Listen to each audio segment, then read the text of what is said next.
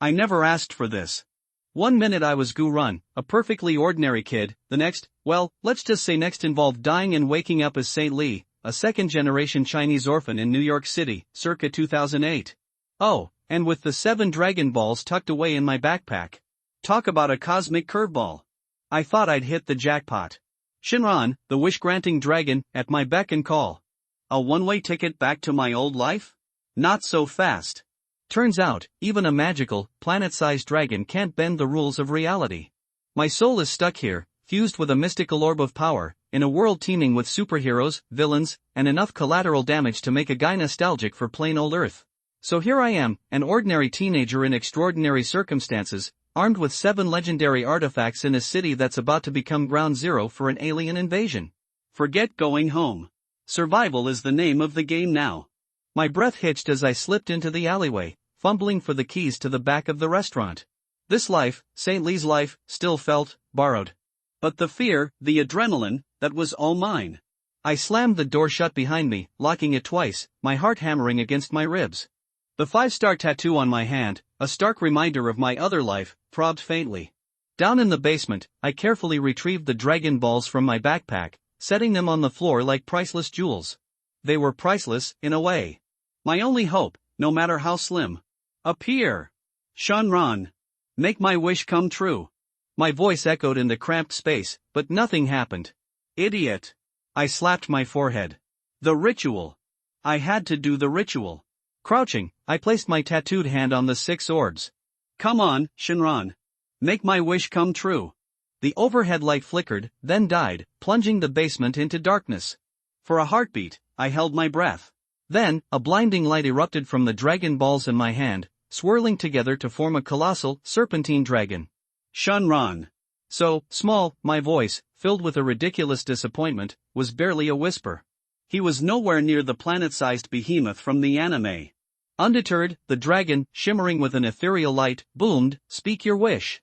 Any wish can be fulfilled, but you only get one, any wish? I asked, hope flaring in my chest. Of course, Shenron replied. Great. I took a deep breath. Shenron, get me out of here. Send me back to my own world. A pause, then the words that shattered my dreams. I'm sorry, I cannot do that, my stomach plummeted. What? I thought you could grant any wish. Your body is of this world, the dragon intoned, its voice devoid of emotion. Frustration clawed at me. Fine. Then give me Super Saiyan powers. I want to be able to take on Thor and the Hulk. Surpass Captain America and Iron Man. I'm sorry, I cannot do that. Shenron's voice was a monotonous drone. This wasn't how it was supposed to be. Worthless dragon. What can you do? My voice cracked with despair. The dragon's answer sent a chill down my spine. He could send my soul back, he said, but not to my body. That body, Gu Run's body, was already gone. Dead. My knees hit the concrete floor with a thud. I couldn't go back. Not ever. Dad. Mom. Your son has failed you. Tears streamed down my face. I wasn't Saint Lee. I was Gu Run, an ordinary kid ripped from his world, dumped into another, and handed the keys to a power I couldn't use. I knew about the Marvel Universe. I'd seen the movies, read the comics. And New York, my New York, was about to become a battleground. The thought filled me with a bone-deep terror. How was I supposed to survive this? After knowing that he was going to live in New York in the Marvel world, because of Saint's desire to die, he accidentally discovered the 5-star tattoo on the back of his right hand, and then I remembered that I came to this world with him, and also there are 7 Dragon Balls. According to legend, as long as you collect all 7 of them, you can make any wish come true. In the process of crossing into the Marvel world, because Saint's soul and the 5-star Dragon Ball merged with each other, regardless of each other, so, in fact, as long as you collect all 6, relying on the close connection between the Dragon Balls, because of Saint's experience of thousands of hardships it took more than half a month to find the other 6 Dragon Balls scattered nearby, and finally summoned the dragon. However, it turns out that Insanto was still too naive. In the center of the basement, Saint fell to his knees, thinking that his parents, who were separated by an entire world, would never see each other again in this life. At this time, Shenlong, who had been completely forgotten, said rigidly again, "Speak your wish, any wish can be fulfilled, but there can only be one, fulfill your MMP." The disappointed Yin Shang heard the words "any wish can be fulfilled," and was stimulated all of a sudden. The whole person was furious, and he fiercely waved his fist at Shenlong. Go to hell. A waste dragon who can brag. This mini dragon looks like the real thing, but it is actually just an illusory energy body. Because Saint's fist is like hitting the air, it penetrates without resistance, and under excessive force, he stumbled under his feet and almost fell to the ground. Shenlong didn't respond to this, just repeating, speak your wish, any wish can be fulfilled, but there can only be one. Hearing the sound, Yin Shengte, who turned around, had blue veins on his forehead and gritted his teeth bitterly. When the violence was ineffective, he had to resort to cold violence. Shut up. Let me be quiet. Shenlong, say your wish, any wish can come true, but there can only be one. Because Saint calmed down silently, he ignored the dragon like a repeater, and began to seriously think about what wish to make. No matter what, life must go on. Living in the Marvel world, nothing is more important than the ability to save life, and strong power naturally becomes the first choice, because Saint considered for a while, and tried to make a wish. Dragon, please grant me the power of Super Saiyan. Shenlong, I'm sorry, I can't do it. Although I didn't report much hope, Yin Sheng couldn't help but swear again. Waste dragon. What can you do? Shenlong, according to the rules of Dragon Ball World, power can only be cultivated, not obtained out of thin air. As a creature of Dragon Ball World, I cannot violate this rule. However, I can let you have the Saya without changing your appearance. Human's constitution. Because Saint pouted, it's not bad to grow a tail. Don't worry about turning into a violent giant ape. However, the strength of Saiyans lies in their bottomless potential and cheating skills. If you don't know how to get stronger, if you don't know how to cultivate, this physique has an egg. However, since you can directly change your physique without changing your appearance. Because of Saint's eyes lit up, he said to Shenlong, then please give me the physique of Majin Buu. Majin Buu, the final boss of Dragon Ball World, can see any ability at a glance. As long as there is one cell left in his body, he can be immortal. Survive even in space. With this abnormal physique, the Marvel world is like a floating cloud. Do not fear the destruction of the earth. However, Shenlong, I'm sorry, I can't do it. Since Saint was unable to complain, he didn't bother to ask the reason, so he directly changed to a low-profile version. So, what about the physique of complete Sharo? Bring your own little brother, to survive in space, as long as the core is still alive. Shenlong, I'm sorry, I can't do it. Reluctantly, Saint lowered another level, the physique of King Frisia. 3-stage transformation, space survival, as long as the head is still alive. Shenlong, I'm sorry, I can't do it, because Saint rubbed his aching forehead. If he was downgraded again, he would only be left with the Namekian physique of Big Devil Piccolo. Although he also has a good regeneration ability, it is really a bit weak. In comparison, it is not as good as a Saiyan. He thought about it seriously, and asked in a different direction, if I want to obtain a person's lifelong knowledge, can I do it? Shenlong, it's very simple. The corners of Saint's mouth twitched, sneering. He now listens to what Shenlong has to say, and he feels that this waste dragon is bragging. Shenlong, please grant me all the knowledge that Sun Wukong has learned in his life. After all, Saint stared at the dragon, waiting for it to say, I'm sorry, I can't do it. Unexpectedly, Shenlong nodded, your wish has come true. Because Shingta raised his brows and watched helplessly, Shenlong immediately divided into 7 streams of light after he said these words, one of which fell into his right hand, and the remaining 6 were scattered and passed through without hindrance. It disappeared from the basement wall and disappeared from his sight. Obviously, it is like the rules of the Dragon Ball world. After the wish is fulfilled, the dragon will be redivided into 7 Dragon Balls, turned into stones and scattered all over the world until it absorbs enough energy, will become Dragon Ball again. Where is the good knowledge? Saint's eyes widened, and without feeling any change in himself, he dubiously said to himself, really gave it to me? He tried to close his eyes and immersed himself in his mind, because Saint immediately noticed the difference. The most obvious difference was that he felt chi. Chi, the life energy contained in all living objects, can be said to be the foundation of the Dragon Ball world. From daily practice to destroying the planet, all rely on the chi of the human body. Obviously, after obtaining the Dragon Ball world protagonist after all the knowledge of Sun Wukong, Yin Shengte immediately learned the most basic breath practice. In addition, Sun Wukong's incomparably rich combat experience has also been accepted by Yin Shengte. Of course, at present, he can only use fist and foot moves. With his fighting 5 scum level chi, Mo speaking of the famous Turtle School Qigong, dance in the sky, Jiawan boxing and even teleportation, even the simplest turtle immortal martial arts can't be used without practicing for 10 days and a half months.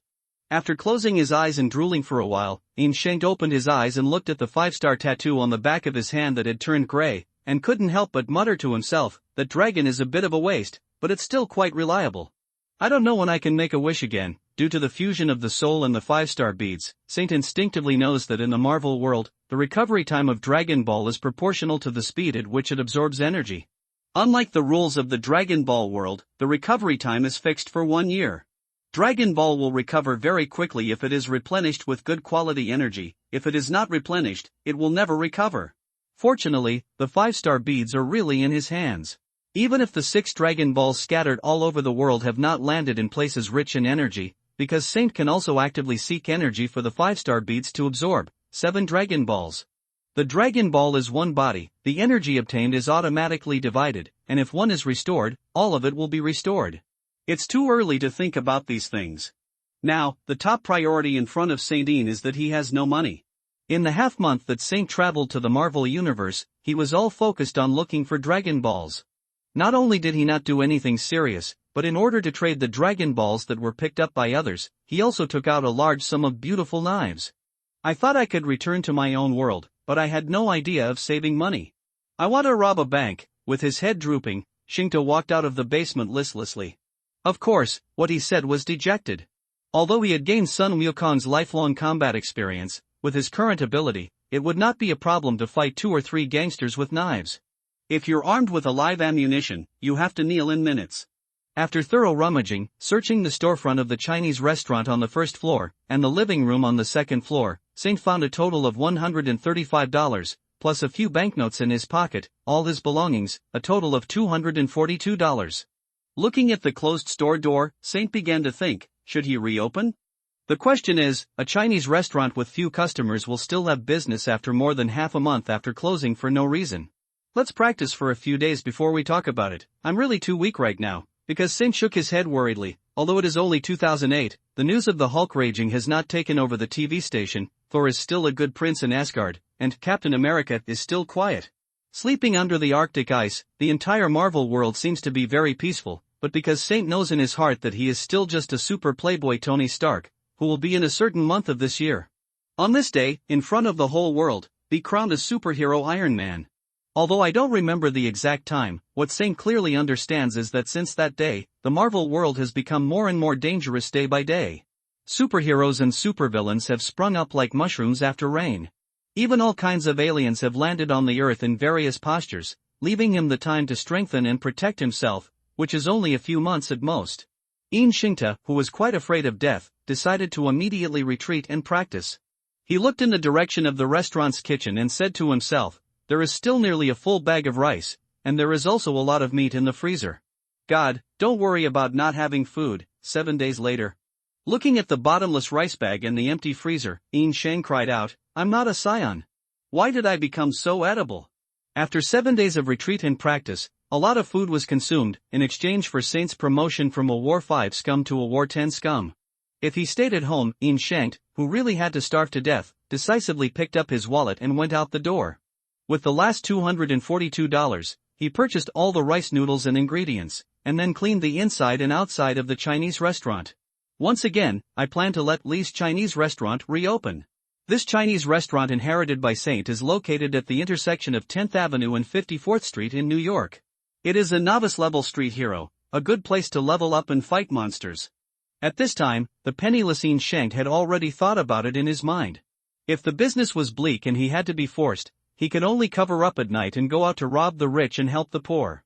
Well, to rob a few street gangsters from the rich, to help his own poor. Because Saint shook his head and got rid of those messy thoughts. When everything was ready, he opened the door of the store that had been closed for nearly a month before lunchtime, and put a newly made sign on it.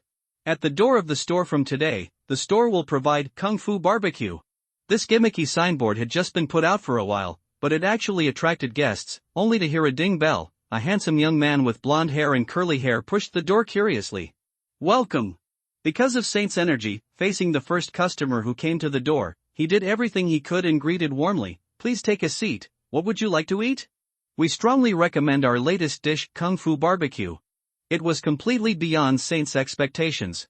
The blonde little curly hair who walked in the door was obviously a typical European, but what came out of his mouth was fluent Chinese. Boss, what you said, Kung Fu, does it mean chi? Can you use chi to grill meat? Because of Xingta's surprise, he hesitated for a while before replying in Chinese. The guest speaks Chinese really well, and he actually knows Qi, which really surprised me. Ha ha. The little curly blonde laughed proudly, stretched out his right hand and said, "Hello, I'm Danny Rand. I've lived in China for 15 years, and I just returned to New York recently. It's a pleasure to meet you, Mr. Rand, for St. Lee." He shook hands with Danny Rand because of the name in the St. newspaper. On the surface, he was calm, but his heart was turbulent. If he guessed correctly, the one in front of him was the heir of the Rand Group. Not only he is a billionaire, and he is the strongest fighting force carefully cultivated by the Kunlun located in China, Immortal Iron Fist. Iron Fist. Although he thought it was unlikely to be wrong, out of prudence, Saint decided to confirm his conjecture and quietly activated the newly learned breath sensing. Sure enough, in Danny Rand's body, he found a very powerful qi, and, compared with the qi that Xingta learned from the Dragon Ball world, the two are obviously completely different, but they have many similarities, like a pool of water from the same root and the same source, creating two streams with their own characteristics. Can't be wrong, this must be the Iron Fist who learned art from the Kunlun of China. No wonder he is so familiar with qi. It seems that it has not been long before he left the isolated Kunlun. They all have a naivety. Bosley, you haven't answered my question just now. Sorry, I'm really surprised. Hearing this, because Singh came back to his senses, after apologizing, he nodded generously and admitted, "Yes, I can use qi to roast meat." Danny Rand glanced at him dubiously and asked tentatively, "If possible, can I see it with my own eyes?" "Sure." Yin Shang nodded lightly and pointed to a table in the store. "Please sit down, this dish was originally made in person. How many pounds does it cost?" Danny Rand sat down courteously, picked up the menu on the table, and ordered with the authentic Chinese customs, 2 caddies of beef, half a caddy of white wine, and a stack of side dishes. "Wait, come right away." Because Saint walked into the back kitchen, cut half a caddy of raw beef, skillfully sliced it into thin slices, smeared it with grease, sprinkled with seasonings, then put it on a plate, accompanied by white wine and side dishes, and walked back with a tray. Seeing that he didn't take the charcoal fire, Danny Rand couldn't help but ask, "Bosley, how can you roast meat without fire?" Ian Saint smiled, put the plate of raw meat on the table, and said meaningfully, "Mr. Rand, you should also know the power of qi very well. Compared with flames, it has more power. And nothing less." Danny Rand was taken aback and was about to ask a question when he saw Saint stretched out his right hand and placed it above the plate of raw meat. With his movements, the air under his palm suddenly distorted. Immediately afterwards, the soft sound of zitzi sounded quietly on the dining table. In Danny Rand's surprised eyes, the slices of raw beef on the plate were turning brown and curling at a rapid speed, a strong smell. The aroma of it spread out and rippled in the air. Because Saint retracted his right hand, within a few blinks of an eye, the plate of raw meat under his palm had miraculously turned into cooked food. This incredible ability is the most basic of turtle immortal martial arts. The basic skill breathing out, simply releasing qi from the body to generate high temperature in the form of releasing energy. Wow, Danny Rand felt a heat wave rushing towards his face. He couldn't help but exclaimed in amazement, widened his eyes and said, "This is incredible. Please enjoy." Because of Xingta's lustrous face, it only took a week to master the breathing out, and he was naturally very proud of it, although, because his own qi was too weak, it was impossible for him to emit qigong. Distance can only be calculated in centimeters. "Please stop." Danny Rand called out Saint, who was about to turn around and left, stood up from his chair, and solemnly clasped his fists. Obviously, Saint's unique skill had won him his disrespect, reintroduction, under Danny Rand, Immortal Fist of Kunlun. Kunlun. Yin Shankt, who had guessed his identity long ago, put on a surprised expression, returned a clasped fist, and made up a history for himself. I have admired the name for a long time. The next disciple of the Turtle Immortal stream, Yin Xingtali, seen contemporary Tekken. Turtle Immortal Flow. Of course, Danny Rand couldn't have heard of the Tortoise Immortals in another world, and his face was quite embarrassed for a while. Brother, forgive my ignorance, you're welcome. You can just call me Saint." Because Xingta waved his hand, and lied in his mouth, actually, we go San Lu, just like Kunlun, can't avoid the world all the year round, and the degree of concealment is even better. You have never heard of it. It's normal, please don't mind. That's it, please call me Danny too. Danny Rand nodded understandingly, and asked respectfully, because of Saint, you are so young, and you have already used your qi to perfection. Are all the people of Turtle Immortals so strong? No. Saint quickly shook his head. Tell the truth, Danny, you misunderstood. My qi is actually very weak. If you summon an invincible Iron Fist, I am not your opponent at all. The implication is that if Danny Rand doesn't summon Iron Fist, Saint can still fight. After all, the reason why their chi is so different is because of the Kunlun in Danny Rand's body. The Iron Fist given to him, if this factor is excluded, the gap between the two should not be large, and the strength is at least evenly matched. The world is really ahead of Kunlun too much. It is no exaggeration to say that Yin Xingta, who has obtained the lifelong knowledge of Monkey King, stood on the shoulders of giants from the beginning, and it is a matter of course that the weak can defeat the strong. Danny Rand didn't hear anything at all. He glanced at the plate of barbecue on the table, and said with disbelief, "Because of Saint, you are too modest. I consciously practice for another 10 years, you can't do what you did just now. If it weren't for the knowledge of Sun Wukong, I wouldn't be able to practice for another 10 years. Yin Shang muttered in his heart, and said, "It's not humility, I may be better than you in terms of skills, but from my use of breath sensing, if you count Iron Fist, the chi in your body is a total of it is more than 10 times that of me. No matter how strong the skill is, it cannot even close the gap." Aura sensory? Danny Rand's eyes lit up, and he was about to continue talking when he heard a ding bell and a guest came to the door. Because Saint made an apologetic gesture, he turned to greet the guests and said, "Welcome, what would you like to eat?" A fat white man with a big belly was about to start ordering food when Danny Rand rushed forward and handed him a $100 bill. "Sorry, this store is closed today." The fat man glanced at the beautiful knife in his hand, and saw the number on it, enough for him to eat 10 meals, and immediately turned around neatly and walked away without looking back. Danny Rand closed the door of the store and hung up the closed sign, turned to look at Saint, who had a bad face, and handed a black bank card directly. "How offended, please don't mind, I have something I want to ask for advice, and I will take you a little while, and for this, I am willing to compensate you for 1 month's income." Book that. Is it amazing to be rich? Because Saint narrowed his eyes, rolled up his sleeves, and stretched out his hand. He took the bank card, swiped a full $10,000 unceremoniously, handed back the bank card, and said, "Other than that. Besides, you have to help promote my barbecue." "No problem." Danny Rand nodded happily, and continued on the topic just now, and continued to ask, "Excuse me, what do you mean by breath induction just now?" The so-called breath induction, because Saint pondered for a moment, considered the language, and explained simply, any living creature has its own chi, and breath sensing is a technique for concentrating and detecting breath, just like biological radar. It's the unique skill of our turtle immortal, so I can only tell you so much. Hearing this, Danny Rand nodded thoughtfully, was silent for a while, and said frankly, "Actually, I left Kunlun privately and did not complete the training that Immortal Fist should have. The knowledge of chi is not very clear, if possible, some common sense that is not considered private. Can you tell me more?" Yin Shang thought for a while, and for the sake of $10,000, he asked noncommittally, "What do you want to know?" Although Danny Rand is a little uninformed, at least he knows the saying, if you don't teach the Tao, you don't teach the law. When you roast meat with chi, you can move it freely and smoothly. However, it always takes me a long time to communicate the chi in my body, and sometimes it even fails.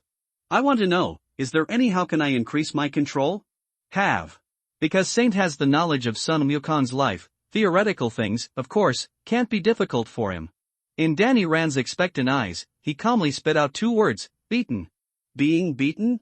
In the face of Danny Rand's doubts, Saint spread his hands and shrugged. The more you get beaten, the faster your luck and defense will be, and in the end, it becomes completely instinctive, and you use your instincts to control your chi, naturally very smooth.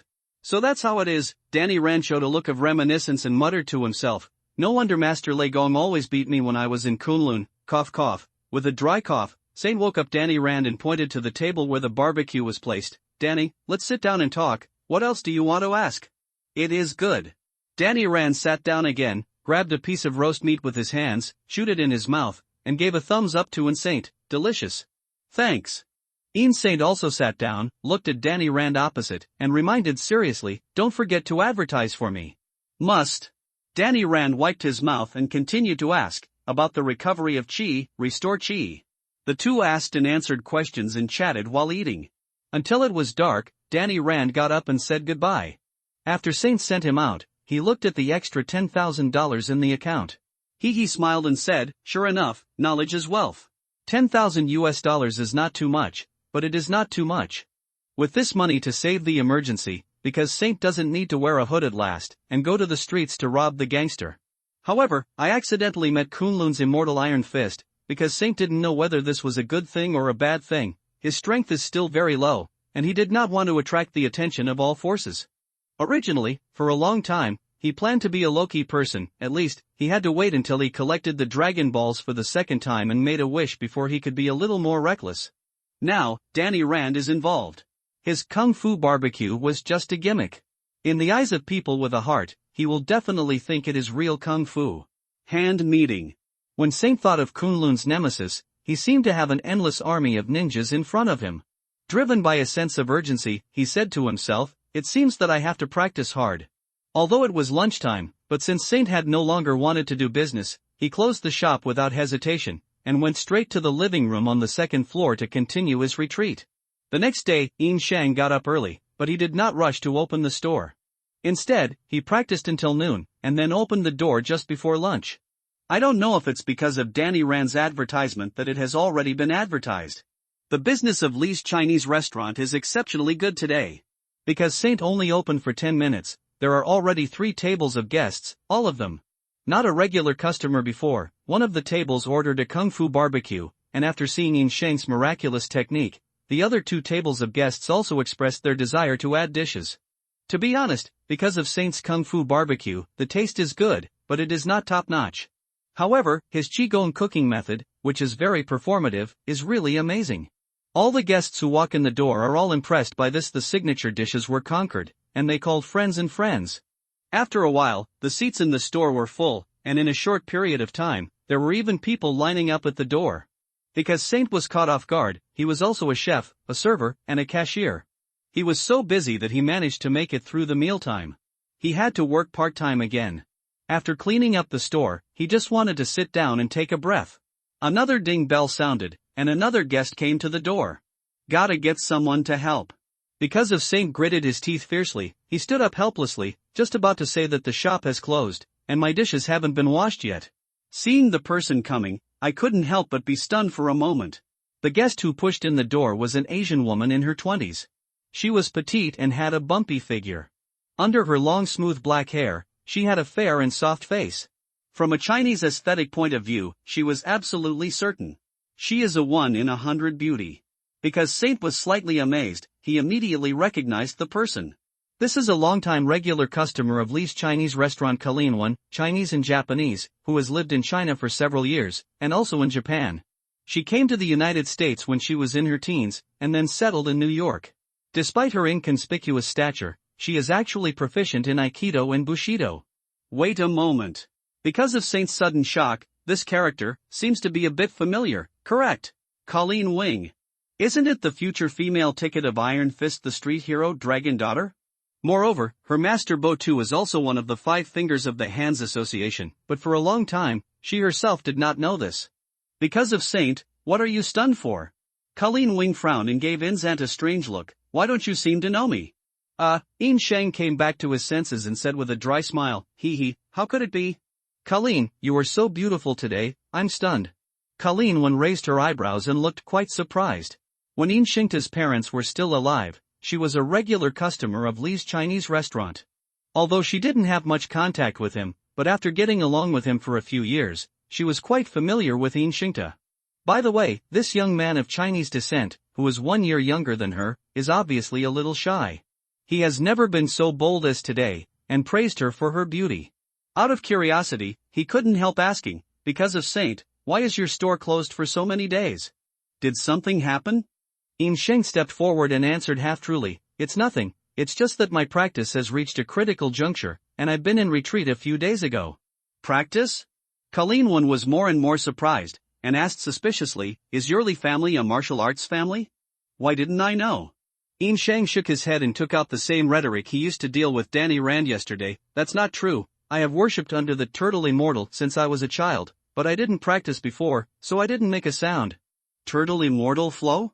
Colleen Wan glanced at Saint with interest. What a strange name, is it a sect in Chinatown? No. Yin Shang shook his head again and asked, do you know Kunlun? Hearing the word Kunlun, Colleen Wan couldn't help narrowing her eyes, thinking of Danny Rand, a weird person. Before she nodded, I heard of it. Because Sant had deceived Danny Rand once yesterday, his lie became more and more smooth today. We Turtle Immortal Lu, just like Kunlun, are a hidden sect. I was a child by chance and met someone. A tortoise immortal who entered the WTO. he took me as an apprentice and taught me the practice of qi. Fairy? Colleen Wen is half Chinese. Although she lives in New York all the year round, her Chinese is very unfamiliar, but the weight of the word immortal cannot be forgotten. What a big tone! Because Saint shrugged his shoulders, bragging not to write drafts. He can fly, and it is not an exaggeration to say that he is an immortal. Can you fly? Colleen Wen took a deep breath. You mean, through the practice of qi, you can make people fly? That's right. Yin Shang nodded his head. It's a fairly high-level qigong called Dance in the Sky, but my qi is still very weak, and I don't have the qualifications to practice it in a short period of time.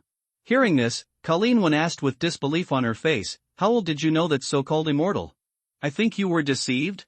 Because Saint smiled indifferently, and didn't argue with her. It's empty, it's true or not, you'll know later. Sooner or later, I will be able to fly. Come to my martial arts hall when you are free. Colleen Wen raised her eyebrows and expressed her dissatisfaction on the spot. I want to see if you have learned real kung fu. Because Saint was looking for someone to practice tricks and try his own goodness, he replied eagerly, I'm free now. It is good. The two hit it off, and Colleen Wen turned around neatly, not planning to eat. Let's go. Because Saint took off his work clothes, locked the door of the store, followed Colleen Wen for half a block, and soon came to her small martial arts hall. Colleen Wen walked to a corner of the martial arts hall, picked up 2 wooden knives, and asked Yin Shang, do you use weapons? Need not. Yin Shang waved his hand, I can only punch and kick, but you can use a knife, otherwise it will be unfair to you. What? Colleen Wen she laughed in a hurry. She never thought that she would be looked down upon by Saint Yin, and she decided to give him a hard lesson. She walked forward with the wooden knife in her hand, staring at Yin Shang with a bad look and said, Humph! You brought this on your own. Because of Saint's first actual combat, it was inevitable that I was a little nervous in my heart, but thanks to Sun Wukong's lifelong combat experience, he quickly calmed down and put on his hands and said, Come on. Drink! Colleen Wen let out a coquettish voice, and the wooden knife in her hand quickly cut across it, but she saw Yin Shang follow the direction in which she swung the knife, took a big step, and went around to the side where the knife could not reach her. Immediately after, a fierce elbow was handed in front of her. Very poisonous punches and kicks. Colleen Wen's eyes shrank suddenly. She quickly raised her left hand, and pushed hard on the side of Saint's elbow. With this force, she took a step back to the side. However, she didn't wait for her to stand firm. Because of Saint's sidekick, he has followed him like a shadow. How could it be so fast? Colleen Wen turned pale in shock, and she had no choice but to hold the wooden knife with both hands to block Yin Shang's kick, only to hear a crackle, and the wooden knife was actually broken under the flying sawdust. After kicking off the wooden knife, because of Saint's sudden force, he didn't kick Colleen Wen, but took a step back and bowed in a concession gesture. Colleen Wen raised her eyebrows and walked to the corner of the martial arts hall without saying a word. From the box against the wall, she took out a sheathed samurai sword. With a knife, it is obvious that she recognizes Yin Shang's strength and needs her to go all out. Because Shinta looked at the gleaming knife flower, his heart was inevitably cold. With his current chi, he couldn't stop the sharp steel, and if he took a knife, it would definitely see blood. You shouldn't provoke this crazy woman. Because Saint only knew regret at this time, obviously it was too late. Colleen Wenli had a sharp blade in his hand, and he immediately attacked. Because Saint did not dare to care, he stepped on the broken steps cautiously like walking on thin ice, constantly dodging the knife. At the same time, he was always looking for an opportunity to counterattack. It is said that if you stay for a long time, you will lose, because after Saint dodged more than a dozen knives, the steps under his feet were inevitably chaotic, and the whole body was stagnant. Seeing this opportunity, Colleen Wen's big eyes were shining brightly, and she snorted. Jiao drink, it's a knife in the head. Under the blade of the blade, because of the cold hair on Saint's body, he desperately suppressed his instinct to dodge. Instead of retreating, he stepped forward. He stretched out his right arm, his palms were separated, and he aimed at Colleen Wen's towering chest. He shouted, guess the boxing, cloth. In the sealed martial arts hall, there was a sudden gust of wind, and Colleen Wen Mingming saw that Yin Shang's palm was still more than 10 centimeters away from her chest, but she felt as if an invisible big hand was pushing towards her. The strong wind pressure first blew her long hair and fascinated her eyes. Then, the 2 round hemispheres in front of her chest were pushed and squeezed by an invisible force. At the same time when both of them were deformed, her feet involuntarily left the floor, the whole person rose into the air, and flew backwards. Colleen Wen, who was in the air, quickly overcame the panic in her heart, adjusted her limbs to find a balance, landed on both feet steadily, and stepped back 3 steps in a row. Feeling it on her chest, she was immediately surprised to find that she had received a heavy blow, and everyone was pushed away, but she did not suffer any harm.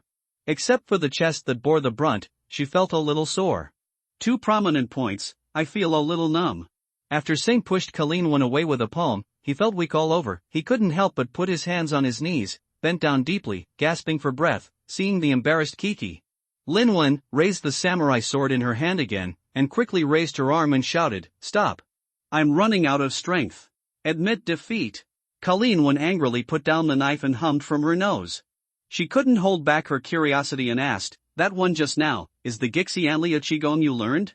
Because Saint wiped the fine sweat on his forehead, he straightened up with difficulty, and nodded. "Well, that move is called cloth. It comes from guessing quan, rock paper scissors. It's from our Turtle Immortal Flow introductory moves. Rock means boxing, scissors means kung fu, and cloth means palm work.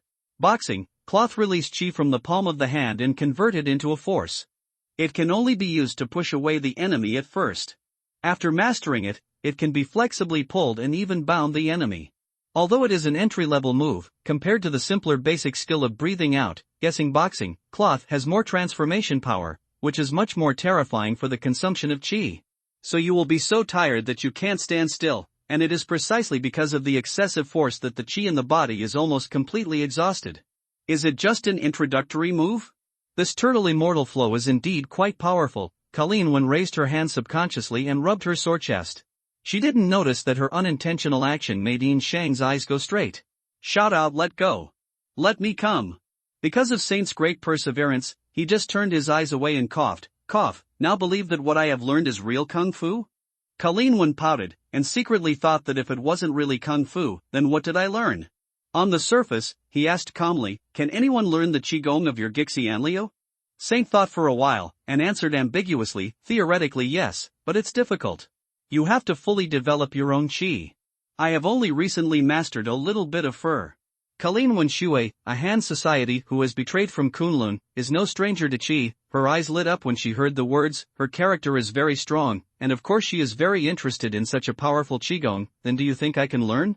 "It should work." Imshingta glanced at her. "Your chi is actually stronger than mine, but you can't use it at all, so your strength and speed are not as good as mine." Colleen Wen raised the corner of her mouth and asked with a smile, "Can you teach me?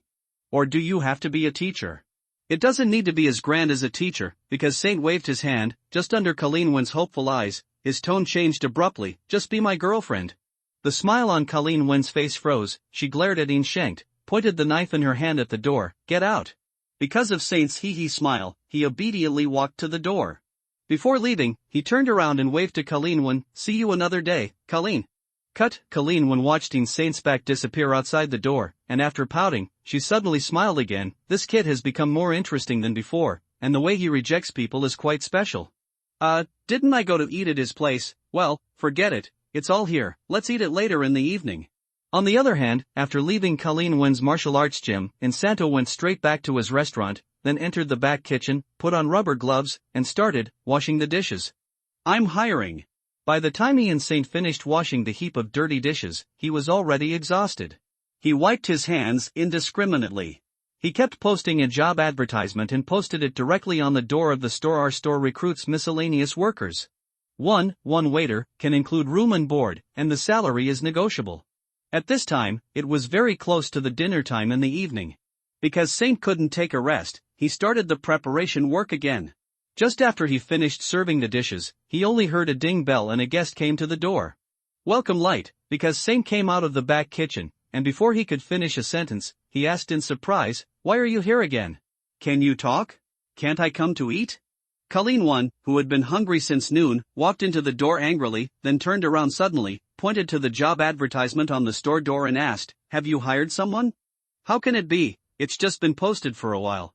Ian Shank came forward and said jokingly, "What?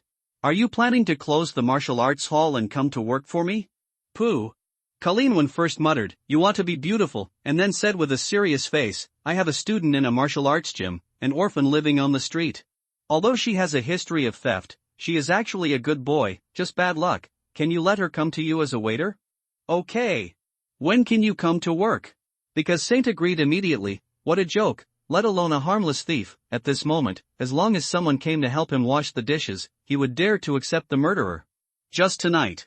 She has experience as a waiter and can be hired directly." I'll call her now. Colleen, when saw in Saint's urgency, took out her cell phone knowingly, took 2 steps away to make a call, then walked back soon, raised the phone in her hand. It's fixed. She'll be there in a while. Come over. Great. Helped me a lot. Saint stepped forward with enthusiasm. Come, sit down, I'll treat you to dinner. Colleen waved her hand. You helped me. I can eat, but I still have to give the money. Uncle Lee and the others. After leaving, it's not easy for you alone. Need not. Shengta waved his hand. My financial situation is very good. You don't believe it when I say something. Yesterday, I met a super rich person who took advantage of me. Because I offended me, I have to compensate me for 1 month's income. Super rich, a month. Colleen pondered these 2 keywords, and always felt a sense of déjà vu. After a while, she widened her eyes and said, What you said? It's not Danny Rand, right? Hearing this, Shang was taken aback. Huh? How did you know? He also offended me a few days ago and compensated me for 3 months' rent in the martial arts hall. Because Saint was silent for a long time, he gritted his teeth and said bitterly, 3 months? This bastard who cares about sex and friends. He only compensated me for 1 month.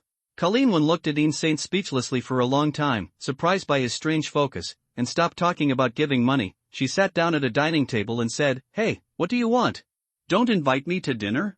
Of course, please. Shang came back to his senses and asked, Or the ones you often eat?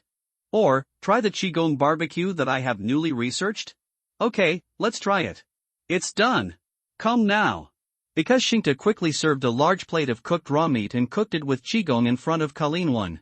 Although he had seen shaking cloth in the martial arts gym, he was faced with a completely different breathe-out. Colleen still couldn't help but wonder, amazing. What is this trick called? How did you do it? This is actually just a basic skill. It's not a move, it's called breathing out. The principle is very simple. Qi is a kind of life energy, and releasing energy will generate high temperature. Barbecuing meat in this way is also a kind of practice. It allows me to control Qi more finely. Saint explained briefly, handed over the knife and fork and said, Try it. Then I'll start. Please use, I have to greet the guests, so I won't accompany you anymore. Go ahead and leave me alone. As the mealtime approached, the restaurant was filled with customers one after another, because Saint started to be busy again. Fortunately, after the busy noon, this time he had prepared in advance and lightened a lot of workload. After Lin finished eating the barbecue, she graciously gave him a hand. Then, a 17 or 18-year-old girl with short hair also joined the ranks of helping. Because Saint saw it in her eyes, she knew that this was Colleen. The apprentice of the martial arts hall that one mentioned. Looking at her skilled appearance, it is obvious that the job of a waiter is not unfamiliar to her. With 2 helpers, Shang felt much more relaxed all of a sudden. Before he knew it, he had already passed the mealtime. After sending off all the customers in the store, Shang put up a closed sign and greeted Colleen. The gentle short-haired girl said, Don't be too busy, sit down and talk. The 3 sat opposite each other. Shang glanced at the short-haired girl, and said first, Hello, I am Shang Li, an old friend of Colleen. The short-haired girl is a typical European race, with delicate facial features that look a bit Germanic, with a thin face, a slender body, and pale skin. There is a contradictory beauty, and what is even more strange is that her shoulder-length short hair is actually a jet black that is completely incompatible with her race. At a glance, he introduced himself wisely, Lorna Lanchel. Can I call you Lorna?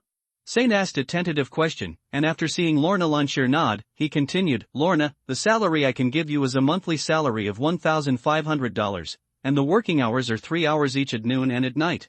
Free board and lodging. By the way, since there is still a lack of handymen, if you are willing to temporarily replace this job, I will also add a subsidy of $8 per hour. Think about it and see if there is any problem. As an orphan, Lorna Lanchel began to crawl and roll on the streets very early, knowing that for a job as a waiter, because the treatment offered by Saint is already quite generous, not to mention, because she has a police record of theft on her back, no one is willing to hire her, so she nodded happily and agreed, no problem, I accept this job, and I will also accept it. Willing to do more chores and earn some extra money. Okay. Shang nodded, turned to Colleen and said, Colleen, what do you think? I have no opinion. Colleen smiled and said jokingly, Forgive me, you don't dare to bully my students. Oh, that's settled then. Because Saint laughed dryly, then stood up and solemnly extended his right hand to Lorna Lanchel. Lorna, welcome to Lee's Chinese restaurant. Lorna Lanchel was stunned for a moment, then stood up and shook hands with Inzant with her fingertips. Should I call you boss? Casual. Yin Shang shrugged indifferently. We are just a small shop, and we don't have so many rules. You can call me the boss, you can call me Li, or you can just call me Yin Shang. Lorna Lanchel was silent for a while, then tilted her head and said, I'll call you boss, okay.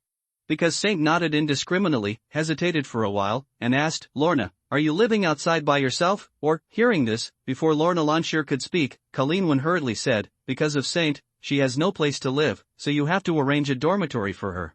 CNSEI, pronounced master in Japanese. Lorna Lanchel turned her head in embarrassment and said to Colleen Wen, I'm fine living outside, I can protect myself. No. Colleen Wen narrowed her eyes. Is it fun to live in an abandoned building and be chased by the police? Do you still want to add a criminal record to yourself? After being exposed by her one after another, Lorna Lanchel couldn't hold back her face at all, and stubbornly turned her head away. CNSEI. Where to live is my freedom. You can't decide for me. You also know to call me a CNSEI, cough. Colleen. Don't worry. Seeing that the scene was a little out of control, Saint hurriedly coughed and smoothed out, Lorna, let's do it. I'll arrange a room for you on the second floor of the restaurant. You can use it as a lounge for the time being. As for whether to live in the dormitory or not, you will make a decision later. How about it? Lorna Lanchel nodded silently, glanced at Colleen Wen, who had an ugly face, and took 2 steps away as if escaping. Boss, there are still a few tables left unpacked, I'll go to work first. Go on, when you're done, wash the dishes, and then you can go to get off work. It is good. When Lorna Lanchel was far away, Saint looked at Colleen Wen a little strangely, and whispered, What's going on? Colleen, isn't your reaction too big? It's not at all. Like you. You don't know, Colleen Wen pouted, and seemed to have something to hide. This child is special. It's too dangerous to live alone outside. If you're not careful, you will be targeted. It is. Because Saint thought of Lorna Lanchel's delicate face, it was really amazing, and he agreed, such a beautiful girl will indeed cause trouble more easily. That's not what it means. Colleen Wen shook her head irritably, hesitated for a moment, leaned into Insant's ear, and whispered, She's a mutant. Mutants, Lorna Lanchel. Because Saint only felt a hum in his head, he subconsciously said to himself, No way. Seeing his reaction, Colleen Wen frowned, What do you mean? In my impression, you have always been very sympathetic to the experience of mutants, so you are willing to tell you. No, you misunderstood. I didn't mean to discriminate against her. Because Saint waved his hands again and again, he said thoughtfully, I just suddenly remembered a mutant with the same surname as Lanchel. Eric Lanchel, the famous Magneto. As long as there is metal, he is a godlike existence. However, this is impossible, because when Saint first came to the Marvel world, he had already done a detailed investigation. Although there are mutants in this world, it is completely unfavorable. There are neither X-Men nor X-Men. The existence of the Brotherhood of Mutants. In fact, under the ubiquitous surveillance of S.H.I.E.L.D. and the relentless suppression of the Sentinel Service, it is impossible for mutants to form a decent force, and in this case, the leader of the Brotherhood Magneto shouldn't exist. Otherwise, with Lao Wan's unruly character, how could he not start doing things? So, in such a situation, where did Magneto's youngest daughter, North Star Lorna Lanchel, whose mutant ability is in the same vein as him, come from? Is it just a coincidence? Because Saint himself didn't believe this statement, he turned on the breath sensor out of curiosity and probed towards Lorna Lanchel. The next moment, under Colleen Wen's astonished eyes, inexplicably stunned Shang started, and suddenly he was shocked, and big drops of cold sweat dripped on his forehead. What's wrong with you? My God! Such a strong chi, because Saint couldn't hide the shock in his heart, even Colleen Wen's concerned inquiries could not be ignored at all. In his induction, Lorna Lanchel, a soft and weak little girl, had something in her body. The chi is completely different from that of ordinary people, and the strength of this chi is 50 times that of his own. If it is said that ordinary people's chi is 1, because Saint's chi is 2, and Lorna Lanchel, it is 100. With the strength of 100 and 100, she deserves to be Miss North Star. What are you talking about? Colleen Wen frowned and pushed Shang hard. What is so strong? Because Saint swallowed his saliva with difficulty, looked at Colleen Wen silently with unspeakable eyes, and slandered wildly in his heart, Naive mortal, you know nothing about true power. Are you still worried that Lorna will be in danger? She can beat you dozens of times. Colleen, you are worrying too much. Lorna is very strong, very strong. Ordinary people can't be her opponents at all. Hearing this, Colleen Wen showed a "are you an idiot" expression. Nonsense. She is a mutant. What I worry about is not her injury, but her injury. Once the mutants wake up, immediately, a very powerful ability will be obtained, and due to the sudden change of the body, it will naturally be difficult to adapt. Basically, all mutants will lose control to varying degrees when they are emotionally excited. Second, understand. Oh. Are you worried that her ability will be out of control, and even cause casualties, and she will be wanted by S.H.I.E.L.D. and Sentry Secret Service? S.H.I.E.L.D.? Colleen Won frowned again. I know the Sentinel Secret Service. What is S.H.I.E.L.D.? Maid. Spoiler. It was only because of Saint that he remembered that, unlike the S.H.I.E.L.D. Secret Service, which was on the bright side, S.H.I.E.L.D. was known for its secretive actions, and it was impossible for ordinary people to know. With a long name, he explained in a perfunctory manner, the Homeland Strategic Defense Attack and Logistics Support Bureau, short for the Bureau. What game? Colleen Won was really dizzy, and blinked suspiciously. You didn't make this up, did you? Ha ha. In Sheng smiled playfully. It's true, I can only say that the person who took this name really wanted their abbreviation to be spelled S.H.I.L.D. God babbling, quirky. Colleen Won curled her lips, brought back the topic that had been brought to the horizon, and brought it back again. Speaking of business. You have to let Lorna live here as soon as possible. She is wandering the streets alone. I really don't worry. Then you are not afraid of her losing control and tearing down my shop?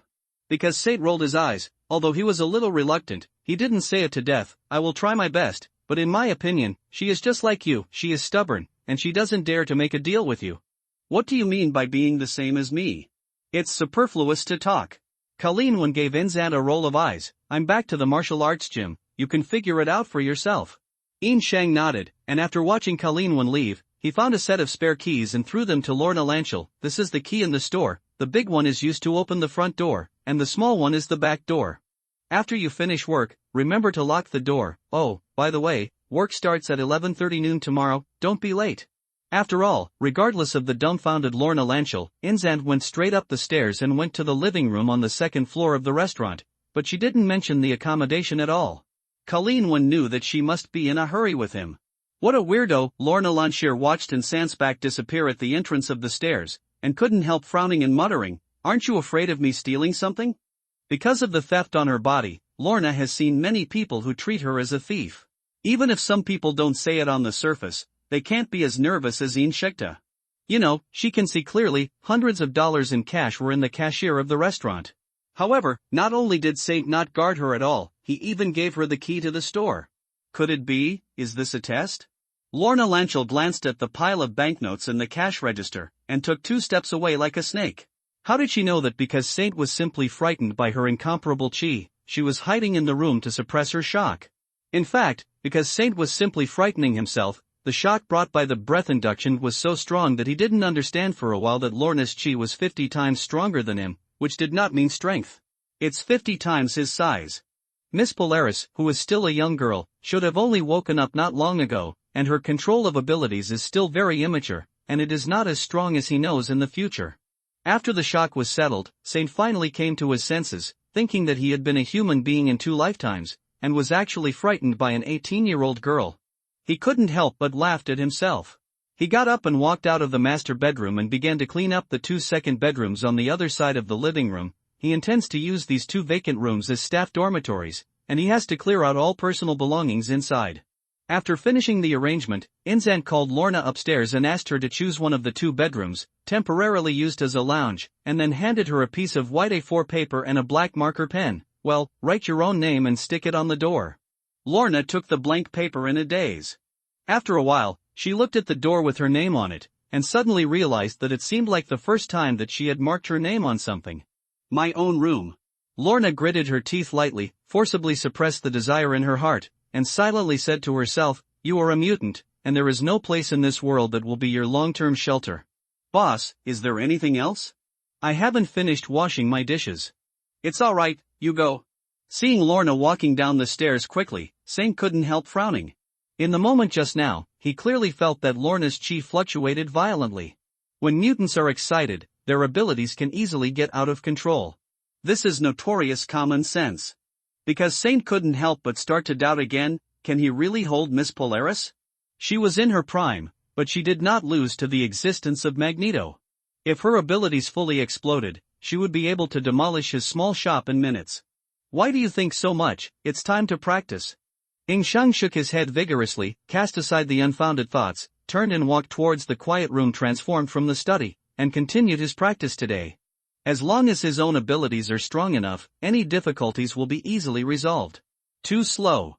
3 hours later, because Saint walked out of the quiet room, he was very dissatisfied with the progress of his practice, and at the same time made up his mind that the next time he collects the Dragon Balls, he must make a wish to Shenron, so that he will have the Scion.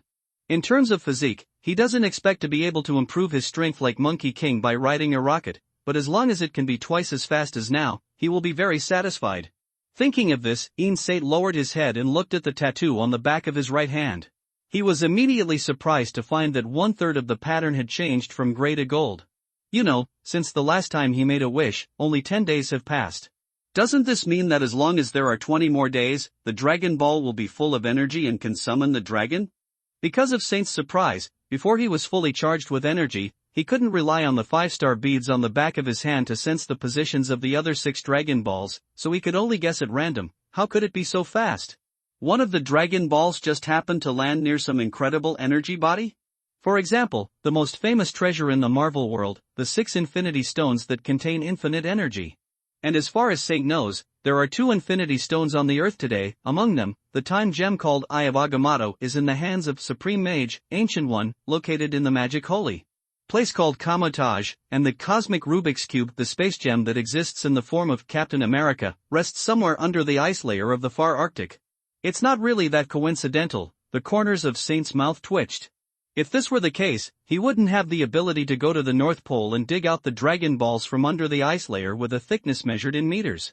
As for the Kamadai covered by the magical barrier G, theoretically speaking, with the obstruction of the magical barrier, the Dragon Ball should not fall there. It shouldn't. Don't.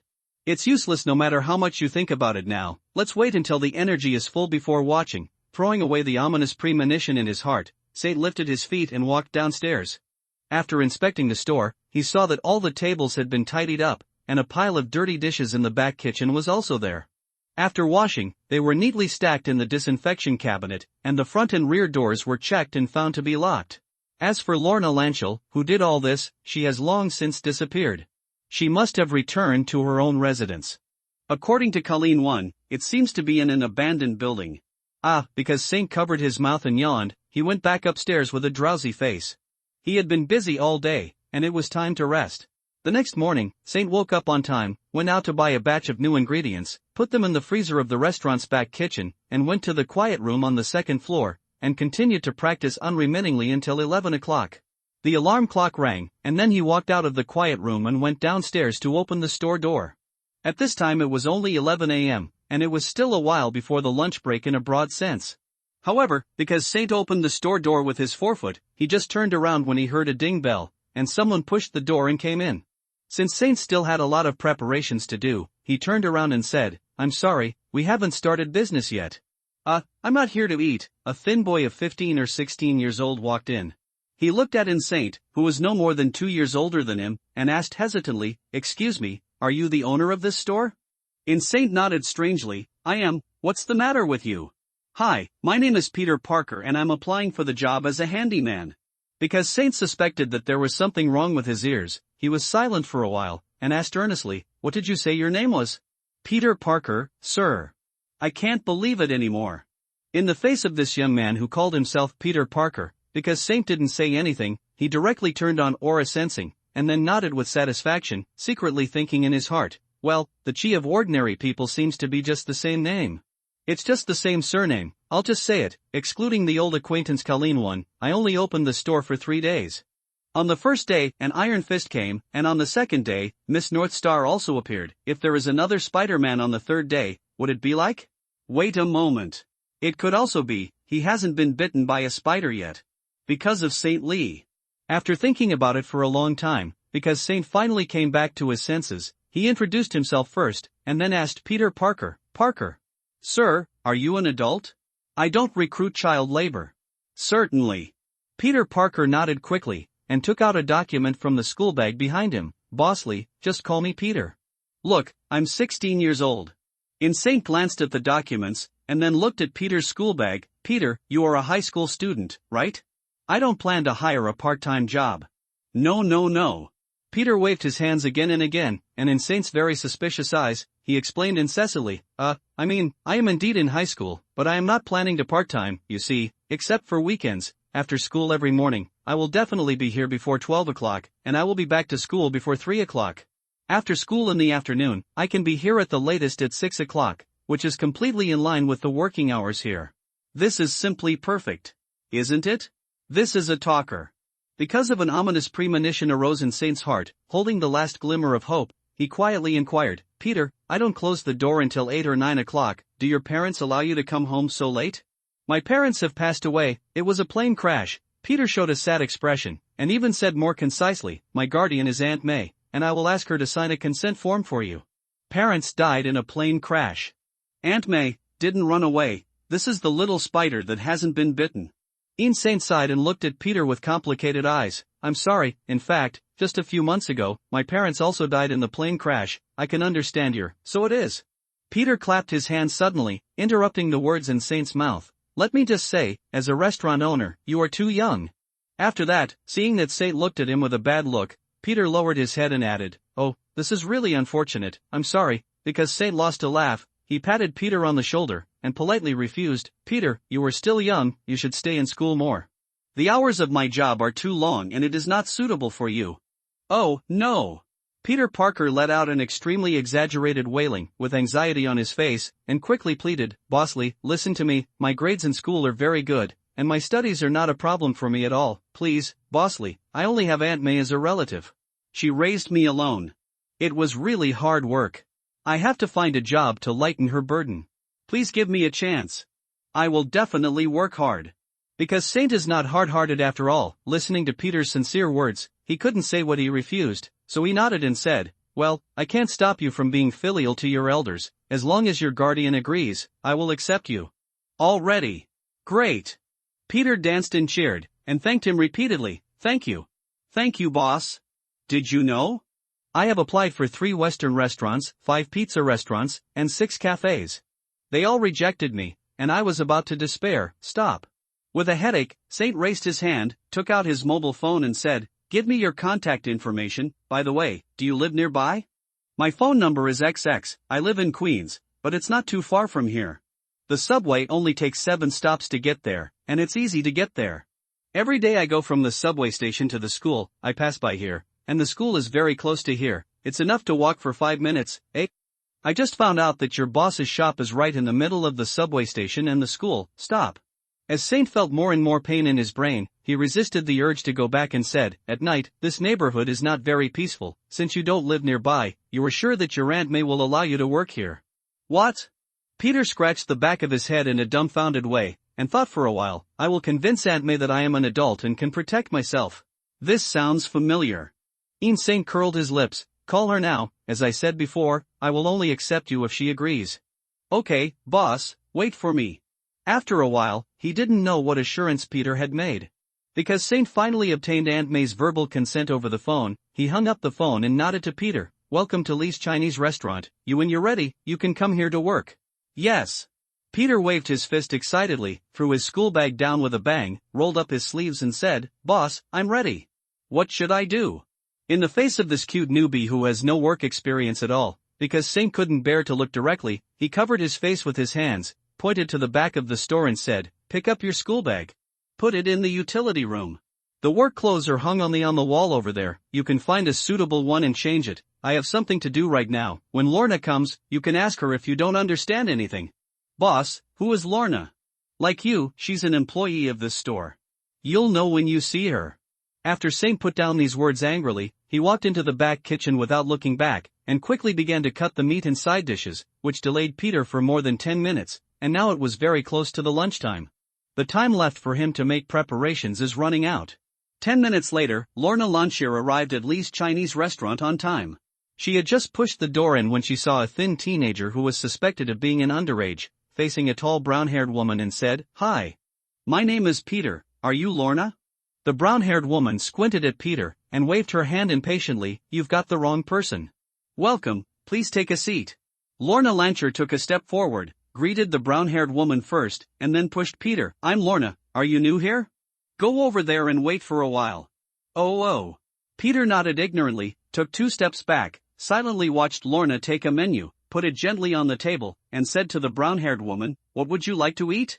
The brown-haired woman obviously came prepared. Without even looking at the menu, she said directly, "Kung Fu Barbecue. This dish is ordered by portion.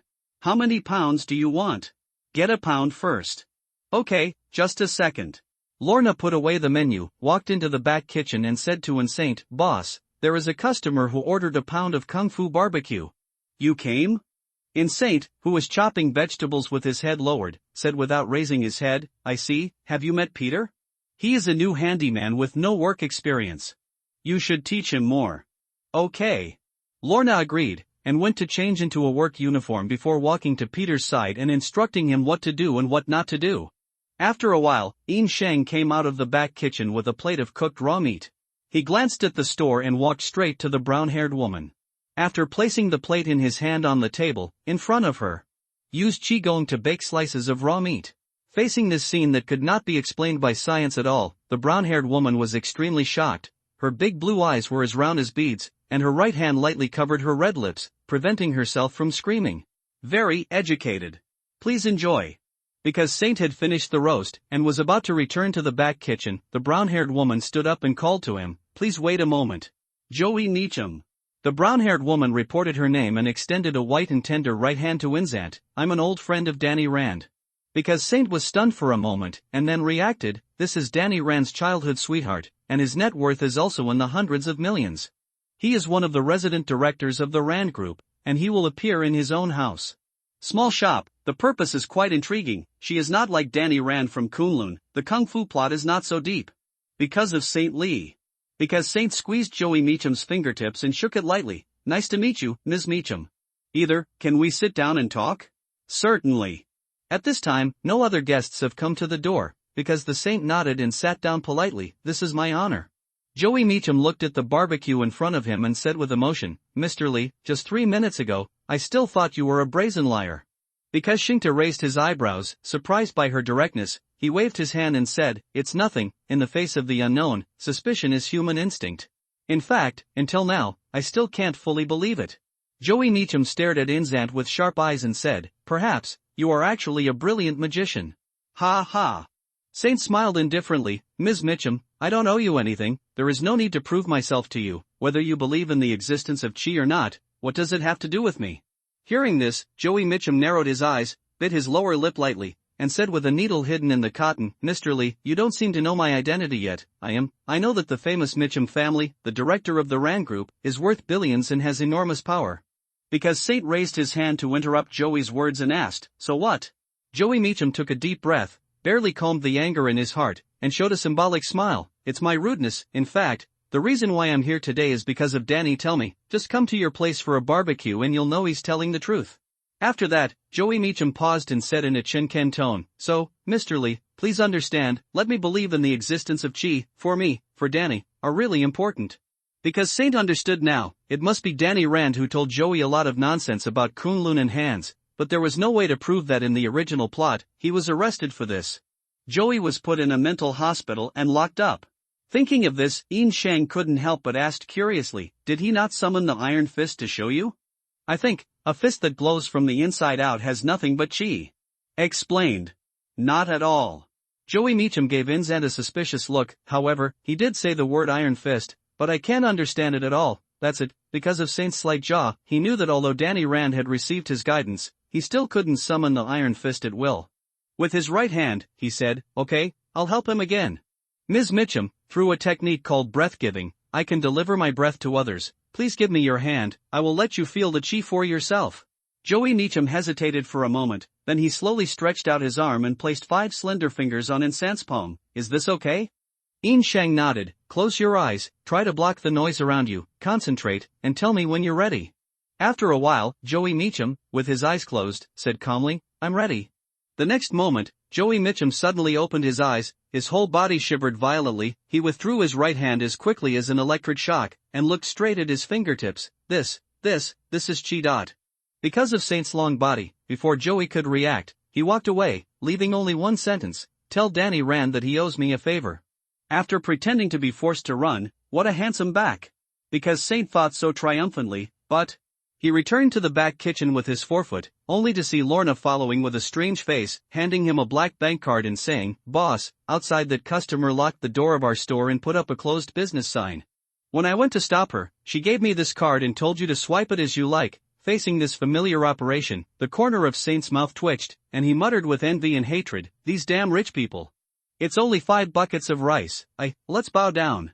Because Saint threw down the kitchen knife in his hand, took the bank card in Lorna's hand, walked out of the back kitchen and came to the cashier, just like Danny Rand's time, swiping $10,000 equally, and then going to Joey Meacham, handed back the bank card and said, "Ms. Meacham, I need an explanation."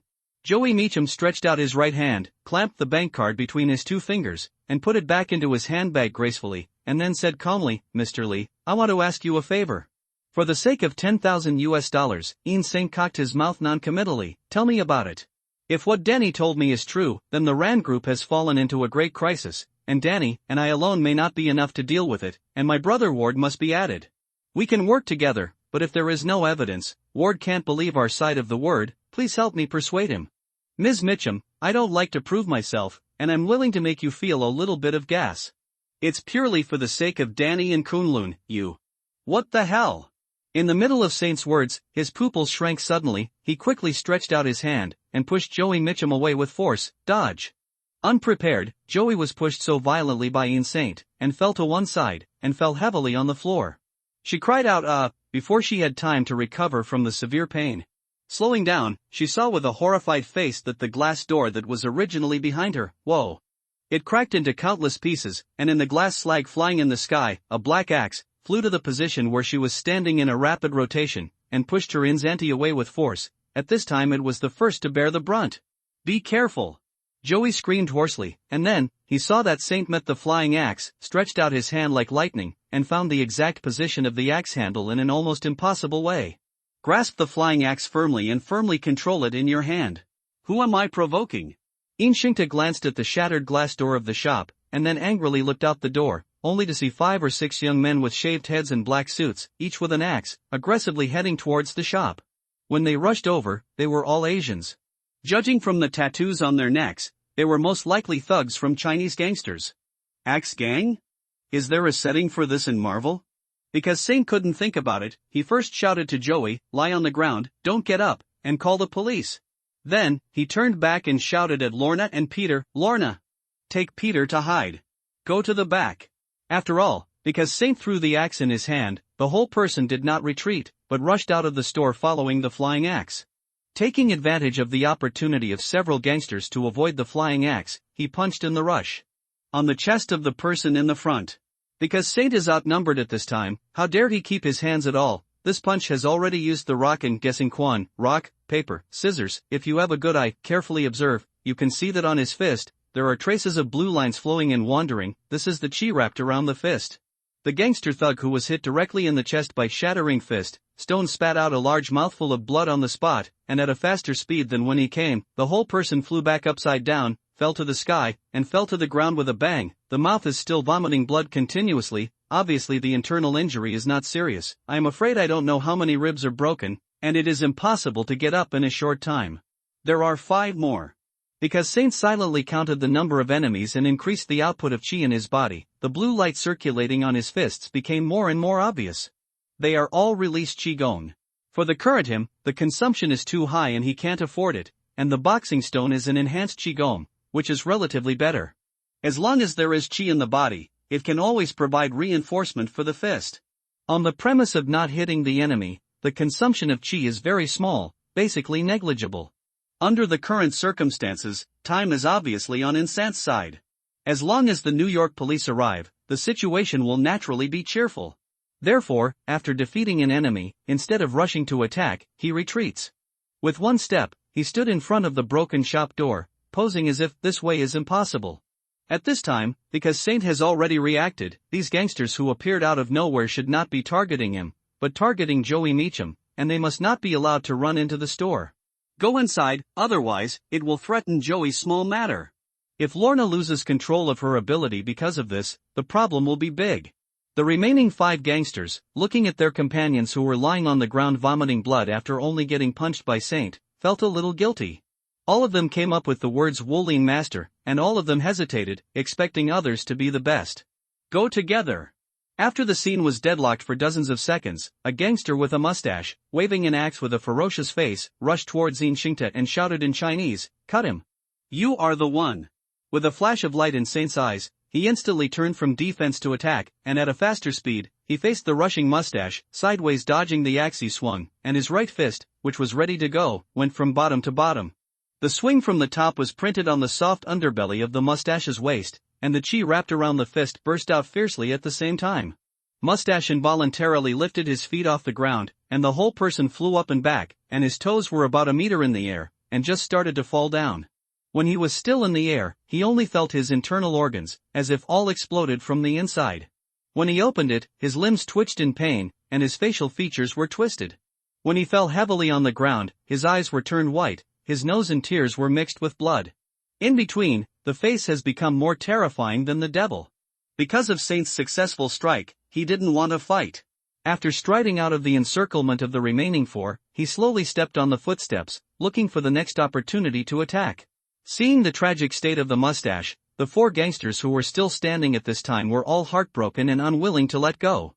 They did not adjust their positions at the first time, and formed a new encirclement against Yin Shang. This played of loose sand, because Saint's eyes suddenly lit up, and the whole person rushed up like a tiger. The gangster who was targeted by Yin Shang had a centipede-shaped scar on his face. He waved the axe in his hand, and while trying to force Yin Shang away, he shouted for help, "Help me!"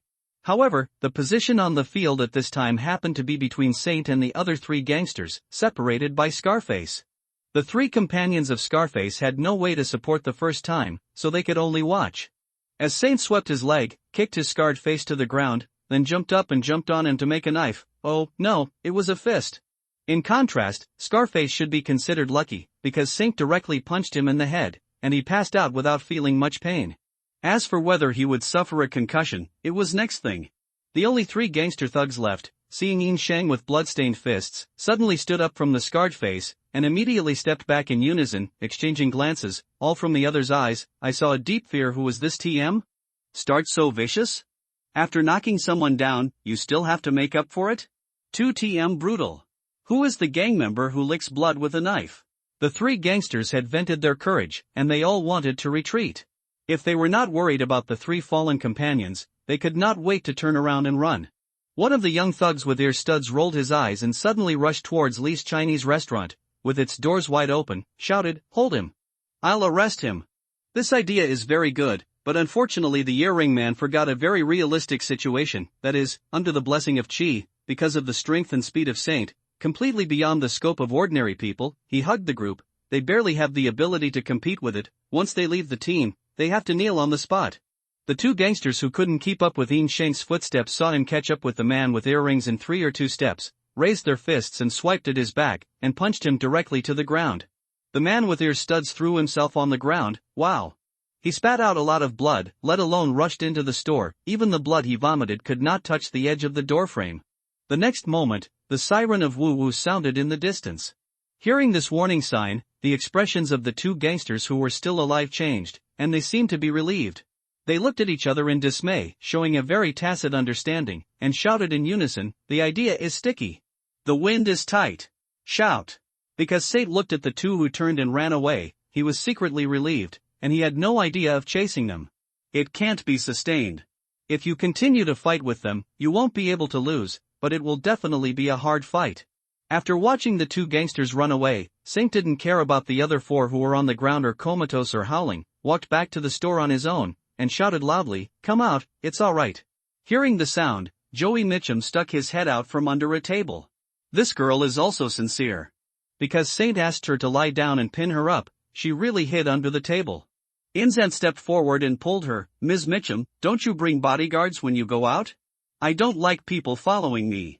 Joey Mitchum grabbed Inzan's arm, stood up with strength, and patted the dust on his body. "Call me Joey, you are my savior. I can't bear to be called a lady." "Okay, Joey." Saint nodded casually and pointed to the 4 gangsters lying at the door. "Who are they? Why did they attack you?" "It seems to be Hong Kong's Axe Gang, I think, maybe because of business conflicts. Just recently, our RAN group bought a pier they wanted." Bought a pier. The corner of Saint's mouth twitched. You said it was like buying a piece of clothing. I really don't understand the world of rich people. At this moment, Lorna and Peter came over from the back of the store, and Peter, who was in shock, said, "Oh, boss, you're not kidding when you say this neighborhood is not peaceful, eh? Why didn't I see the police? Could it be that the 1, 2, 3, and 4 underworlds at the door were all killed by the boss alone? Oh. My God. That man vomited a lot of blood. How did you beat him up like this? Is it true? It's Wagwa Kung Fu? So boss, you're not lying, Peter." "Shut up." Because Saint interrupted Peter's chatter, he turned to look at Lorna and said, "Lorna, are you okay?" You know, because Saint guards the door of the store and does not let those gangsters come in, only a small part is for Joey, and the more reason is that he is worried that Lorna, a powerful mutant, will be stimulated by this. As a result of losing control of his ability, he demolished his small shop. "Boss, I'm fine, I'm just a little frightened." Although Lorna said so, because Saint still turned on the breath sensor uneasy, until he see Lorna's breath was still stable, then he was relieved, and at the same time he made a decision, should find if you have a chance, talk to her openly and honestly, otherwise, it's not a problem to always treat her like a ticking time bomb. "It's fine, Peter, go and clean the broken glass on the floor." Hearing what Saint said, Joey, who was standing silently on the side, suddenly reacted and stepped forward. "Mr. Lee, the whole thing started because of me, and I will be responsible for repairing this door." "Then I'll trouble you, Joey. By the way, I'm calling you by your first name, and you can call me Saint too." Because Saint did not refuse, and after a casual and polite sentence, he pointed to a car with sirens sounding and slowly parked in the police lane in front of the store. "Joey, help people to the end, I don't want to go to the police station for tea." "Certainly." Joey nodded proudly, walked outside the store, and said in a big way, "Don't worry, I will handle all the police affairs." The surname Mitchum is obviously very popular in the New York police. After Joey and the 2 patrolmen who got out of the car, after a few words, the whole incident was defined as self-defense. Not only there was no question of excessive defense it sounded, and even because of Saint himself, he was not asked to come forward. In the police record, the people who subdued the 4 gangsters on the ground were just Joey Meachum's bodyguard. After a while, under the call of 2 patrol officers, 2 ambulances rushed to the scene roaring and took away the 4 seriously injured gangsters on stretchers. Later, the 2 patrol officers also returned to the car and rushed to the scene with the ambulance. Hospital. At this point, this matter has come to an end.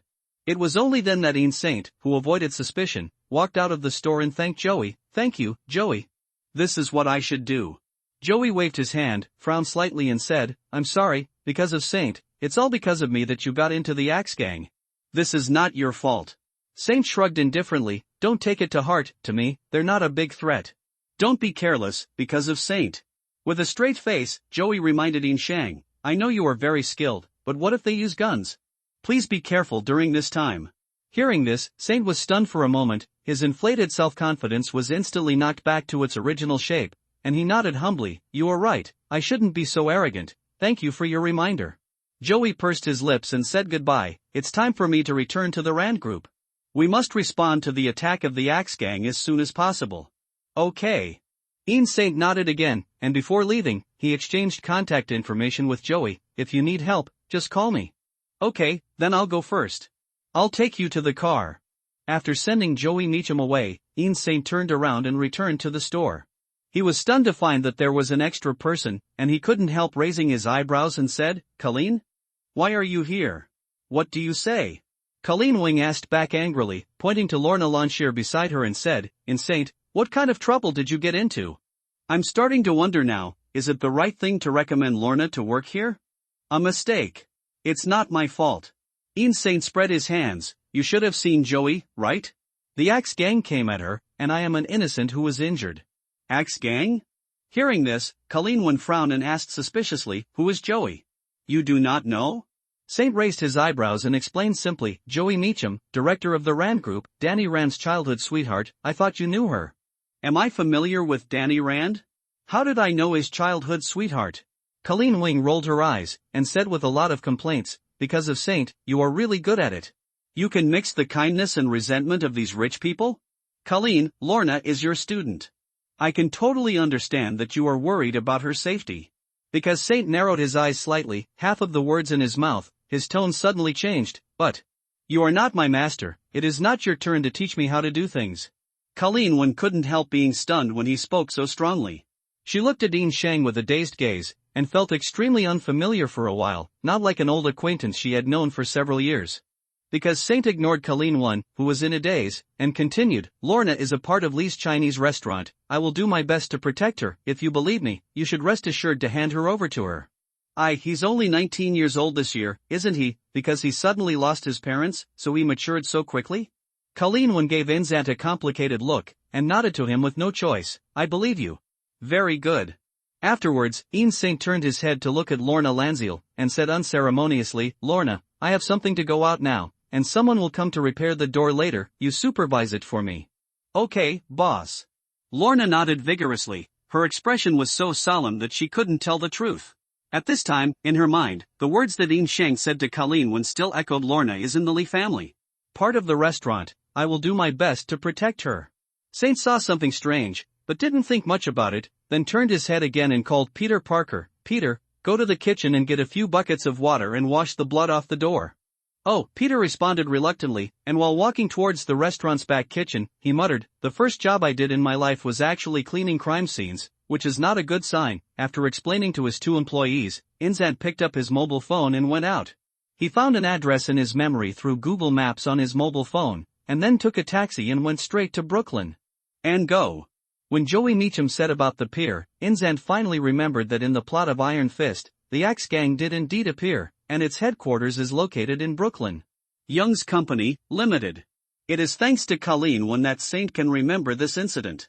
In the original plot, she said the address herself, and the 6 Chinese words Yang's Company, Limited.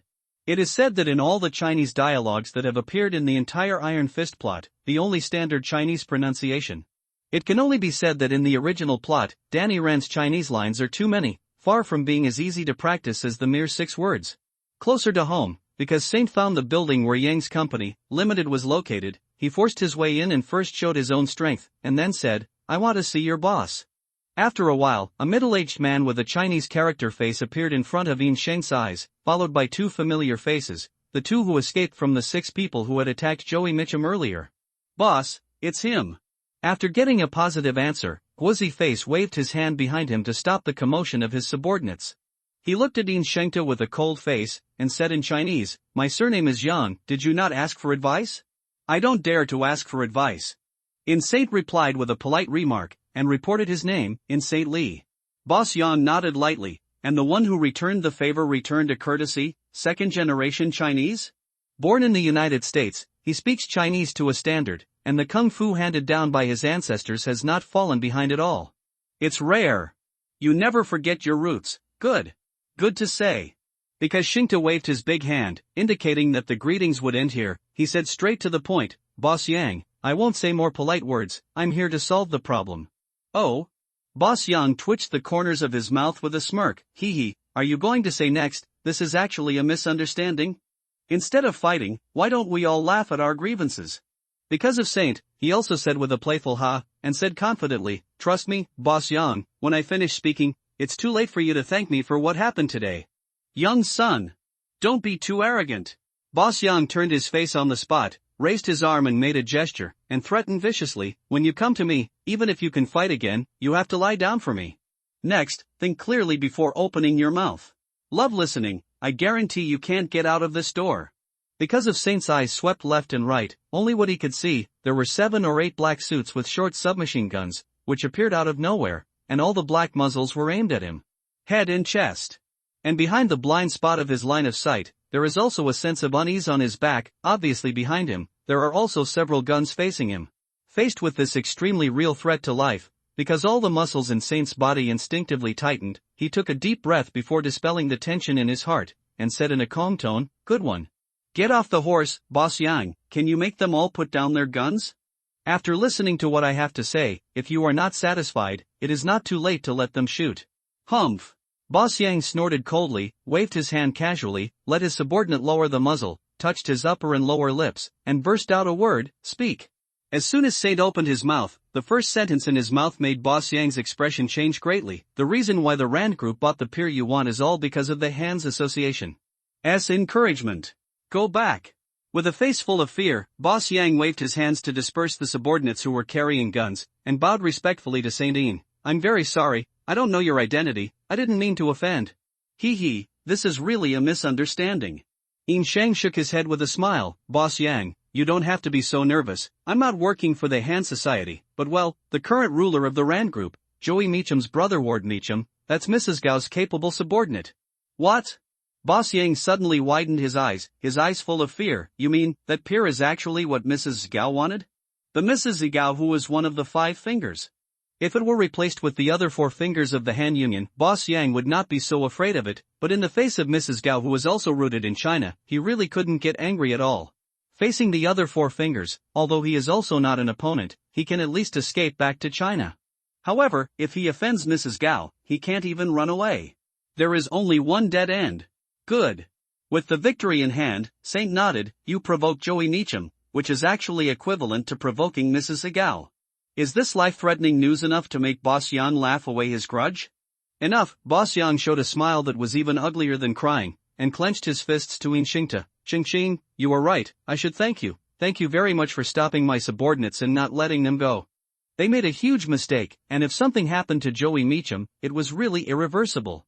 If you knew how heavy my hand was, I don't know if you would say that. With a weird expression, Saint waved his hand and said, you don't need to be in a relationship, just don't hold grudges. As long as what you say is true, today's matter will be written off. Boss Yang actually believed it 90% of the time. After all, most people wouldn't even know the Han's Association, let alone the name Mrs. Gao. What he said at this time was just a scene. If you want to verify this news, don't accompany you more. Come. See off. After a while, Inshingta, who had entered Yang's company, limited all the way, was politely sent out. It was only then that Inshingta let out a long breath and wiped the fine cold sweat on his forehead. TMD, the gangster's lair is indeed the Longtan Tiger's Denver. Because Shingta was full of fear, he slandered. In fact, before he went in, he had already imagined that he might face firearms. But, isn't the scene where more than a dozen short charges appear at the same time too exaggerated? At the moment when more than a dozen guns were aimed at the same time, he really felt the threat of death. As long as one sentence was wrong, he would not be able to get out today. Call. Because Saint exhaled forcefully again, relaxed, and set foot on the way home, it's finally over. However, what Saint doesn't know is that all this is just the beginning. Just as Inzant got into a taxi, in the NYPD chief's office, the police chief, George Stacy, looked at the 4 appalling injury reports on the table and tapped his fingers lightly. Leaning on the table, after serious consideration for a while, he said to a police detective in front of him, collect all the information on this case and report it to the FBI. FBI? The detective repeated the abbreviation of the FBI, and said hesitantly, this case is related to the director of the Rand Group. If we investigate it further, the chief superintendent will probably be very unhappy. Hearing this, George Stacy frowned and said righteously, whether the Rand Group will reduce its donations because of this, that is something that the chief superintendent should consider. Our duty is to protect the public. Safety, do your job well, detective. Yes, sir. After watching the police detective walk out of the office, George Stacy sighed and said to himself helplessly, alas, what's going on in New York now? Talented people are popping up one by one, it's like a superpower sale. After that, George Stacy picked up the 4 injury reports and said in a meaningful way, if you are like Jessica Jones and Luke Cage, you can keep yourselves safe. If so, that's all. However, if you dare to be as lawless as Daredevil and Punisher, I will definitely arrest you. On the other side, Ian Shankt, who didn't know that he had been targeted by the police, got out of the taxi and looked at the brand new store door of his house. Just as Saint pushed the door in, he saw Lorna Lanshier greeted him. Boss, you're back. Because Saint responded casually, looked carefully at the newly replaced glass door, and then discovered that the floor-to-ceiling windows on both sides of the store door had also been replaced with glass, and immediately asked, Lorna, why are the floor-to-ceiling windows? But glass was also replaced? Lorna showed a stunned expression. It's the same as the store door, but it's replaced with bulletproof glass. Isn't it the boss who explained it to them? Bulletproof glass? This time, it was Ian Shank's turn to be stunned. After he took out his mobile phone and checked the price of the bulletproof glass, he mentally calculated the store door and the floor-to-ceiling windows on both sides. Adding up the total area of the glass used, he couldn't help but be speechless. It cost over $1,000. Boss, what's the problem? Lorna took a step forward a little nervously. Before Saint left, but asked her to supervise, she couldn't help but nervously asked, is this glass expensive? Quite expensive. Even the cheapest one costs hundreds of dollars per square meter. Yin Sheng replied subconsciously, saw Lorna's jaw-dropping expression, and explained with a smile, "Don't be nervous, it was sent by Joey, she must have paid for it, we don't need to spend it, I am just a little surprised, she's so generous." After all, Yin Sheng looked inside the store, "Where are Colleen and Peter?" Lorna breathed a sigh of relief and replied, "Master has returned to the martial arts hall, and Peter has gone to school. He said he will come after school." "Boss, are we going to open at night?" "Open Saint nodded as a matter of course, "Don't worry, I have completely resolved the matter, and there will be no more troubles. By the way, you should also tell Colleen to save her from running to me again." "Okay, I'll call the master in a while." Lorna agreed, hesitated for a moment, and then said, "Boss, don't be angry with the master. The reason why she said that is not only worried about me, but also about you." "Oh, what kind of madness do I have with her?" Saint sneered and glanced at Lorna jokingly, "It seems that you respect Colleen very much." "Master is the kindest person I have ever met." Lorna said with a serious face, "It's not just me, everyone respects the master. For us orphans who live on the streets, not only has she never received tuition fees, but she will pay to help us, and more importantly, she has given us our ability to protect ourselves. To us, she is no different from an angel. Because Saint's expression is very complicated, let alone Lorna Lanchier, even Colleen one herself doesn't even know that these orphans who she teaches martial arts will eventually become evil organizations in all likelihood. A member of the Han Society, it is precisely because of her kind heart that people can easily let go of their defenses, that she was selected by the Bo-Tu and became a recruiter who was kept in the dark. Once people let down their guards, they can easily be brainwashed. It is extremely ironic that the Han's Association, an organization with a strong cult atmosphere, in Colleen Wen's cognition, is actually a Bo disciple led by her master, a charitable organization managed and operated. Han's, charities. It's a pretty brutal joke. "Boss?" Lorna Lanchel woke up in Saint, who was in a daze, and asked very keenly, "Is it what I said, is there anything wrong?" "More than just wrong. Totally wrong." Because Saint slandered fiercely in the bottom of his heart, but on the surface he absolutely couldn't say it. If Colleen Wen knew the truth of the matter, her beliefs in her life would completely collapse, although there will be such a day. But, not now, because Saint's current strength is too weak, it is too late to hide from the Han Union. How dare to take the initiative to provoke him? He has to show a helpless expression and change the subject. "Lorna, if you are all right now, stay in the store for a while, I have something to talk to you about." "It is good." Hearing Lorna agree, Yin Saint immediately locked the door of the store, pointed to the last table in the store and said, "Let's go sit over there and talk." The two sat opposite each other across the table. Yin Sheng was the first to speak. "Your hair has been dyed black for a while, right? The roots of the emerald green hair can be vaguely seen." "Well, it is exactly the same color as your pupils."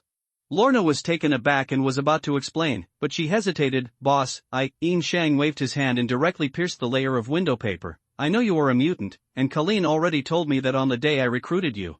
Lorna's eyes widened in shock, the biggest secret in her heart was revealed, and her emotions fluctuated very strongly for a while. "Start ringing in restaurants."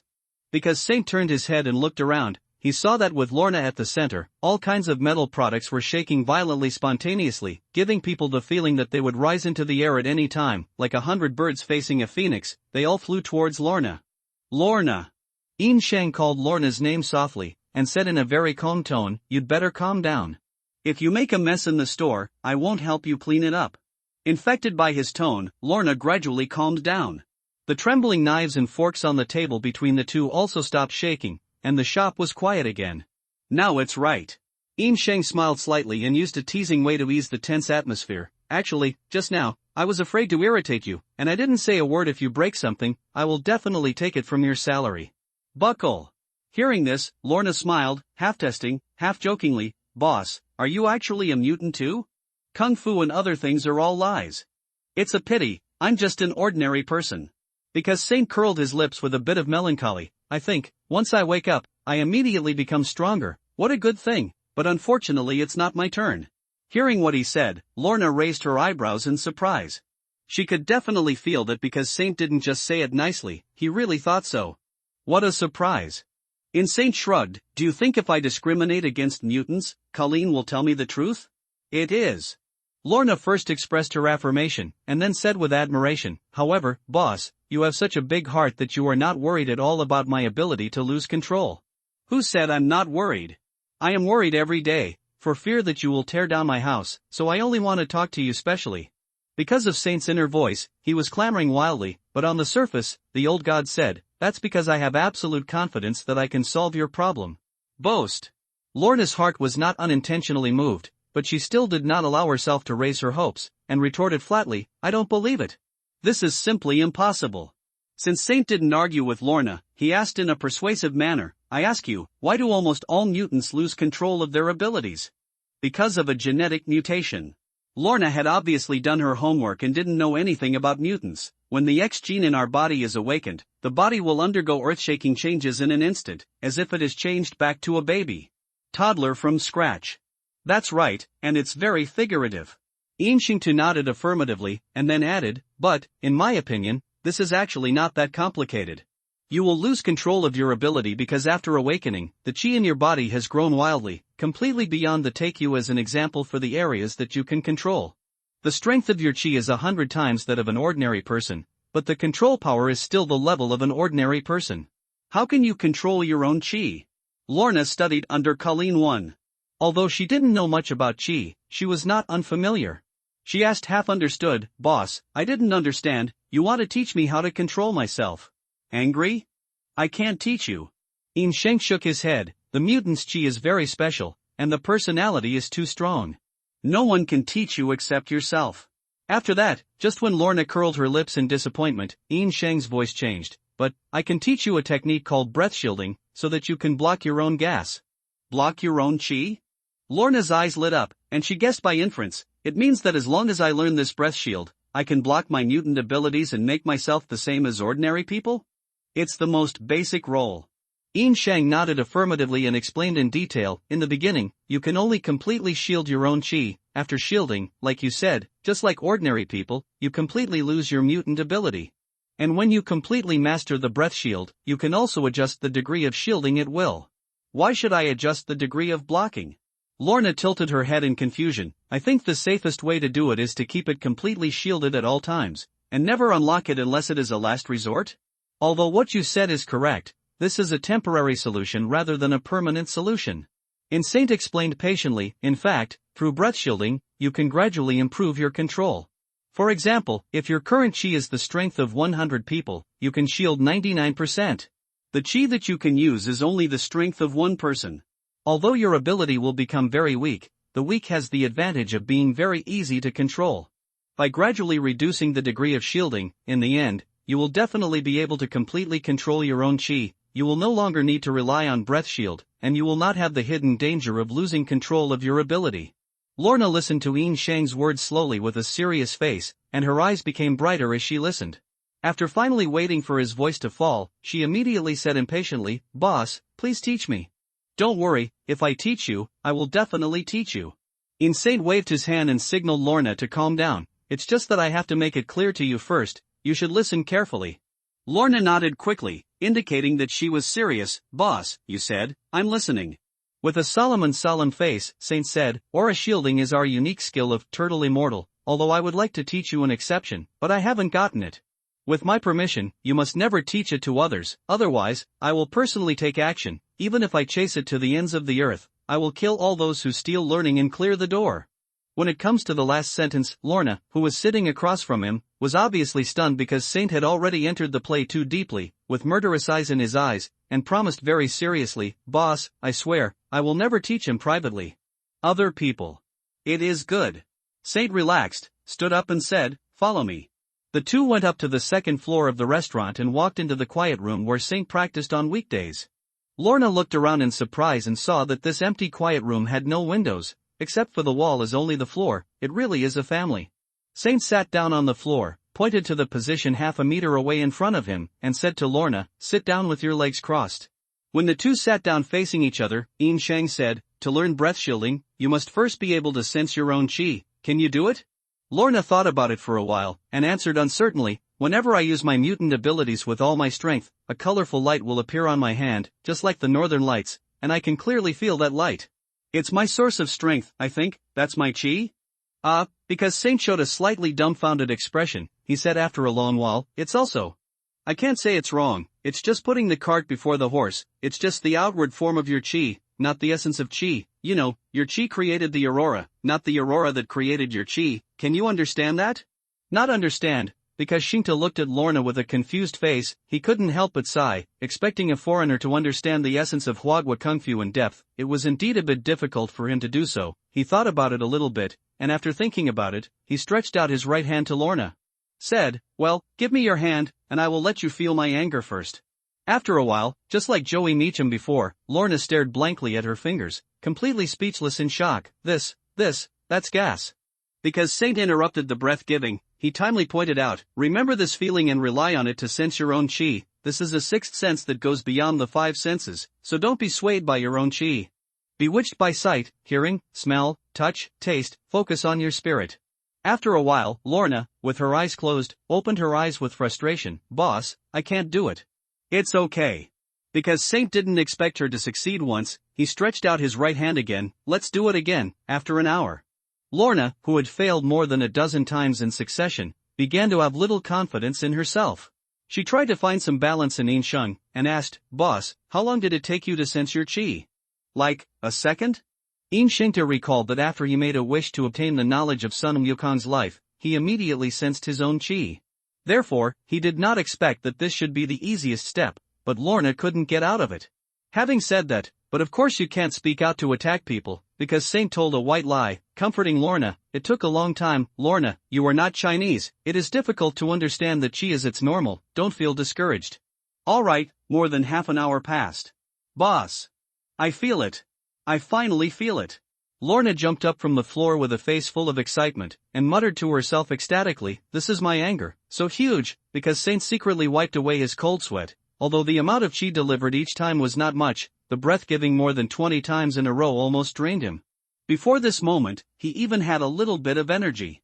I wonder if Lorna, a foreigner who knows nothing about Chinese culture, will never be able to sense her own anger. Very well, you should familiarize yourself with this feeling first. When you have a deeper understanding of your own chi tomorrow, we will start to learn breath shielding. Because Saint stood up and left the quiet room to Lorna, I'm going to prepare to open the store. You can stay for a while to consolidate this new feeling, and then come down and start work after dinner time. Okay, thank you, boss. You are welcome. Because Saint walked out of the quiet room and went down to the restaurant on the first floor, he did some preparatory work in the back kitchen, and then opened the door with the meal. At this time, Lorna also walked down the stairs on time. With a strange expression, she came to Inzant and asked, Boss, you said that my anger is 100 times that of ordinary people, then according to based on this standard, how much is yours? Because Saint was silent for a long time, he replied reluctantly, 3 times of ordinary people.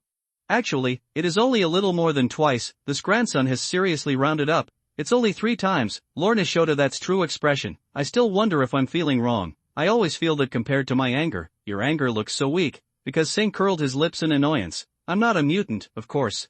Lorna smiled hee-hee, and suddenly regained her confidence. Looking at you look like an expert. I thought you were so powerful. It turns out that you are not my opponent at all. Ha ha. With a sneer, Saint sneered, threateningly said, I think you don't want to learn breath shield, right? Boss, you are too stingy, you can't make a joke at all. Stop talking nonsense. Go to work. No guests have come to the door yet. The bickering between the two ended with Saint's silent defeat. After a while, Peter, who had left school, came in a hurry. As time went by, the number of guests in the restaurant grew from nothing to more and more. The 3 quickly fell into a tense busyness, and it was not until 8 o'clock and 9 o'clock that Saint put up a sign to stop business, announcing the end of the day. Next, it was a quiet week. During these 7 days, with the magical signature dish of Kung Fu barbecue, Li's Chinese restaurant has maintained a very hot business, because the daily net income of Sheng Te is more than $500. During this period, neither the Axe Gang, the Hand Club, nor the New York police came to trouble him, and just when he thought that the turmoil brought by Joey Meacham had completely passed. On the morning of the 8th day, a person whom Saint did not want to contact the most appeared at the door of his store. No way, because Saint looked at the middle-aged man who pushed the door and entered. He frowned deeply and said to himself, it doesn't make sense. I've been keeping a low profile these days. This middle-aged man whose hairline breaks through the sky has sparse black hair that is meticulously combed against his head. He is wearing a neat black suit with a gentle smile on his face. He looks very harmless. However, if Insanto guesses correctly, This will be the biggest trouble he has encountered since he crossed into the Marvel world. Because Saint quietly turned on the breath sensor, he found that the middle-aged man's chi, although still in the category of ordinary people, was at least half stronger than the average, belonging to the top level among ordinary people, which was completely in line with his conjecture. Match. Hello. The middle-aged man walked straight to Saint, always keeping a smile on his face, and asked in a gentle tone, "Is it Saint Lee?" "I am." Saint came forward and asked quietly, "Who are you?" The middle-aged man stretched out his hand from the inner pocket of his suit, took out a black book, opened it in front of Saint, and showed his credentials. "Phil Coulson, FBI agent, I'm here to investigate it. Can I talk to you about the case?" "Sure enough, it's you." "Huh, FBI? If you go abroad, will you become a CIA again? You SHIELD agents just like to play tricks." Because Saint sneered to himself, resisting the urge to complain, he pointed to a table in the shop and said, "Of course, please take a seat."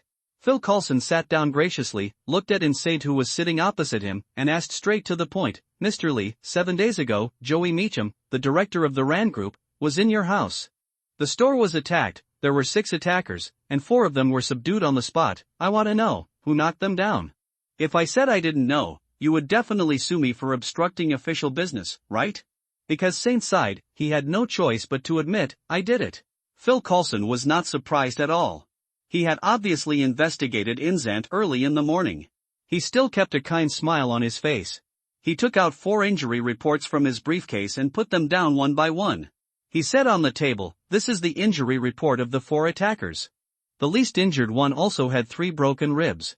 The forensic doctor who examined the injuries believed that he was hit by a car traveling at a speed of more than 60 yards per hour. The car hit the chest hidden, but you and I both know that this is far from the truth." "Excuse me, what means did you use to subdue them?" Because Saint pouted, facing Coulson's tirade, he replied eloquently, "Fist, or kung fu." "Effort?" Phil Coulson narrowed his eyes slightly. "Mr. Lee, I have to remind you that if you lie during the evidence collection process, it is a violation of federal law." "Believe it or not." Because of Saint angrily, he said, "Agent Coulson, please tell me if you have anything to say. I'm very busy, and I don't have time to go around in circles with you." Phil Coulson was not annoyed either, and smiled with a good temper. "Mr. Lee, do you know Inhuman and Mutant?" "I know mutants." Because Saint lied without changing his face, "The aliens have never heard of it." "So?" Phil Coulson nodded, "It's very troublesome to explain in detail. In short, aliens and mutants are humans who have awakened supernatural abilities through genetic mutation, and according to the rules and regulations of our bureau, once aliens or mutants are discovered, they must be assessed for their degree of danger, and according to the results of the assessment, they will be arrested and imprisoned, or tracked and monitored, to ensure social stability and the safety of the people." "I understand." Saint showed a sneer, "You suspect that I am a mutant? Or aliens?" Phil Coulson added as if obsessive-compulsive, and then added, "Mr. Lee, if you can, please prove what you mean by kung fu, otherwise, I will have to ask you to come with us." "Us?" Shank turned his head subconsciously and glanced outside the door. "Didn't you come alone?" "Terribly sorry. Phil Coulson is very polite." Threatened, just across the street, there is a whole team of fully armed Secret Service personnel. Of course, as long as Mr. Lee cooperates with our work, they will not rush in. Because Saint was silent for a while, his mouth softened. "As long as I prove it to you, you won't bother me anymore?" "Certainly." Phil Coulson readily agreed. "Your actions to protect Joey Meacham are self-defense. So far, you have not violated any federal laws. As long as you can confirm that you are not an alien or a mutant, we have no reason to embarrass you." "All right." Because Saint stretched out his arm reluctantly. "Come on, shake your hand." Hearing this, Phil Coulson frowned, looked at the palm handed over by Insanto, and asked hesitantly, "Mr. Lee, what do you mean?" Because Saint explained impatiently, "When I say kung fu, I mean chi. You are neither Chinese nor do you understand Chinese culture. It is difficult for me to explain it clearly to you in words. The technique of breath-giving conveys my chi to you through physical contact, allowing you to directly feel chi from a spiritual level." Phil Coulson hesitated for a moment, and finally stretched out his arm and held Insanto's hand hanging in the air. "This way." "Shit." With a foul language, Phil Coulson withdrew his arm like an electric shock, staring straight at his 5 fingers. This is chi. Why are you sweating so much on your hands?" Because Saint wiped his hands with disgust on his face, he said, "Don't be nervous, what you're feeling right now is normal. This is a 6th sense that goes beyond the 5 senses. In Chinese, it's called qi sense. After a while, Phil Coulson came back to his senses, and his expression recovered calmly. Mr. Lee, if you don't mind, I want to call a colleague over. What if I mind? Phil Coulson ignored this sentence, raised his right arm, put his finger on the earphone and said, May, come in. After a while, an Asian woman wearing a black tight-fitting combat uniform pushed in the door with a cold face. She looked not young, but she still had the same charm, a well-trained figure, and her body curves were extremely well-proportioned, has a unique beauty of softness and rigidity. The outer sides of the two plump thighs, a pair of jet-black automatic pistols, were tied to each other. Against the icy steel light, her eyes were particularly sharp, and the temperament revealed by her whole person could be described as suffocating. You can see who is coming, because Saint doesn't have to guess. You know that this is Melinda May, a senior agent of S.H.I.E.L.D., nicknamed Iron Cavalry, an experienced soldier, spy, fighter, and the driver is also Phil Coulson's old partner. Ha ha! Ian Saint sneered and looked at Phil Coulson, pointed at Melinda May and said, Agent Coulson, if I guess correctly, this is your full team of fully armed Secret Service personnel. Phil Coulson didn't answer this, and introduced himself, Mr. Lee, this is Agent May, who is Chinese like you and has also practiced Kung Fu. Please explain to her about Qi. Ian Shenta glanced at Melinda May and asked in Chinese, what are you practicing? Baji and Wing Chun? Melinda May was taken aback. She had only walked a few steps from the time she met in Saint, and she was seen to be able to learn the skills of the Kung Fu. If it was purely guesswork, it would be too accurate. After a bit, she nodded in surprise, and also replied in Chinese, yes, good eyesight. Because Saint has no eyesight, he is only familiar with the plot characters. He waved his hand and said, I won't say more if you are polite. Qi is a kind of life energy, flowers, plants, trees, birds and beasts. As long as they are alive, they will be in the body. All have Qi, but there are strengths and weaknesses, as well as personalities. The essence of our totally mortal martial arts is to develop and utilize the life energy of the human body, so as to transcend the limits of the human body. Can you understand that? You mean internal strength. Melinda May retorted without hesitation, internal strength is just a legend, it doesn't exist at all. That's just because you're ignorant. Saint stretched out his arm again, give me your hand. After a while, Melinda May's performance was exactly the same as Phil Coulson before, staring straight at her fingers, completely speechless. This, before she could regain her senses, Phil Coulson, who couldn't understand the conversation between the two, asked from the side, May, what did you all say? Coulson, Melinda May recovered from the shock, and said dubiously, I'm not entirely sure, but what he said is probably true. This feeling is so similar to the legendary internal strength, I can't find any other explanation. I see. Coulson nodded, turned to Inzant and said, Mr. Lee, we will believe your Qi for the time being, but please provide us with a blood sample. After all, there is no evidence. If there is no evidence, we will also. It's hard to do. It's been a long time, do you still have to draw blood? In Saint's eyes widened in dissatisfaction, since it is necessary to draw blood anyway, why do you make me spend so much trouble? This is not taking off my pants and farting, isn't it unnecessary? Why didn't you ask me to ask for it in the first place? Ha ha. Coulson laughed dryly, and explained with a slightly embarrassed expression, until we fully understand your situation, we don't want to act rashly. According to past experience, whether aliens or mutants, hearing the word blood draw, they will all be very excited. Okay, I know. Because Saint rolled up his sleeves and showed his arms generously, if you want a smoke, smoke quickly, it will be dinner time soon, finish it quickly, leave quickly, don't delay my business. Upon seeing this, Coulson didn't hesitate, and immediately took out a metal-cased box from his briefcase. Obviously, he had prepared it. Inside the box was a pistol-shaped blood collection device. He picked up the blood collection device. The gun touched the veins of Ian Sheng's forearm, and when he pulled the trigger with his finger, a small tube of bright red blood was easily collected. Excuse me. Coulson meticulously put away the blood sample, got up and said goodbye to Inzant. We will send the blood sample for testing now, and we will come back to contact you after the results are obtained. During this time, please do not leave New York. Co-author, am I still a suspect? Ian Saint muttered at first, then got up to see the guest. Please. No. Farewell. Phil Coulson and Melinda May exchanged glances, walked out of Lee's Chinese restaurant side by side, and away from the door of the restaurant. Coulson asked, May, for this in St. Lee, what do you think?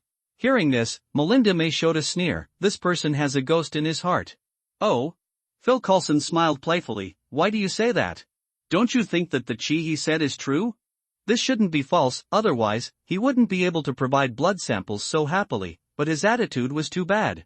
Melinda May pointedly analyzed. He wanted to prove that he was a righteous innocent, but he went too far, which showed that he was very guilty. I think he must be hiding something important from us. Is it so obvious? Phil Coulson laughed and joked. I thought it was only me who saw it. Melinda May squinted at him, without the slightest smile on her face. Coulson, be serious. You don't understand. According to the legend of China, cultivating what he called qi can make people. He is getting stronger and stronger. He is only 19 years old now, and his strength is completely beyond the scope of human beings. If it takes a few years, what level will he reach? Moreover, he claims to be learning turtle immortal style martial arts. You know this. What does it represent? People like him are likely to have a whole sect. Phil Coulson shrugged with the same smile. This is not something we should worry about. Write your thoughts into the report and leave it to the top to decide. Humph. Melinda May snorted coldly, looked back at the sign of Lee's Chinese restaurant, squinted her eyes and said, I don't like that kid, whether it's fake or not. His eyes make me very uncomfortable. What kind of eyes? It's as if he was silently saying, I can beat you 10 times? Phil Coulson showed a weird expression. I don't need to remind you, you really can't beat him, right?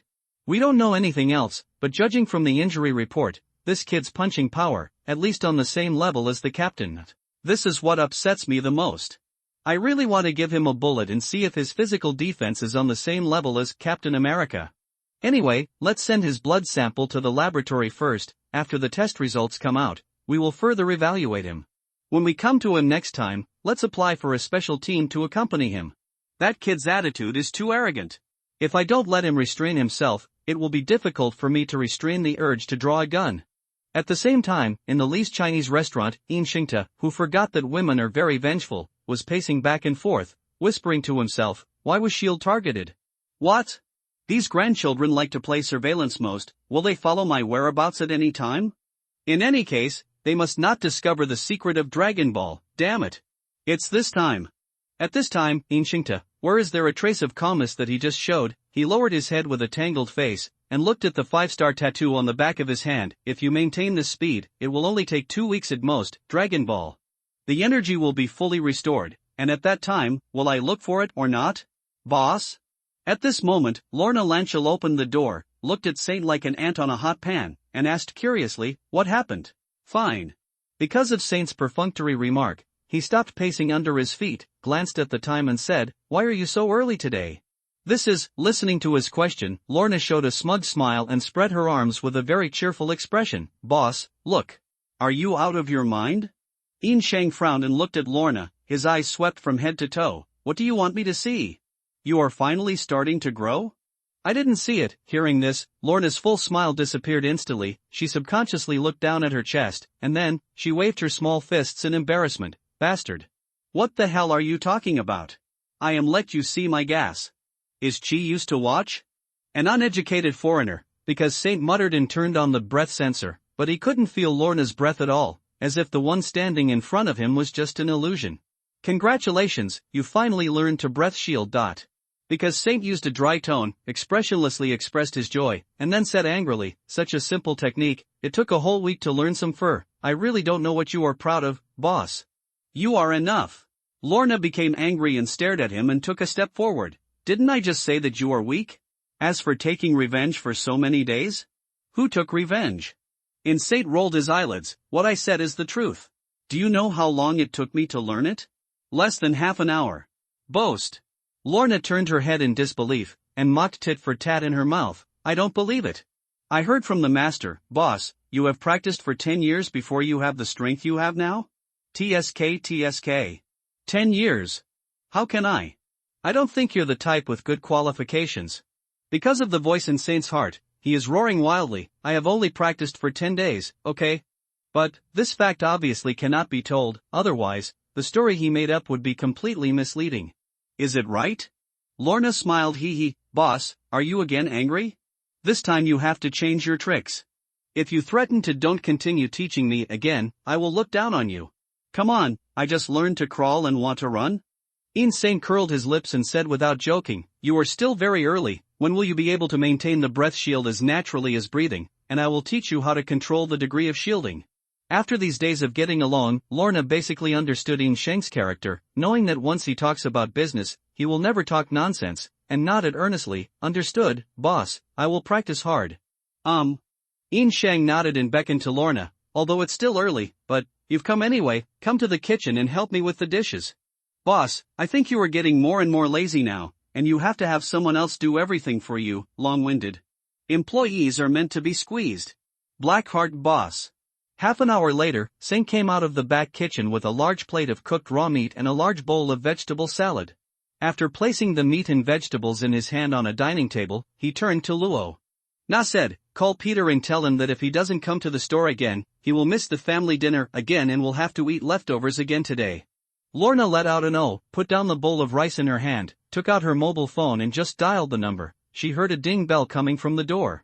She turned around and saw Peter with a school bag on his back. Parker rushed into the store door in a hurry, and shouted out of breath, "Boss, I'm here. I'm here." Kindness. Because Saint agreed casually, took the lead in sitting down on a chair in front of the dining table, and used qigong to roast the plate of raw meat on the table. Although he had seen this scene countless times, Peter still couldn't get used to it. He began to whisper, "This is unscientific. Even if it is a kind of biological energy as the boss said, but a large amount of energy is quickly released in a short period of time, there should be an explosion. Why is it only pure exothermic phenomena occurred, Peter?" Lorna snorted softly and woke up Peter, who was in a daze. "What are you doing? Hurry up and wash your hands and change your clothes. We won't wait for you." "Oh." Peter shivered with fright, nodded obediently, turned and ran to the utility room quickly. "I'll go." "Sister Lorna." This poor child was eaten to death by Lorna, and I am afraid that he will not be able to turn over in this life, even if he is bitten by a spider. Saint looked at Peter Parker with sympathetic eyes, picked up the only pair of chopsticks in the tableware, and simply greeted Lorna, "Let's eat."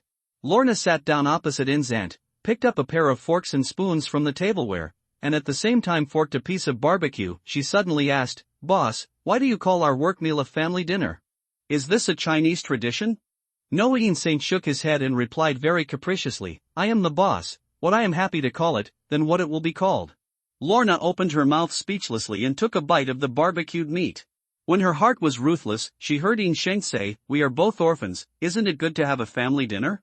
Lorna bit the roast meat in her mouth and fell on the table with a clatter. She hurriedly forked the roast meat again. After a long while, he said softly, "It's good." At this time, Peter, who had changed into work clothes, appeared before the dining table with his hands wet. He pulled out a chair from under the table, and as soon as he sat down, he complained, "Boss, our family dinner can't be a little bit longer. Eat later? I've already had 2 warnings because I'm running wild in the school." Hearing this, because Saint was about to open his mouth to refuse, he saw Lorna's eyes widened, and she scolded Peter before him, "Peter, don't make trouble. The guests will start arriving at the door later, so there's no time for us to eat. Sister Lorna, how can you stand on the boss's side? We are both employees exploited by him, and we should all agree to the outside world." "Shut up. Eat." "Oh, ahem. Peter, do you feel like you're being exploited? Well, those plates you smashed, no. Boss. I was wrong." After the 3 noisily finished the family dinner, Lorna voluntarily cleaned the table, Peter passively cleaned the dishes, and because Saint slumped lazily to digest. In this regard, because of Saint's euphemistic name, "I cook, you clean," isn't this what it should be? After a while, as the first customer walked into the store, Saint, who was full of the boss's style, swiftly walked into the back kitchen, put on a clean apron, and returned to the position of the chef, busy all the time. After 2 o'clock, he took off his dirty apron and asked Lorna, "Lorna, have you been to the martial arts hall recently? I haven't seen Colleen come to dinner for several days. I always feel something is wrong." Boss, don't you know?" With a narrow expression, Lorna teased Xingta and said, "The martial arts hall has been closed. The master met a rich second generation, and he went to China for vacation with him. It was a private jet." "Rich second generation? Danny Rand?" Shang frowned and asked, "When did this happen?" Lorna said tsk tisk and looked at Shank with a smirk. "Boss, you don't have to be so nervous. They are just going on vacation together. It doesn't mean anything. You still have a chance." "It's not what you think." Shang raised his hand with a serious face. "Lorna, stop playing. Be serious. Danny Rand is not a rich second generation. He is the immortal Iron Fist of the Chinese Kunlun, the mortal enemy of the Han Union. If Colleen goes to China with him, it will definitely not be a vacation, but it may be in danger. Now, tell me, when did this happen?" 4 days ago, Lorna was startled, and after answering honestly, a series of questions popped out of her mouth. Boss, don't scare me, master will be in danger? What kind of danger? Kunlun is what? What is the hands? It's been 4 days, Insane pondered for a moment, then waved his hand without doubt. I'll talk about your question later. I'll call Colleen first to see if she's alright. It is good. Lorna nodded and saw that Insane took out her mobile phone and dialed Colleen Wen's number. However, there was no one answering the other side. The phone is not forwarded to international long distance. Inshingta turned to look at Lorna, and reasoned simply, Colleen should have come back. I'll go to the martial arts hall first. I'll go as well. Lorna had no intention of staying out of the way, and followed behind Insane, walked out of the store together, and walked towards Colleen Wen's martial arts hall. After a while. Boss? Sister Lorna? Peter Parker, who was carrying a school bag, came out of the utility room, and after shouting twice, but no one responded, he looked at the empty restaurant and muttered to himself with a face full of confusion. What happened? What should I do? I'm going to school. At the same time, because Saint stood at the door of Colleen Wen's martial arts hall, he knocked on the closed door. After a while, with the sound of footsteps, half of the door was opened from the inside, and a beautiful figure appeared in the behind the door. Seeing the appearance of the person who opened the door, Yin Shang suddenly showed a very surprised expression. Joey? Why are you? I should ask this question, right? Joy Meacham was also surprised. She glanced at Lorna behind Insane, and asked, Insane, why are you here? I'm an old friend of Colleen, and I've known her for years. Yin Shang answered and pointed to Lorna. This is Lorna, you have seen her. She is not only my employee, but also Colleen's apprentice. It turns out that this is the case. You go ahead and talk about it. Joey Meacham made away, and after welcoming Insane and Lorna into the door, he said, Insane, you are here just in time, help me persuade Colleen, her health is very bad, but he refused to go to the hospital. What happened to the master? Hearing this, before Saint could speak, Lorna eagerly asked, where is she? In the back bedroom. Joey showed Lorna the way, and then explained to Insane simply, Danny, Colleen and I went to China to investigate the conspiracy of the Han Society. During the process, Colleen she suffered a little skin trauma on her arm, which I thought was not serious, but I didn't expect that the enemy who injured her would actually be poisoned on the weapon, and it looked like it was probably a deadly chronic toxin. Saint nodded, knowing that what he was worried about happened in the end. He couldn't help but sigh the magic of fate. Because of his mixing, Danny Rand was not sent to the mental hospital by Joey Meacham, and he also sighed. I didn't ask Colleen one for help because of this, but I don't know what the reason was. In the end, the two of them still ran into the Han's Union by coincidence, and tracked them all the way to Huagua, although, this time, there was one more Joey Meacham missing and Midnight Nurse, Claire, but the result is still the same as in the original plot. Colleen Wing is dying of poisoning. As for the reason why Colleen Wing didn't go to the hospital, because Saint knew very well, it was because she asked her master Bo Tu for help, believing that he would have a way to detoxify herself, so she insisted on staying in the martial arts hall. In fact, there is really no good way for Western modern medicine to deal with the poisoning technique of China. When Yinxing followed behind Joey and walked quickly into the bedroom behind the martial arts hall, he saw Colleen Wing, pale and blue-lipped, lying on the bed sweating profusely. Lorna said, Don't worry, I can hold on. When my master arrives, he will help me detoxify. Oh, Colleen, you look so ugly. It sucks. Insane went to the bed, with a heartless expression. He said a joke that couldn't be colder. I haven't been back to China for too long, and I'm not accustomed to the soil and water. You're the one who sucks. If it weren't for the lack of strength, Colleen would have jumped up and beat people, and after a sarcastic sentence, rolled his eyes and said, Because of Saint, if you can't speak well, just shut up. I really have no sense of humor at all. Insane shrugged with a smile, turned to look at Joey Meacham and said, Joey, why are you two alone? Where's Danny Rand? Danny went to the pharmacy to buy antibiotics.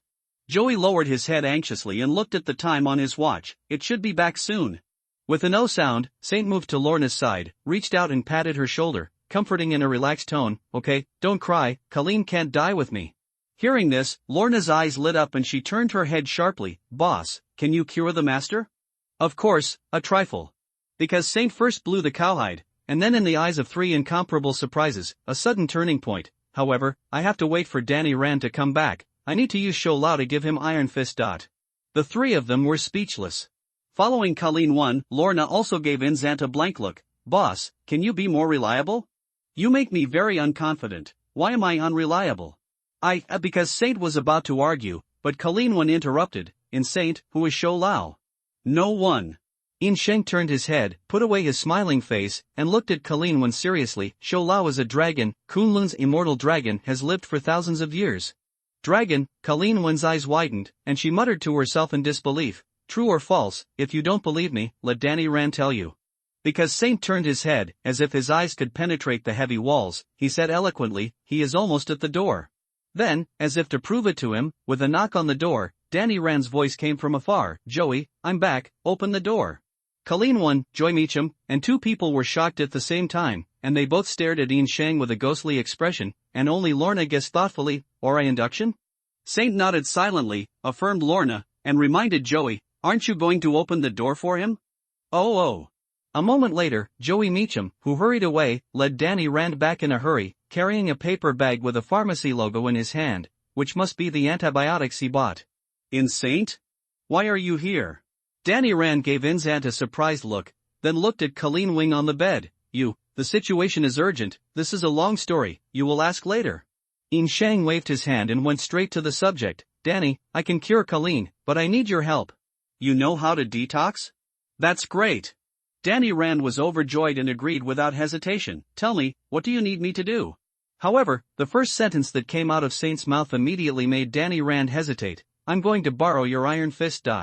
After that, looking at Danny Rand's tangled expression, Yin Saint explained with a smile, don't be nervous, no one can really take away the iron fist that Shou Lao bestowed on you. What I want to borrow is just the chi in your body. For example, you are like a generator, all you lent me is electricity.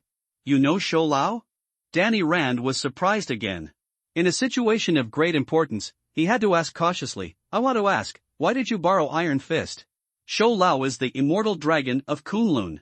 The Iron Fist given to you is not only invincible. You must know that the legendary Long Yuan is an existence that can live and die, and the Iron Fist comes from Shou Lao's dragon heart. Although it can't be compared with the real Long Yuan, it is also an extremely special existence, with magical healing power, you just don't know how to use it yet. After Saint explained a sentence, he paused for a while, and looked at Danny Rand sincerely and said, trust me, as long as you are willing to lend me your chi, I can completely heal Colleen. Got it, I trust you. Danny Rand nodded, no doubt in his mind, what should I do? You don't need to do anything. Yin Sheng raised his arms high, palms facing the sky, in a strange posture like lifting weights. When you feel that I am absorbing your chi, don't resist. I already feel it. Danny Rand frowned tightly, and fine drops of cold sweat appeared on his forehead. Oh, this feels really bad, don't resist. As long as you have a conflicting thought in your heart, I can't borrow the chi that belongs to you. Because Saint is also not easy, completely beyond his expectations, just borrowing Danny Rand's breath, it will be so difficult, almost exhausting all his energy. Every time Sun Wukong condenses the original chi bomb, he borrows the chi of countless living bodies. In comparison, he can't imagine at all, how can it be done? Could it be, because of the difference in strength? Because of Saint's faint understanding, Sun Wukong's strength is very strong. Every time he borrows chi, the object is much weaker than himself, and Danny Rand's chi is several times that of Saint. Fortunately, although the process was extremely difficult, because Saint was successful in the end, the golden lines visible to the naked eye protruded out of Danny Rand's body, and floated in the air to gather together. The trend of went straight to the top of Yin Saint's head, between his raised hands, gradually condensed into an egg-sized golden ball of light. With the complete formation of the light ball, Danny Rand, who was completely drained, lost consciousness at the same time, fell forward, and fell to the floor with a bang. Danny! Boss!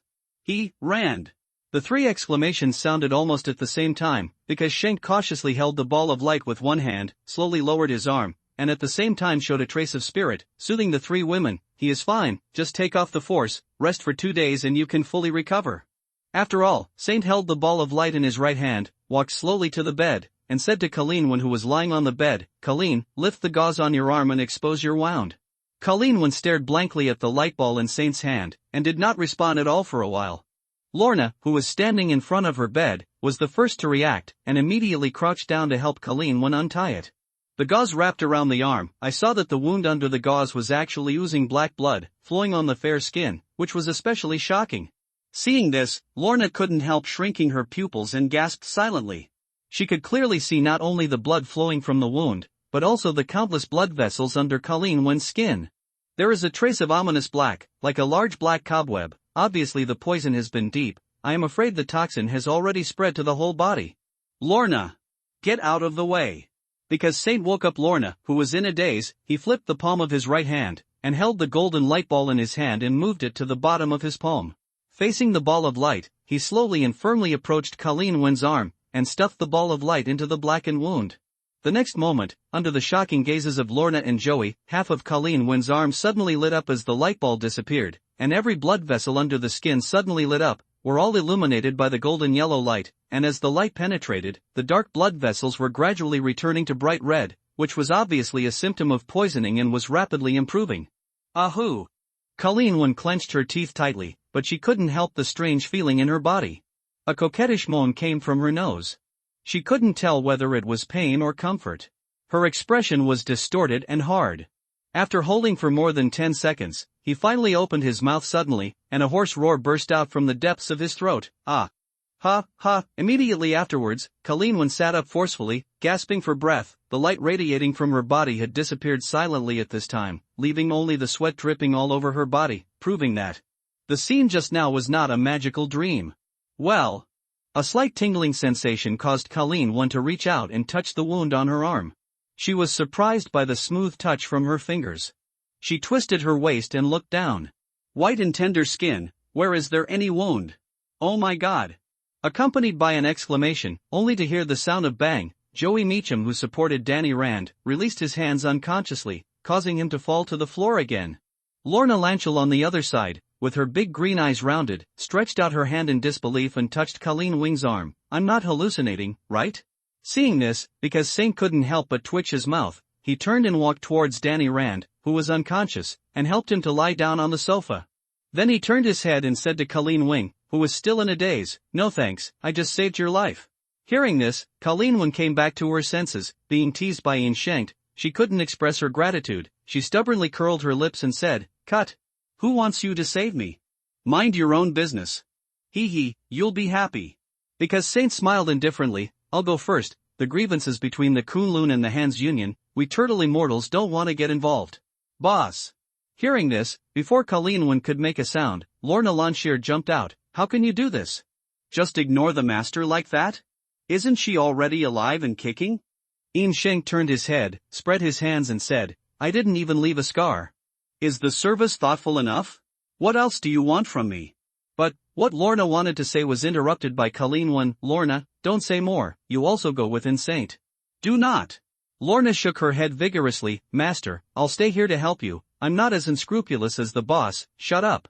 Colleen Wing stepped down from the bed and said without denying, "Lorna, because what Saint said is right, this is a grudge between me and the Han Society, not his, let alone yours. You go, you are not allowed to come to the martial arts hall until I inform you." "Master," Lorna gritted her teeth, and was about to say something else, because Saint suddenly pulled her. "Let's go, don't worry, next time your master is about to die, we'll save her again, I bother." Colleen Wing raised a pair of beautiful eyebrows. If there was a knife in her hand at this moment, she must have pulled it out. "Saint, are you cursing me? Get out of my martial arts hall now. Go out. Go. Because Saint dragged Lorna, who hadn't reacted yet. He turned around neatly and left. "We're going to get out of here." After the two of them left the gate of the martial arts hall, Lorna, who was completely confused, threw away Ian Sheng's hand. "Boss. Let me go. You better not look back." Although Saint let go of his hand, he also opened his arms at the same time, blocking Lorna's way, and persuading earnestly, "I know very well Colleen's character. If you were implicated because of her, she will never forgive herself. If you really respect Colleen, you should respect her decision." Hearing this, Lorna was stunned for a moment, and her attitude softened. "But, boss, the people of the Han Union are so vicious. Master, she is in danger now." "Don't worry, Colleen is not weak." Because Saint pressed Lorna's shoulder, turned her around abruptly, and pushed her towards the direction of his restaurant. "The one you should be worried about is the Han Union. Is that so?" Lorna twisted her neck and turned around, and gave Ian Sheng a suspicious look. "Boss, before we came to the martial arts hall, you didn't say that." Because Saint was speechless for a long time, he finally found a suitable reason. "The situation is different now. You didn't listen to Colleen. Is her master coming soon? Since they have already called the parents, what else can happen? It makes sense." Lorna raised her head and stared at Ian Sheng's face, and questioned very keenly, "But why do I always feel that, boss, you were speaking insincerely?" "Because Colleen's master Bo Tu is actually one of the 5 fingers of the hand. I just don't want to meet him." I'm just about to run away in a hurry. Because Saint slandered in his heart, he said quite perfunctorily, you think it's wrong. Boss, the more you say that, the more I think you are suspicious. 6 hours later, in the New York suburbs, in a building that was definitely not a secret military base. Phil Coulson took a blood test report in his hand and walked to Melinda May's desk. May, it has been determined that, genetically speaking, because of St. Lee's blood is completely normal, there is nothing suspicious, he is really neither a mutant nor an alien, it is time to visit him again. Wait a moment. Melinda May raised her head, pointed to the monitor in front of her, and said, there is new information arriving now. I think you need to watch this video first before making a decision. Phil Coulson raised his brows and bent over his head. Listen to what you mean, this video has SHIT with him. What the hell is that? Golden ball lightning? This happened 6 hours ago at a Japanese-style martial arts gym near Lee's Chinese restaurant. Do you still think that I was overreacting when I asked to bring a team of secret agents with me? Phil Coulson watched the video silently, and gestured in front of Melinda May, go back. If I read it right, Saint drew a ball of light from the man's body, and then instantly cured the woman who was in bed? After the flash of light, not even a wound was left? What about the man? What happened after he fell? Is he dead? Not dead, just in a coma. He is Danny Rand, the heir to the Rand Group, and Joey Meacham, the director of the Rand Group, is present. After speaking, Melinda May opened a new video. What's more interesting is that just half an hour ago, a team of 5 black off-road vehicles, an armed convoy, appeared in this military downstairs of the pavilion. The 2 big men of the Rand Group were picked up, and these people who got off the car are all professional fighters. At present, they have escaped our tracking and their whereabouts are unknown. Phil Coulson frowned tightly. What about the woman who was originally sick in bed? And left with them too? Melinda May zoomed in on the video. Her name is Colleen Wan, the operator of that Japanese martial arts gym, proficient in Bushido and Aikido. Not only that, you see, the person who spoke to her was obviously the leaders of these armed men. These people are likely to be called by her. Phil Coulson took a closer look, nodded in approval, and then asked, what about the woman who left with Insanto first? Melinda May picked up a paper document from the table and handed it to Phil Coulson. Lorna Lanshier, who is also an employee of Lee's Chinese restaurant, and Colleen Wan's martial arts hall S student. So, your theory is that everyone who has appeared in these 2 videos, including the Rand Group and unknown armed forces, are all related to the division mentioned by Saint? Hearing this, Melinda May shrugged. I didn't say a word, you said it all. Tisk, Phil Coulson smacked his lips like a toothache. What is the name of his teacher? What is the turtle? Turtle Immortal Stream. What a strange name. Phil Coulson sighed and waved his hand. Let's go, let's talk to him in a good way. Apply for one. No, apply for 2 teams of Secret Service personnel, one of which will serve as backup. Okay. May, can you not enjoy your expression so much? Ha ha. Half an hour later, in Lee's Chinese restaurant, which was closed. Lorna, Saint rolled his eyelids in annoyance. Are you finished? The answer is the same as 5 minutes ago. Colleen hasn't come back. In her martial arts hall, no one's chi. Boss, did you really use the breath sensor? Lorna stared at Yin Shang with suspicious eyes. Why do I think you are just perfunctory me? Also, there is a distance of more than 500 meters from the Master's martial arts hall. Can you feel it clearly? Didn't I say it? I can't go wrong within a kilometer. Because Saint's eyes were about to turn completely white. If you really want to know where she went, wouldn't you call her yourself? Besides, Lorna, Colleen is the master, okay? You are an apprentice. What kind of heart do you have? Humph. Lorna shrugged her nose beautifully. And scrupulous black boss. Do you think everyone is as cold-blooded as you? Hearing this, because of the blue veins on Saint's forehead, he said unceremoniously, you still know I'm the boss? Get the hell out of here. I'm going to close the store and lock the door. I do not.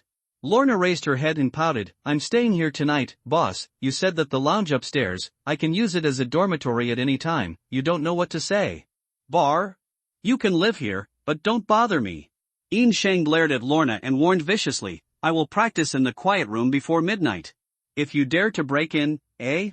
Halfway through the words, Yin Shang turned his head sharply, looked in the direction outside the store door, then turned around and said to Lorna very seriously, we are in trouble, remember, no matter what happens, you are not allowed to untie the breath shield. Boss, what did you sense? As soon as Lorna's question started, she saw 6 fully armed Secret Service soldiers appear at the door of the store in a tactical formation. Because Saint beckoned to Lorna, motioning her to hide behind him, and then looked at arrived, surrounded by these special service soldiers, Phil Coulson, who put on a black combat uniform and put on a tactical bulletproof vest, walked in first, followed closely by Linda May. Seeing this battle, because Saint couldn't help but squeak in his heart, he secretly guessed, what's the situation? Could it be I actually have an X gene that hasn't awakened yet? Or, am I an inhuman with some alien genes? Agent Coulson, what do you mean? Because Saint stopped in front of Lorna, he said coldly, I have always cooperated with your work. Is this what I got? Mr. Lee, we meet again. Phil Coulson greeted politely and pointed to the team of special service soldiers who filed in. I'm sorry, this is a necessary precaution, not against you. Because Saint sneered with a hee-hee, apparently not believing a word, he tried to make a request to Coulson, if this is the case, can my clerk leave first? She is just an ordinary person. Ordinary people? With a smile on his face, Phil Coulson stepped forward and said, I don't think so. Before the words were finished, because Saint could clearly feel it, Lorna, who was behind him, shivered suddenly, and immediately stretched out her arm, grabbed her hand, squeezed it lightly, and signaled she doesn't have seizures. What do you guys think? Inzanti waved the other arm and pretended to be very indignant. Why is Lorna not an ordinary person? You suspect that I am a mutant, well, I also let you pump my blood, and now this is the case. For a while, don't give me an explanation, but you come to doubt my employees again? I began to feel that you are targeting me. Mr. Lee, don't get excited. Phil Coulson was obviously very jealous of Inzant, and when he raised his arm, he immediately took a half step back and pressed his right hand on the holster. We have no ill intentions, we just want to talk to you. No offense? While Saint's eyes widened, he gently pushed Lorna with his hand and silently motioned her to hide behind the restaurant. With the other hand, he pointed at the Secret Service soldiers who surrounded him and said, then let him go. They put down their guns. Can. Phil Coulson agreed first, then took out a pair of specially made high-tech handcuffs. As long as you wear this, no one will point a gun at you again. Hearing this, Saint narrowed his eyes and looked at the 6 Secret Service soldiers who surrounded him on all sides, as well as the assault rifles they held in their hands. The threat of many firearms, however, this time, he is not as helpless as last time. You want me to be captured? Okay, and Saint raised his arms and made a gesture that seemed to raise his hands in surrender, but it was a little strange that his hands were very close to his head, and all 10 fingers were aimed at his forehead, just before Phil Cole. When Urson noticed something was wrong, he sneered and showed his teeth. You forced me. Sun Fist. The next moment, just before the words Sun Fist were spoken, a blazing white and violent light suddenly lit up on Saint Yin's head. The dazzling degree was comparable to the noon sun. The 6 special service soldiers who were staring at him, were caught off guard, screamed, and covered their eyes. All of them fell into a temporary state of blindness, and instantly became a mess. Humanoid self-propelled flashbang. Just ask if you are afraid. Because Saint showed a smug smile, facing the Sun Fist that transformed chi into strong light energy and aimed at visual indiscriminate attacks. Almost no one on the field survived, and at the same time was blinded. Melinda May, who was aiming at him with a pistol, and even Lorna, who was behind him, was unfortunately accidentally injured. The only one who resisted the negative state of blindness was Phil Coe, who was wearing sunglasses. Urson, as for why he wears sunglasses on the big night, this is an unsolved mystery. The 6 Secret Service soldiers and Melinda May are all well-trained elites, and they know that in the case of blindness, shooting indiscriminately can easily injure their companions. Not only did they all lower their muzzles, but also kept their fingers away the trigger, and when Phil Coulson, the only remaining fighting force, pulled out the pistol from the holster around his waist, because Saint was like a tiger in the flock, he first pounced on those armed with heavy firepower. Secret Service soldiers. Phil Coulson was worried about his companions and did not dare to shoot easily, so he could only watch helplessly, because Saint punched one of his fists and swiped at his head. In the blink of an eye, he brought down 2 special service soldiers. Within seconds, a whole team of special service soldiers had fallen to the ground in a mess, and all of them lost consciousness. Immediately after that, when Saint got a whole team of Secret Service soldiers and found Melinda May, she had recovered some of her eyesight, but it was too late. In terms of melee combat alone, even she was not at all. Not because of Saint's opponent. In the case of being completely crushed by strength and speed, 3 or 2 moves were disarmed by Saint, and he was wrapped around his neck and subdued in his hands. Because Saint threw the grabbed automatic pistol, looked at Phil Coulson, who looked like he was facing a great enemy, and said in a commanding tone, "Put the gun on the ground." Phil Coulson glanced at Melinda May in Saint's hands, and under the sting of a rat, he had no choice but to bend down and put the pistol on the ground.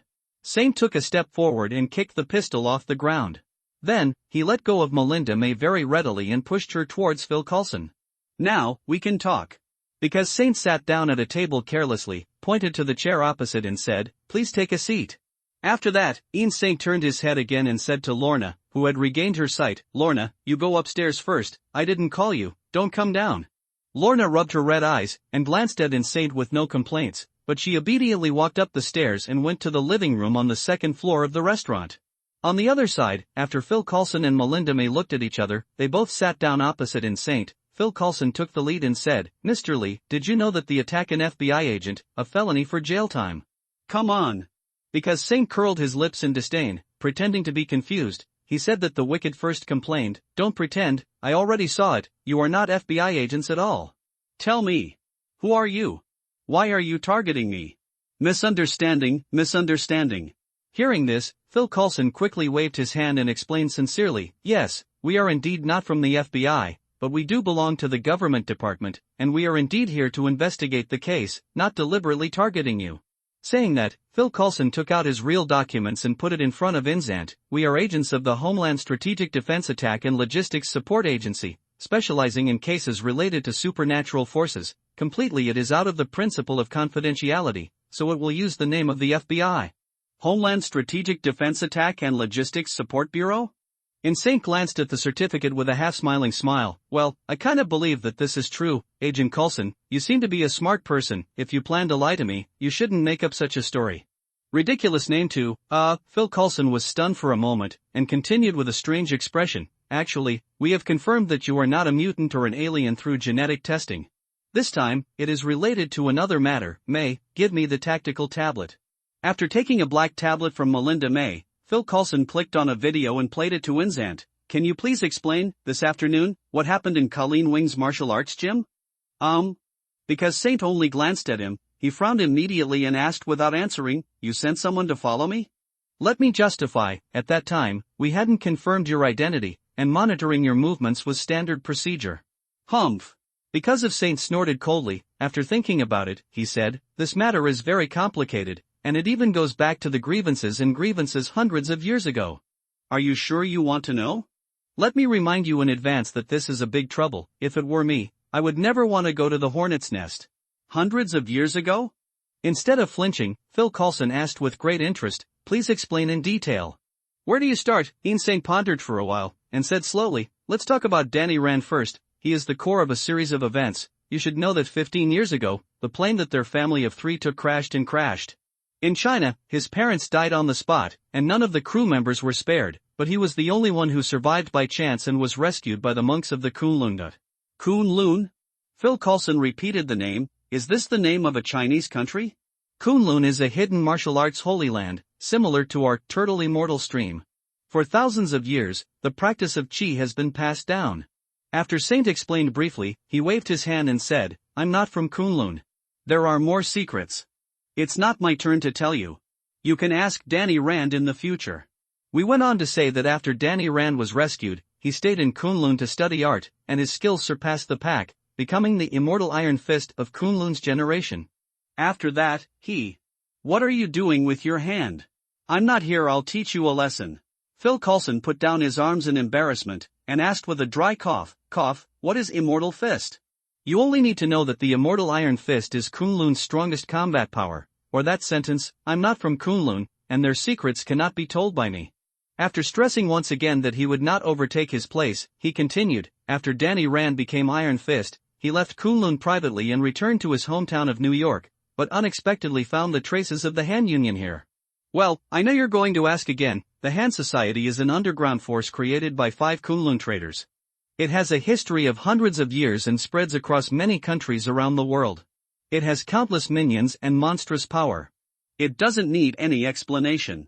It should be understood that the Han Society is Kunlun's mortal enemy, and Danny Rand, as Kunlun's strongest Iron Fist, destroying the Han Society can be said to be his destiny.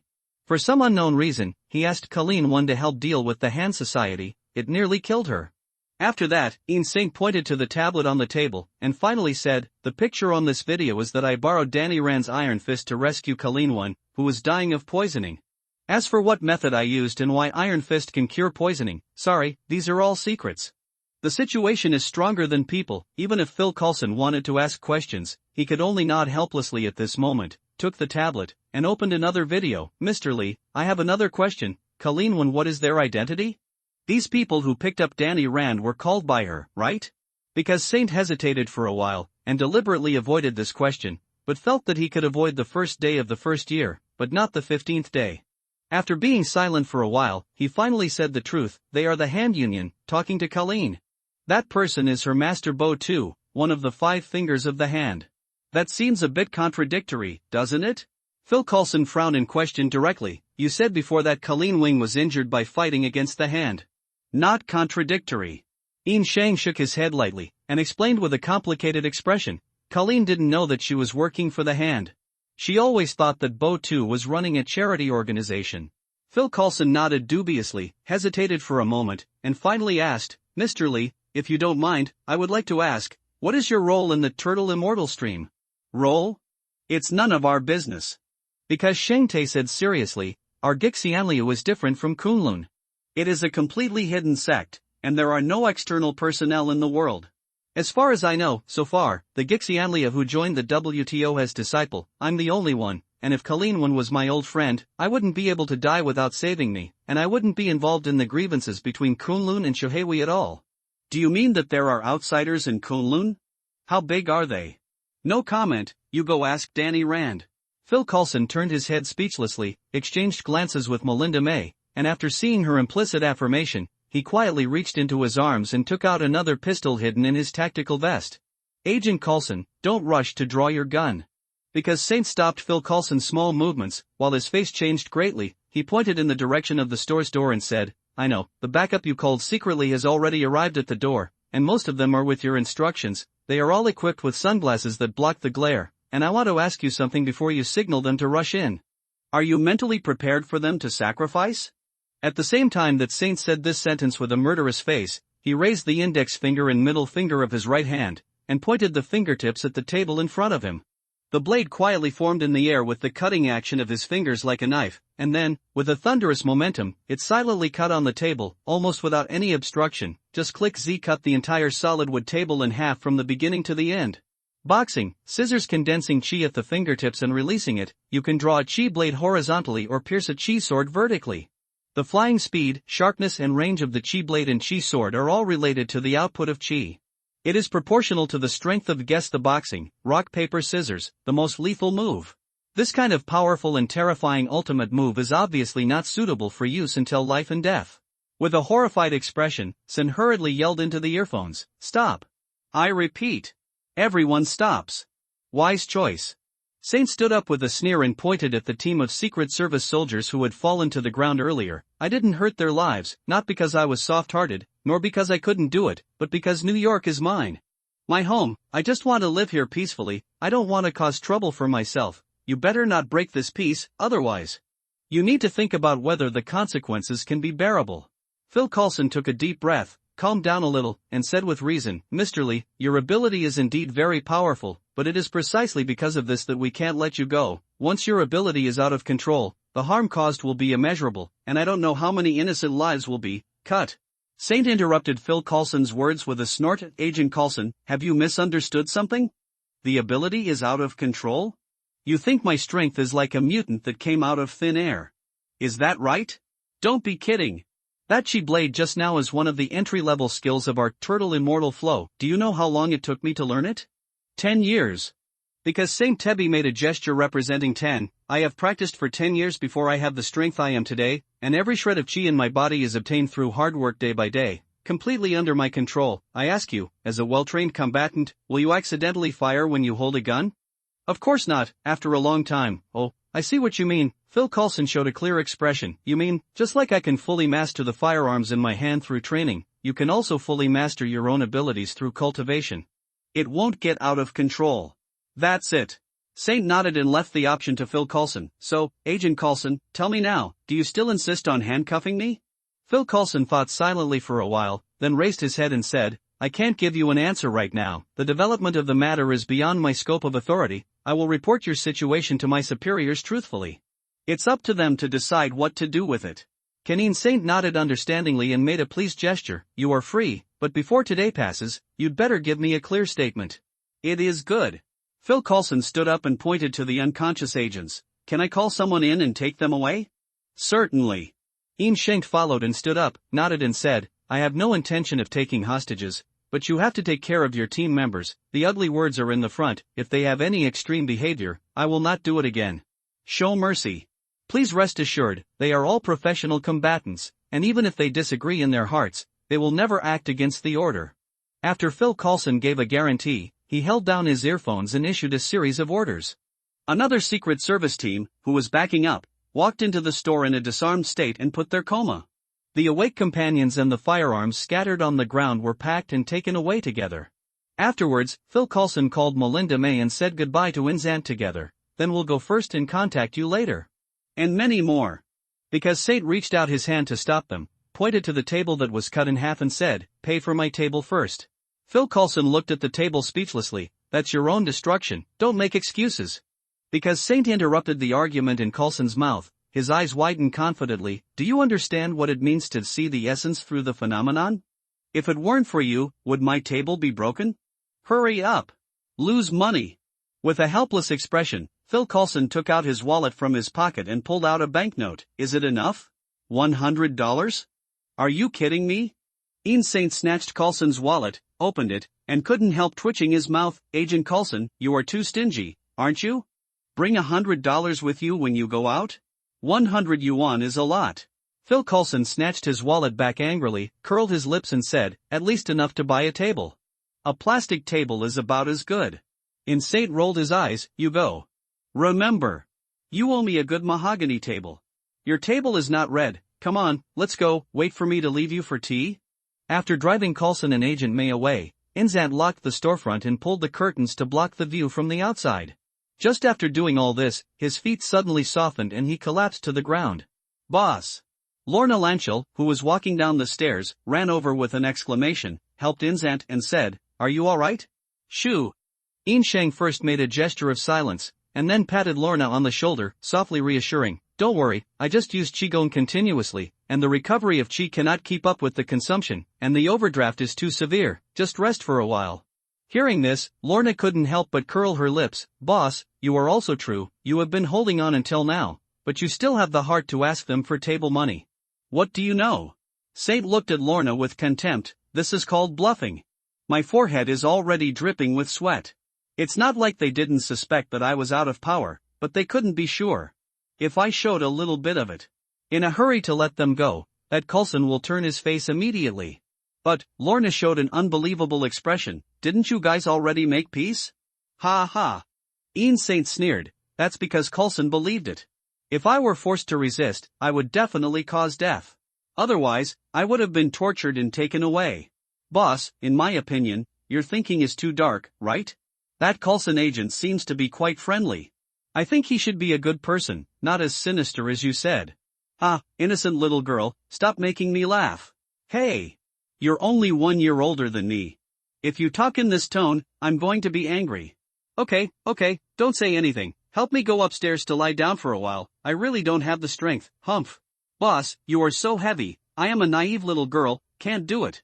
An hour later, in a definitely non-existent location on the American map, the Triton headquarters of Shield Kunlun, Hand Union, a bald black man wearing a black eye patch covering the entire left eye socket, wearing a long black trench coat, sitting behind a huge desk, with the only right eye, stared at the man in his hand. 2 investigation reports, chanting these 2 names. They are starting to be restless again. Director, do you know them? The black suit standing in front of the desk was Phil Coulson. He looked at the one-eyed black-bald man in surprise. Why have I never heard of it? This is an 8th-level secret, beyond your authority. The one-eyed black-bald glanced at Coulson. However, since you already know, then I can tell you clearly that the information you got is correct. Coulson curled his lips covertly, and said, according to St. Lee, there is another external force in Kunlun. Does the Bureau know anything about it? He didn't lie. The one-eyed black-bald nodded, and summed it up succinctly. Zhenshunui, although the power is not as good as the Han Union, but it should not be underestimated. After that, the one-eyed black-bald sneered. Don't be fooled by this name. The members of the True Pure Society are all professional killers, and they can even be called dead men. After all, the only reason for their existence, it is to destroy the Han Society, so although the number of people is much smaller than that of the Han Society, the level of danger is not low at all. Then what about the turtle immortal stream? Although Saint didn't say it clearly, whenever he mentioned Kunlun and the hand, he would always unconsciously reveal a sense of superiority. This shows that the power of the turtle immortal stream, at least not worse than them. Hearing this, the one-eyed blackballed showed an interesting expression. This is the interesting place. As early as the last century, we already knew about the existence of Kunlun and the Han Society, and the name Gixianliu. I just learned from your mouth today.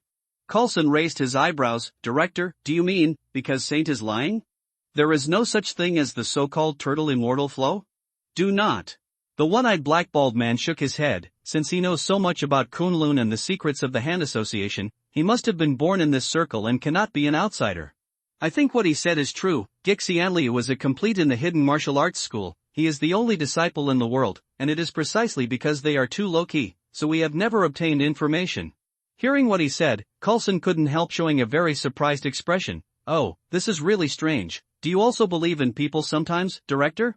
The one-eyed blackballed snorted coldly, picked up the tactical tablet on the table, and once again looked at the scene on the screen where Saint wielded the chi blade. It's not that I believe him, but there is no other explanation.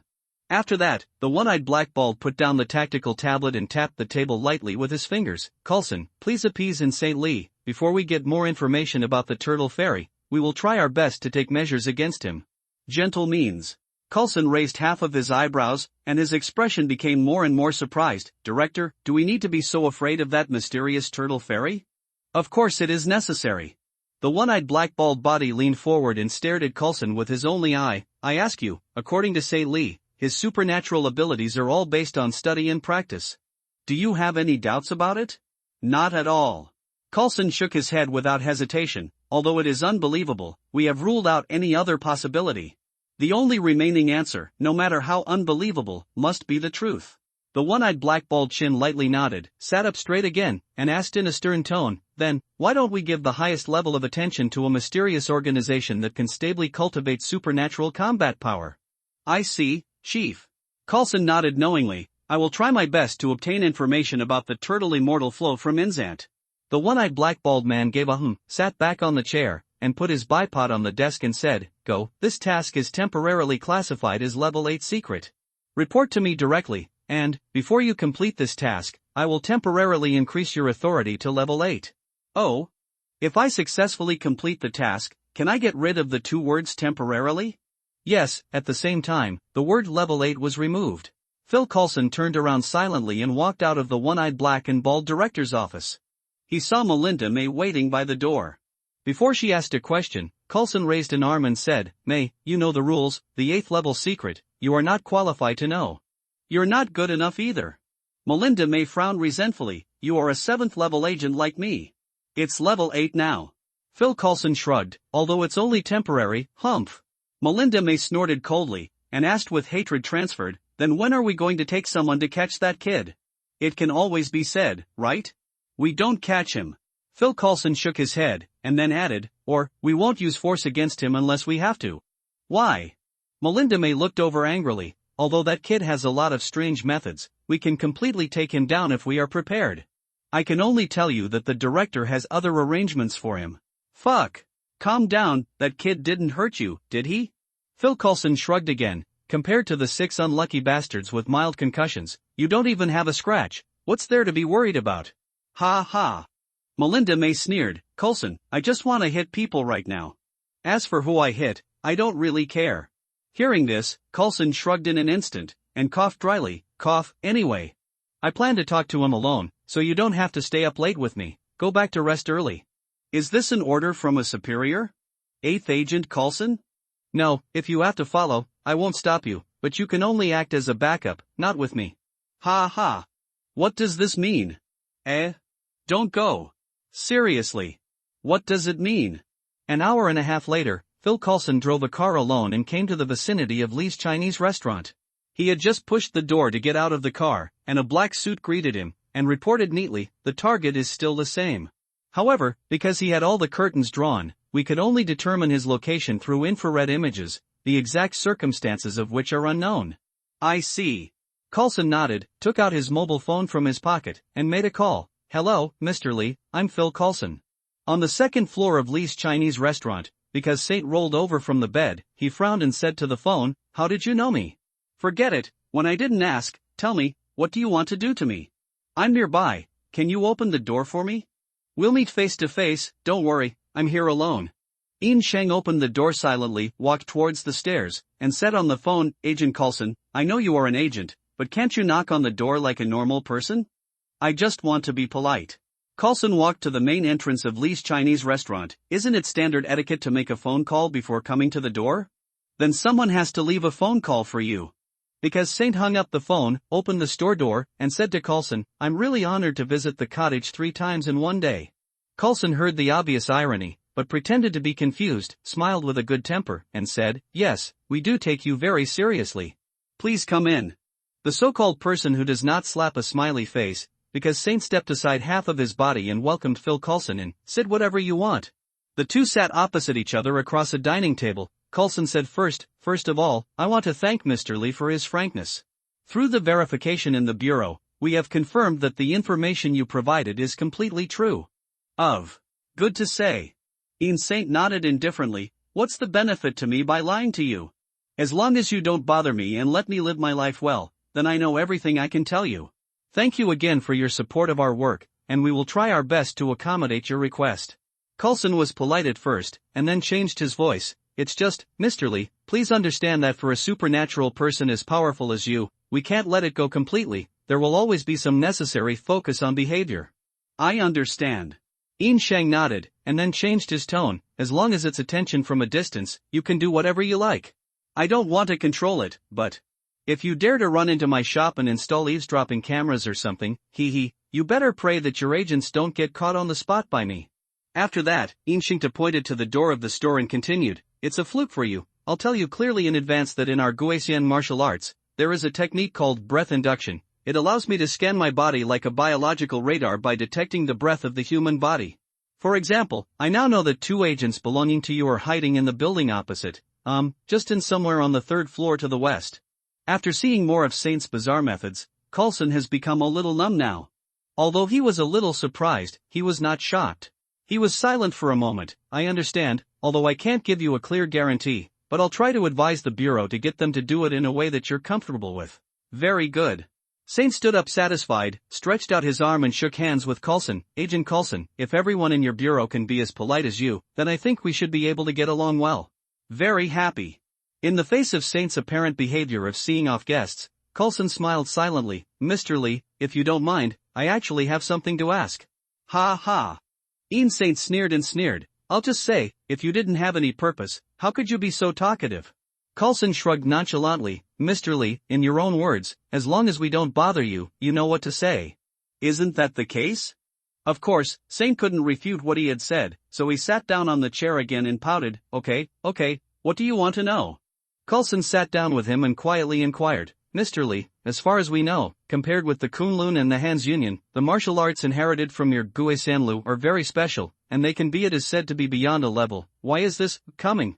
Because of Saint's secret joy in his heart, he knew that the Gixianliu that he had painstakingly made up has finally become the backer of real existence. He smiled and put on a proud expression. "The reason is very simple, because we are very strong, they are weak." Coulson glanced at Inzant speechlessly. "Mr. Lee, please be more serious." All right.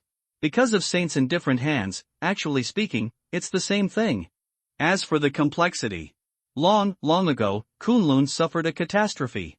I don't know the specific situation, I only know that as a result, they cut off most of their inheritance. Compared with the Gixianliu, which has always maintained a complete inheritance, it will of course look much worse. As for the Han Union, they defected from Kunlun after the disaster. We can't even compare. So it is.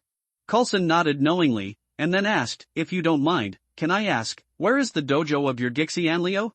"It's okay to tell you." Because Saint maintained a proud expression, he said seriously, "Our Gixianliu dojo is located in the South China Sea, but our mountain gate is very special. If we don't want to be found by you, you will never be able to find it." Us. Hearing this, Coulson did not express surprise, but asked thoughtfully, "So, you are the same as Kunlun? In theory, you do not exist on the earth, but are hidden in another dimension?" "Not bad." Because Saint gave Coulson a half-smile. Agent Coulson, it seems that you came well prepared and did a lot of homework. Of course. Coulson nodded and said with a smile, I can't keep raising your hand and asking questions, Mr. Li. I don't quite understand one thing. Although you are of Chinese descent, but you have never been to China, how could you become a disciple of the Gixianliu? This is, because Saint pondered for a while, and clearly explained the truth of many mistakes. He simply said, my master once came to New York, and he accepted me as a disciple when I was very young. Your master? Who is he? Facing Coulson's questioning, Saint's black pot traveled through time and space and placed it on the head of an innocent old man in another world. As an apprentice, it's not easy to mention the master's name. You can call him a tortoise fairy. Turtle Immortal? Coulson frowned, reasoned and said, Turtle Immortal Lu. This title seems unusual, right? That's right. Because Xingta lied without changing his face, Turtle Immortal is an honorary title, representing the spiritual leader of our Turtle Immortals, not necessarily the strongest among us, but must be the most respected person. Coulson silently weighed the credibility of these remarks, raised the level of danger due to Saint to a notch in his heart, thought for a moment, and asked, so, all of your skills are all about this? Was it taught by a tortoise immortal? Can you explain it specifically? Hearing this, Yin Sheng frowned and asked without answering, Agent Coulson, although it is not a taboo if it is only a general description, but I must ask first, why do you want to know? With a sincere expression, Coulson said openly and honestly, in fact, because your turtle immortals are too mysterious, our bureau has very limited understanding of you, so I actually got the order issued by the superior to gather as much information about you as possible. I understand, you are trying to figure out our methods so that you can exercise targeted restraint. Hearing what Inzant said, Coulson quickly explained, No, we just have a look at it so that we can have a clear understanding of your turtle fairy martial arts, not. Yin Sheng pouted his lips and raised his hand to interrupt Coulson. Agent Coulson, don't rush to explain, even so, I have no plans to hide it from you, but it has been passed down for thousands of years. Is it so easy to be restrained? After that, Inzant glanced at Coulson, are you ready to take notes? Coulson classmate. Cough cough. Coulson coughed a little embarrassedly, pointed to his collar and said, in fact, since I entered the door, this device has been recording video and audio, and it has been uploaded to our bureau server in real time. Hearing that, Saint cursed something silently. Judging from the shape of his mouth, it was obviously not a good word. Then, he cleared his throat and said, let's start with the most basic. Our Gixian-style martial arts has 5 basic skills, which are breath training, breath induction, breath shielding, breath release and breath giving. Cultivation of breath is the basic technique for training one's own breath. It can be said to be the foundation of the foundation. As long as you practice persistently, you can continue to strengthen your own qi and strengthen your physique. Most advanced qigongs require strong physique and strong breath to support. Aura sensing, I mentioned to you before that it can detect the breath of the human body and various living beings. I will add another point, that is, the stronger one's own qi, the greater the range that can be detected by breath sensing. Aura shielding, this is a technique for breath induction. It can completely restrain one's own qi, so as not to let others sense it, and it can also adjust the strength of one's own qi to confuse the other party. The breath is released, the air in the body is simply released, and the high temperature is generated in the form of releasing energy. I usually only use it for roasting meat, but well, you can imagine a little, since the meat can be roasted, then people, cough cough, and this is also the foundation of all emanation-type qigong. And only after mastering this skill first can we practice various advanced skills. Giving breath, gently conveying qi to others, the most widely used method is to enlighten beginners in martial arts, but its most important role is actually to help injured companions. Qi is a kind of life energy. Significantly enhance the physical fitness and resistance of the wounded, and some qi with special personalities can even directly heal the wounded. After saying that, Inshingta paused, got up and poured a glass of water, moistened his throat, and continued, next, that is our entry-level kung fu of Guisan Lu, called shooting boxing, rock paper scissors. There are 3 moves in total. The stone is a boxing technique. It wraps the qi around the fist. After hitting the enemy, it explodes instantly. The higher the entanglement of the qi, the greater the power. You once asked me how to subdue the 4 gangsters. That's what I used. The scissors refers to power. When the qi is condensed at the fingertips and released, the qi blade can be drawn horizontally, and the qi sword can also be pierced vertically. You have also seen it before. The lethality is very strong, and it is a killing move that cannot be used easily. Cloth is palm art. It releases qi from the palm of the hand and converts it into force energy. It can push, pull, or restrain the target. Similarly, the higher the strength of the qi, the wider the spread, and the greater the force energy generated. That's all I've learned for the time being. Because Xingta picked up the cup, took a sip of water, and signaled Cope to stop here. As for the more advanced qigong, I only know a little about it myself, so I won't tell you nonsense. That's not right. Coulson frowned and reminded Saint, you also have a qigong technique similar to a flash bomb. I didn't hear you mention it. Oh, you said sun fist. Xingta patted his forehead. To be precise, it's not an orthodox Guoxian martial arts, but a peculiar move created by a senior named Tianjin Fan, which blows qi out of his forehead. It is released and converted into strong light energy. The higher the intensity of the output gas, the more dazzling the flashing light. Tianjin Rice. Coulson remembered the name, and then asked reluctantly, also, what about the trick that you created a golden light ball and cured Colleen one? That's not turtle immortal martial arts either. Saint shook his head. Sorry, that move is actually a forbidden move. I shouldn't have used it, and I don't want to talk about it more. All right. Coulson didn't push it too hard, and asked in a different direction, so, except for the last two moves, do all of the tricks you mentioned before do it? Certainly. Saint nodded his head. Of course, as if it really mattered. It is said that it is basic skills and entry-level martial arts. Only after you have learned all the basic skills and mastered at least one of the 3 tricks of guessing, can you be qualified.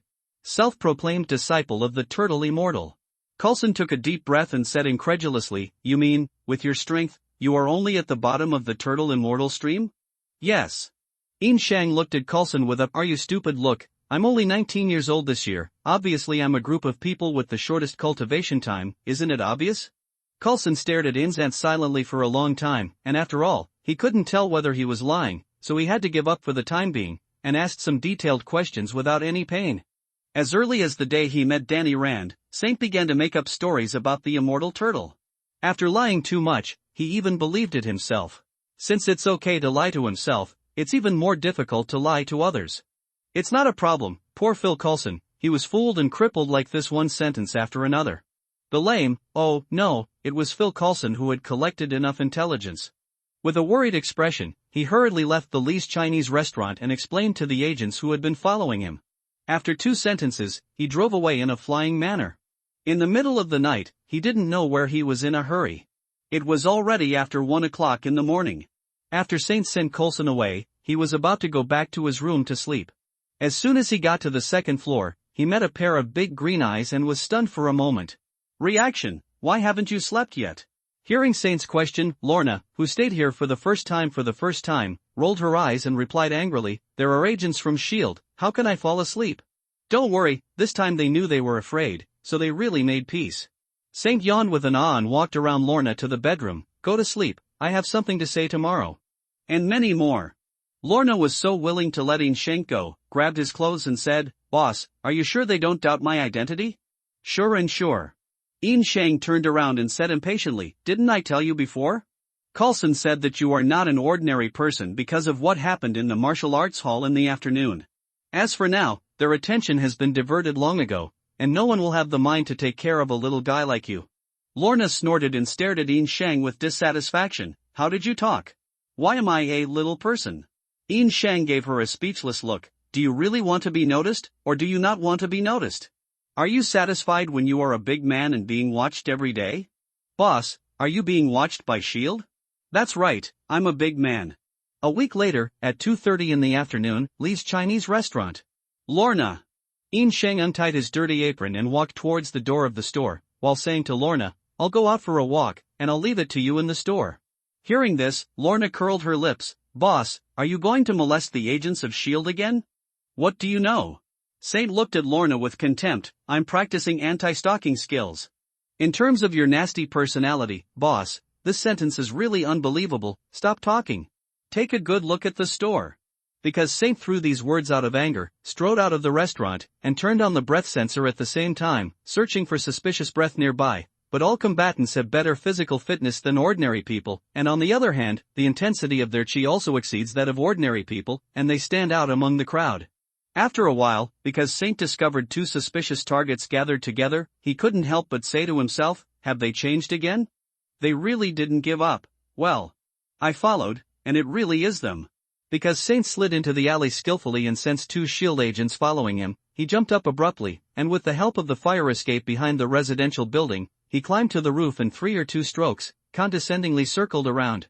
When I got to the back of the 2 agents, watching them wandering around in confusion like headless flies, I couldn't help but feel a strange sense of satisfaction in my heart. Okay, Lorna's words are right. At first, I did it for practice, but now, it has indeed changed a bit, because Saint scratched the back of his head, his expression was rather tangled, or, from tomorrow, forget it? 8 hours later, S.H.I.E.L.D., Triton headquarters.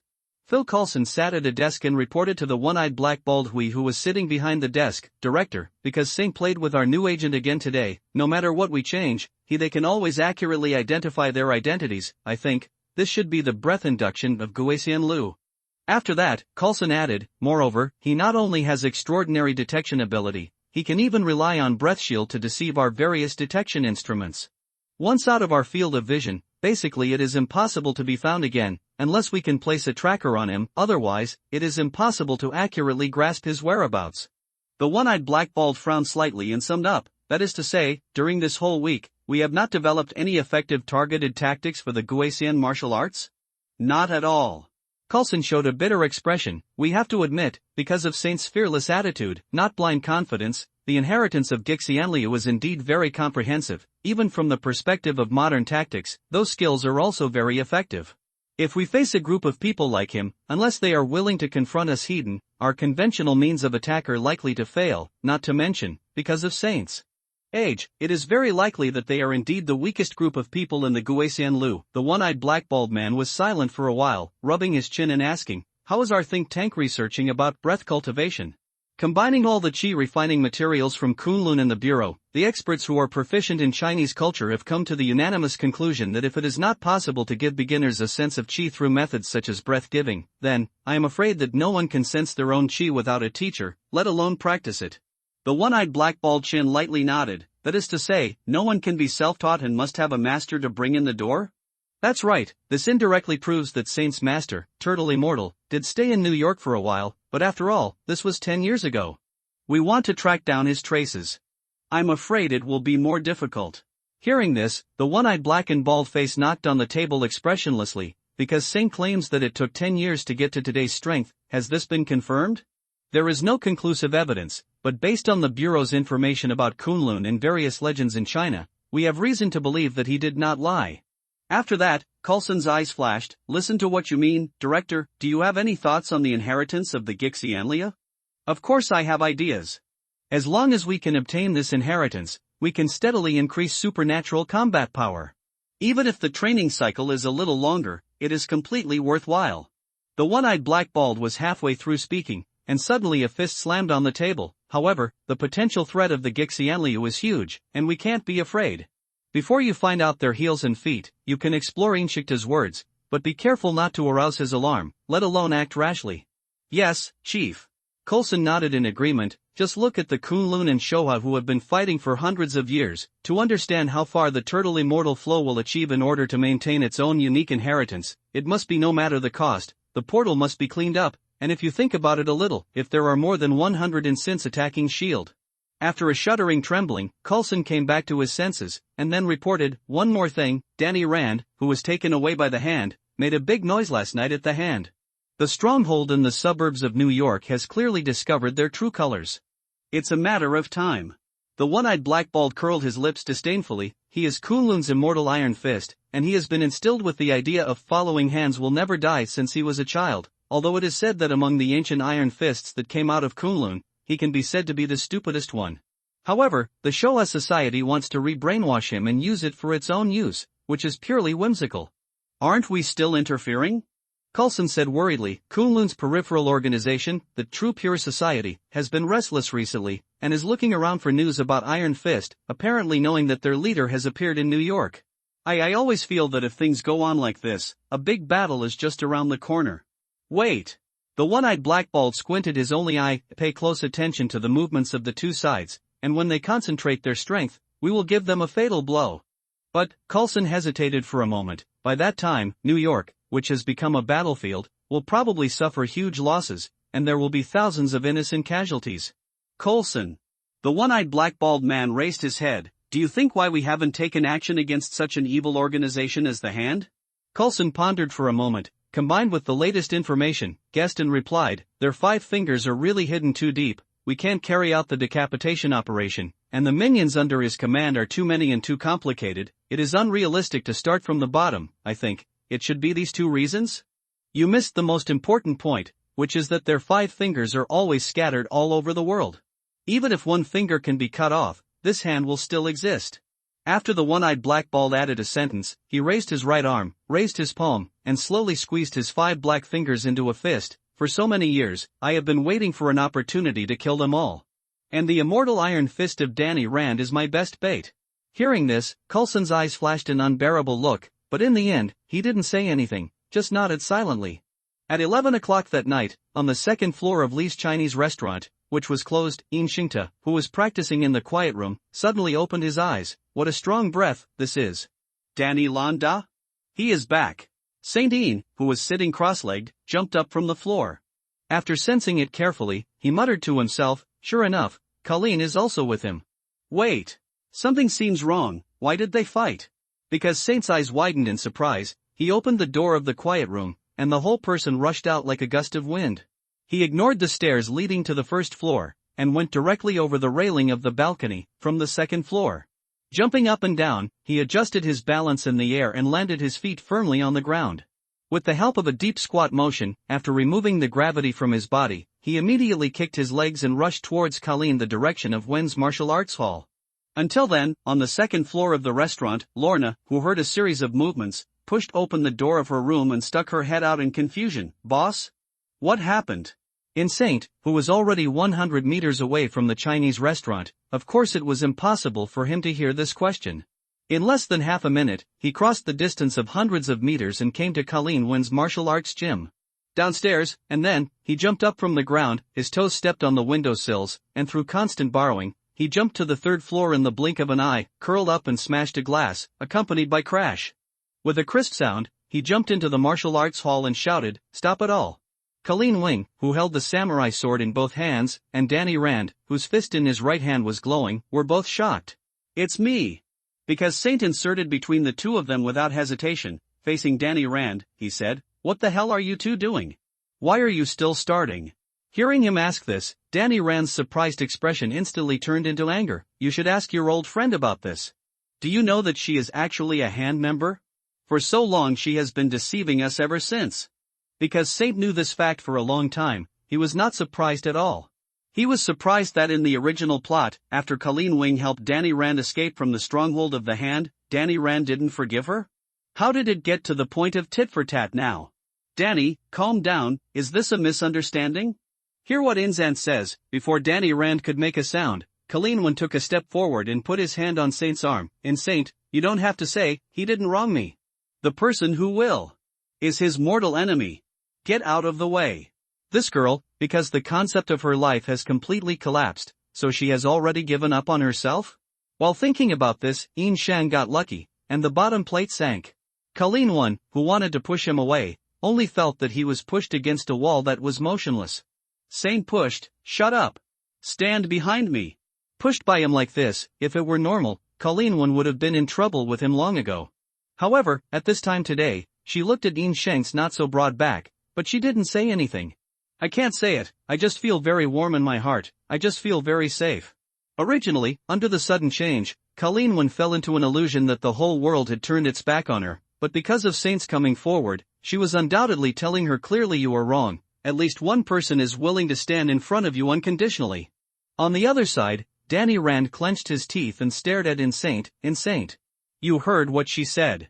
If you plan to protect her, you are also my enemy. Danny, think about it. Colleen is not that kind of person. Inzan took a step forward and tried to convince Danny Rand, have you never thought that Colleen was actually deceived by the hand? Ha ha. Danny Rand sneered and had no intention of taking up this conversation.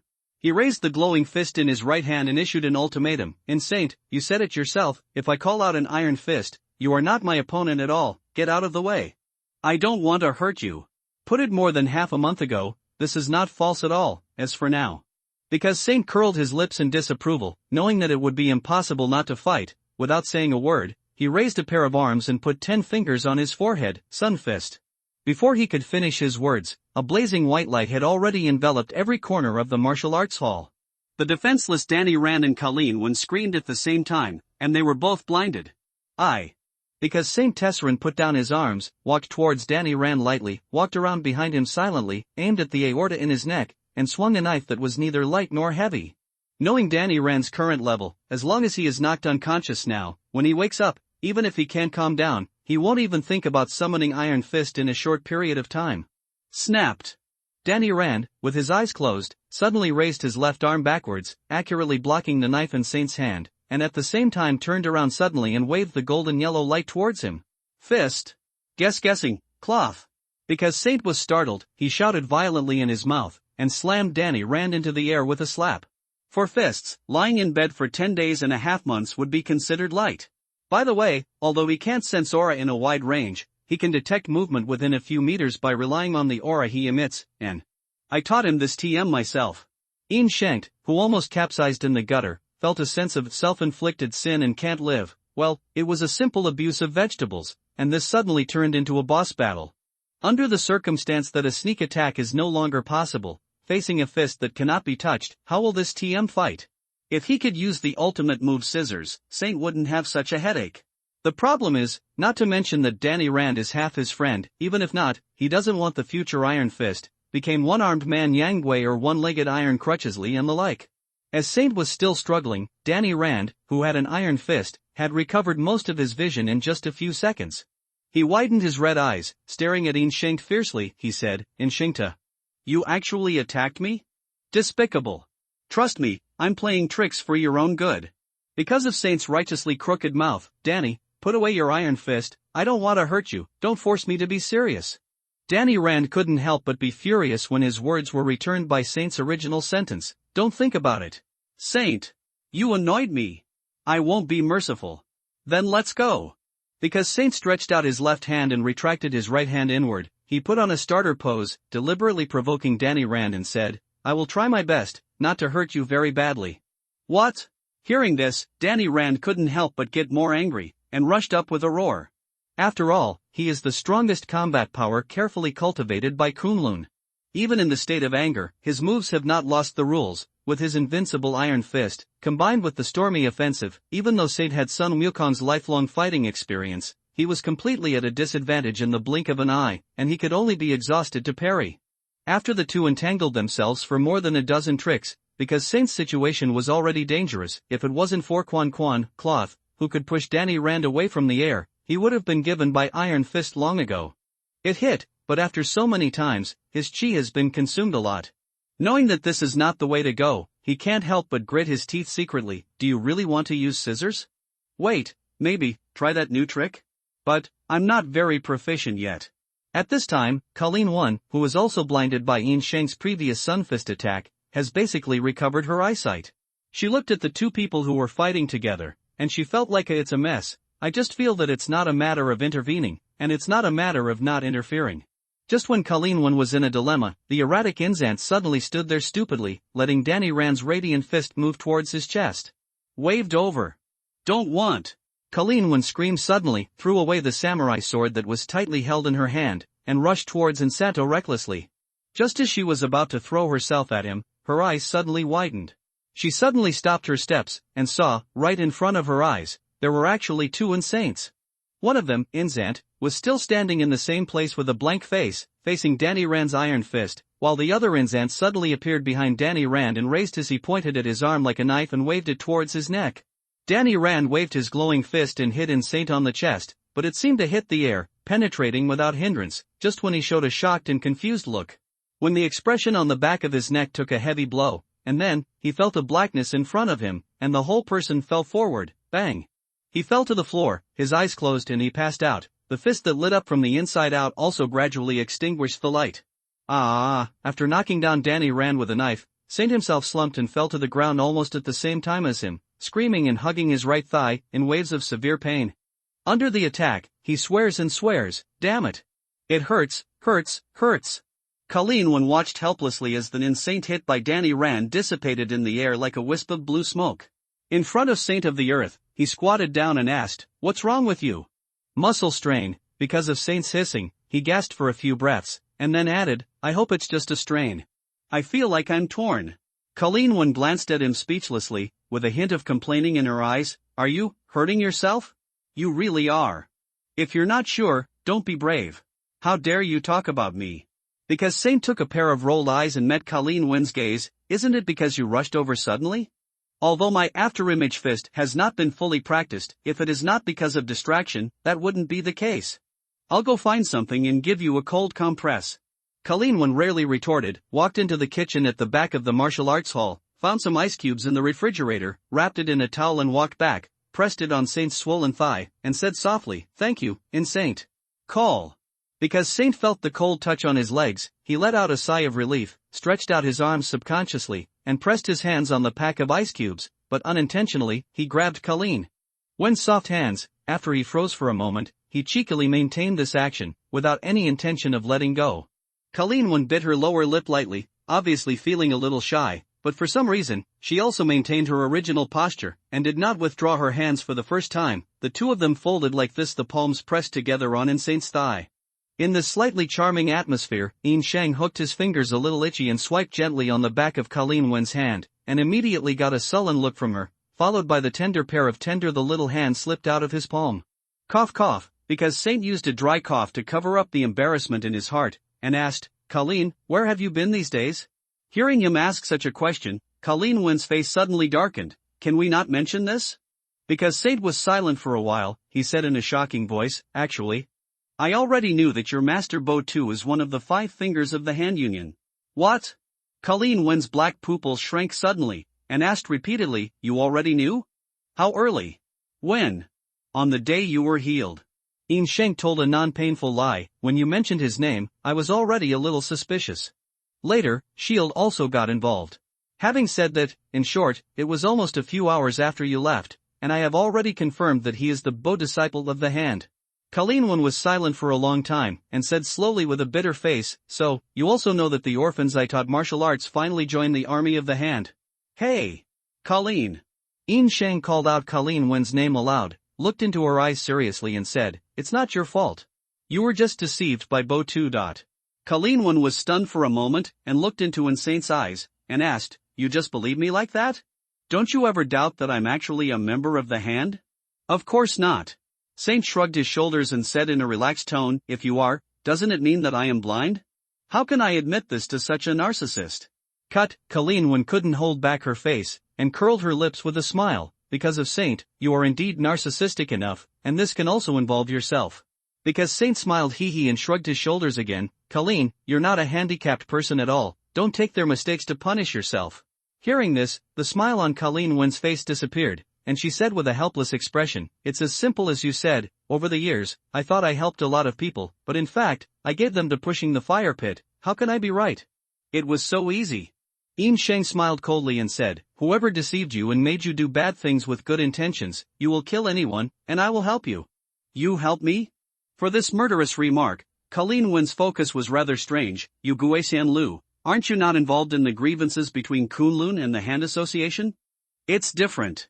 Yin Saint first pointed to Colleen Wen, and then pointed to himself. This is your personal grudge. Of course I want to help you, otherwise, how could my waiter, who is even better than the boss, let him go? Can you beat me?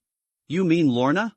Colleen Wen's face changed suddenly. She turned her head and said, because of Saint, you also said that this is my personal grudge. Please don't interfere, let alone tell Lorna. Hearing this, because Saint suddenly reacted, he said the wrong thing. The meaning of that sentence is as if he planned to help Colleen because of Lorna. The words that are spoken are like water that has been poured out. It is impossible to take them back, because Saint was very remorseful in his heart, but he did not try to remedy it. Just nodded lightly. Okay, I respect your choice. Colleen Wen then also nodded, but said softly without saying anything. Yin Shengta thought for a while, tried to use a casual tone as much as possible, looked at Colleen Wen and asked, Colleen, Bo Tu is your master after all, are you sure you can defeat him? Colleen Wen was silent for a while, before gritted her teeth and said, because of Saint, my mind has been decided. No matter what you say, I will not change my mind. You seem to have misunderstood. Yin Shang shrugged his shoulders for the nth time. What I want to say is, haven't you always wanted to learn the martial arts of our Guisian style? What do you think of my after-image fist just now? Colleen Wen raised her eyebrows and glanced at Saint with a strange expression. Saint, are you asking me to be your girlfriend? After hearing her say this, Xingta remembered that he once made a joke to her, saying that if you want to learn Guisian-style martial arts, you have to be your girlfriend. Unexpectedly, Colleen Wen actually took it seriously. With an equally weird expression, he said, I don't have any requirements, but well, I can do anything. I don't have a girlfriend yet, you think beautiful? Colleen Wenjia glared at Insanto angrily. Tell me about this after-image fist, is this the trick you used to conjure up two of yourselves?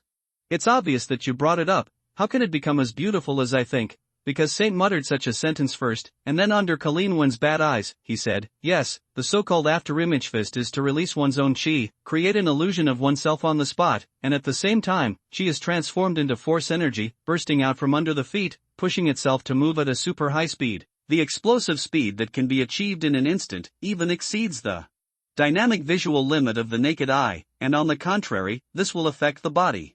Causes a great load, especially the legs, saying that, Saint pointed to his swollen thigh, if you're not careful, it will happen like this. Whether you want to learn it or not, you can think about it before you decide. I learn. Colleen Wen nodded vigorously without hesitation. She might injure herself a little danger, which was obviously not enough to stop her desire to become stronger.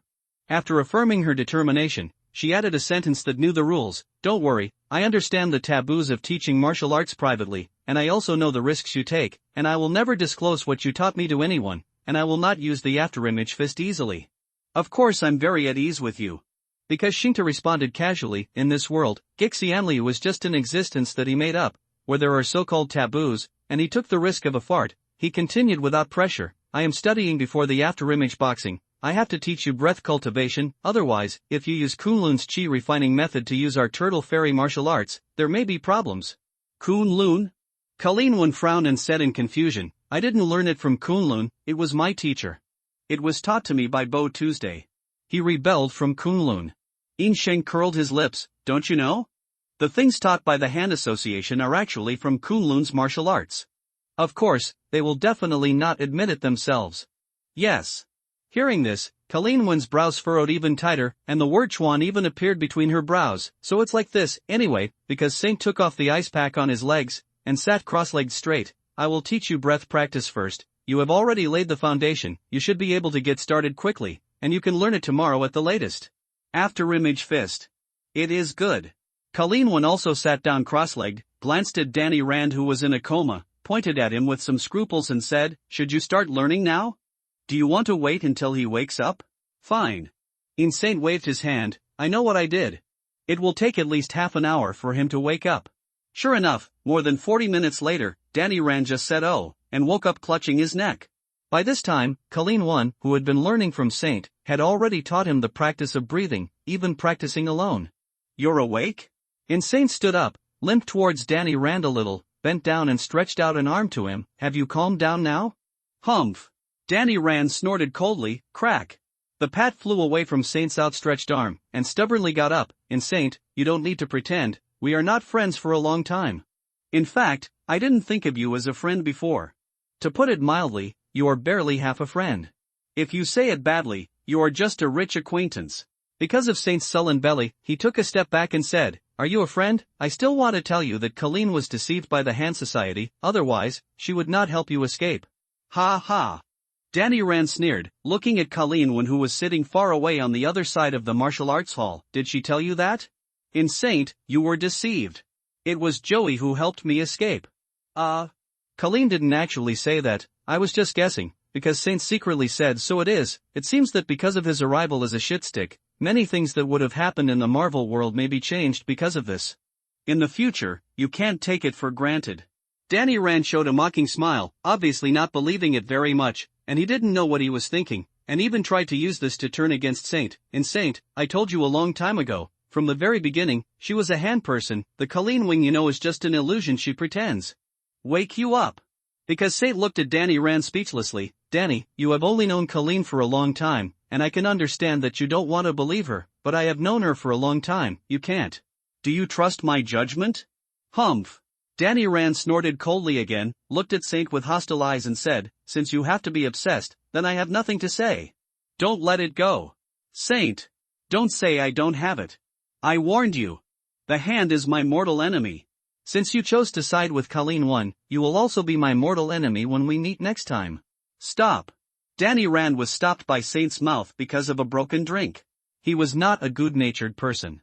I had given up repeatedly to Danny Rand before, but in the end, I only got the word mortal enemy.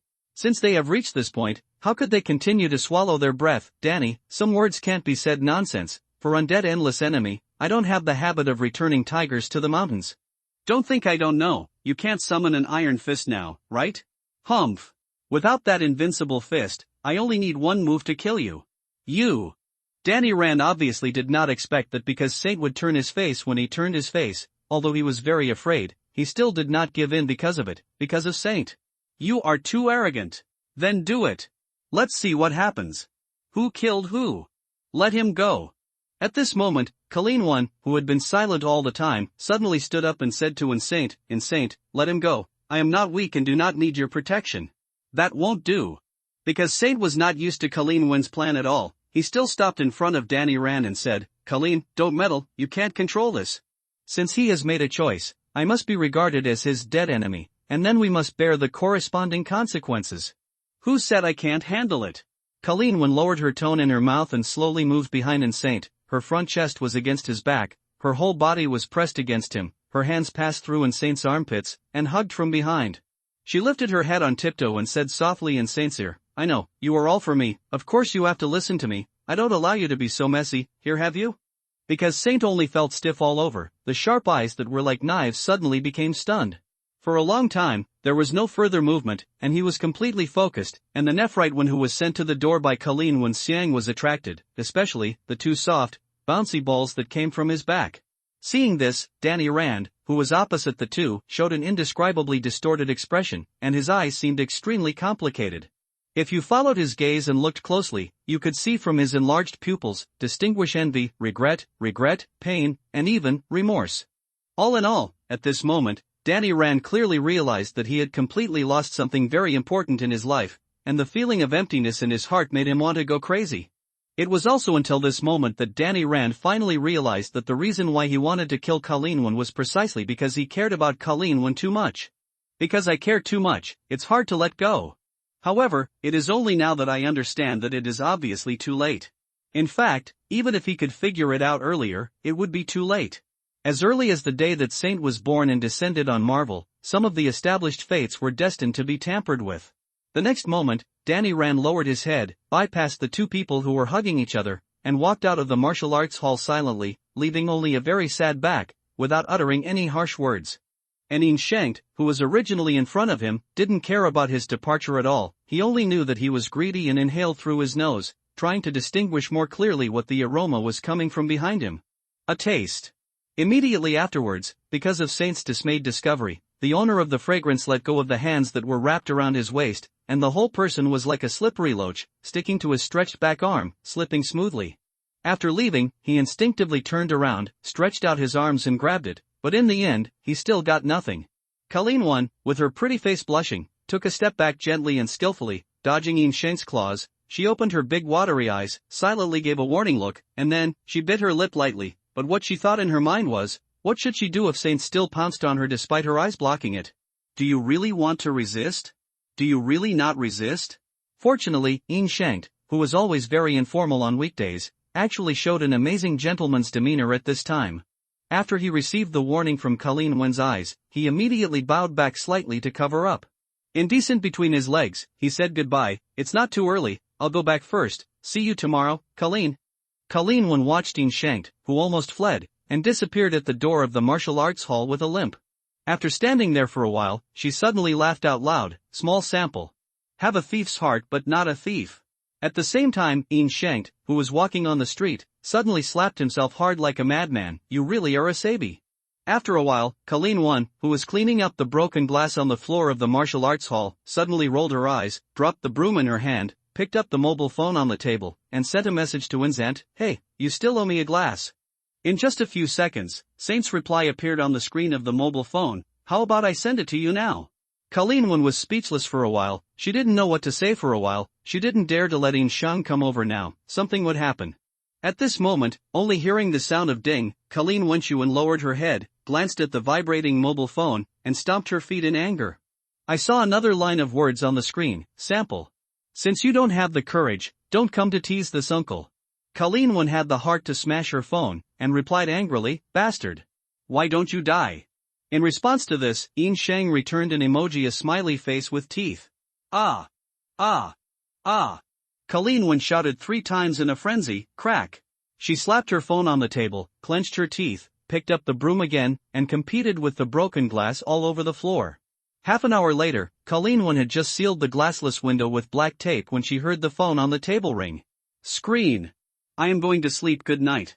Seeing these simple 5 words, Colleen Wen's heart felt strangely warm, but she didn't feel angry anymore. After holding her phone and smirking for a while, she replied 2 words to Yin Shang, good night. The next morning, Saint, who rarely slept late, was woken up by a rhythmic knock on the door, and then Lorna's voice entered his ears, boss, are you in there? I am here. Because Saint rubbed his sleepy eyes, sat up from the bed, and shouted through the door, what's the matter? Hearing this, Lorna pushed open the door and entered. Where did you go in the middle of the night last night? When did you come back? I rely on. With a scream from Saint, he grabbed the quilt suddenly and covered his naked upper body. I didn't ask you to come in. Seeing this, Lorna, who walked in the door, couldn't help but twitch at the corner of her mouth. Did you make a mistake? Are you a man or am I a man? Because Saint was silent for a long time, he argued very weakly, I'm used to sleeping naked. This is a normal conditioned reflex. Lorna glanced at a pair of trousers beside the bed, combined with the mysterious bulge on the quilt covered by Saint. She spit silently, and looked away without turning her head. Do I need to avoid it? Saint curled his lips. Forget it, what did you just ask? What happened last night? Did someone from S.H.I.E.L.D. come to trouble again in the middle of the night? Oh, that's not it, Colleen is back. I'm going to martial arts, Master is back? Then why didn't you tell me? Because Saint was only halfway through his words, Lorna stared at him and interrupted him. Boss. You promised me that if you sense the Master's anger, you will notify me as soon as possible.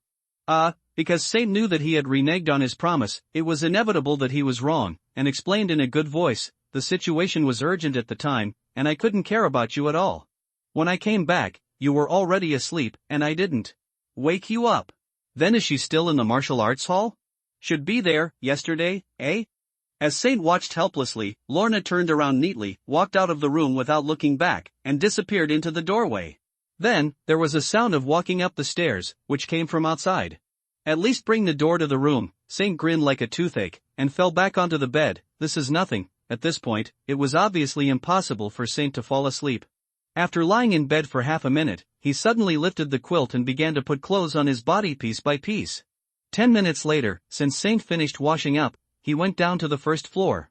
After checking the restaurant's stock, he felt that there was no need to replenish it for the time being, so he grabbed some food in the kitchen, then went back to the second floor and walked straight into the quiet room to practice.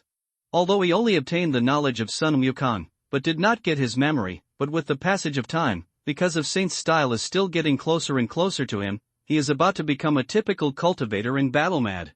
2 hours later, the alarm clock at 11 o'clock sounded on time. Because Saint finished his practice, he came to the back kitchen of the restaurant, and started preparing the side dishes before lunch.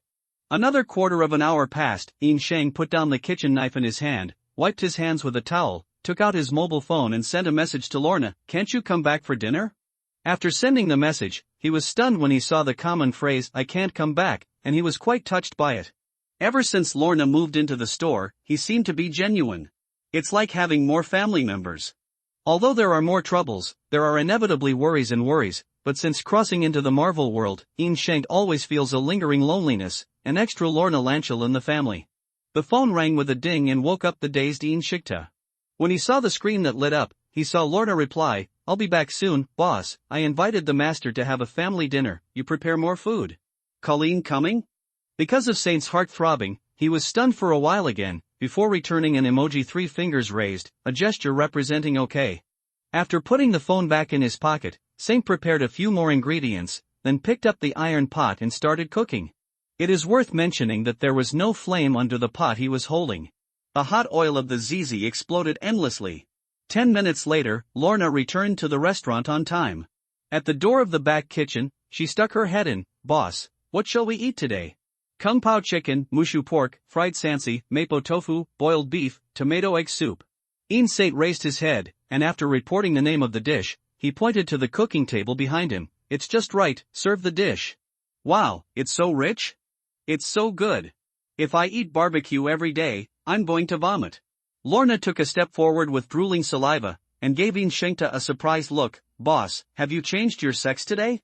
Usually you are too lazy to die. If you can only cook one dish, you will never add another soup. Is this something that's not obvious? Shang glanced at Colleen who appeared at the door of the back kitchen, and said to Lorna without any hesitation, because there is more of your master today, you were thanks to her. I'll just say, how can you be so good all of a sudden?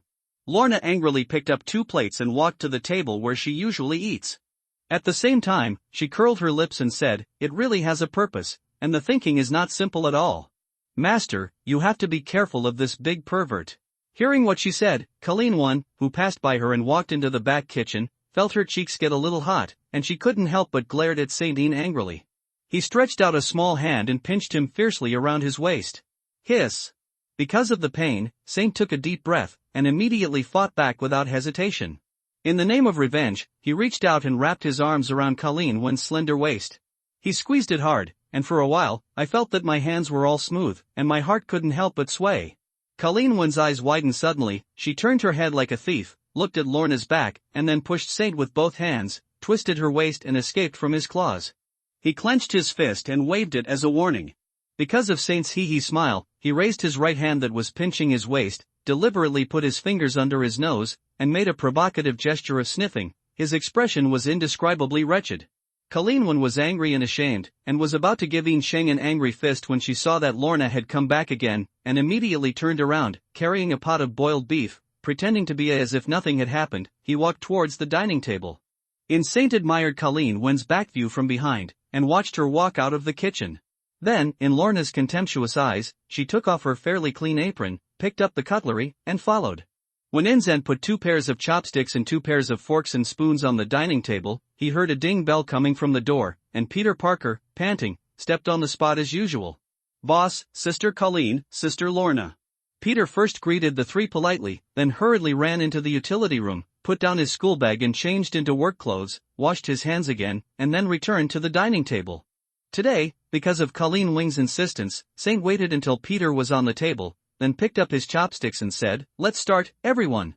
Afterwards, he even cheered, wow! So much delicious food? Boss, you have worked hard. Thank you. Peter, you are thanking the wrong person. Lorna pointed at Colleen with her fork, and said yin and yang strangely, if the master wasn't here, Boss Black wouldn't be so kind. You should thank her. That's right. Because of Saint's thick skin, this level of sneering and sarcasm is impossible to even break the defense. He nodded indifferently, Peter, both you and Lorna are staying with Colleen. Guang, if you want to thank her, thank her. Before he could finish his words, he felt a sharp pain in his calf. It was obvious that someone was under the table and kicked him fiercely. Because of the pain, Saint did not cry out. He looked at Lorna, who had no expression on his face, and Colleen, who looked as usual, but he couldn't tell at all whose black feet were these. The only certainty is that Peter Parker must be innocent. When Saint was struggling, he heard the sound of ding bell coming from the door again. He raised his eyebrows lightly, and without looking back, he said directly, Agent Coulson, you really know how to pick time. Phil Coulson, who pushed in the door, was a little surprised, then looked at Inzanti who didn't look back and said, Mr. Lee, did I come by coincidence? Did I disturb you? Actually, for me, whenever you come, it's a disturbance.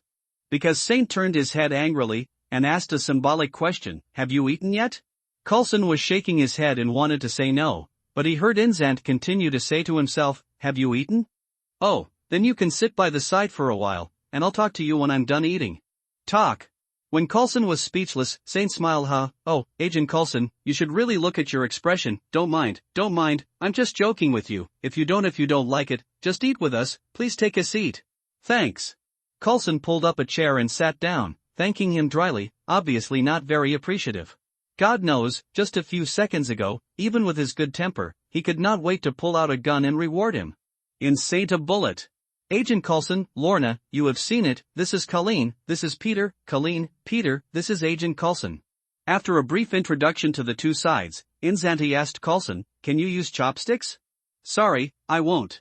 After getting a negative answer from Coulson, Inzant raised his five-fingered right hand, waved his arm in the air, and made a hold, then pull motion, and then, far in the on a dining table a few meters away, a pair of forks and spoons rose spontaneously into the air and flew in the direction of Saint-Ian, and he grabbed them in the palm of his hand.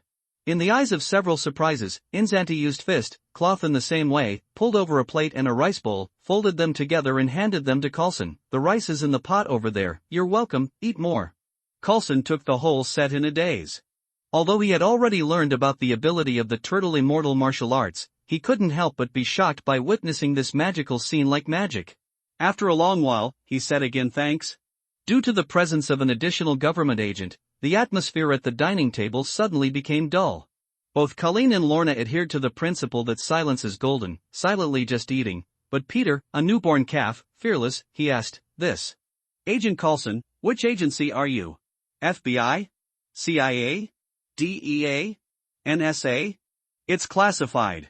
Coulson shrugged and made a joke special to secret agents and spies. If I told you, then I'd have to kill you. Peter blinked, not being fooled. This seems to be a common line in movies. Coulson smiled and nodded. I always wanted to say that last time, but the secret is true, you better not ask.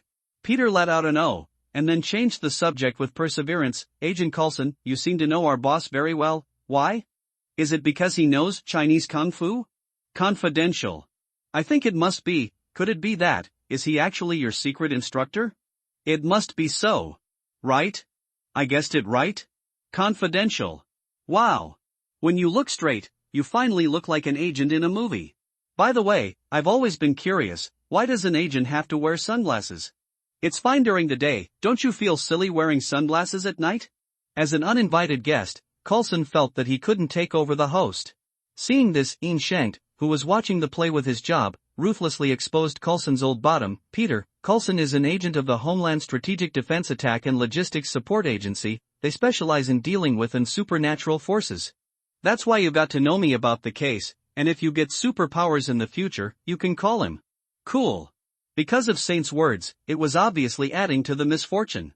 After Peter shouted excitedly, he looked at Coulson excitedly and said, Agent Coulson, you must know that the one that has been rumored recently, Daredevil from Hell's Kitchen, is he a superpower?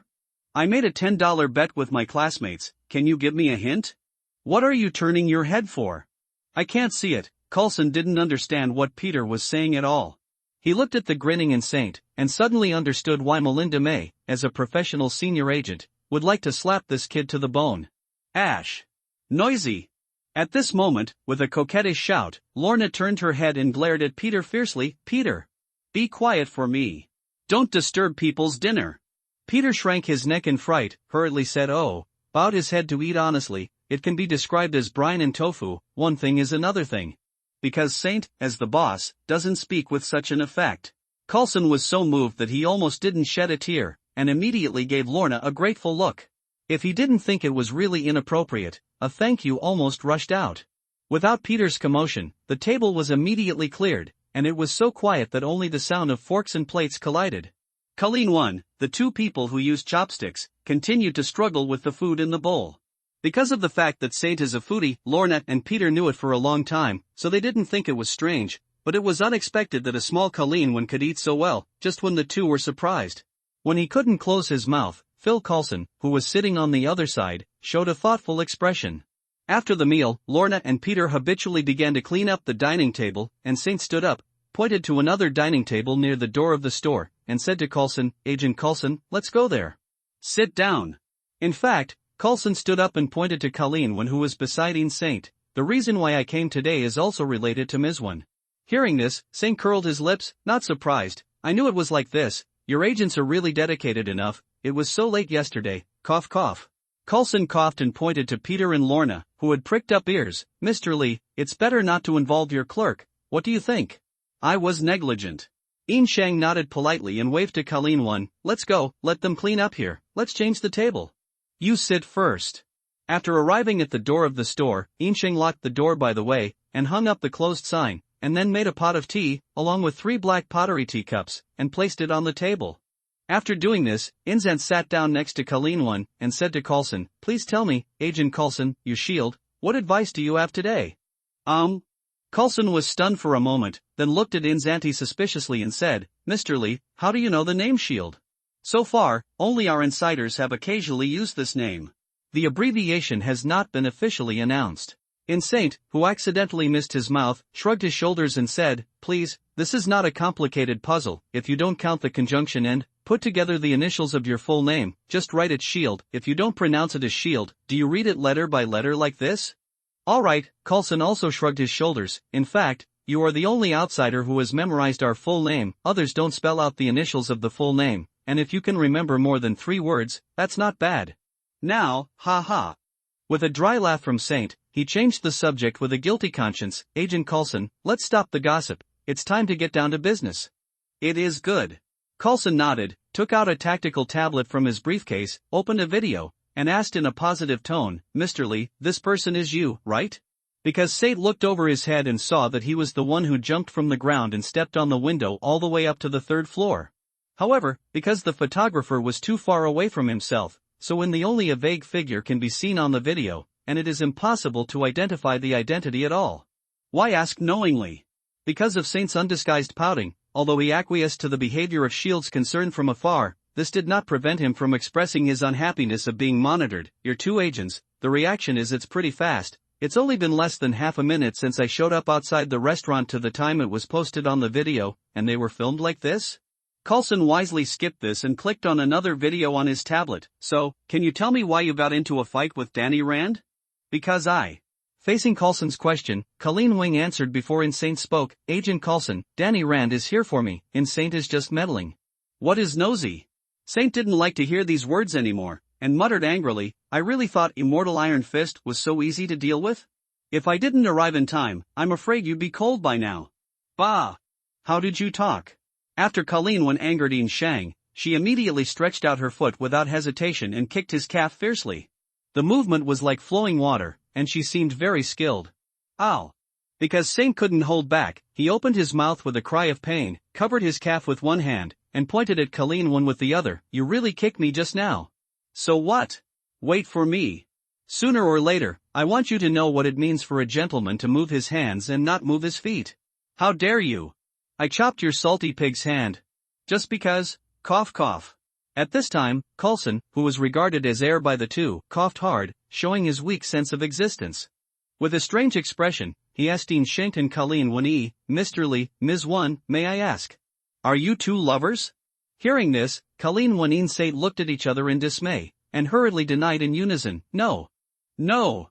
Seeing this, Coulson pouted his lips in disapproval, coughed again, and asked the previous topic, cough, let's continue to get down to business, Ms. Wen, according to our investigation, although you are not a Han Union.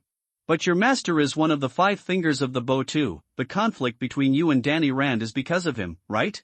You know the blogger? Hearing this name, Colleen Wing's face changed suddenly. She sat up straight with frosty face, and said in a cold tone, Agent Coulson, please don't call this person my master, he is not worthy. I'm sorry, I didn't pay attention to what I said.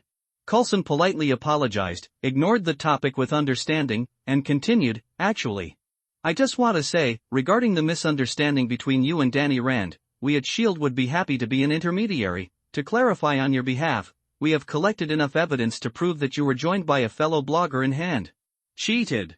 Hearing what he said, Colleen Wen turned her head subconsciously, glanced at Saint, and after seeing him wave his hand and make a you-decide action, just nodded and said, if you can, it would be great to clear up the misunderstanding. Thank you, Agent Coulson. You're welcome. You are innocent in the first place, and we should return your innocence. Seeing that everything was going well, Coulson could not help but sigh in relief, resolving the conflict between Saint and Danny Rand. But one of his most important tasks today, as Danny Rand of the Immortal Iron Fist, was in Aegis. In the future plan of the Bureau, it occupies a very important position, and Yin Shingta, who is wielding the martial arts of the Turtle Fairy, is not to be missed in the eyes of the director of S.H.I.E.L.D. The bystander Qing Yin Shang also saw something at this time. He stood up, picked up the teapot and poured 2 cups of tea, placed them in front of Colleen Wen Coulson, and poured himself another cup. After taking a sip of the hot tea, he said with a little teasing, Agent Coulson, are you here today as a peacemaker? Are you S.H.I.E.L.D. so idle? It can't be said that one of our jobs is to avoid battles between superpowers. At the same time as Coulson threw out a cliché, he held up the black pottery teacup in front of him. He looked at the clear tea in the cup, and he was a little bit speechless. Without milk, can this be called tea? Because Saint looked at Coulson with a tangled expression, he guessed that he was not used to drinking authentic Chinese tea. Of course, if he knew it, and he should ignore it. In the end, Coulson put down the teacup without moving, and swallowed hard, as if it had moistened his throat. Then, he picked up the tablet again, clicked on a new video, and placed it in front of Xingta. He said, "One more thing, Mr. Li, if I guess correctly, are you instructing Ms. Wen on martial arts?" Saint glanced at the tablet and replied ambiguously, "So what?"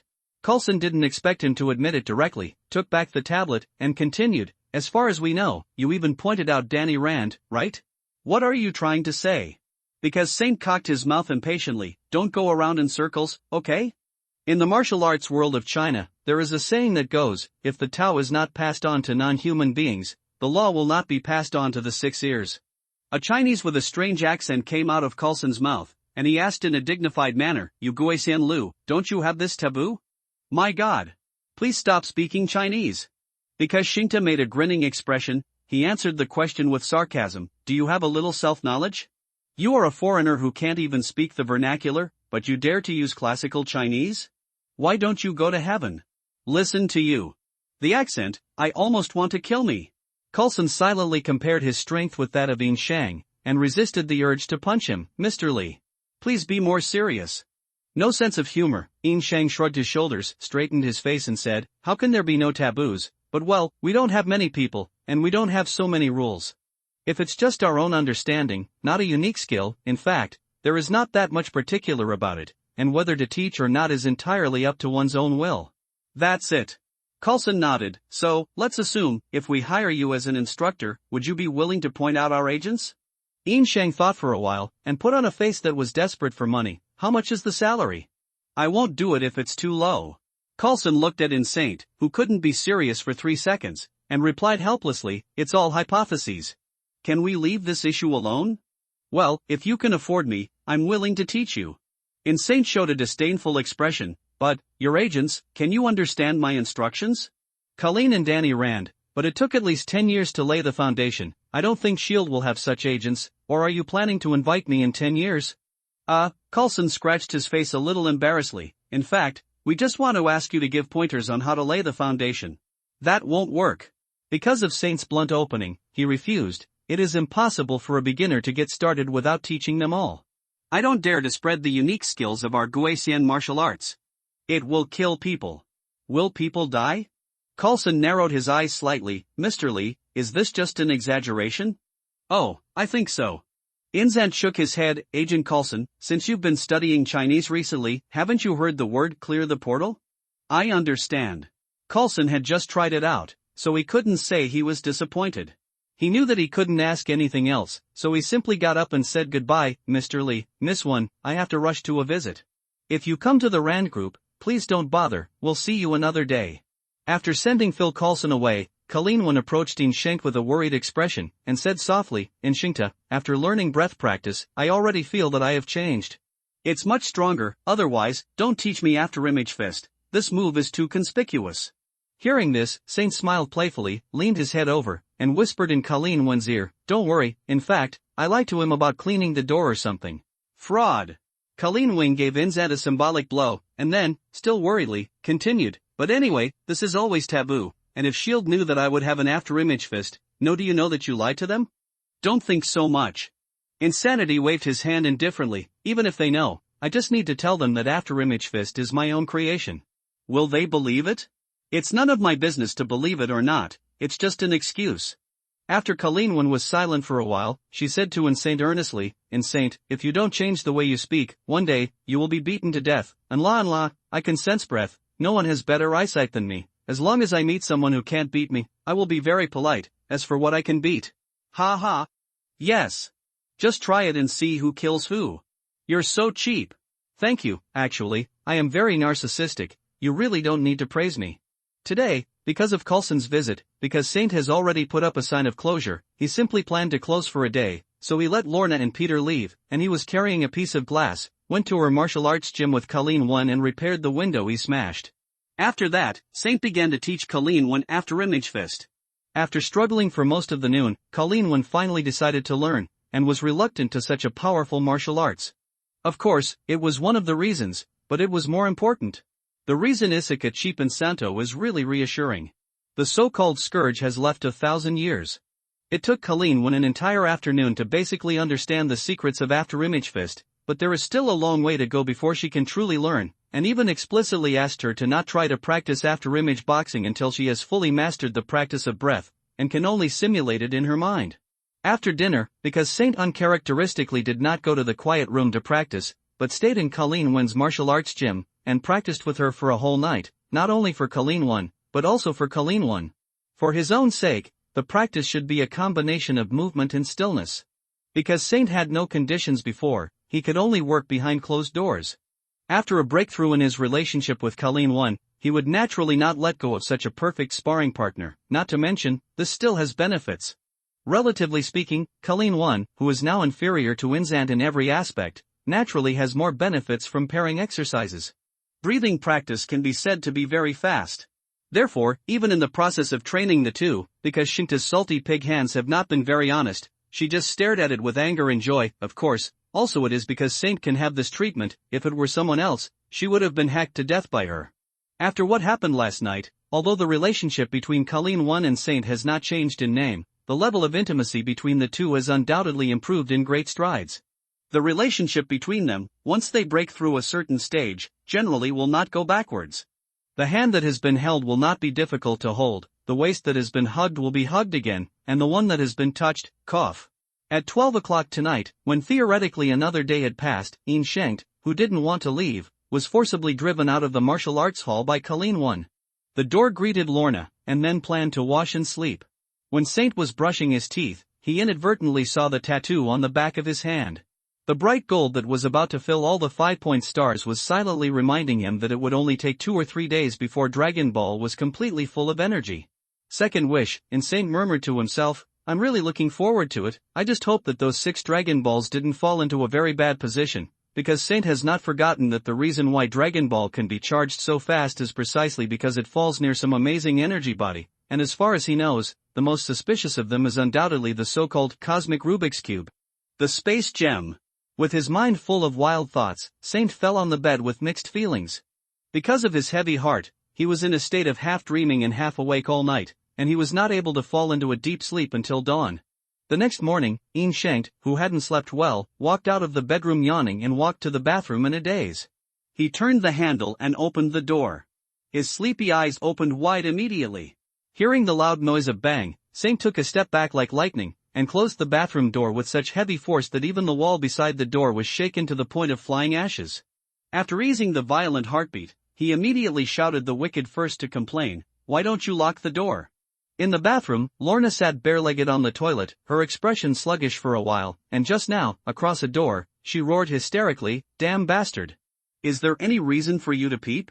Until this time, Lorna's 2 snow-white thighs, and the small black silk cloth hanging between the 2 calves, were still flashing in front of Insant's eyes.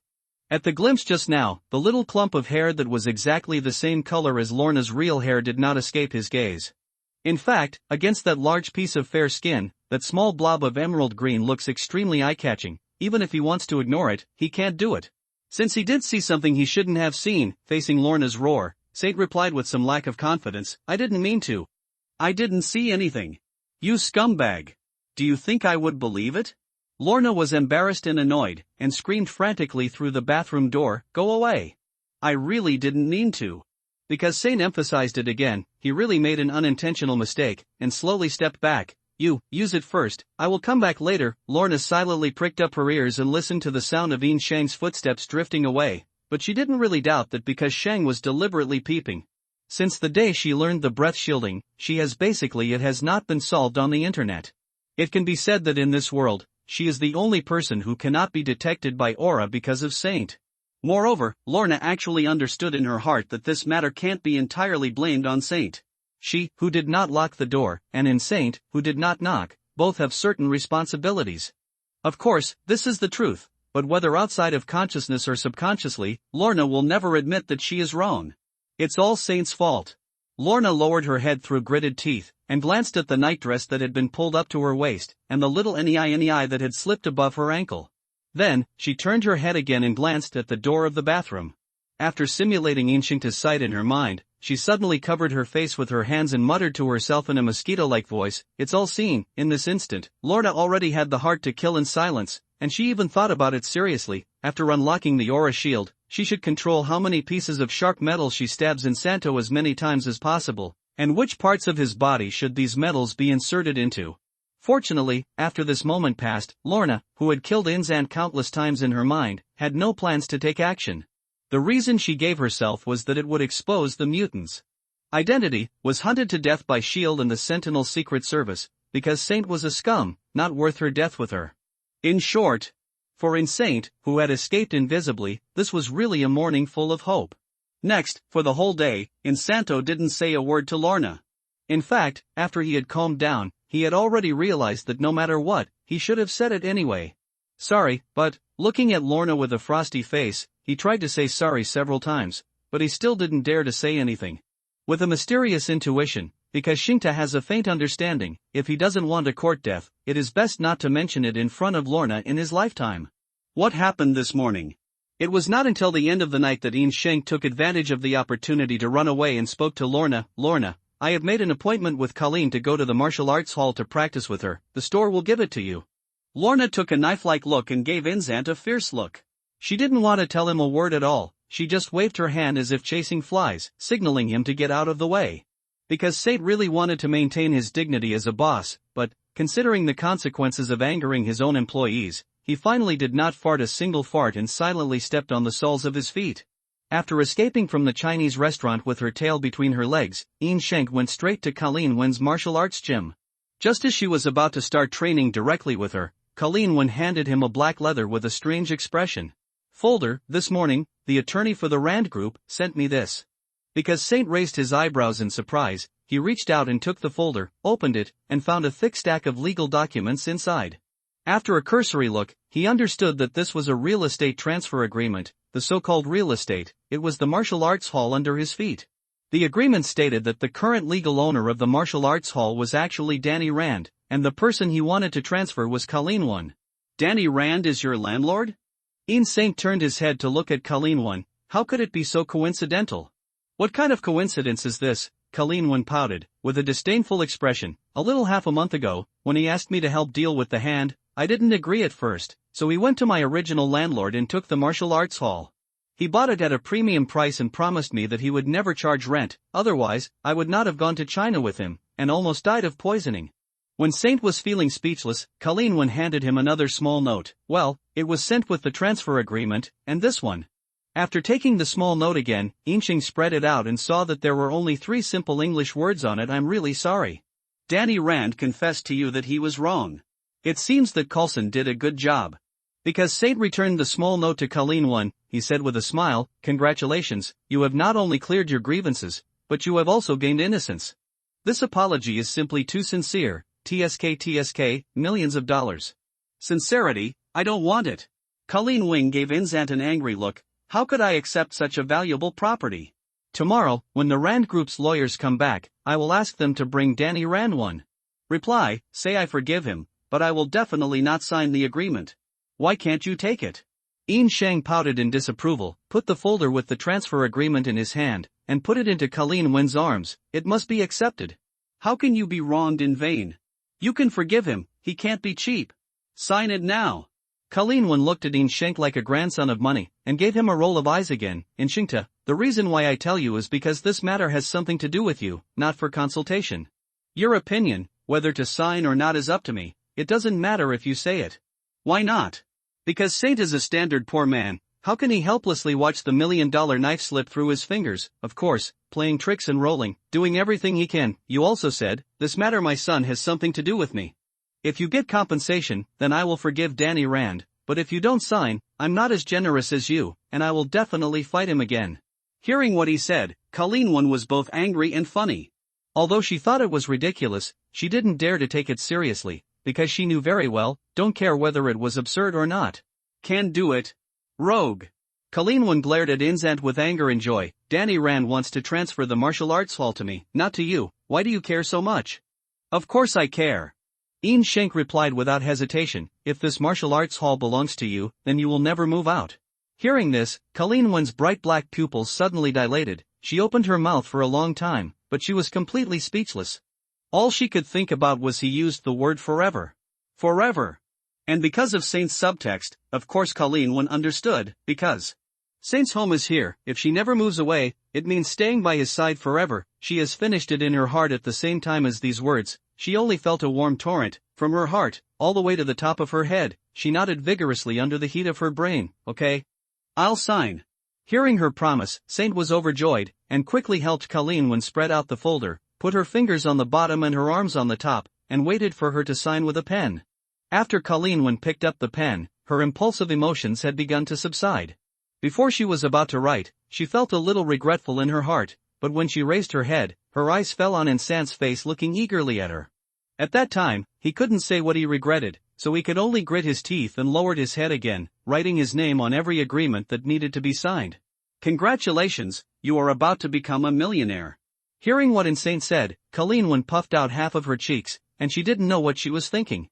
He replied casually, if you really want to say that, aren't you a millionaire long ago? Your Chinese restaurant has 2 floors, and it's more valuable than this martial arts hall. That's different. In Shang shook his head vigorously. That was left to me by my parents, and I will never be able to sell it.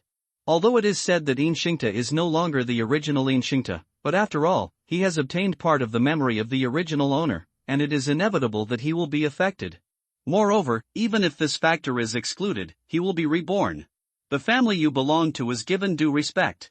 And Colleen Wen at this moment, she couldn't hear the word forever at all, especially when it came out of Insan's mouth. Her heart trembled as long as she heard it. She bit her lip after hesitating for a while. He finally lowered his head shyly, and said in a soft voice, me too, I will never sell this martial arts hall.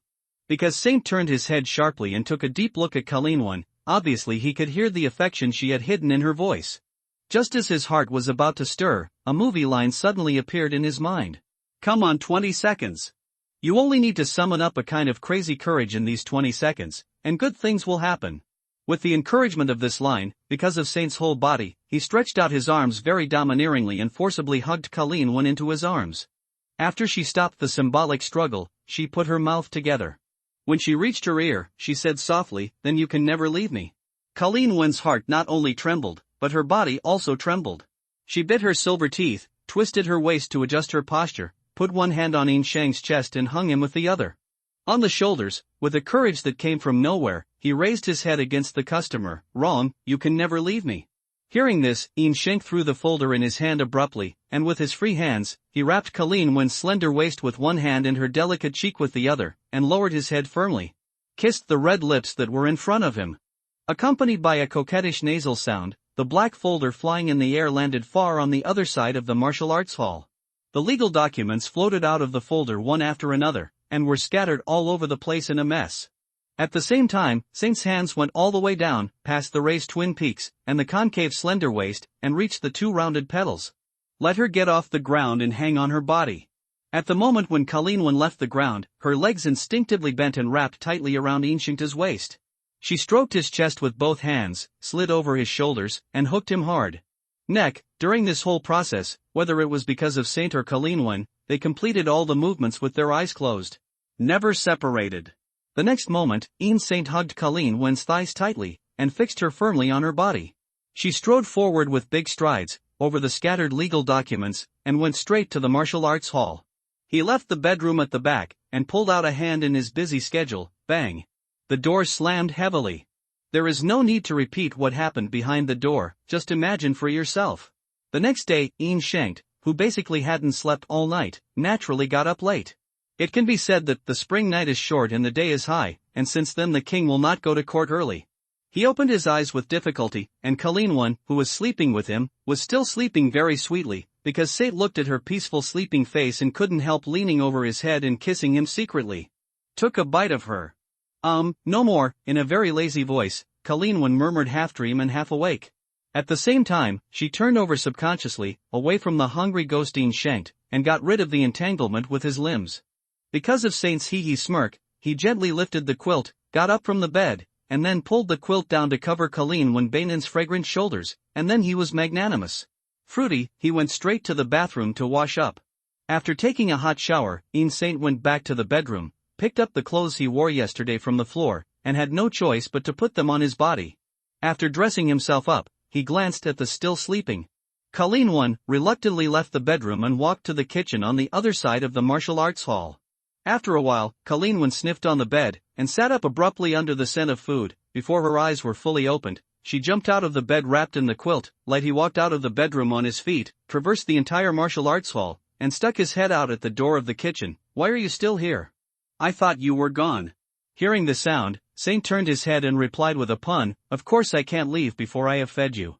Colleen Won obviously didn't hear the pun, and gave Sheng a bright smile. "You have a conscience." Saint turned the frying pan in his hand, turned over a large pancake in the pan, shrugged his shoulders and said, "If you don't put on some clothes, my conscience will be unable to hold it." "Pooh." Colleen Wenxiao blushed and spat, obviously recalling something embarrassing. She subconsciously tightened the quilt on her body, and called out the nickname that was freshly released last night because of Saint. "Little color dog, you know what to do. I warn you. Don't make a fool of yourself. I also warn you." Sheng glanced at Colleen Won with aggressive eyes. "If you don't leave, I'm going to pounce." Hearing this, Colleen Won immediately retracted her head and disappeared at the door of the kitchen. After a while, Sheng, who was early Zhuochuan, heard the sound of water flowing from the bathroom opposite the kitchen. Because Saint swallowed hard, almost exhausted all his perseverance, and did not rush into the bathroom following the sound. In order to resist the temptation, his whole mind was put on the frying pan in his hand. The 2 fried green onion egg pancakes are the pinnacle of life. Time passed for a while. Just when Inzan put the pancakes on the plate, Colleen Wing with wet hair, wrapped in a bath towel, appeared at the kitchen door. At first glance, the whole person looked like it is as delicate as a hibiscus out of water. "How dare you provoke this uncle? You are seeking your own death." Because Saint couldn't hold back, he let out a horse, dropped the plate and rushed over. He grabbed Colleen Wing's slender waist, and in her exclamation "yeah," raised her arm to lift her up, put it on his shoulder, and stepped forward with half a step, go straight to the bedroom. Colleen Wing was shocked and ashamed, happy and annoyed, and slapped Sheng's back weakly with her hands. "Put me down. Eat first, I'm hungry. Don't let it go. I can't take it anymore. Feed me first. Little seductress. You said just now that you're full, so that's what you meant? What do you think it means? That's what it means." "What?" With a scream, only to hear a loud bang, the bedroom door was slammed down again. Afterwards, Saint and Colleen Wing covered the same quilt, lying on the bed side by side, each handed a sliced green onion egg pancake. Both of them gobbled it up. "What?" It wasn't until halfway through the meal that Colleen Wen Fong did not react, and asked vaguely with her cheeks bulging, "It's been so long, why is the cake still hot?" Because Saint's mouth was very busy, he didn't have time to explain to her. He stretched out his right hand and groped it against Colleen Wen's lower abdomen. He let out his breath and gave a direct demonstration, like this. So hot." Colleen Wen twisted her waist in a conditioned reflex, and slapped Sheng's arm with a slap with the strength of an ordinary weak woman. "Bastard. Do you want to cook me? Am I willing?" Because of Saint's glib question, since the day he reopened the store, he has used his breath to roast meat every day, and he has long been very skilled in controlling the temperature. "I have a sense of proportion in my heart. This is better than your body temperature. It's only a few degrees higher, it's impossible to even get burned, let alone cooked. This move is great. It's more convenient than a microwave." Colleen Wen, as a female man with no fingers, has no talent in cooking. Because of the atmosphere that Saint used to assist cooking, she directly thought of heating up pizza and other takeaways. He said, "I want to learn, teach me." "Row." Saint nodded without hesitation, "I'll teach you after eating the cake." "Now." Colleen Wen raised her eyebrows in surprise. "When is this? Are you still not going back to the restaurant? What time do you think it's only?" "It's already afternoon." "Okay, lunch is already over." Because Saint despised Colleen Wing's concept of time, and then continued, "Besides, I notified Lorna and Peter in the morning and gave them half a month's leave." "Well, the salary will be paid." "Half a month?" Colleen Wen's voice suddenly rose 10 degrees, and instinctively pulled up the quilt to cover herself tightly. "Little slut. What do you want?" "I still don't think half a month is enough." Because Saint saw that Colleen Wen had misunderstood, he didn't plan to explain it for the time being, so he teased her wrongly and said, "Look at it later, if it's not enough, continue the holiday." "Not enough?" Colleen Wen screamed and asked back, shyly and timidly staring at Shingta and said, "In addition to last night's, how many times has this been done? Don't you feel satisfied? What a dog." Ha! Because Saint laughed so hard that he leaned forward and backward, slapped the quilt with his hand, and opened up the misunderstanding. I laughed to death. I really can't hold it anymore. You really thought that I was going to stay in bed with you for half an hour? A month? I'm going to go out in the past 2 days, and I was going to give them a vacation. With you and without you, it's just a day or two in advance. Ah. Ah. Ah. Hearing this, Colleen Wen couldn't help but feel so ashamed that she wanted to find a crack in the ground to burrow into. After shouting 3 times in a frenzy, she rushed towards Inshingta desperately. Bastard! I'll fight with you. Her overcomprehension behavior is obviously a standard way of feeding sheep into the tiger's mouth. Just when Yin Shang subdued Colleen Wen in a few moments, and was about to speak to the white and tender lamb, a rhythmic knock came from the door of the martial arts hall, interrupting the sound in his hand. Action! What? Colleen Wen screamed again, shoved Saint away suddenly, and hurriedly put on her clothes. I forgot all about it. The lawyer of the Rand group agreed to come over this afternoon. Because Saint showed a very helpless expression, with a Thai gesture, he fell heavily on the bed, and muttered in resentment, "Damn lawyer, you really can't pick the time." Colleen Wen glanced at the bulge of confusion on the quilt, and while smiling she put on a t-shirt and jeans for herself. He slipped out of the bedroom on his feet, leaving Saint a slender figure behind. "I'm coming." Colleen Wen responded to the knock on the door again, trotted all the way to the door, opened the door and saw that it was the middle-aged woman who came yesterday, one of the exclusive lawyers of the Rand Group. "Please come in. I'm sorry, I just wasn't very convenient." "It's okay." With a poker face, the middle-aged woman stepped into the door and asked straightforwardly, "Ms. Wen, may I ask, have you signed the agreement I sent yesterday?" "It's signed, it should be." Colleen Wen nodded, turned around and saw that the black folder was still lying quietly on the floor of the martial arts hall. The legal documents that were originally in the folder were scattered in a mess. Around, she was slightly stunned, and said a little embarrassedly, I accidentally fell on the ground. Wait a moment, I'll sort it out." The middle-aged woman followed her gaze, and the corner of her mouth twitched suddenly. She got a real estate of millions of dollars for nothing, but she would be so unconcerned. This is the first time she has seen. After a while, Colleen handed the sorted folder to the middle-aged woman and said, "Please tell Danny Rand that I forgive him, and he can call me if he needs help." "Okay, I'll definitely pass it on." With a serious expression, the middle-aged woman nodded slightly, but she disapproved in her heart. "As a billionaire, Danny Rand, is there anything I can help you with?" But what Colleen Wen thought at this moment was the current martial arts hall is a token of love between her and Inshingta. Of course, she has to accept it. The big deal is that she will help Danny Lan more in the future. It's enough to return this great favor to him a few times. If Danny Rand knew that he spent a lot of money for Colleen Wen, but it turned out to be a wedding dress for Insanto, he would definitely regret it so much. That night, in the deep night, Saint sneaked into his restaurant like a thief. He pulled out a change of underwear in the bedroom, and was about to continue to sneak into the bathroom lightly, but just as he opened the door, he saw Lorna leaning against the opposite wall, hugging her arms towards her. He sneered. Because Saint inexplicably had the illusion of being caught in bed, he laughed dryly and said something unnutritious, "You haven't slept yet?" In the face of his conversation, Lorna was still the same as yesterday, posing a completely ignoring attitude. Seeing this, Saint couldn't help but secretly slandered, "Crazy? Are you here to kill me with your eyes?" Not to mention, the power of Lorna's eye-killing really cannot be ignored. Under her cold gaze, because Saint felt more and more uncomfortable, when he was about to escape into the bathroom, Luona coldly asked, "After you went to the martial arts gym last night, have you stayed until now?" Because Saint was completely unprepared for being asked so suddenly by Lorna, he couldn't help but open his mouth for a long time before replying in a murmur, "Yes, that's right, that's right." After Lorna got a positive answer, she curled her lips with a cool expression, turned around without any hesitation, returned to her room, and closed the door tightly. Is she jealous? Since Saint is quite sure about this, the question is, whose jealousy is it? Is it for men? Or eat women's? According to his observation, Lorna has always had an extraordinary concern for Colleen. And as far as he knows, the future Miss Polaris is not without lace tendencies. With a mind full of wild thoughts, Saint took a suspiciously long bath.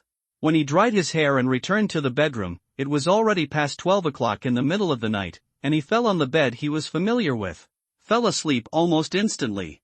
In the previous 24 hours, because Saint was basically with Colleen when greasy, both of them were both good-natured and unsatisfied. How exhausted he was at the moment, it was conceivable. However, after sleeping for less than 4 hours, a throbbing from the soul level made Shank wake up suddenly. He felt the call from the depths of his soul from 6 different directions. Immediately understood the Dragon Ball has been full of energy, and has recovered from a stone state to a crystal ball, and the dragon can be summoned again. Because Saint jumped up from the bed, the tiredness all over his body seemed to be swept away in an instant. He turned his head in good spirits, looked in a direction north by west, and muttered to himself. One of them is very close. The straight line distance from me should be no more than 100 kilometers. It's in New York.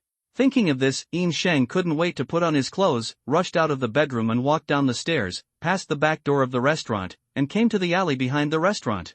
With an old key, he opened the door that had been covered with dust. Garage door with a black coupe parked inside.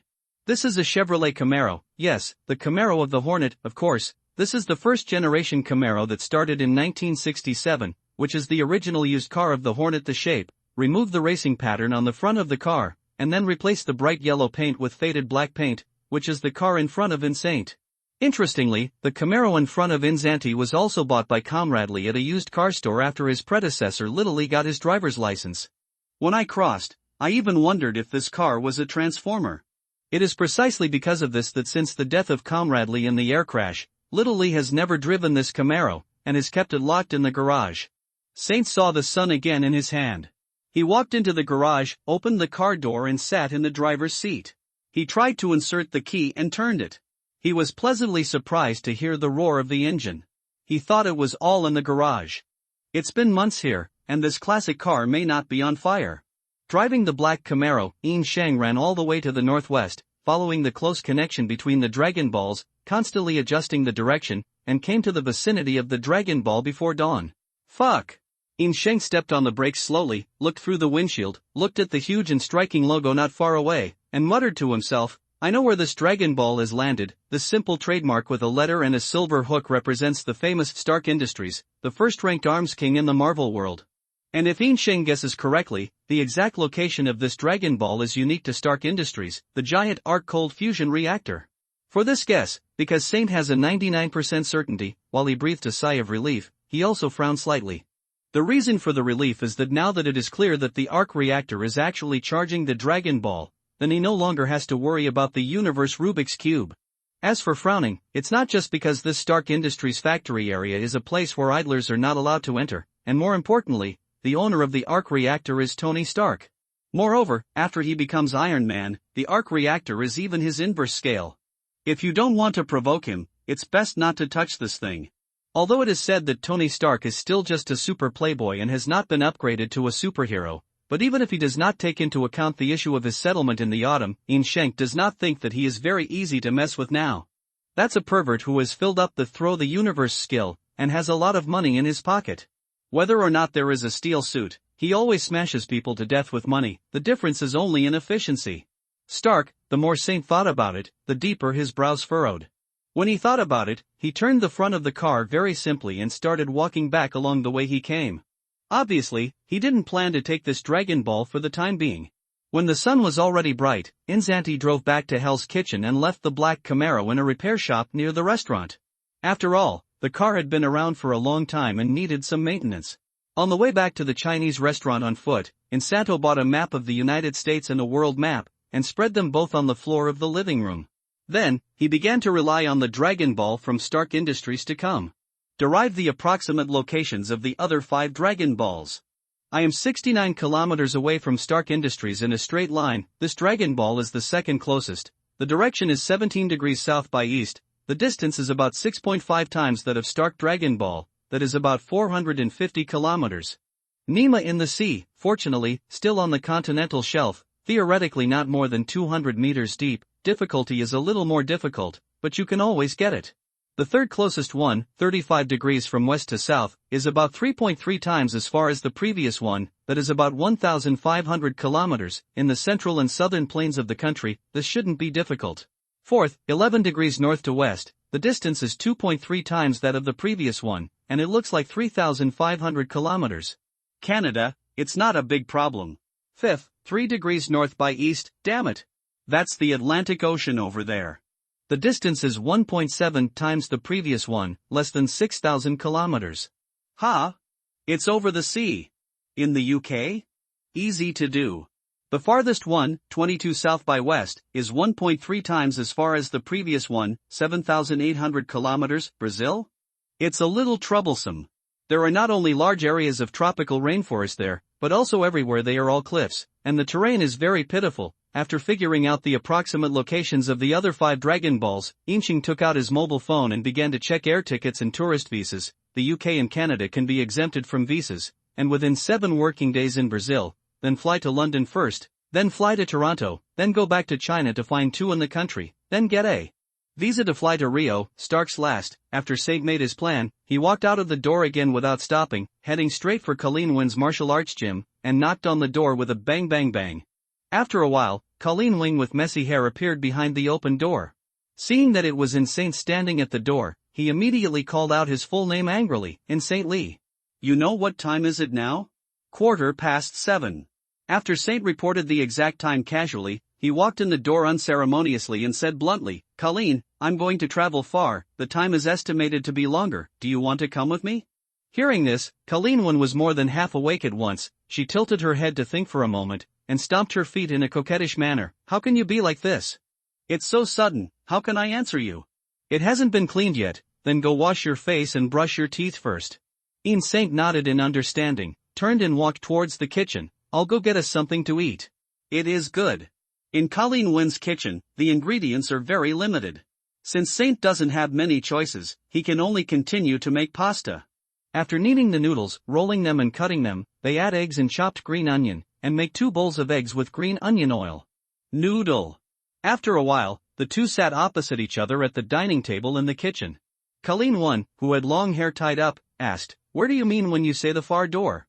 UK, Canada, Brazil.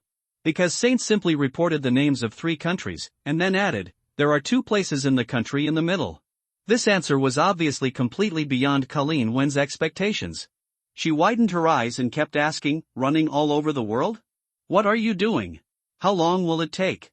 Because Saint thought about it for a while, he didn't intend to lie, but he didn't intend to be completely frank, and half-covered, he replied, Look for a few things, some may still be in the wilderness, or even under the sea, so, time it's impossible to estimate, it's impossible to say.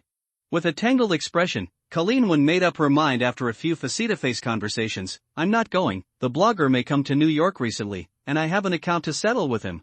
Beau disciple? Hearing this, Incheng frowned, Where did you get the news? Former student. Colleen Wing curled her lips with a complicated expression. It is said that Beau too will deal with Danny Rand in person. Be careful, it might be a trap.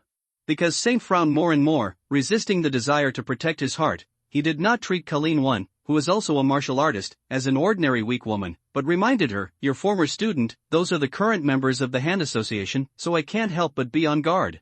Do not worry. Colleen Wing showed a pleased smile and assured Saint, I will definitely protect myself, this is a promise. Ba ba ba. Because of Saint trembling 3 times, he gave Colleen Wing a puzzled look. What nonsense are you talking about? Don't you know what Li is? You give me a good practice and master the afterimage fist as soon as possible. By the way, you have to remember that you can only use the afterimage punch once, whether it is practice or actual combat, and you can never use it a second time until your body is fully rested. Good.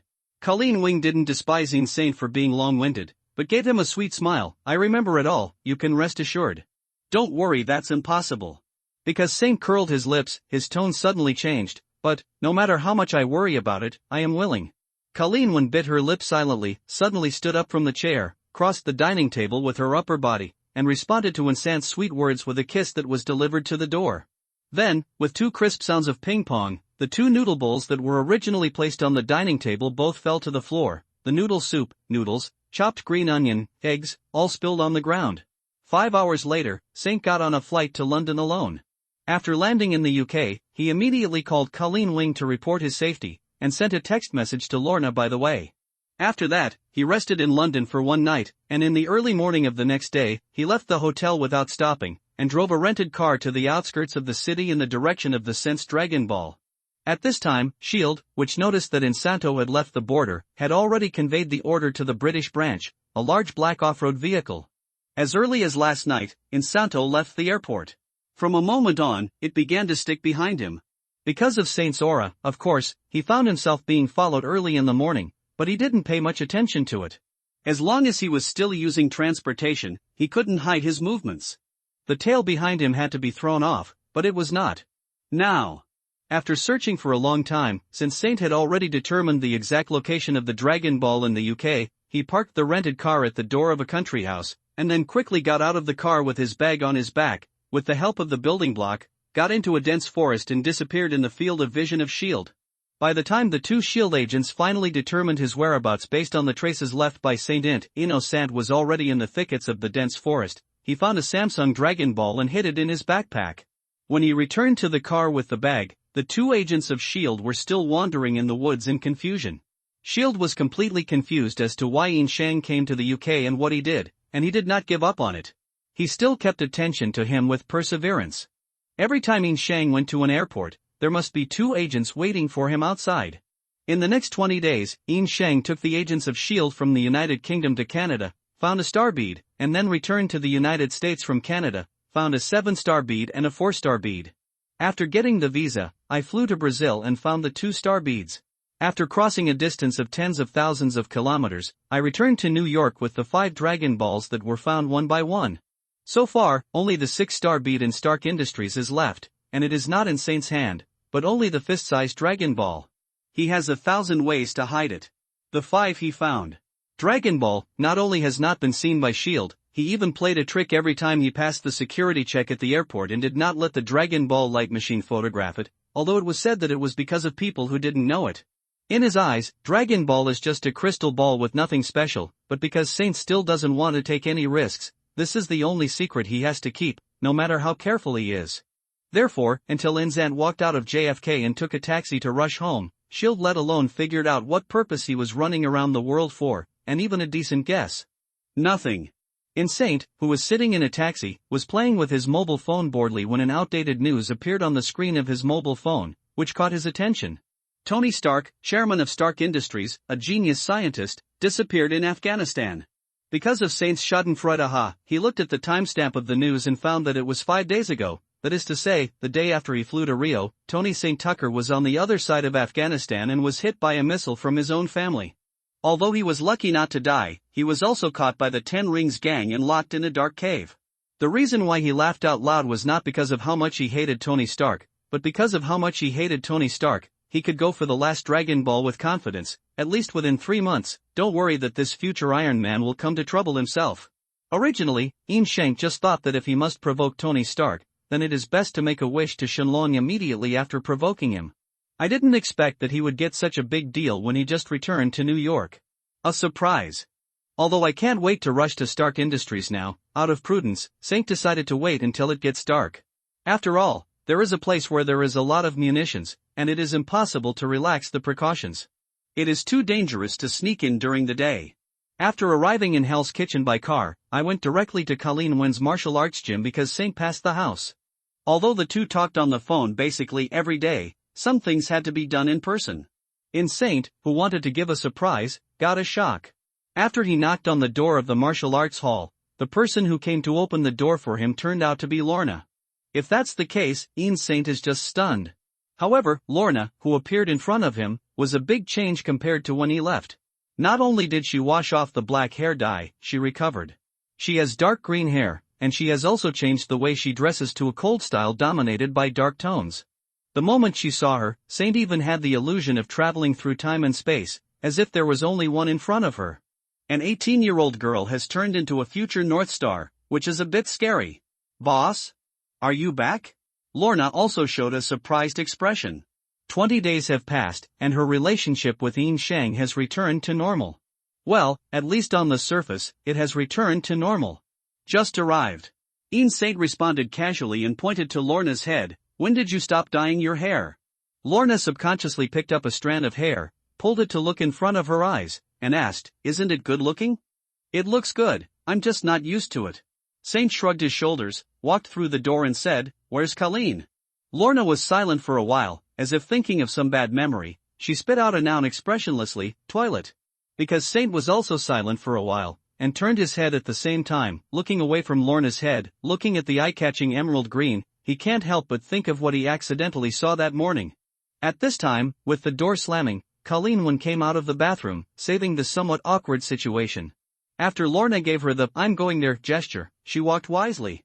After entering the locker room of the martial arts hall, he gave the entire martial arts dojo to her and Inshikta. After Colleen nodded to Lorna, she went straight to Insaint, but she didn't have the surprise reaction he expected. She just said to him flatly, "You're back? Really, not in advance. Say it, I'm not free right now." Isn't this a surprise? Because Shinta said this feebly, with a sense of frustration in his tone. He glanced at the white training uniform on Colleen Wen's body, and asked guessingly, "What? Are you teaching Lorna Aikido?" Colleen Wen nodded and smiled at herself. "Now, I'm the only student of her, who I don't teach her. Your choice to close the martial arts hall is not wrong. If you want to protect your students, this is the only way." Saint stretched out his arms comfortingly and took Colleen Wing into his arms. "Don't be discouraged, you can still call them back when the hand is destroyed. It's not as easy as you say." Colleen Wenshun leaned against Dean Sheng's chest, curled her lips and said, "The students I taught before are now also members of the hand. Did I also destroy them together?" Hearing what she said, Ian Saint waved his hand. "Where do you want to go? As long as the leader is eliminated, the hand will of course cease to exist."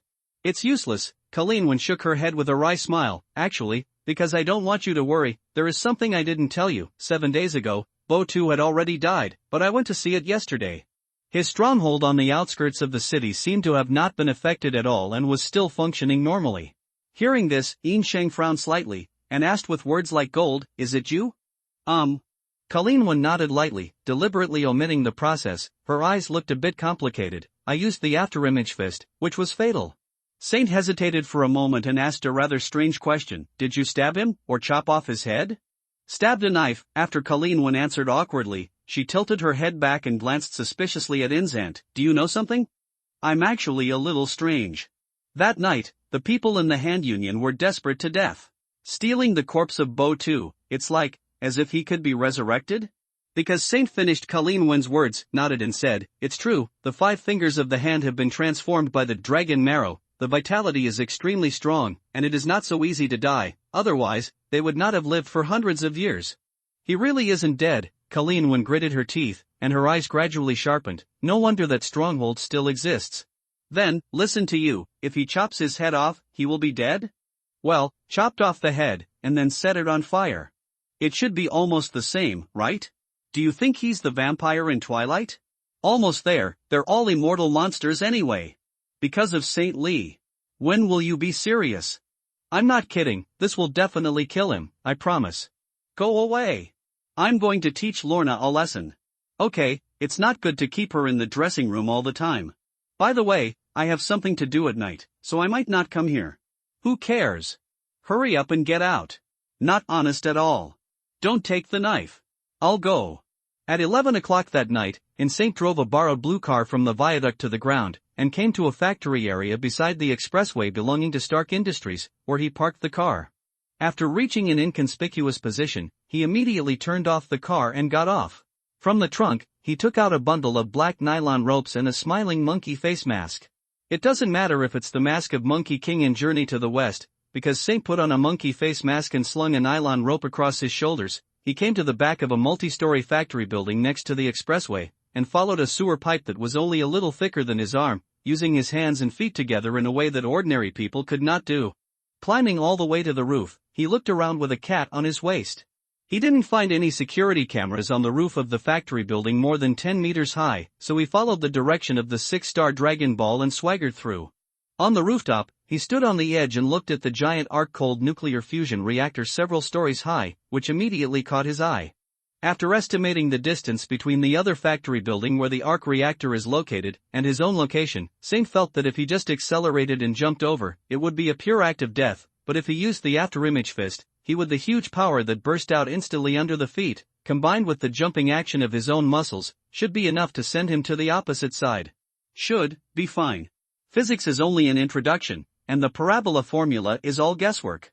In Saint, he took a deep breath and put on a half-squat position with his knees slightly bent, and then he stood still. Even his expressions also froze at this moment.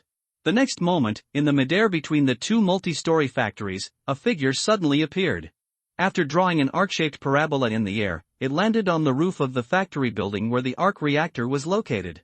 Until then, because of the afterimage of Saint left on the spot, it gradually dissipated into the air, as if it never existed at all. Feeling that his face was completely tensed, Yin Shang resisted the urge to let out a wolf howl, and stood there for a long time before he eased his violent heartbeat. Walking forward, I came to the huge glass skylight directly above the arc reactor.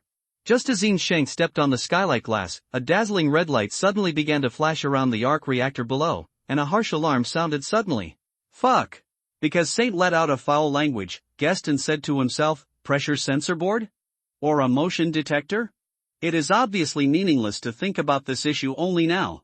Because Saint hurriedly untied the nylon rope that was slung over his body, and used a guessing fist, stone to smash one of the glass of the huge skylight, and the nylon after one end of the rope was tied to the steel frame supporting the skylight glass, he immediately jumped down with the rope, and landed on the top of the arc reactor from the sky. In a sunken position on the top of the arc reactor, Saint found a round 6-star Dragon Ball, and after shoving it directly into his pocket, he stopped looking at the nylon rope hanging from the roof. The roof of that factory building is higher than the one where the arc reactor is located. If you jump back from here, because Saint thinks, that's fine. After climbing down from the arc reactor, Yin Shang found a direction with the fewest security personnel through the detection of breath induction, and rushed directly to the wall of the factory area. As for the ubiquitous security cameras, he can now completely can't care. After rushing out of the factory area, Saint destroyed the monkey face mask and went straight to the car he borrowed. After driving back to Manhattan Island, he returned the car to the place he borrowed. After walking the last few kilometers, I returned to my Chinese restaurant. It was already after 1 o'clock in the morning, because Saint gently opened the back door of the restaurant without waking the sleeping Lorna, and then silently got into the basement and locked the iron door leading to the ground. Appear! Divine Dragon! Fulfill my wish! As Insanto took out 6 Dragon Balls from his backpack, placed them with his right hand, and shouted out this secret phrase that could not be called a secret language, the entire basement was once again swallowed by darkness. Except for the Dragon Balls themselves, in this and the closed underground space, any kind of light source that would shine was suppressed by a mysterious force. 6 Dragon Balls, plus the tattoo on the back of Saint's hand, turned into 7 light balls, forming a shining dragon. Speak your wish, any wish can be fulfilled, but there can only be one. Nearly 2 months later, when I heard the phrase any wish can come true again, because Saint couldn't help but pouted, and muttered with resentment, the bragging waste dragon. Although I had already made up my mind, this time, I must get the physique of a scion, but because Saint did not make a wish in a hurry, but in the spirit of being greedy enough to swallow an elephant, he tentatively asked, Shenron, if I want to get 99,999 billion immortal beans, can it be done? Shenlong seemed to be frightened, and after a long silence, he gave an answer, it's okay to have immortal beans, but you can only give one. Because of Saint's expressionless grin, he asked again, then, if I want to obtain the seeds of fairy beans and the cultivation method of fairy beans, can I do it? These are 2 wishes, and I can only fulfill one of them at a time.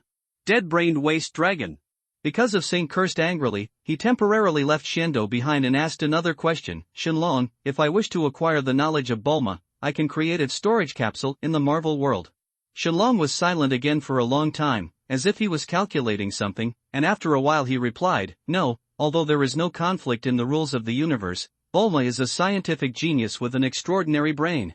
Brain development, if you insist on gaining her knowledge, you can only become a lunatic who can only talk nonsense under the flood of massive information.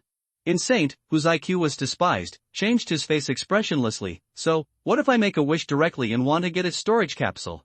Hearing this, Shenlong shook his head without hesitation, I'm sorry, I can't do it, reason. The Marvel world doesn't have the resources needed to make it.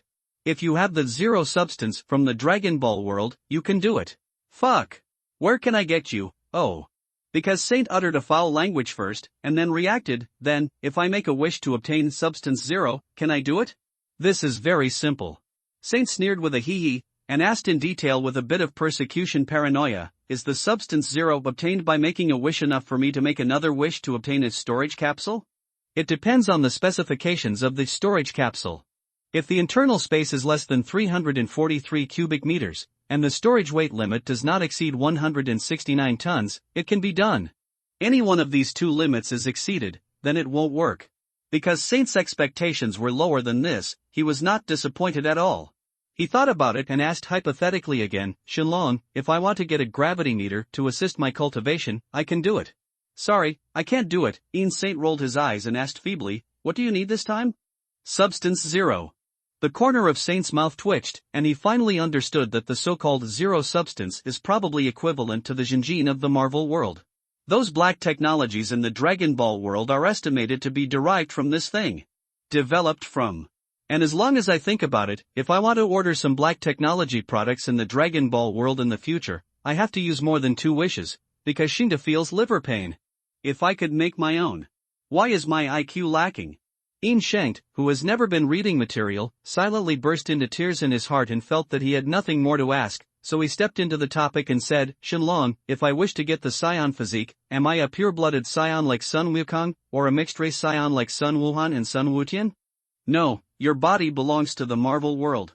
Although it is similar to the Earthlings in the Dragon Ball world, it is not the same. After integrating the genes of the Scions, it is a unique existence. If you have a name, then you are a Marvel Scion. Unique. I love hearing that. Yin Shang grinned very usefully. Dragon, please give me the physique of a Scion. Your wish has come true. Just like after making a wish last time, after Shenlong said this, it immediately split into 7 streams of light, one of which flew towards the back of Yin Shang's hand, and the other 6 as a whole showed a radial shape, flying towards a completely different one. 6 directions. Because Saint was well prepared this time, before the 6 streams of light penetrated the walls of the basement, he took advantage of the explosive speed brought by the afterimage fist to stop the one closest to him. He used his hands full of chi, firmly grasped the streamer of the Dragon Ball, controlled it between the palms of both hands, and turned into a light ball that kept shaking. As time passed, the light ball slowly stopped shaking, and gradually dimmed, turning into a gray spherical stone. After successfully intercepting a Dragon Ball, Yin Shang finally breathed a sigh of relief. In this way, next time he only needs to find 5 Dragon Balls. Moreover, the Dragon Ball obtained in advance can also be given to him on his own initiative. The Dragon Ball is charged, that is, it is artificially placed near a certain energy body. Although the 5-star bead on his right hand can also play the same role, but if the energy body cannot move, he cannot put himself. His right hand was chopped off and left. The rude waste dragon, every time he doesn't say goodbye, I almost didn't react. Wait a minute. After putting away the Dragon Balls, because Saint was muttering without nourishment in his mouth, he suddenly showed a surprised expression, and his eyes widened in hindsight. It's not right. My speed just now, not just mine. My stamina has increased, and my chi has become stronger. Many times stronger. I can understand the increase in physical fitness, but how does the chi increase? Didn't that waste dragon say that strength can only be cultivated and cannot be obtained out of thin air? Because Saint gritted his teeth and turned on the breath sensor, after exploring his own breath, an unbelievable ecstasy surged in his heart. Is it wrong? 37 times that of ordinary people? I do not believe. Yin Sheng suddenly raised one arm, slowly pinched his 5 fingers, and tried his best to use guessing fist, stone. I saw a dazzling blue light that instantly covered his entire fist, and even the position of the wrist was also completely covered by the chi wrapped around the fist. It's really 37 times, because Saint really wanted to punch the wall to see if he was dreaming, but at the last minute, he finally remembered that this was his own basement. The Chin pondered, what the hell is going on? After a moment, because Shinta showed an expression of sudden realization, because he obtained the knowledge of Sun Wukong's lifetime, and he was in a state of eyes are high and hands are low for a long time, he ignored the most basic common sense in the Dragon Ball world, that is, strength of the body. Strong. Sun Wukong's lifelong knowledge, in other words, is his ultimate comprehension of power. In the later stages of Dragon Ball, the emphasis is on strong chi and strong body, not to mention the final stage. Therefore, because Shinta has always focused on the cultivation of chi to drive his own physical energy growth, he has never thought about it. In the current initial stage, if his physical energy has improved by leaps and bounds, his chi will also grow wildly.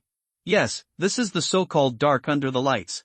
As for why his physical strength has increased significantly, because Saint is very clear, the planet where Scions live, the gravity is 10 times that of the Earth. If the genetics are not strong enough, how can they survive? I only had more than 6 times the chi of ordinary people before.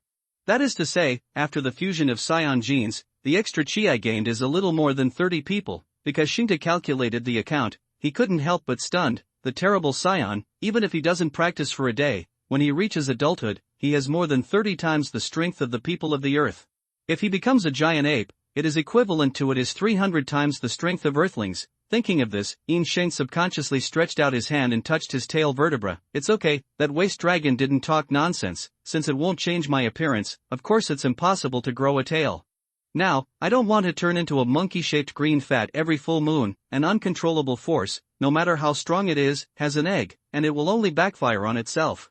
Because Xingta also understood, power can only be cultivated, not obtained out of thin air. This sentence, Shenlong, is not nonsense. Physical strength can be increased rapidly, chi can also be increased rapidly, but the skills to control these too, but it needs to be honed day by day.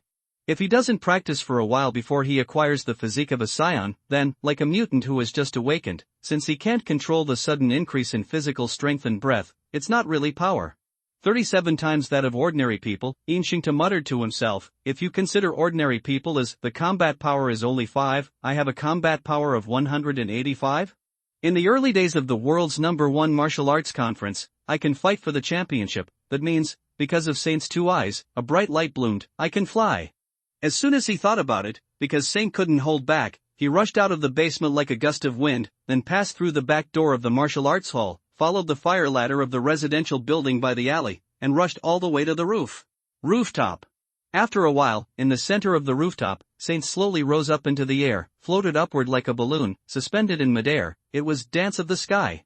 To be precise, this is the starting style of Dance of the Sky, which consumes the chi in the body to convert energy, and pushes itself to generate an upward buoyancy, thereby offsetting the gravity exerted by the planet on itself, so that the whole person is in a state of relative weightlessness. In fact, Shenkt, who was itching for the word flying, learned the starting style of air dance very early, but with his weak energy before, even the floating the state of weightlessness could not last long, let alone an official flight. After completing the start of the air dance, that is, to eject the air in his body to propel himself to fly. Because Saint gritted his teeth, he felt a little uneasy in his heart. In the next step, not only did he never I haven't tried it, and the knowledge inherited from Sun Wukong is quite unreliable. Probably after reaching old age, flying has long since become an instinct. Sun Wukong's ultimate comprehension of air dance is not much theoretical at all, and can even be summed up in a very stupid sentence with start and float up, and then how to fly, then how to fly. As for Sun Wukong's flying experience, it is extremely rich. The problem is that before he has flown, Xingta can't understand it at all, do not care. Die or die. Because of Xingta's silent ruthlessness, he volleyed his legs together, lifted his feet, and made a straight line between the instep and the calf. Based on the principle of being careful, he only used 10% of his strength, and at the same time, he started from the 2 legs. Toes, the air and the body sprayed out. The next moment, accompanied by a strange howl of ghosts and wolves, because of Saint's whole body, he rose into the sky, like a deflated balloon, and flew out of a zigzag route in the air. Compared with the flying birds, in the blink of an eye, he jumped up to a height of 100 meters. After that, he continued to maintain the style of twisting to the left and twisting to the right, and the sky was running around everywhere. With the passage of time, Xingta, who was finally able to fly in a straight line, gradually understood Sun Wukong's flying experience through his own more and more profound insights, and learned how to use the movements of his arms to adjust his own balance. When he was able to draw beautiful arcs in the night sky according to his own ideas, he began to slowly increase the jet of air, and the speed of breaking the air became faster and faster. At the end, he had to wrap his body with air to resist the huge wind pressure blowing at him. In this state, because Saint is like a big blue light bulb, not only is it too conspicuous in the night sky, but more importantly, the consumption of chi is too terrifying, so he had to give up in order to test the limit. The air was ejected in the opposite direction, and the flight speed was suddenly reduced, and the air wrapped around the whole body was dissipated, and in a sudden stop, it was suspended above the kilometer altitude. Looking at the dazzling night view of the city under his feet, he could only hear his own pounding heartbeat. After gasping for a while, he suddenly laughed like a lunatic. Ha! I can fly! After feeling good about himself for a while, Sant made a rough estimate that if he didn't have to fly to protect himself, he could only withstand a maximum speed of 100 or tens of yards, which is roughly the same as that of a car driving on a highway. Almost, on the contrary, it can at least double, and the upper limit is unknown. It is worth mentioning that the higher the total amount of chi in oneself, the higher the recovery amount of chi per unit time. Before, Sheng couldn't even support the air dance technique for a long time, but now, if he just keeps floating, the amount of chi recovered has exceeded the consumption of chi. After floating and resting for a while, after restoring the chi in the body to its full state, because Saint flew around the city again, he just fell upside down, intending to land on the ground. Before that, he used the induction scan and confirmed that the 2 shield agents who followed him were still in a coma. Long before he broke into Stark Industries at night, Insanto knocked out the two innocent agents, although in this way, S.H.I.E.L.D. would inevitably associate the invasion of the Ark reactor with him to some extent, but it's better than finding something unexpected for him when he goes to get the Dragon Ball. Everything else is easy to say, except that there is only the secret of Dragon Ball, which is because of Saint's untouchable scales. He feels that it is better to hide it from others as much as possible. After Saint landed at the place where he took off, it was already past 2 in the middle of the night. He had just conquered the sky. At this time, he was still in a state of extreme excitement. Where there was a trace of drowsiness, he simply stayed on the roof. On the rooftop, he kept waving his fists and feet to adapt to his soaring strength. Every once in a while, he rose into the air again to practice his unskilled flying skills. It wasn't until it was dawn that Saint, who didn't want to attract attention, returned to the quiet room of his restaurant, sat cross-legged on the floor, and planned to test it. After integrating the genes of the scions, his practice how much faster. Strangeness, after a while, Yin Shang frowned and opened his eyes. Not only did it not get faster, but it also slowed down a lot. Is it because I suddenly became several times stronger, and my control over Qi is lower than before? Saint guessed and muttered to himself, it seems that before fully adapting to the physique of scions, it is not a good idea to upgrade quickly, although it is inevitable to be a little disappointed, but because Saint has just jumped several levels in a row, of course, there is nothing to be dissatisfied with. After a little test, he left the quiet room and planned to go to the bedroom to catch up for a while. After closing the door on the 21st after the day, he had to start work today. The unique Marvel scion that has to earn money to eat, because Saint did not forget that scions are famous for eating that, and he even doubted that the remaining 4,000 odd savings would be enough. Not enough to eat for half a month. Not only that, before the whole world went looking for Dragon Ball, because Saint had a deposit of $29,000, after paying Lorna and Peter a total of $3,000 in wages, there was still $25,000 left. More than $1,000, which means that the cost of going out to find Dragon Ball is more than $20,000. Although it is said that the Dragon Ball that Saint needs to find next time has been lost, he still feels that before the Dragon Ball is full of energy again, he must at least save the same amount of money as last time. TSK, I should have bought more discounted tickets in the first place. The red-eye flight is actually no big deal. 3 days later, Yin Shang, who bought ingredients in large quantities, saw a sharp drop in his savings again. Feeling very poor, he began to regret the extravagance he had made a few days ago. I shouldn't have rented such a good car or stayed in such a good hotel. Fortunately, after the reopening of Lee's Chinese restaurant, the business turned out to be as good as before, and even more popular than before closing, because Saint was surprised, but now he has also reacted. This is unintentionally playing a hunger marketing. It was beyond Saint's expectations, and it was not just the business in the store. He originally thought that although he only knocked out the agent of S.H.I.E.L.D. and did not cause damage to him, it was an attack anyway. Even if S.H.I.E.L.D. doesn't want to turn a blind eye for this trivial matter, at least it should condemn him? But 3 days have passed, and S.H.I.E.L.D. has not moved at all.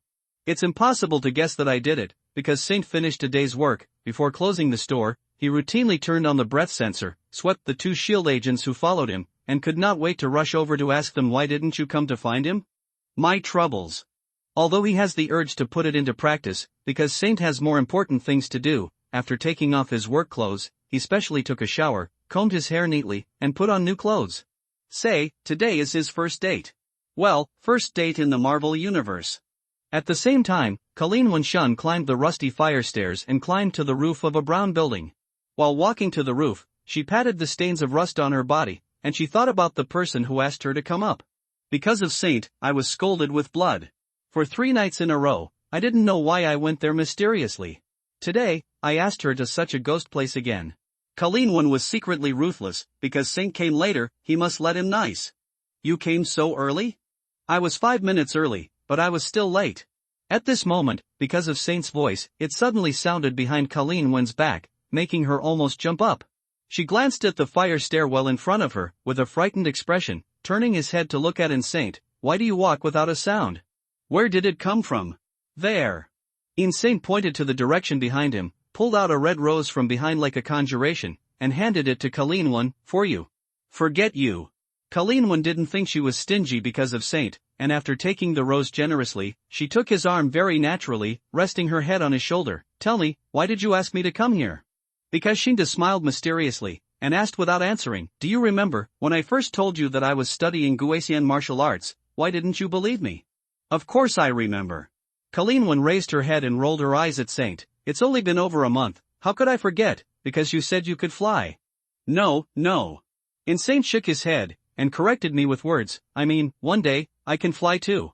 No matter how sluggish Colleen Wen was, she also reacted now.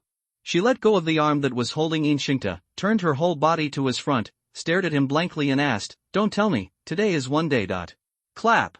Yin Shang clapped his hands gently, the guess is close enough. In fact, I flew up 3 days ago. Do you want to guess again? Why did I hide it from you for 3 days? Guess your head.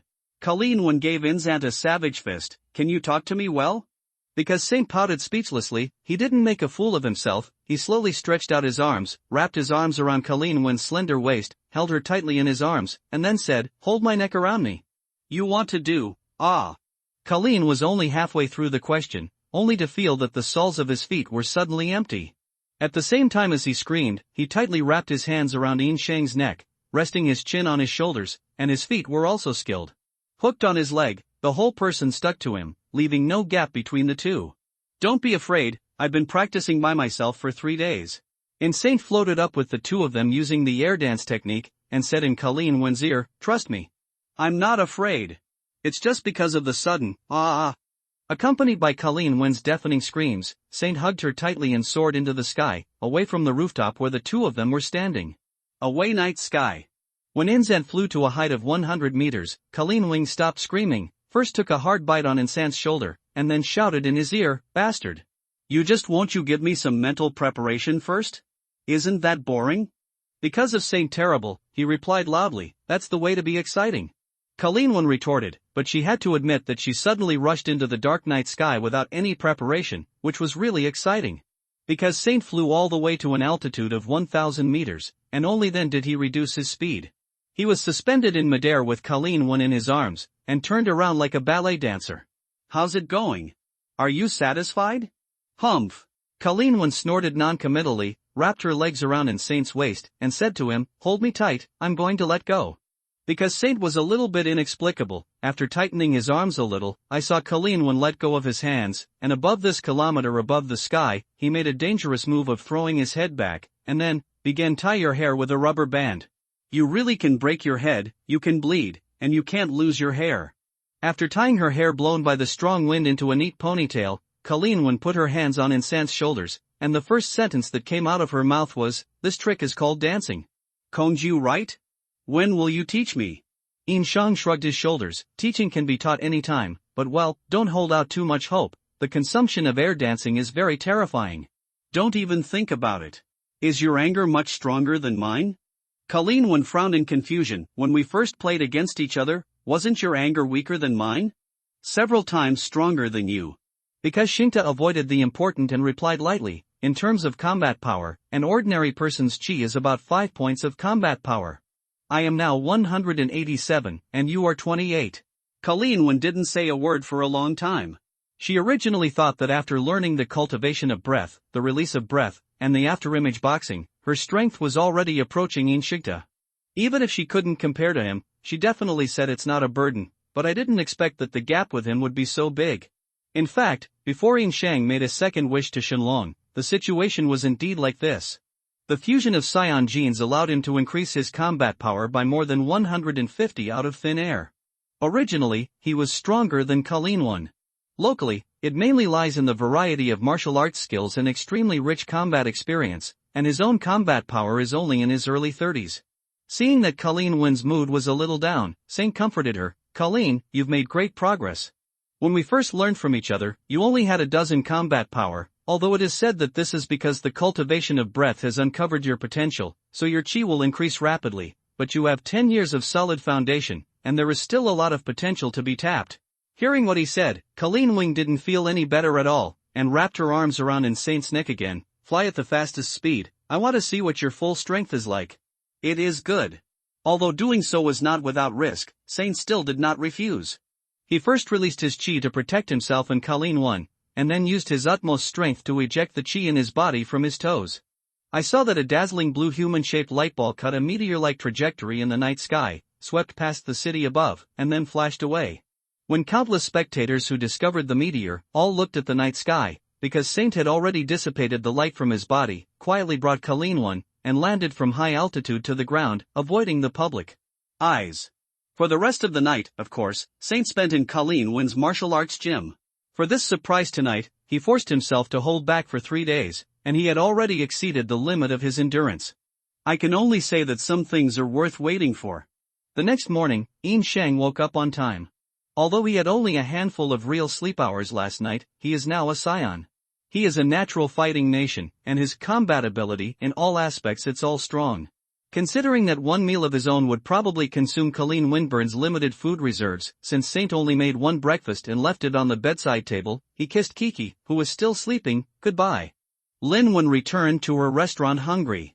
She took out dozens of kilograms of raw meat from the freezer in the back kitchen, roasted it with her hands, shredded it with her hands, rubbed some seasonings with her hands, and put it directly into her stomach. Plug. After breakfast, Saint calculated the account. He just ate about $60. This is the cheapest pork and chicken. The wholesale price is also calculated. If it is replaced by beef and mutton, this number will be at least doubled. As for grains such as rice, Saint said that this kind of thing that is much easier to digest can be used occasionally to change the taste. If it is used as a staple food, it is not enough to eat it all. Out of a long-standing habit, Saint still eats 3 meals as usual. That is to say, after becoming a scion, he must eat at least $180 of food every day. If you want to treat yourself a little bit, he will break through the $200 mark casually. As for the upper limit, he has not yet tested it. With the deep worry that the future is likely to eat and go bankrupt, Yin Saint walked into the quiet room on the second floor of the restaurant, sat cross-legged on the floor, and continued to think about a major issue that he had struggled with for 3 days and could not make a decision. If you asked Yin Shengta why he chose the knowledge of Sun Wukong when he made his first wish, he would answer without hesitation because Sun Wukong is the protagonist, and only he can king of the world. In the world of Dragon Ball, is there any other skill that can increase one's strength by multiples besides Kaiwang Fist? Yes, Super Saiyan. What is a Super Saiyan? Transforming into a Super Saiyan state is equivalent to an enhanced version of the 50 times King Fist with its own special effects. And the problem that is tangled by Saint is exactly after a few years of becoming a Super Saiyan, Sun Wukong improved the original Kaiwangquan and added special effects to it. Speaking of the improved Kaiwang Fist, it is estimated that no one knows what is going on, but if you change the name, you should be familiar with it. This move is also called Saiyan Full Power. The so-called Saiyan Full Power, that is, in the spiritual timehouse, Monkey King taught his son Son Gohan, a special transformation form between Saiyan and Super Saiyan, which can both maintain some of the characteristics of Super Saiyan state, and avoids the negative effects of Super Saiyan state. As we all know, Kai King Fist can increase one's own strength by a maximum of 10 times, but within the duration, the higher the multiple used, the greater the load on the body and the more energy it consumes. Its special transformation form can also increase its own strength by a maximum of 10 times, and no matter how high or low the multiple is, there is no load and consumption without doing anything. Sounds pretty good, right? It's more powerful than Kaiwang Fist, right? The problem is, no matter Sun Wukong or Sun Wufan, it's only after being able to transform into a Super Saiyan before practicing this trick. Without any precedent, who knows what the consequences of learning Saiyan Full Power without becoming a Super Saiyan? If that's the case, because Shingta is not entangled, the big deal is not to learn this for the time being, but the pitiful thing is that Sun Wukong has already forgotten the original version of Kaiwangquan. If he wants to learn the king of the world, he can only learn the full power of the improved Saiyan. It's just a try. It's not a big problem, right? Because Saint gnawed on his nails nervously, the big deal is failure. Shouldn't he die? Words such as body burst, spontaneous combustion, cell burst, gene collapse kept flashing in Saint's mind. And just when he was afraid of death and wanted to give up, transformation, words such as powerful, the most handsome hairstyle, and improved appearance kept popping up to seduce him. Kana. I don't want to increase tenfold, what am I nervous about? Because of Saint gritted his teeth fiercely, his expression looked a little grim. I'm a scion, how can I not be able to withstand a mere double the improvement? The next moment, the terrifying screams of pain suddenly sounded in the quiet room, and in the ears of those who did not know it, I am afraid they would think that this must be the mourning of a dying person. After a while, when Lorna Lanchier, who was wearing a black nightdress, appeared outside the door of the quiet room, the screams of Saint had been silenced, and Lorna had an uncertain expression on her face, knocked on the door and said, "Boss? You were miserable just now. Was it your voice just now?" After Lorna waited for a few seconds, without getting a response, she immediately stretched out her arm, turned the handle and pushed the door open, walked in and took a look, and suddenly showed a very surprised expression. Old, bored? I saw, in the center of the quiet room, stood a handsome young man with blonde hair and blue eyes, with bright golden hair standing upright, and bright and deep green pupils. Judging from the outline of his face, he looked a little like Saint, but on the whole, nothing like an essay. First, because Saint's face is not so handsome. Second, because of Saint's racial characteristics, he is a standard Asian, with black hair and black eyes. Third, because Saint is usually full of ruffians, the person in front of him is exuding an elegant and indifferent aristocratic temperament all over his body. Therefore, even Lorna, who was very familiar with Encanto, was a little afraid to recognize it for a while, and asked with wide eyes, "Boss? Is that you?" Under Lorna's questioning, Ian Shankt, who had changed greatly from the inside out, as if he didn't hear her words, still stood there blankly, as if the whole person was just a perfect sculpture. "Boss?" Lorna frowned, took a step forward, and gently pushed Ian Shankt, which made him wake up with a huh, turned her head and asked, "Lorna? When did you come in? Boss, are you awakened?" As a mutant, of course, Lorna Lonshear immediately thought of the X gene, and because of Saint after screaming for a while, suddenly her whole person became completely unrecognizable, and it seemed that there were only 4 gene mutations. Word is a more reasonable explanation. Ian Shang raised his hand subconsciously, touched the blonde hair standing on top of his head, shook his head and said, "No. Lorna, can you go out first? I have something to figure out for myself, I'll talk about it later." "Explain to you." "Oh," Lorna nodded and curled her lips a little reluctantly, "Okay then." Before her voice fell, Saint fell into a trance again, trying to re-enter the mysterious state of epiphany just now. He knew almost instinctively that this was related to his desire to break through the Super Saiyan in the future. The threshold that must be passed. It's a pity that, after being interrupted by Lorna, Saint couldn't find the feeling just now, and even if he wanted to recall it, he couldn't do it at all. Pity, because Saint frowned and mumbled, he didn't mean to blame Lorna, and he should not be blamed anyway because of his concern. After a little pity, because Saint no longer thought about the distant future, he slowly clenched his fists, feeling the surging power inside his body hidden under the surface of calm, and could not help but let out a sound. Exclaimed, "This is Saiyan full power. Sun Wukong is really a genius." "Oh, no, Saiyan full power refers to a tenfold increase, and I'm far from worthy of the name right now." Saint smiled at himself, "So, should it be called twice the Saiyan's full power?" No, that's not 20 times as much, well, it should be called 20% Saiyan full power.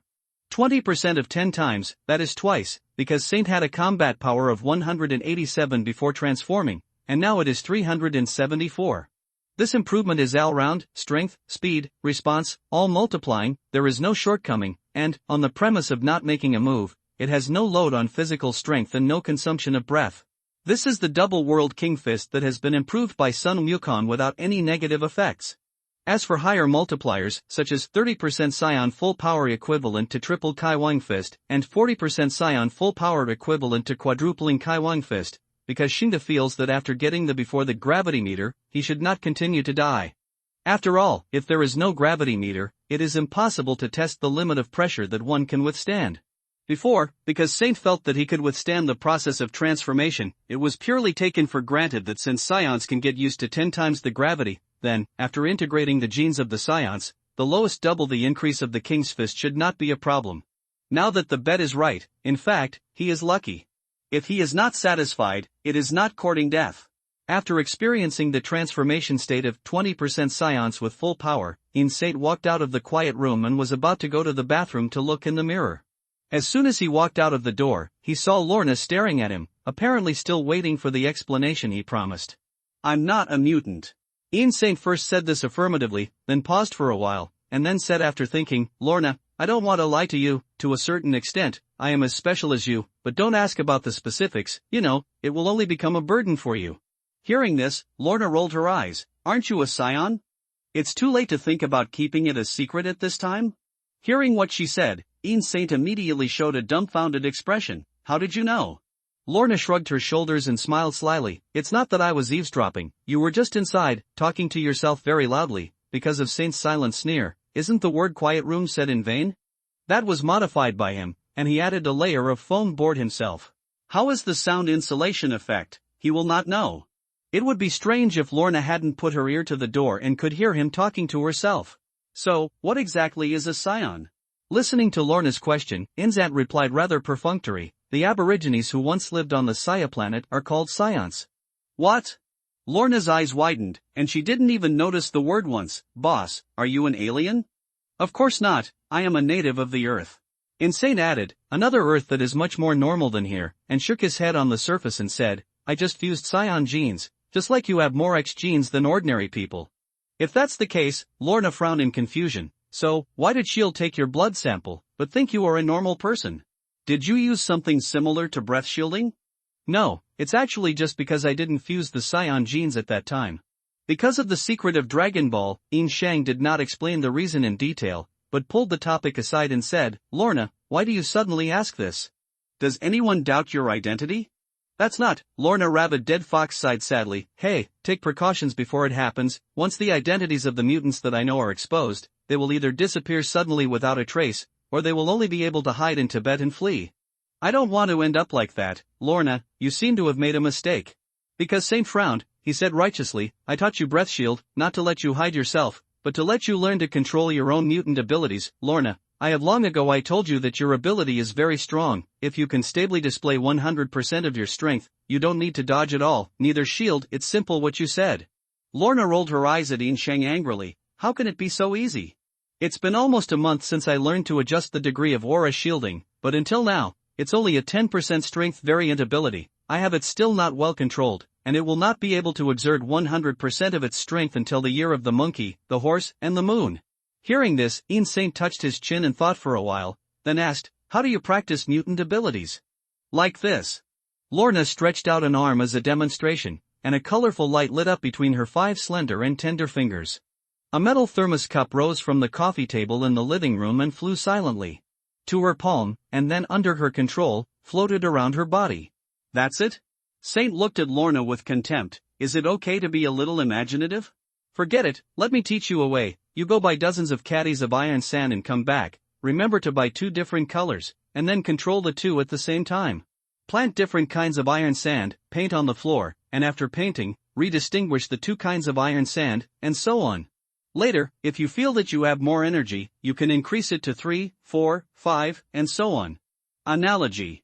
Lorna was a little unconvinced at first, but her eyes lit up when she heard it, and she obviously thought it was a good idea, but she didn't give Inshikta, who despised her, a good face. This method doesn't sound like a good idea. Okay, I'll try it out. Since it's not good, what are you going to try? Because Saint slandered such a sentence, he didn't want to expose Lorna's dead duck mouth and patted her on the shoulder. Actually, you don't have to worry too much, remember. You are now a member of Lee's Chinese restaurant, no longer you are helpless, no matter who wants to trouble you, they have to pass me first.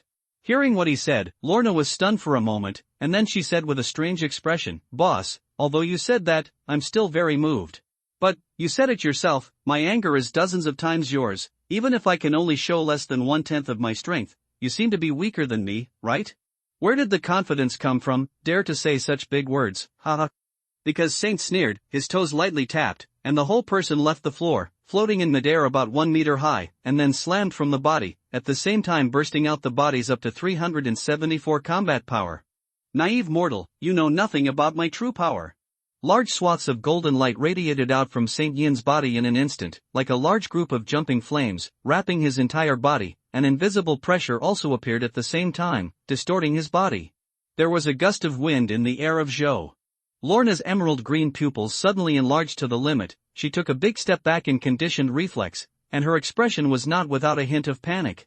Although she knew that Yin Shank would definitely not hurt her, she didn't. Unstoppable, the kind of instinctual fear that rose from the deepest part of my heart. However, this fear did not last long. The next moment, Lorna watched helplessly, because Saint, with golden light all over his body, passed through the air in the living room and floated all the way into the bathroom. Boss? What are you doing here? Look in the mirror. I really can't stand it. You are a big man, how can you be so stinky? Hee, you dare to feel your conscience and say, don't I look handsome now? After looking in the mirror, Yin Sheng determined that if he transformed into a 20% scion full power and then deliberately wrapped his energy around his body, he could pretend to be a super scion. If you don't consider the difference in strength between the cloud and mud, the difference between the two is only that one is the special effect of the flame that comes with it, and the other is added later. After being intoxicated with himself in front of the mirror for a while, Yin Sheng dissipated the qi that wrapped his body and released his transformation state. When he left the bathroom by walking, he had returned to his normal state of black hair and black eyes. Appearance. Ha? Why did you change back to the way you were? Is this still possible? Facing Lorna's question, Yin Saint shrugged his shoulders innocently. Have I said that I can't change back? Big liar. You clearly concealed it on purpose. Lorna curled her lips. So, when you became like that, was your strongest state? That's right. Yin Sheng nodded his head. Actually, even then, the total amount of my qi is still lower than yours, only more than 70 times that of an ordinary person. Hundreds of truths, eh? Where are you going? Hearing this, Lorna, who was descending the stairs, shouted without looking back, by iron sand. Because Saint watched Lorna's back speechlessly, disappeared at the entrance of the stairs, and said to himself, forget it, scion or something. Lorna herself is a mutant, don't stress to her, it must also know confidentiality. 3 hours later, Inzan stood at the entrance of the stairs and shouted in the direction of the second floor, Lorna! Come down for dinner. Wait a minute. I'll come after separating the two kinds of iron sand. Half an hour later, Lorna still disappeared, because Saint shouted again from the same position, Lorna! Come down to work. Don't rush me. Asshole. Mixed together again. Yin Sheng suddenly felt that the suggestion he made before seemed to have led Lorna to develop some incredible hidden attributes. The future Miss Polaris will not be broken into a late stage of obsessive-compulsive disorder by him. Lorna neglected her duties for more than 10 minutes before walking down from the second floor of the restaurant. At this time, there were already quite a few customers in the restaurant. Yin Saint, who was so busy, didn't have time to reprimand Lorna. She was the first to complain, Black Boss. It's all your fault. If I hadn't been startled by you just now, I wouldn't be late for work. It's all your fault. Don't deduct my wages. Yin Saint's mind is full of question marks. Did I say anything? Who I am? Where am I? What happened? Who is the boss? Today, until Saint's restaurant was closed, Shield still didn't come to him to trouble him. He still used his breath sensor to scan the two agents who were watching him, and suddenly raised his brows, showing a very surprised expression. Those who should be looking for trouble didn't come looking for trouble, and those who shouldn't have come looking for trouble have come looking for trouble. Through aura induction, Saint suddenly discovered that the four powerful Kais were moving together at an extraordinary speed. Came to him, one of them was familiar to him, it was Danny Rand, and the other three were not unfamiliar, although he had not officially met, but it was not the first time he used breath induction to detect the three street heroes of Hell's Kitchen. What happened? How did they get together at this point in time? Because Saint frowned, he walked quickly to the door of the store. At the same time, Lorna, who was terminally ill with obsessive-compulsive disorder and was rearranging the dining table, said, Lorna, lock the door and don't come out for the time being. Boss, you. Because Saint didn't care about Lorna's question, he walked out of the door without looking back. He came to the door of the store. He turned his head and saw that under the dim streetlight, a group of 3 men and 1 woman were facing him together. Running wild here. The little curly blonde in the lead was Danny Rand. Followed by a masked white man, very strangely, he wrapped the upper half of his face with a scarf. That's right, the upper half of his face, including the eyes, only showed the part down from the nose. At a glance, you can tell that no one can use this dress to run wildly on the streets at night except for Daredevil Matthew Murdock, who is blind and mainly relies on hearing to locate. The only woman among the four has long black hair and a tender white face. She is slender and tall, with a temperament, dark and decadent, because Saint is very clear in her heart, don't look at her thin, in fact, more than 10 times stronger than ordinary people, it is the most unheroic hero, the infinitely powerful Jessica Jones. The last one was a tall and burly black man, wearing a t-shirt with holes everywhere, revealing the dark skin with metallic luster underneath. This is the copper-skinned and iron-boned Luke Cage, the whole body is invulnerable, even the eyeballs are no exception.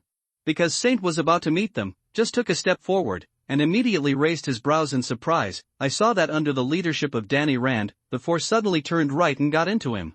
In a familiar brown building, the 3rd floor there is Colleen Wynn's martial arts gym. Turns out they were going to Colleen's. The corners of Saint's mouth twitched, feeling a little self-conscious, and he took another step under his feet and continued to walk forward. Although trouble didn't come to him, since Colleen Wynn was involved, he could only take the initiative to look for trouble. As soon as he got to the third floor where the martial arts hall is located, Saint heard a series of fierce quarrels and got out of the door of the martial arts hall. He frowned and walked to the door, knocking hard. "Colleen, it's me." Hearing the sound, the martial arts hall suddenly became quiet. It was not until Colleen opened the door for Saint Ing and ushered him in that a discordant voice sounded, "Who is this?" Because Saint glanced at Jessica Jones, who had a bad expression, and ignored the severely traumatized woman, turned his head and greeted Danny Rand. "Long time no see, Danny." The last time the two met, it was very unpleasant in the end. Although the misunderstanding was later resolved, Danny Rand, who was wronged, was still a little embarrassed. He showed a very reluctant smile and nodded to Yin Shang. "Long time no see, Saint." After greeting the only acquaintance, Saint ignored the other three, took Colleen Wen's hand, and asked, "What happened? Why didn't you tell me?" Hearing this, Colleen Wen showed a helpless expression. "They came uninvited, I don't know it myself, what can I say to you?" Hearing what she said, Danny Rand's expression became even more embarrassing, and he interjected, "Sorry, the situation is urgent, I really can't think of another place for a while." "There's no time for you to gossip." At this moment, Matthew Murdoch stepped forward and looked at Danny Rand and said, "We must discuss a plan immediately, the hand will not be able to let us go so easily." If they didn't catch up, they could only be gathering people. "Us?" Jessica Jones followed and stepped forward. "There is no us here, you have to deal with what hands, that is your business, don't mess with me. Give me back the scarf you put on your face, I got to go." "Jess." Luke Cage also came up. "You can't go, whether you want to or not, we're all involved now, and being alone will only put you in greater danger." Seeing this, Danny Rand could only join in, too. "Believe what I said, if we don't eliminate the hand, they won't let it go, not just ourselves, our relatives, friends, all will in great danger." It's okay if he didn't say this, but when he said it, he was in a frenzy. The only calm Matthew Murdoch, his voice became impatient. "Then why are you still hesitating? Immediately in me let's go together with the main force of the true pure society. As for the two of them who are not related at all, just let them stay here." "Who's staying here? Get my scarf. I'm leaving now." "Jess. Calm down. You," because Saint looked at the four people who were arguing again, he couldn't help but pouted. "This is the future Defenders League?" The identities and personalities of these four people are all completely different. If they want to form a team, they have a long way to go. At this time, Colleen Wen quietly grabbed In's aunt, took his hand and walked aside, and asked in his ear, "These people look weird, they don't look like ordinary people, except for the one with the head, does it look like he was born in martial arts, do you know them?" Im Shingta nodded, and with a mentality of watching a reality show, introduced Colleen Wen one by one. "You read that right, except for Danny Rand, who has an iron fist, the other three also have peculiarities. Function, that woman is Jessica Jones. Don't look at her as thin as a bamboo pole. In fact, she is surprisingly strong. She is more than 10 times stronger than the average person. She can even throw a car to play with, but well, she hasn't received any decent training, so although in theory, her chi is much stronger than yours, she shouldn't be your opponent. That black big man is her ex-boyfriend, called Luke Cage. Not only is he not weak, but he is also very capable of fighting. You can't make him scratch the skin with a knife with all your strength, but well, this is actually his weakness, because he is used to not being broken. His first reaction when he is attacked must be hard resistance. If you have a good knife sharp enough to break his skin, then he can't stop you from making a move." The guy with the head is also related to Jessica. He is a lawyer who defends her. His full name is Matthew Murdoch. You must not have seen that he is actually blind, although he has lost all vision. However, his sense of hearing, smell, touch, and taste are many times that of ordinary people, and he is a real biological radar, and, not only that, he is also a master student from Kunlun, just like Danny Rand. Master Gusu is the leader of the True Pure Society, but well, he is at odds with the Gusu philosophy, so he can't be regarded as a True Pure Society person. Ah, by the way, you may not have heard the name Matthew Murdoch, but you are certainly not unfamiliar with another name of his. He is the daredevil of Hell's Kitchen. When Colleen Wing heard the last sentence, her eyes widened and she pointed at Matthew Murdoch. "Is he daredevil?" Ian Shank nodded again and was about to continue speaking when his expression suddenly froze. He patted the back of Colleen Wing's hand and let go of her hand. "We'll talk about it later, it seems that something happened." Cough cough. After all, because Saint turned to Danny Rand and others who were still arguing, he covered his mouth and coughed hard. The sound was amazing and immediately attracted their attention. Then, he walked to the window. He pointed to a direction in the distance and said, Danny, a lot of chi is disappearing in a straight line more than 10 kilometers away from here, which means that many, many people have died there. Are you related? Not good. We've been fooled. Danny Rand looked down Yingqing's arm, and his face changed greatly, obviously recognizing the direction he was pointing. The target of the hand union was not us at the beginning, but the true pure society. Matthew Murdoch had already taken off the scarf that covered his head at this time, revealing a handsome face. He frowned tightly, and with his chaotic, unfocused eyes, he looked at Yin Shangdao. How could you possibly know what happened more than 10 kilometers away? Because of Saint's ability to breath induction, it is possible to detect the chi of the human body from a long distance. Danny Rand explained a sentence on behalf of Saint, and said to Matthew Murdoch with a livid face, Matthew, you don't have to doubt, since he said something, it must have happened. Erica! Matthew called out a name nervously, and snatched the scarf he had just returned to Jessica. Putting a bag on his head and covering his face, he had already rushed out of the martial arts hall. Matthew! Danny Rand didn't have time to stop him, so he had no choice but to follow in his footsteps. The 4 people who came uninvited left too without saying goodbye. Because Saint showed a thoughtful expression, combined with the news he just got, he can probably guess why S.H.I.E.L.D. would not care about him. It must be because the Hand Association and the Pure Society started in New York. After a large-scale battle, even today is the day for their decisive battle. He was just thinking about it when Jessica Jones suddenly came over and asked abruptly, so, you are also a freak? What are your abilities? A psychic? Because Xingta glanced at her speechlessly, and secretly said in his heart, eldest sister, I know that you have been through ups and downs, and your heart is very sad, but there is no need to arrest someone and bite someone, right? How did I provoke you, to be called a freak by you? Moreover, psychic medium is almost equal to the meaning of liar, and it is not a good word. After hesitating for a while, because Saint still ignored Jessica, he is not a psychiatrist, and he has no ability to remove people's demons. If he opens his mouth, it is estimated that people will block people. Well, he is good at. After Saint made up his mind not to provoke Jessica, he ignored her again, turned to look at Colleen One and said, do you want to join in the fun?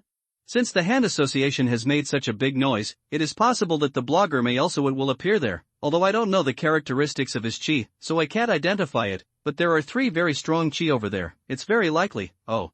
By the way, one of them should be Gusu, ahem, even if there are only 2 fingers in the hand, the probability is quite considerable. Colleen One hesitated for a moment, then nodded with gritted teeth, go. If he's here, this time, he won't even try to escape. If he is here, you have to be careful.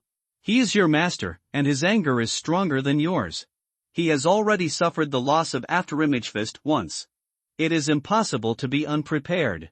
Saint reminded this first, and then added, although I promised you not to interfere in your grievances with him, I will not watch you get hurt. I will win. Colleen One showed a determined look. After taking out the white samurai sword stored in the box, she put on a white hooded sweater and a white ninja mask.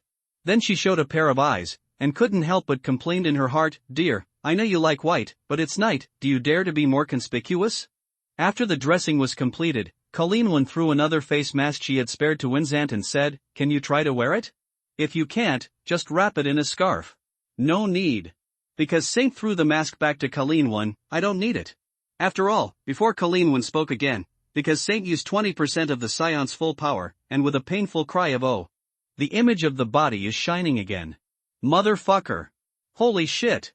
2 national scoldings belonging to blacks and whites, respectively, came out of the mouths of Luke Cage and Jessica Jones.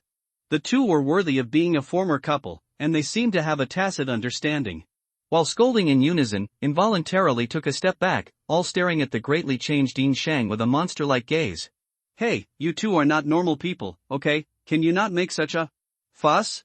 Because of the hissing of cold air from Saint's mouth, although it was much better than the first time, when he transformed this time, his whole body was still in constant pain, especially the stinging pain from his eyes.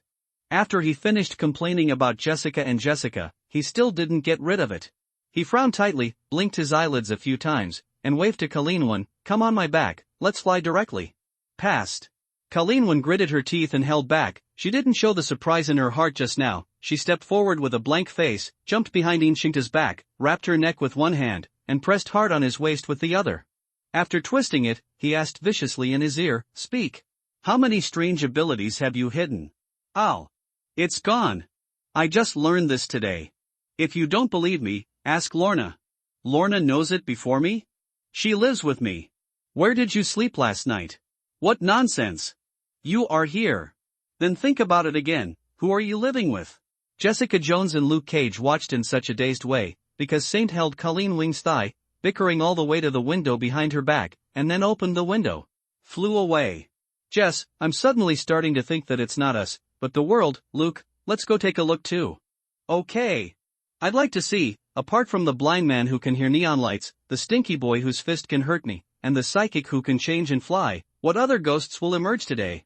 Go, you borrow the car, and I'll drive it. No, whoever borrows will open it. Tisk. On the other side, after flying for a while with Colleen Wing on the back of Saint, Danny Rand and Matthew Murdoch, who were running wildly along the road, were found under his feet, and the corners of their mouths twitched. Is this a dead brain? It takes more than 10 kilometers to walk? They were obviously running.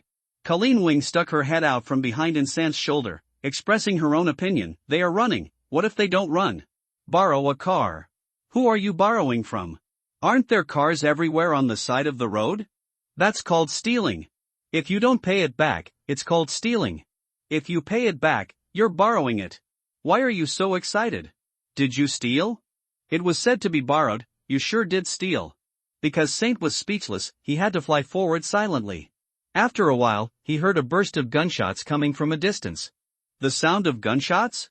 Because Saint frowned slightly, the Han Society and the Jinchuan Society both inherit the martial arts from Kunlun. The members of both parties are not only martial arts masters, but they are also proficient in assassination techniques. Basically, they only use all kinds of cold weapons. In the occasions where long-range weapons are needed, it is also like Hawkeye, who is used to silently using hidden weapons and bows and arrows. If there is gunshots, then there is only one possibility: shield has finally started. Colleen. Yin Shang adjusted his flying posture and shouted loudly, the situation has changed, hug a little tighter, shrink your head behind me, put your face on me, I'm going to speed up. In the state of full power transformation of 20% scions, due to the doubling of their combat power and the maximum air resistance that Saint can resist with his body, the upper limit has also been raised a lot. Even if he does not need to use air to protect his body, he can fly out of the speed of a sports car, but without him blocking the front. Colleen Wing can't stand such strong wind pressure. The speed of his flight just now seems to be quite fast. In fact, less than half of top speed. After just a few minutes, because Saint arrived at the battlefield with a speed of more than 200 yards in the sky, this was a construction site that had interrupted the construction, also known as the unfinished building. He looked down. The first thing I saw was the blood flowing all over the ground and countless dead bodies.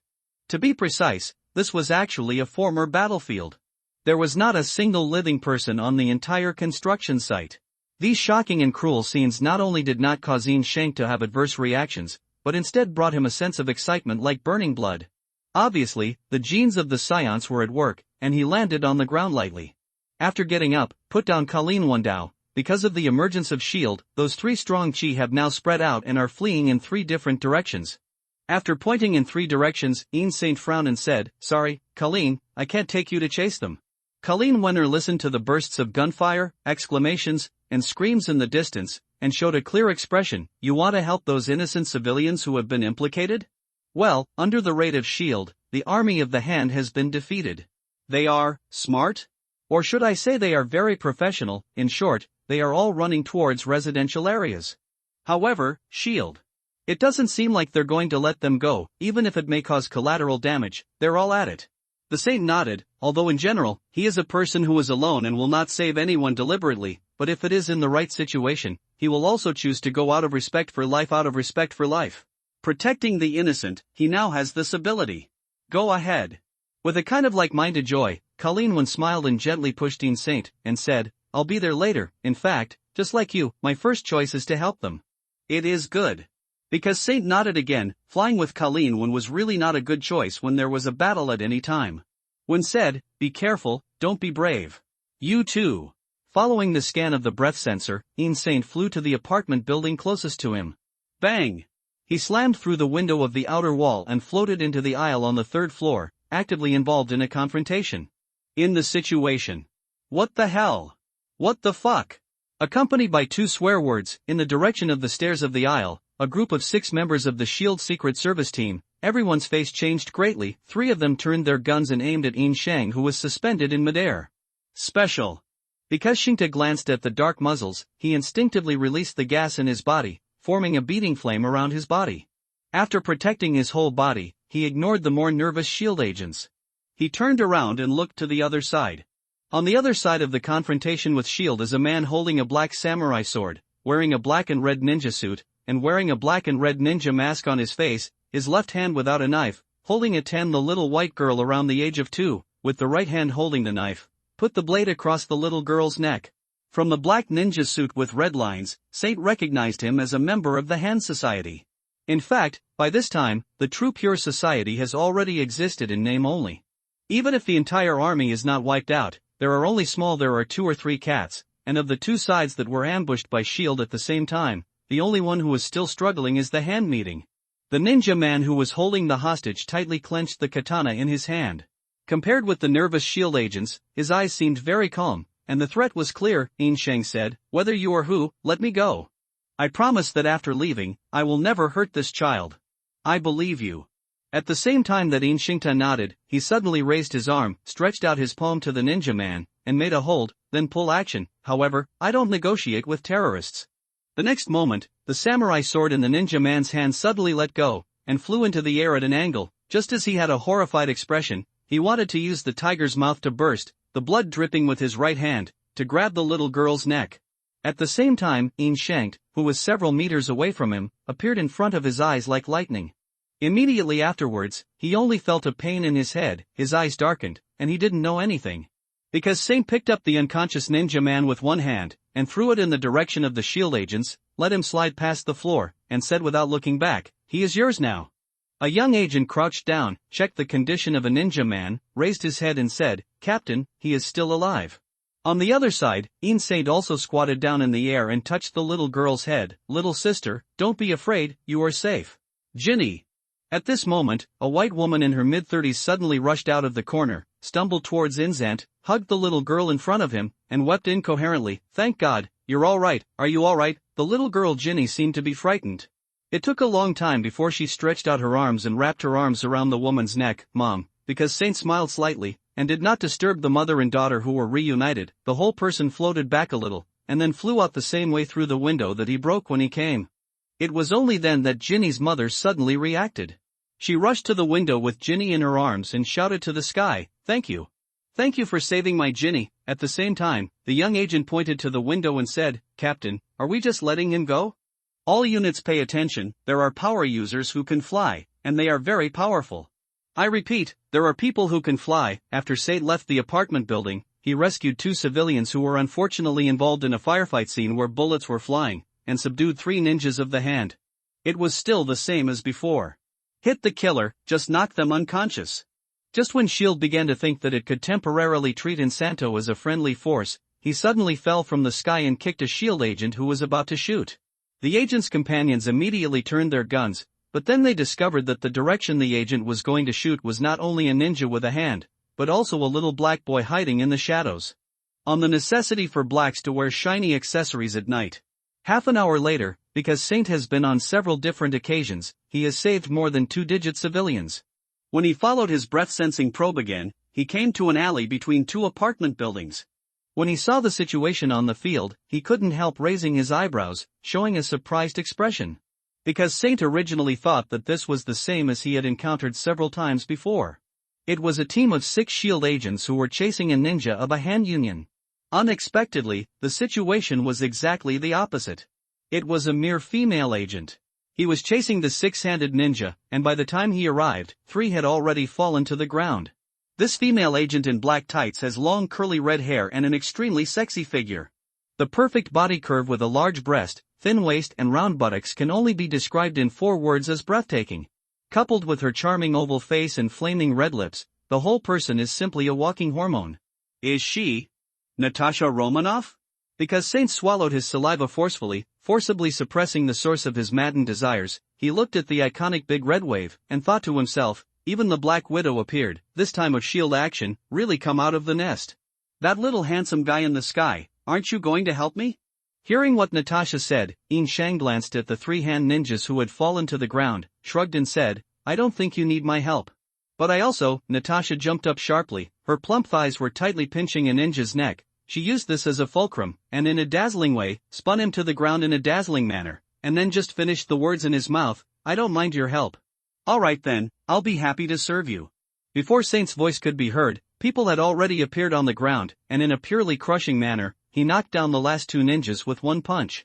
Natasha silently compared her hardships with Saint's ease, then curled her lips and said, I take back what I just said, I actually still mind, yes. Saint shrugged again, if there is a next time, I will save one for you, bye. And many more. Natasha stepped forward quickly, and before Saint was about to fly away, she stretched out a right hand to him, meet me, Natasha Romanoff. Because Saint scanned it with his breath sensor first, and found that the pursuit of S.H.I.L.D.'s opponent, the Union, was basically coming to an end, and then he turned around, held Natasha's fingertips, and shook it gently. With a shake, he introduced himself unabashedly, because of Saint Lee. In fact, it's not because Saint doesn't want to hide it, but because he knows that his transformation form is enough to bluff ordinary people, but if he wants to hide from S.H.I.E.L.D. in this way, rather than arousing suspicion and being exposed later, it is better to admit it generously. Really you? Natasha raised half of her eyebrows, apparently not unfamiliar with Instinct, you can still fly? And, how did you become like this? Not only did the hair and eye color change, but also the appearance was a little bit different. Nuances. You know me? Because Saint avoided answering Natasha's question, and asked a question in his mouth, he was actually a little surprised. He didn't expect that S.H.I.E.L.D. would take him so seriously. It seems that even the famous Black Widow is also a little surprised. Everyone has seen the information about him. Although he has already guessed it, he did not show it. He said, I think we have never met, Agent Romanoff. You're welcome, you can call me Natasha. Natasha's professional habit threw a wink. It's the first time we met, yes, but I've admired the name for a long time, because Saint Lee, the only WTO disciple of the Guisian Lu, an extraordinary martial arts home, in our bureau, your secret level is the highest 10th level, and by chance, apart from our chief, I am the only 10th level agent. Should I say honored? It was because of Saint's great perseverance that he was immune to this wink attack. He considered the language and answered Natasha's previous question, if this is the case, then you should also know that I have mastered many kinds of applications. The skill of Chi, the air dance that can fly in the sky, is one of them. As for my current appearance, it is not permanent, I can change back to my original appearance at any time. Natasha nodded clearly. What do you mean, you can fly by relying on some kind of martial arts? It's just a disguise for you to change your appearance? You can understand that. Because Saint didn't plan to explain in detail, he said goodbye directly. Nice to meet you, Natasha, I still have something to do, let's go first. Natasha watched because Saint rose up into the sky and disappeared into the dark night sky, frowned and muttered to herself, strange, this little guy seems to have recognized me a long time ago, and I deliberately told him that I was a 10th level agent, and he didn't show the slightest surprise. He seemed to know me very well, so what information channel did he use? Turtle Immortal Lou? I should inform Fry. Natasha didn't say anything on the public communication channel, but took out a military encrypted mobile phone, dialed a number, and said, I met that flying power user. You must not think he is who, the other side, because Saint followed his breath-sensing exploration and flew straight to Colleen Wen's direction. The reason why he suddenly left in a hurry was precisely because Colleen Wen was talking to the Defenders Alliance during his induction. After the four of them converged, a large number of Chi suddenly began to gather around them, and the situation seemed to be a little out of place. Back in time 5 minutes ago, Colleen Wen, Danny Rand and the others dashed across the street, got into a small alley beside the street, and hid behind a corner. Matthew. As soon as everyone stopped, Danny Rand grabbed the collar of the casual daredevil. Are you crazy? Why are you attacking the agents of S.H.I.E.L.D.? Matthew Murdoch didn't resist, showing a half-bitter expression, the scarf covering his head blocked half, because the person they set fire to before was Erica, your ex-girlfriend? Isn't she a pure society person? Why is she wearing a handheld uniform? I don't know, but I would never admit the wrong person. Somewhat ironically, a blind man claimed that he would never admit the wrong person, but Danny Rand couldn't refute it. He could only grit his teeth depressedly. Damn it. We are in big trouble. No shit. Jessica Jones used a foul language to echo Danny Rand's big trouble, turned to Luke Cage and said, what did I say before? Let them take a ride, it's definitely not good. Luke Cage was speechless, and said with a face full of helplessness, Jess, now is not the time to say I told you already, let's think about what to do, even though we didn't do it, but I don't think at all that S.H.I.E.L.D. will let us accomplice as easily. Who is the accomplice of that shameless bastard? Jess, it's not up to you, Jessica Jones pouted, turned her head suddenly, continued to use her map gun talent, and said to Colleen Wing, who had been silent, "Hey, girl in white, what are you doing? The attitude of staying out of the matter? You killed 2 agents of S.H.I.E.L.D. with your own hands, and you are contributed to this situation. I just knocked them out." Colleen Wing frowned, obviously disapproving of Jessica's tone, and there was a sense of sarcasm in her tone. "Those 2 agents are about to shoot you, you'd rather eat 2 bullets? Come on, they must be targeting my blind lawyer who isn't actually blind. What does it have to do with me? You are meddling and causing trouble, don't try to push me. Because what Saint said is right, you really are a crazy woman, it's unreasonable at all." "What did you say? Stop arguing." Matthew Murdoch shouted loudly and pushed Danny Rand hard. "You go. I heard a large number of footsteps approaching. S.H.I.E.L.D. has found us. I went out to attract their attention. You take the opportunity to break through from the opposite direction. Let's go together." Danny Rand shook his head and lit the fist of his right hand. "I am the Iron Fist guarding Kunlun, and you are the apprentice of Gusu. Whether you admit it or not, you are from Kunlun."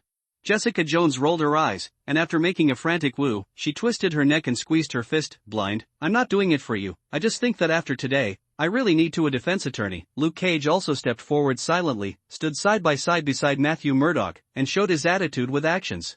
Colleen Wing, who was standing far away, showed a very surprised expression. When the 4 people in front of them were getting together, they had to quarrel with just 3 words, but at this critical juncture, it was inexplicable. It is puzzling to be able to unite.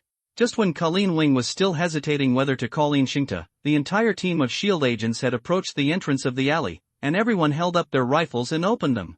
Safety, apparently given the order to shoot, and barely put his finger on the trigger. I have to say that this is actually a big misunderstanding. The special agent team that was attacked by Matthew Murdoch and others only had time to report an enemy attack, and then all of them lost contact. Under the premise of enemy attack, loss of contact and sacrifice are basically synonyms, and it is self-evident why S.H.I.L.D's response is a bit extreme. However, Matthew Murdoch and others did not expect this point. Facing the warning of surrender immediately or shoot, they only felt that shield. Or the ruthless muzzle. In this case, how could they surrender? So, when Nzanti rushed to the scene from the sky, what they saw was that Colleen Wing and the other 4 were completely suppressed by the firepower of S.H.I.E.L.D. Well, it's not that there's only one person left, but Luke Cage, an invulnerable pervert, who doesn't feel oppressed at all. Just in the face of ordinary firearms, he doesn't even blink his eyes, and it's even more impossible to lower his head. Of course, because of the need to protect Jessica and others, in his current situation, the defense is more than enough, but the attack is not enough. As early as when he heard the gunshots in the distance, Yin Sheng had already raised flames on his body, and burst into the highest flight speed, and even before he was about to land, he did not make the slightest deceleration action. With a loud bang of boom, he smashed heavily on the street in front of the alley, setting off a sky of gravel and dust. Everyone's attention, the original dense gunshots, also became sparse, until no one shot. Before I get mad, in front of everyone's eyes, because of Saint's half-squat landing position, he slowly straightened his body and took a big step forward. He first said a premise slowly, and then suddenly let out a roar, "Fuck it all for me." At the same time, due to Shikta's forceful waving of his arm, his palm with 5 fingers swept into the air towards the S.H.I.E.L.D. agent Q, and the large swath of air in front of him was first distorted by the huge power. A violent gust of wind was blowing all around, and countless dust and debris were rolled up. At first glance, it looked like a typhoon was passing through. Immediately afterwards, the 20 or 30 S.H.I.E.L.D. agents in front of him were pushed and shoved by an invisible big hand at the same time. Everyone had their feet off the ground and flew backwards involuntarily. With good luck, they fell to the ground with their buttocks. It was considered only pain and no injury. There was a large bruise, and as for the unfortunate one who hit his head, a slight concussion was not discussed. This is, with the support of up to 374 combat power, Yin Xingta used all his strength to make a move guessing the boxing cloth. This is also due to the large area, which greatly weakens the power per unit area. Otherwise, the power of this move is even more terrifying. Wanting to slap a dead person in the air is no more difficult than slapping a bug to death for a normal person. Because Saint was based on the principle of not hurting people as much as possible, under his one move, the 24 or so agents of S.H.I.E.L.D., except for the unlucky 2 who hit their heads and fell into a coma on the spot, the rest 4 or 5 of them, the leaders of different teams, just got up from the ground and shouted one after another, "Stop your fire! No one is allowed to shoot. Do you hear me? Stop the fire!" Muzzle down. However, just like this, it is obviously not enough to satisfy Yin Shengd. He took a big step forward again, and shouted loudly, word by word, I let you get out. Ah, don't you understand? With the deafening roar that sounded again, Saint jumped suddenly because of the flames rising from his body. He stretched out his arms forcefully. After he drew a circle in front of his chest with both hands, he closed it on his lower abdomen. At the same time, a dazzling golden yellow light began to bloom between his palms. High energy reaction in front. Everyone backs up. Everyone backs up. Accompanied by the flashing red light of the detection instruments, all the signal soldiers in the Aegis squad were terrified to the point of saying nothing. The energy response detected now has exceeded 1 million joules, and it is still increasing, about to break through the sky. Retreat! Retreat! At this time, it can be seen that S.H.I.E.L.D. is indeed well trained. Even when the threat of life is imminent, they have not forgotten to take care of the wounded.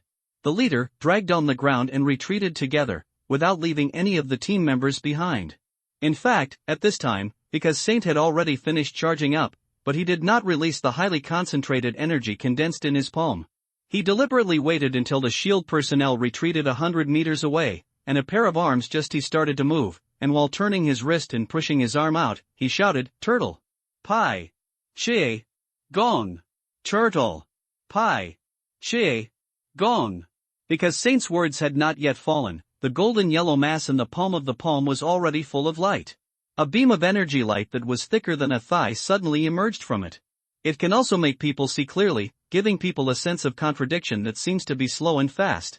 When the light beam, which was slightly inclined downwards, penetrated a standard circular hole in the ground, and sunk into the ground like a smashing rod, only to hear a loud boom. Everything was exploded by the surging energy, and instantly turned into powder. Immediately afterwards, a small mushroom cloud suddenly rose up, and the dense ring of dust also began to spread out rapidly at the same time, blocking everyone's sight.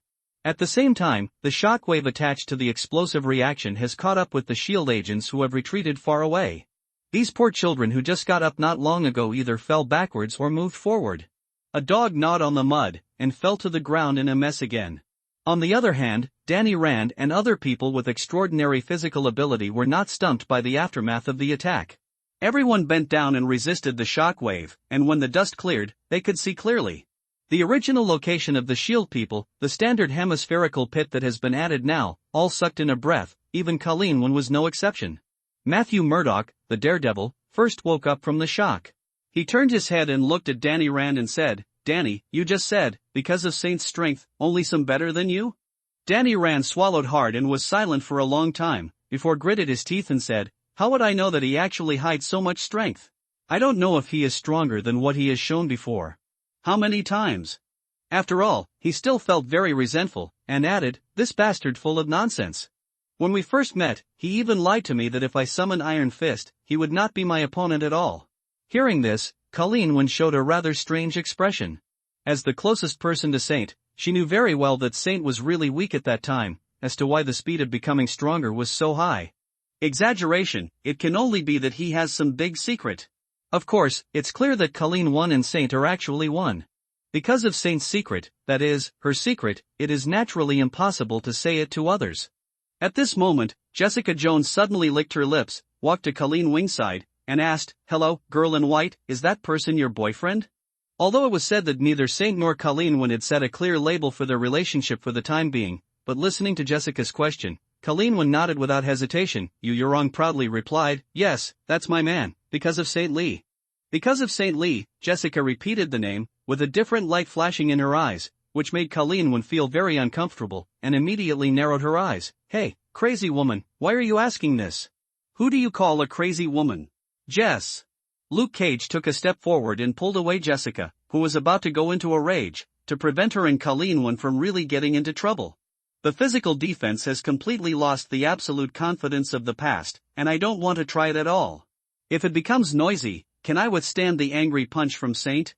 At the same time, on the street in front of the alley, after seeing a large number of S.H.I.E.L.D. agents all disappear from his line of sight, Saint lifted his toes lightly off the ground and went straight to Colleen when Faye came over. After landing in front of everyone, Saint ignored Danny Rand and the other four, and only focused on Colleen. Are you alright? Are you injured? Colleen Wen stepped forward with a smile, hugged Inzant as if declaring sovereignty, and put her head on his chest. Don't worry, I don't even have a scratch. To this reaction of hers, Saint seemed a little surprised. In his eyes, it was completely normal for Colleen Wing to slash people with a knife. It's not quite right for a little bird to rely on people. Saint and Colleen Wen hugged quietly for more than 10 seconds before they separated. He held Colleen Wen's hand and looked at Danny Rand angrily and said, "Speak, Dan." "And what the hell did you guys do? If I hadn't arrived in time, I'd have hurt Colleen." Hey. Jessica Jones didn't know what was wrong, and suddenly jumped out before Danny Rand spoke. "You can't say that, we will be besieged by S.H.I.E.L.D., the girl in white is also responsible, if it weren't for her, Jones." "Shut your mouth." Matthew Murdoch stopped drinking, pushed Jessica away, and sincerely apologized to Inzant. "I'm sorry, don't listen to her nonsense, I shot S.H.I.E.L.D. first, and Ms. Wen was just kind. Help us to get involved in this turmoil. The reason for the trouble just now is all my responsibility. I am really sorry, and I am willing to make any compensation." Because Saint glanced at the poor lawyer, he was completely uninterested in his verbal sincerity. He ignored his apology and still looked at Danny Rand and said, "Danny, if I'm not mistaken, this lawyer Ma is also from your Kunlun. He made a mistake, will you pay for it?" Danny Rand opened his mouth in astonishment, and didn't say a word for a long time. It's not that he didn't understand what Saint meant. He used the blatant word "pay the bill." How could he not understand? It's just that, because of the impression that Xingta just gave people, he can only use the words strong and invincible to describe, and suddenly put on such a face of little people in the market. This gap is too big. You really are the stupidest iron fist ever. Because Saint thought Danny Rand didn't understand, he glanced at him with hatred, and asked for money bluntly, $100,000, compensation for my mental damage. Hurry up, give money. Hearing that, out of the 5 people present, 4 of the 3 views collapsed directly. The remaining one, Colleen Wen, only felt shameless, so she couldn't help reaching out and pinching Ian Shank on the waist. "Bundle." Danny Rand took out his mobile phone as if he was sleepwalking, and transferred $100,000 to Inzant. He didn't feel bad for such a small amount of money. For him, the heir of the Rand Group, $100,000 was a drop in the bucket. It doesn't matter, he is purely because of the sudden change in the style of painting, causing serious psychological trauma. Well, he was not the only one who was psychologically traumatized at the scene. Fortunately, because Saint had extorted a fortune, and he didn't have to worry about being poor in the future, his performance became a little normal. He turned his head to look at Matthew Murdoch, and asked seriously, "You said you attacked S.H.I.E.L.D., did you cause casualties?" No, the daredevil in casual clothes immediately shook his head. "I only knocked out 2 of the 6 S.H.I.E.L.D. agents without causing any permanent damage." Colleen Wen also immediately shook her head. "I just knocked out 2 agents. Danny Rand, who was still in a trance, was slow to react until everyone turned their attention to him, and then repeated Colleen Wing's words, "I also just knocked out 2 agents. Are you sharing your experience?" Because Saint slandered such a sentence, he frowned and said, "Strange. Then, is S.H.I.E.L.D. crazy? Overreacting like this? Wait. Don't talk." Matthew Murdoch suddenly raised an arm, raised an index finger, and listened intently. After a while, he showed an expression of sudden realization, and at the same time explained to Inzant, "I just heard the aegis the people in the bureau said in the public communication channel that there were no casualties in the E-team, and the only reason for the loss of contact was that all members were in a coma. I think they had misunderstood before." Hearing what he said, Ian Singh curled his lips. The battle order was issued before the information was verified. As a global intelligence agency, S.H.I.E.L.D. would have such a flaw, which is really enough. It's not fair for you to say that.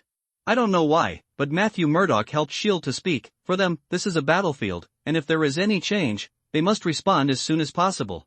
By the time the intelligence was verified, it was already too late. Ian Shang gave him a speechless look. "Do you have Stockholm Syndrome?"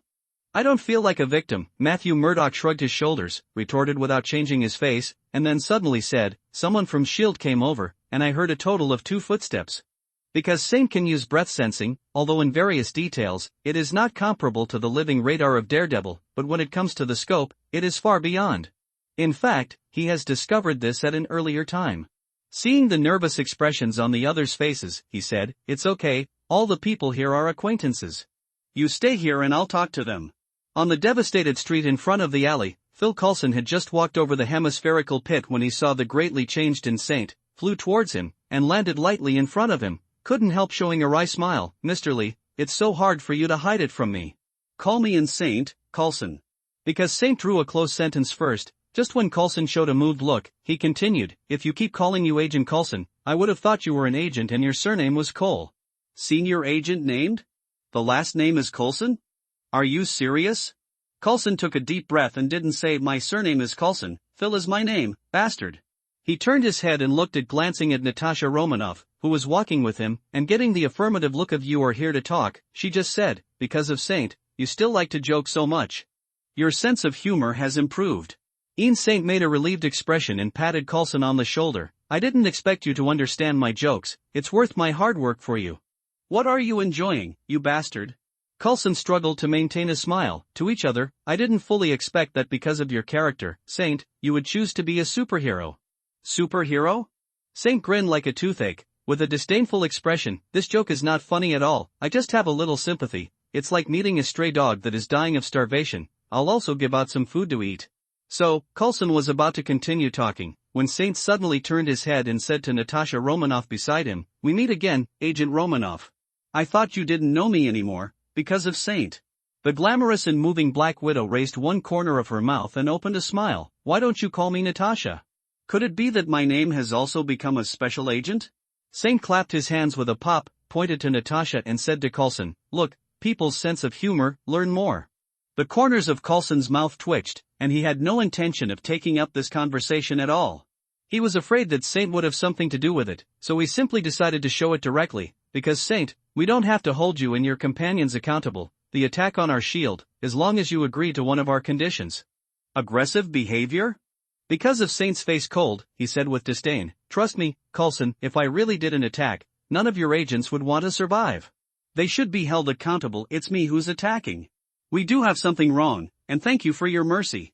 Coulson admitted his mistake generously, and politely thanked him, then changed his tone abruptly. However, this evening, you and your comrades combined have violated a total of assault on the police, 13 federal laws such as obstructing public affairs, destroying urban public facilities, and helping criminals escape punishment. If you really refuse to compromise, we will reserve the right to prosecute. Because Saint was silent for a while, he was not afraid of S.H.I.E.L.D. being arrogant, but afraid of S.H.I.E.L.D.'s teaching. After silently muttering you're cruel, he said softly, tell me about your conditions. It's actually really easy. Coulson shrugged, as long as you go to our S.H.I.E.L.D. headquarters with me and meet our director, then what happened today can be regarded as never happened. Nick Fury? Because of Saint's name, the one-eyed blackballed name suddenly broke out. What does he want to see me for? Coulson and Natasha were both surprised, and Natasha even subconsciously assumed a combat posture, staring at Shang with cold eyes and said, how did you know this name?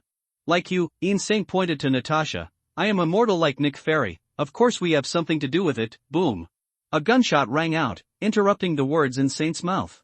Natasha aimed her gun at his head, sneered, showing half of her silver teeth, and said viciously, call me immortal again, try it out. Because Saint released his right fist blocking his face, a deformed bullet in his palm slipped from his fingers and fell to the ground with a ding. He shrugged his shoulders indifferently. I'm sorry. Sorry, I'm just targeting Cyclops, I didn't mean to reveal your age, boom. Because Saint reached out his hand again and grabbed it, intercepting a bullet that flew towards his head again. After throwing away the hot bullet in his hand, he blew into the palm of his hand, sister, it hurts a lot, okay?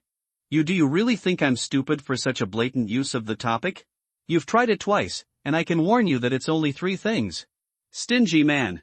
Natasha retracted the pistol, inserted it into the holster tied to her thigh, and tilted her head quite intriguingly. The shot of hand grasping the bullet is not easy to see. People just want to see more. Because Saint gritted his teeth secretly, shouting in his heart, I can't bear it, he turned his head and said to Coulson, who had already been dumbfounded, okay, I agree to meet the one-eyed man, but not now. Coulson came back to his senses, frowned and said, when was that? Of course, wait for me to send Colleen home. Because Saint gave Coulson a contemptuous look, turned around and flew into the alley. I am someone who has a girlfriend, unlike you single VIPs. Half an hour later, we will be at Colleen's martial arts gym. See you downstairs. Coulson watched Insanto disappear into the corner, lowered his head for a while, then turned his head and asked Natasha, what is a single VIP? It sounds good, but I always feel that since it came out of Saint's mouth, it shouldn't be a good word. Natasha actually just reacted, with the urge to draw a gun. VIP is also a VIP, and a VIP is a kind of dog. On the other side, Incheng left a sentence to the four little giants of the Defenders League, "You can go, Shield will not pursue it." After that, he waved to Colleen one, "Let's go Colleen, let's go home." Danny Rand and the other four watched as Saint picked up Colleen one, and they both rose into the sky and disappeared into the dark night sky. Thinking of such a big event, it would be so easy. It was solved by him. Although the expressions of the four were different, they all had mixed feelings in their hearts. After a long silence, Luke Cage, who had already entered the palace, suddenly patted Danny Rand on the shoulder and said, "Hey. The white boy with hard fists, I think, your $100,000 is very worth it." Danny Rand shrugged unhappily and bounced off Luke Cage's black hand. "Big black man, can you not mention this?" Hearing the conversation between the two, Matthew Murdoch froze for a moment, and then patted Danny Rand on the shoulder. "Danny, it's all my fault today, and I'll pay you back the money." "Blind man, don't overestimate what you can do. His surname is Rand, do you care about the money?" Jessica Jones stretched. "Go and go, what a day. It's finally over." "Wait, Jones, you're going to appear in court tomorrow as a defendant, and you have to prepare for the trial with me." "Shit." Half an hour later, he was waiting downstairs in Colleen Wen's martial arts gym, leaning against Phil Coulson in a red convertible, looking back to his original face with black hair and black eyes, like an ordinary person. Yes, Ian Shankt, who walked out of the building step by step, suddenly came up with a very strange idea. The appearance of this kid before is actually his true face, but the current appearance is actually a disguise. Because Saint walked in front of Coulson and saw that the car behind him was painted in angry peach red, an antique convertible with a strong historical atmosphere, he couldn't help but pouted and said, "Coulson, don't tell me, are you planning to use this classic car to take me to see Cyclops?" "Her name is Laura. Coulson patted the antique car behind him, turned to open the door, and got into the driver's seat. "Trust me, in Saint, she will surprise you. You even gave the car a woman's name." Saint rolled his eyes, walked around the front of the car, opened the co-pilot's door, and mocked with a pun, "Why am I not surprised at all?" Coulson ignored his sarcasm, turned the key to start Laura, and declared confidently, "We're going now, sit tight." Ian Sheng smiled, hee, "Sit firmly? Are you afraid that I think this car is too slow, so I jumped out of the seat in a hurry?" Coulson returned the word ha and did not continue to confront Inzant with words. After he drove into a deserted road, he held the steering wheel with one hand, opened a hidden box with the other, and pressed a button. Hide the circular button in it. The next moment, the four-tire steel rims of this red antique car suddenly sprayed light blue flames together. As the four tires slowly rotated inward, they turned into a strange shape with the steel rim facing the ground. The painting style of the whole car suddenly changed from the antique style of the last century to a sci-fi style of the future. Laura was first suspended on the ground, and then, when Coulson pulled the steering wheel back like he was driving a plane, the front of her was lifted up, and then, with the two took off and flew up. Interesting, Laura, the speeding car, did not let the transmigrator, Inzant, show a shocked expression as expected by Coulson. After he lowered his head and pondered for a while, he said the car's origin, "This is the semi-finished concept car shown by Howard Stark at the 1943 Stark Tomorrow World Exposition. It is said that the moment this car came to life was also exactly when Captain America and Howard Stark first met." "How could you, oh." "The Captain America Museum, I have to say, although many people visit, very few people can pay attention to so many details like you." Coulson turned his head, and after a little surprised, he unabashedly expressed his love for the car. "Don't worry, the current Laura is neither a half-finished product, nor a concept, it's very safe and reliable, and the speed is top-notch." "Worry?" Inzant curled his lips. "Coulson, you seem to have forgotten one thing. In this car, you are the only one who will fall from the sky and die." Half an hour later, when Phil Coulson drove Laura and landed at the entrance of the Trident building, which is the headquarters of S.H.I.E.L.D., Natasha Romanoff, the Black Widow, had been waiting for a long time. She greeted Ian Shingta, who got out of the car, and said with a sweet smile, "Welcome to Trident." After that, she turned her head again and said to Coulson, "After this, I will take over." Coulson nodded understandingly, "Represent me to the director," and many more. Because Saint interrupted the two of them disrespectfully, pointed to Coulson and said, "The condition I promised was to meet Nick Fury with him." Coulson was stunned for a moment, and felt a little moved for no reason, and explained to Inzant, "Sorry, your secret level in our bureau has been upgraded to 10th level by the director, and I'm only a 7th level agent. Down, we can only do it by Romanoff agents. That's your problem."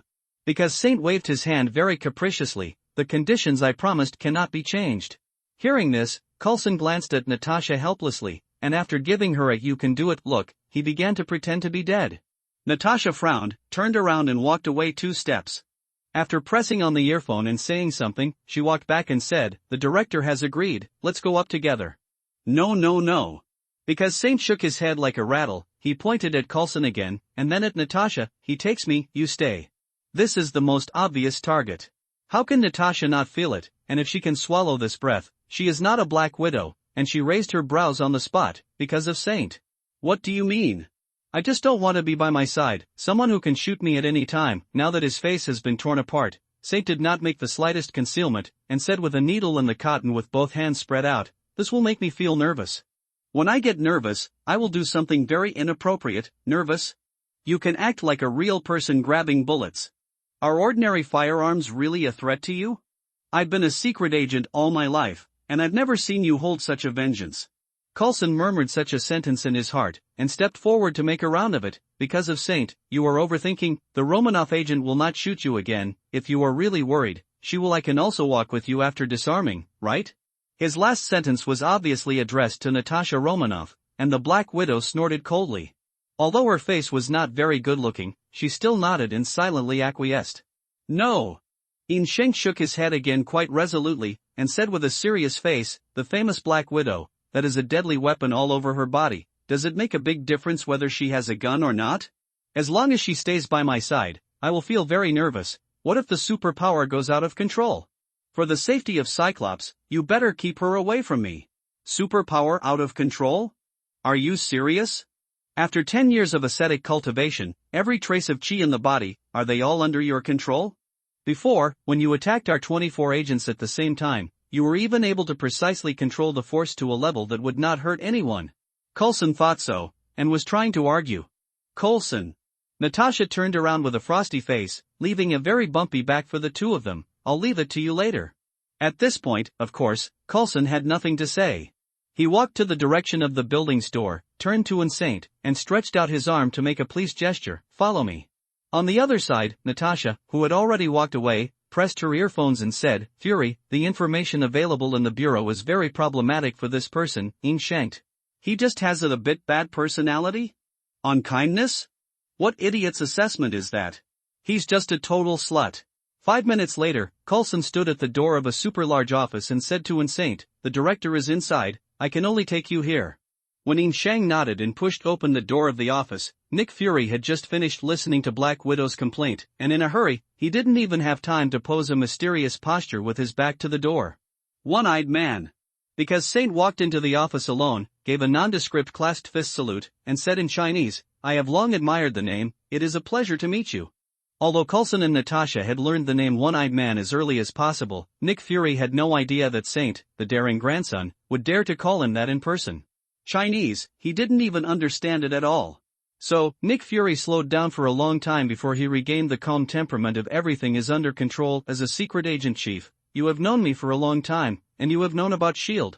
I know you, I know Black Widow, and I know you are the veterans of an intelligence agency."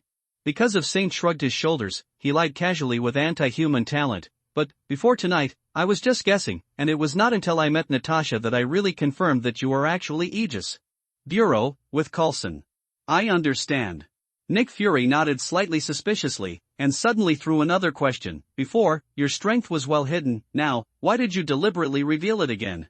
"Demonstration." Because of Shikta's behavior of using a wave of turtle school qigong to play with mud, the intention of deterrence is too obvious, and of course there is nothing to hide. "I have a request for you, S.H.I.E.L.D., don't show your fist. Show you, that doesn't have the right to speak. The request is, I used to think that your S.H.I.L.D. yes concern from a distance should be acceptable to me." Saying that, Saint paused for a moment, and then changed his tone abruptly. "But I was wrong, it turns out that I can't accept it at all, so starting from tomorrow, I don't want to get up every morning and see your Aegis agents of the Bureau. If you have any official business, you can come to the store to find me, and when you have nothing to do, then leave it all for me. Your request is not non-negotiable." After Nick Fury swallowed the words "go away" without changing his face, he also changed his tone. "However, our concern for you is not some kind of target, but to act according to the rules and regulations. Don't you think we'll make an exception for you for no reason? Then discuss it." Insanity shrugged his shoulders indifferently. "However, the ugly words are ahead. If your conditions are too excessive, don't blame me for going crazy. Don't worry, for you, it's just a little effort." Nick Fury rested his hands on the desk, leaned forward with his upper body, and stared at Inzant with his only eye. But, before that, I have to ask, your breath induction, how much range can be detected? Under normal conditions, a circle with a radius of about 19 kilometers with me as the center is doubled under special conditions. Because Saint seems to have revealed it all, even rounding it off, but in fact, he is hiding an ultimate method that is much more advanced than breath induction. If it is someone he is very familiar with, he can even be on a global scale. Inwardly, I sense this person's chi, and this is also the starting position of momentary movement, that is, the classic posture of Sun Wukong using 2 fingers to press the eyebrows, the real teleportation, because Saint is now absolutely impossible. It might be possible, but if it's just a starter, that's not a problem. That is to say, a circle with a radius of up to 38 kilometers can be reached. Nick Fury hid his inner shock, picked up a high-definition photo from his desk, and pointed to the blonde, blue-eyed, upside-down, handsome Inzant on the photo. If I'm not mistaken, when you speak of a special state, you mean this, right? Yes, if it is accurate, this is a state of explosive gas. Because Saint did not hide the tuck, but convincingly misled Nick Fury, he raised an arm demonstratively and wrapped a dazzling blue flame on his palm. Under normal conditions, my chi is like this, and in the state of explosive chi, my chi will not only turn golden yellow, thus changing my appearance, and more importantly, it will become extremely explosive. Whether it is no matter what technique is used, the efficiency and power will be multiplied. I see. After Nick Fury memorized this significant information calmly, he finally said his conditions. I want to invite you to go to Afghanistan and use your breath-sensing ability to help us find someone. Saint raised his eyebrows and asked in a positive tone, the missing Tony Stark? Good. Nick Fury nodded, and he was not surprised that Inzant could guess. As long as you are willing to help, I can completely agree to your request. He's been missing for almost 10 days.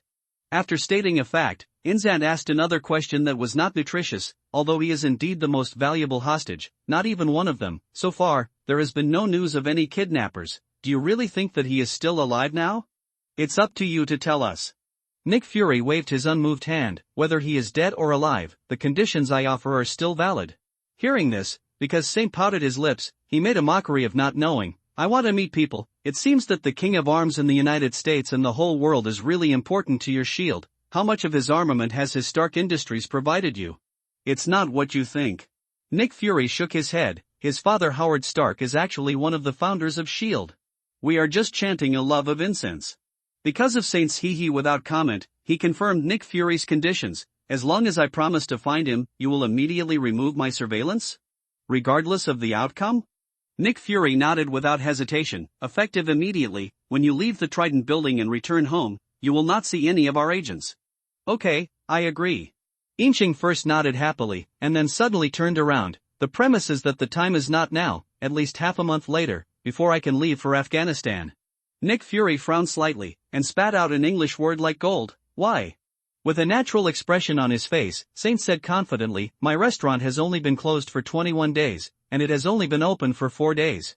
How can it be closed again? It will take at least half a month. Buffer, give my guests some mental preparation. Nick Fury never imagined that he would get such a reason full of petty burgers style. He resisted his anger and said, we can arrange a chef for you and make sure you don't need to close the door. No. Im Shang shook his head again and again. My guests are basically for Kung Fu barbecue. Except me, no one can have this ability. That's not a problem. In fact, there are already several restaurants in Manhattan that have become your imitators. With the help of induction cookers disguised as plates, they can basically be fake. Isn't that deceiving consumers? No, absolutely not. Speaking of which, if Nick Fury hasn't seen it, because Saint is just making excuses, what kind of S.H.I.E.L.D. director is he? After realizing that Inzant would definitely not give in, he thought about it for a while and said, so, what if our troops in Afghanistan have found Tony Stark in half a month? Dream about you. While Saint muttered a word, he shrugged his shoulders without pressure. If that's the case, I owe you one. After getting this promise, Nick Fury didn't hesitate, and immediately made the decision. Okay. Half a month, the deal. Pleasant negotiations.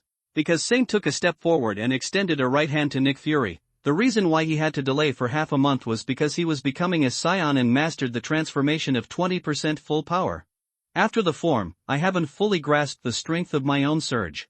Second, I am worried that if I go too early, it will deprive Tony Stark of his ascension from a super playboy to a superhero Iron Man. Chance. Nearly a month before and after should be enough to cheer up Tony Stark from his decadence, piece together a mini-arc reactor, and draw a prototype drawing of the steel battlesuit, right? Because Saint thought so, he nodded secretly. The keynote he needed to wait was actually just the concept of steel suit, which was formed in Tony Stark's mind. As for the Mark I, the pioneering whether his work will be born in a dark cave, he doesn't think it's important, and he doesn't care at all. While Nick Fury and Inzant shook hands, a question suddenly came out of their mouths. You once said that you are the weakest group of people in the Turtle and Wardle stream, is that really true? You do not believe? Because Saint let go of Nick Fury's black hand, he smiled. If you think I'm strong enough, then I can only tell you that you don't know the real power of this world. Nick Fury, who has lived for nearly 100 years and has been an agent for over a year, is of course very opinionated about the word knowing nothing, but there is a living example standing in front of him. Even if he has the heart to refute, he could only swallow this sigh of relief, and asked Inshinkta's words, "What do you mean? In this world, there are many existences like your turtle immortals. When the time comes, you will naturally know." Inshank pretended to be mysterious and blinked his eyes. Alternatively, you can also think about it, since the legend of China can come true, what about the local myths that you are more familiar with? For example, the ancient legends about the Norse gods, is it all fake?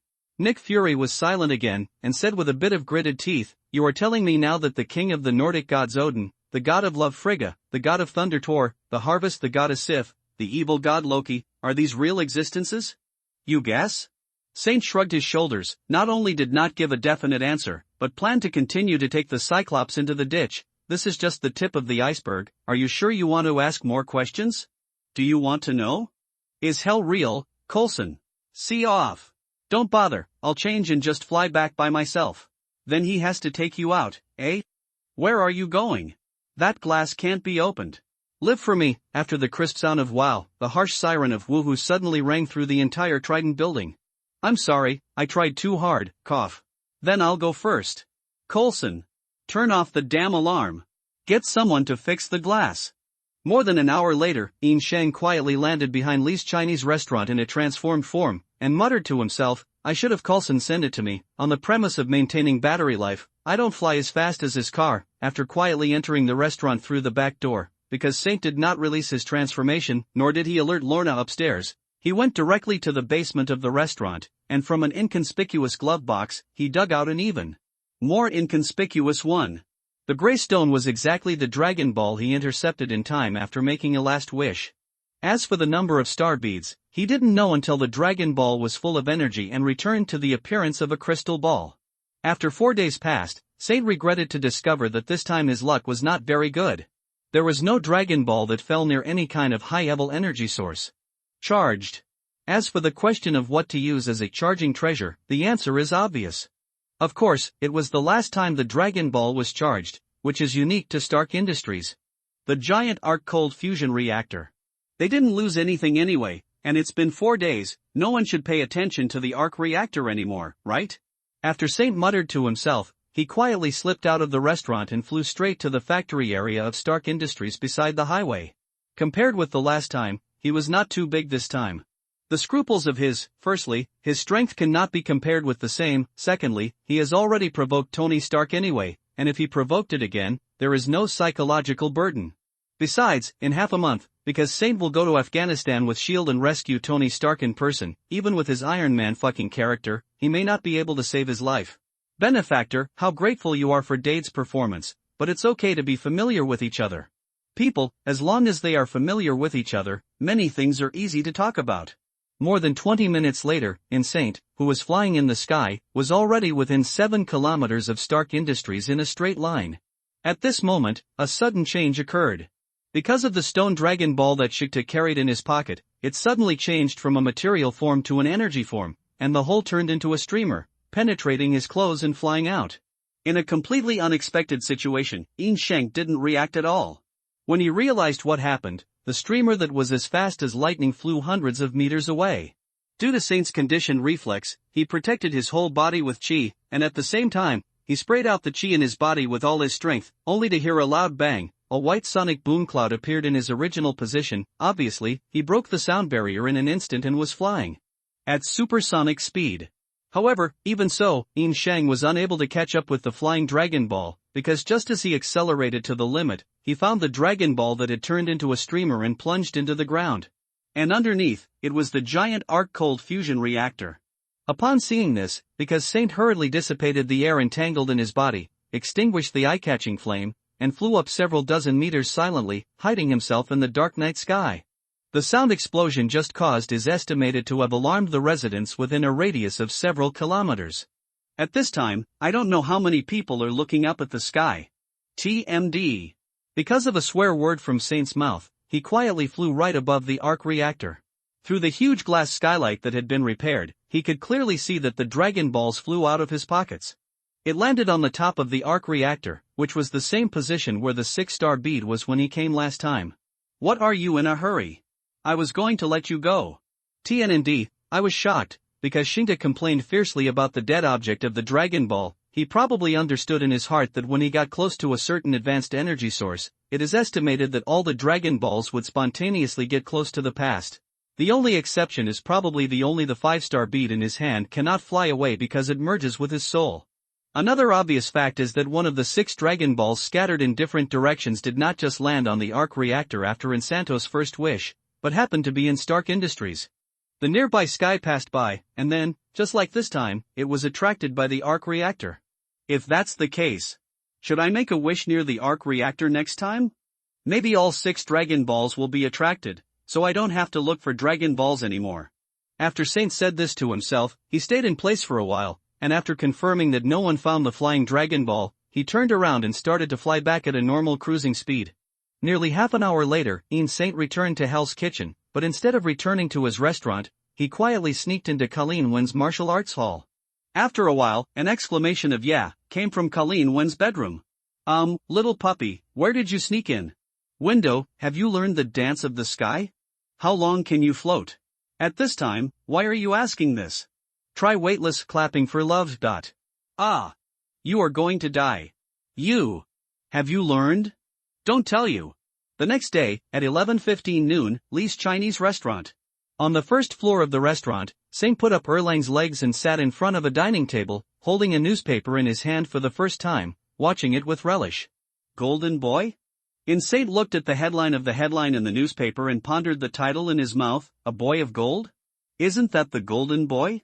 Not bad, quite catchy, I like it. It's not fair. Lorna Lancher stepped forward, snatched the newspaper in Saint's hand, and said angrily, everyone is a superpower, why can you get so much praise, and we mutants can only become street rats that everyone yells at? Because of this report, it says that I am helpful, shouldn't I be praised?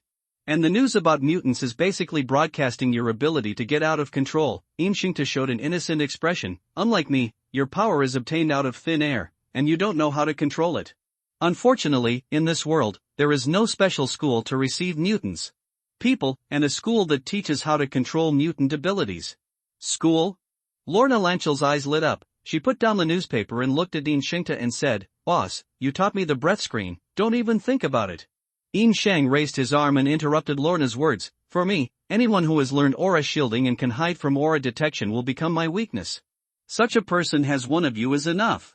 Am I your only weakness? Lorna raised her brows, thought about it carefully, and found that it was really the case. In this world, apart from her, there was no one else who could sneak around Shang and not be discovered. Thinking this way, she couldn't help but ask with a weird expression, didn't you teach it to the master? What do you say? Saint glared at Lorna angrily, Colleen is not a mutant, what is the use of breath shielding to her? Why do I teach her a trick to restrain me? I am fed up? Don't worry. Boss. Lorna straightened her face, when you taught me, I have already sworn, no matter what, I will never break my oath to you. I have nothing to worry about. Shang curled his lips, without the chi sense provided by my breath giving, no mutants can sense their own chi. If you know that they can't teach them breath sensing, would you still teach them? Can't it? Lorna glanced at Shang speechlessly, only to feel that she was moved by, and was about to scold Black Boss, only to hear a ding bell coming from the door, and someone pushed the door in. Peter Parker rushed into the restaurant like a gust of wind. Compared with usual, he not only came earlier, but his footsteps also seemed to be in a hurry. He trotted all the way to Inzant, and the whole person got close to within half a meter, staring at him. In Saint's face a sharp look. Because Saint frowned, and slapped Peter on the forehead, what are you looking at? If this is a big man in the Northeast, It is estimated that he will say, "What are you doing?" and then a fight is inevitable. But Peter Parker, who hasn't been bitten yet and is still insignificant, gave a painful cry of "ow," took a step back while covering his forehead, then took out his mobile phone from his pocket and pointed to a sign on the screen. After a news report, he asked excitedly, "Boss, this is you, right? The golden boy mentioned above is you, right? Right? Right?" Hearing this, Yin Shang was stunned for a moment, thinking that Chao changed his hairstyle and wore glasses. Even if it was a very successful disguise, how could I be recognized at a glance? It's him. At this time, Lorna, who was not too serious to watch the fun, ruthlessly exposed Yin Saint's identity and handed Peter the newspaper in her hand. Well, our golden boy was still reading contentedly just now. What about the newspapers? Because Saint is not a person who holds revenge, he usually takes revenge on the spot. Hearing this, he pointed at Lorna and said to Peter, "She said that her hair is dyed. That's a lie to you, she is actually a mutant." After a long silence, Lorna's hands suddenly lit up with colorful rays of light, and as she yelled "bastard," she scolded, because at the dining table where Saint was sitting, a pair of knives and forks suddenly flew into the air. He got up and stabbed him in the face with a whoosh sound. "Are you crazy?" Because of the shock of Xingta, he didn't even care about the knife and fork that flew towards him. He grabbed Lorna's hands that were rippling with aurora, and quickly hid them behind his back. Then he turned his eyes to the store. On the street outside the door, you must know that not only the door of Li's Chinese restaurant is made of transparent glass, but there are floor-to-ceiling windows on both sides of the door.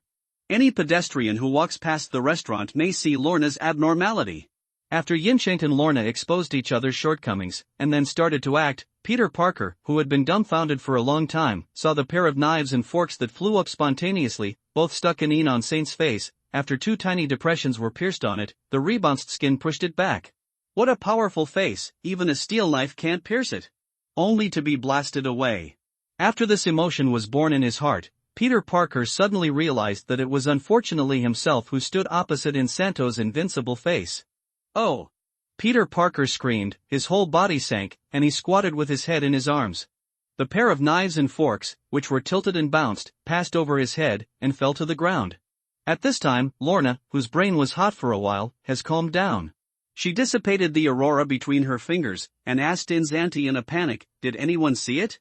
Are you afraid now?"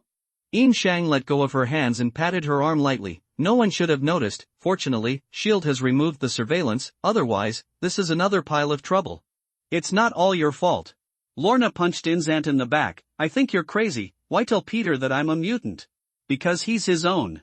Yin Saint swallowed, and he will also be a superpower in the future, with a "what's the big deal" expression, looked at Peter and said, "He won't discriminate against you, and he won't inform you, right, Peter?" No, yes. Peter stood up incoherently, waved his hands again and said, "Trust me, Sister Lorna, I will never tell anyone. Your secret is very safe, very safe, very safe." Lorna pouted, obviously not very satisfied with this verbal assurance, and gave Inshaint another fist. "He's just a kid and a talker, you know he can keep the secret?" "Ha ha." Inshaint sneered, "Then why do you still want to kill him? Why didn't you think of this when you exposed my identity? Obviously you exposed it yourself. Even if I didn't expose it, Peter would have already guessed it, okay? You also said he was guessing. I can totally deny it. Do you think he'll believe it? He's right here. Peter, you'll believe me, won't you?" No matter from which point of view, for Peter Parker, it is really fairy fighting in front of him. If he leans towards any side, there will be no good fruit to eat. Therefore, under the eyes of Insanto and Lorna, he didn't even dare to say anything, he didn't even dare to shake his head and nod his head, he could only remain silent. "It's boring." Because Saint shook his head boringly, stood up and walked towards the back kitchen, marking the end of this farce. "Peter, get ready to eat, there will be guests in a while." As if receiving amnesty, Peter hurried to the utility room. After changing into his work clothes, he muttered to himself, "Huh? I didn't intend to coerce the boss to teach me Chinese Kung Fu. Is it? How could it be like this?" Peter Parker, who remembered his original purpose, finally gathered up his courage after the three started a family dinner and said abruptly, "Boss, I can keep a secret for you, but you must teach me how to national Kung Fu, or what are you?" In the face of Peter's unpretentious threat, because Saint only found it funny, this kid was pestering him to learn Chinese Kung Fu, and it was not a day or two, so he used the old-fashioned rhetoric. "Peter, I told you a long time ago that your character is too detached, and you believe too much in modern science. It is impossible to understand what she is, and you can't learn my kung fu. This is not my excuse, but iron-like fact. Hearing this, just as Peter lowered his head in disappointment and slumped his shoulders, Saint changed his tone. But, if you really want to learn martial arts, I can teach you some fighting moves on your fists and feet, although this is not a superpower, but after you learn it, even if it is only an entry-level level, it is no problem to play 2 or 3 classmates. I didn't want to hit my classmates, Peter first explained weakly, then pointed at Lorna and said, Boss, what do you mean by the move? It's like Sister Colleen, did you teach Sister Lorna the Aikido? You can say it this way. Yin Shang nodded his head, it's just that the Aikido taught by Colleen is based on passive defense, focusing on softness and strength. The moves I can teach you are based on active attack, and are essentially based on rigidity. Craig. How long does it take to learn, so that I can play 2 or 3? Peter accidentally leaked his true thoughts, and changed his words a little embarrassedly. How long will it take me to learn? It depends on your perception, as well as the time and effort you put in. Because Saint first said something ambiguous, and then glanced at Peter, if you work hard enough and spend a month or 2, you should be able to get a glimpse of the door. Boss, at the entry-level level, I can play 2 or 3, so if I'm kung fu, can I play 10? It depends on who you hit. If it's just a classmate, it should be fine. Boss, can we not talk about beating classmates? For example, beating gangsters, or something? This problem is more complicated. It depends on whether the knives they carry are long or short, and whether they have guns in their hands. I'd better beat my classmates. Boss, how long will it take for me to practice kung fu? 8 to 10 years. The next 2 weeks were calm and peaceful. During these 14 days, Saint had been living an ordinary life. Well, the word ordinary was a bit too much for him. Ordinary? It doesn't seem right. In a word, because Saint has practiced every day, every noon, every evening meal, he also works diligently, and every night after get off work, he goes to Colleen Wynn's martial arts hall, Professor Peter Parker's most basic fighting skills. Whenever this time, Lorna will join in the fun. Under the guidance of Colleen Wynn, he will practice various joint skills and wrestling skills in Aikido. Occasionally, he will also practice martial arts. Beginner Peter to learn from each other. It must be mentioned that even without using mutant abilities, Lorna can easily hang Peter in tricks. Little Spider's road to school bully is a long way to go, and he still needs to search up and down. There is one more frequent visitor to Colleen Wynn's martial arts gym, and one more frequent visitor to Yin Shang's Chinese restaurant, named Jessica Jones. Both regulars and villains. It's not that Jessica is making trouble, but every time she comes to dinner, she will use a strange look full of temptation. I have to say, under the premise of keeping herself clean and not looking decadent at all, Jessica Jones with fair skin and delicate body and a slender figure is actually a very attractive woman, with a pair of Barbie dolls. With big eyes, it's easy to attract people. If Saint hadn't already had Colleen Wynn, it would be absolutely impossible to hold it. As for Jessica's sudden interest, Saint was surprised, but also guessed a few points. This tall and skinny black-haired beauty, if it is slender, can beat 90% of the world. The woman, however, is stronger than almost all the men in the world. Even the national idol Captain America is far inferior to her in terms of physical fitness. In this era when superheroes have not been flooded, Saint is proud to realize that he should be the first man stronger than her that Jessica Jones has met. In fact, even when the heroes walk all over the place, there are only a handful of people who are physically stronger than Jessica. As for her ex-boyfriend Luke Cage. Well, let's put it this way, if it's an ordinary man, if Jessica is pushed down on the bed, then it will be more than just the bed that will be broken. And Luke Cage will not break, cough. Anyway. On the 3rd day after Jessica Jones became a regular customer of Lee's Chinese restaurant, because of a joke that Saint made 2 months ago, it was a proverb, and it was closed more than 10 days ago. Colleen Wynn from her own martial arts hall really came to work for him, the position the boss's wife. Because Saint knew in his heart that the reason why Colleen Wynn came to help in the restaurant was not, as she said, that there were no students to teach her, and that she had recently taught her Dance of the Sky. There, she learned the profound skills of using Qi in the 4 doors, and she did not have the knowledge and experience of Sun Wukong to help like Yin Xingta. Even if she had more time, it would not be enough for her to practice. It's purely to let Jessica retreat. However, the presence of Colleen Wynn did not diminish Jessica's enthusiasm in the slightest, but seemed to have actually fueled her arrogance. On the 7th day, Saint even felt a little bit that Jessica was not here to tease. My own, but one specially designed to provoke Colleen Wynn. In the original plot of The Defenders, what was their relationship like? Although Saint couldn't remember the details, but he was very sure anyway, it was definitely not such a strange relationship. As the male protagonist of this two women fighting for a husband drama, to say that because of Saint is not dark in his heart, it is pure nonsense, but it is cool to be cool, and if it is placed on any man, this is a very unpleasant experience. Headache situation. Don't know what a rabbit doesn't eat grass on the edge of the nest? Can't you seduce me from a distance? If that's the case, maybe I'll just, ahem. Because of St. Paul's pain and happiness, he fell into dire straits. Until the 14th day, Jessica Jones still did not give up. During these 2 weeks, she would come to the restaurant to eat at least once a day. Meal, or noon, or evening, or both. For Jessica's persistent entanglement, because Saint is not very disgusted, nonsense, what really makes him irritable is that it has been almost 20 days since he merged with Scion genes.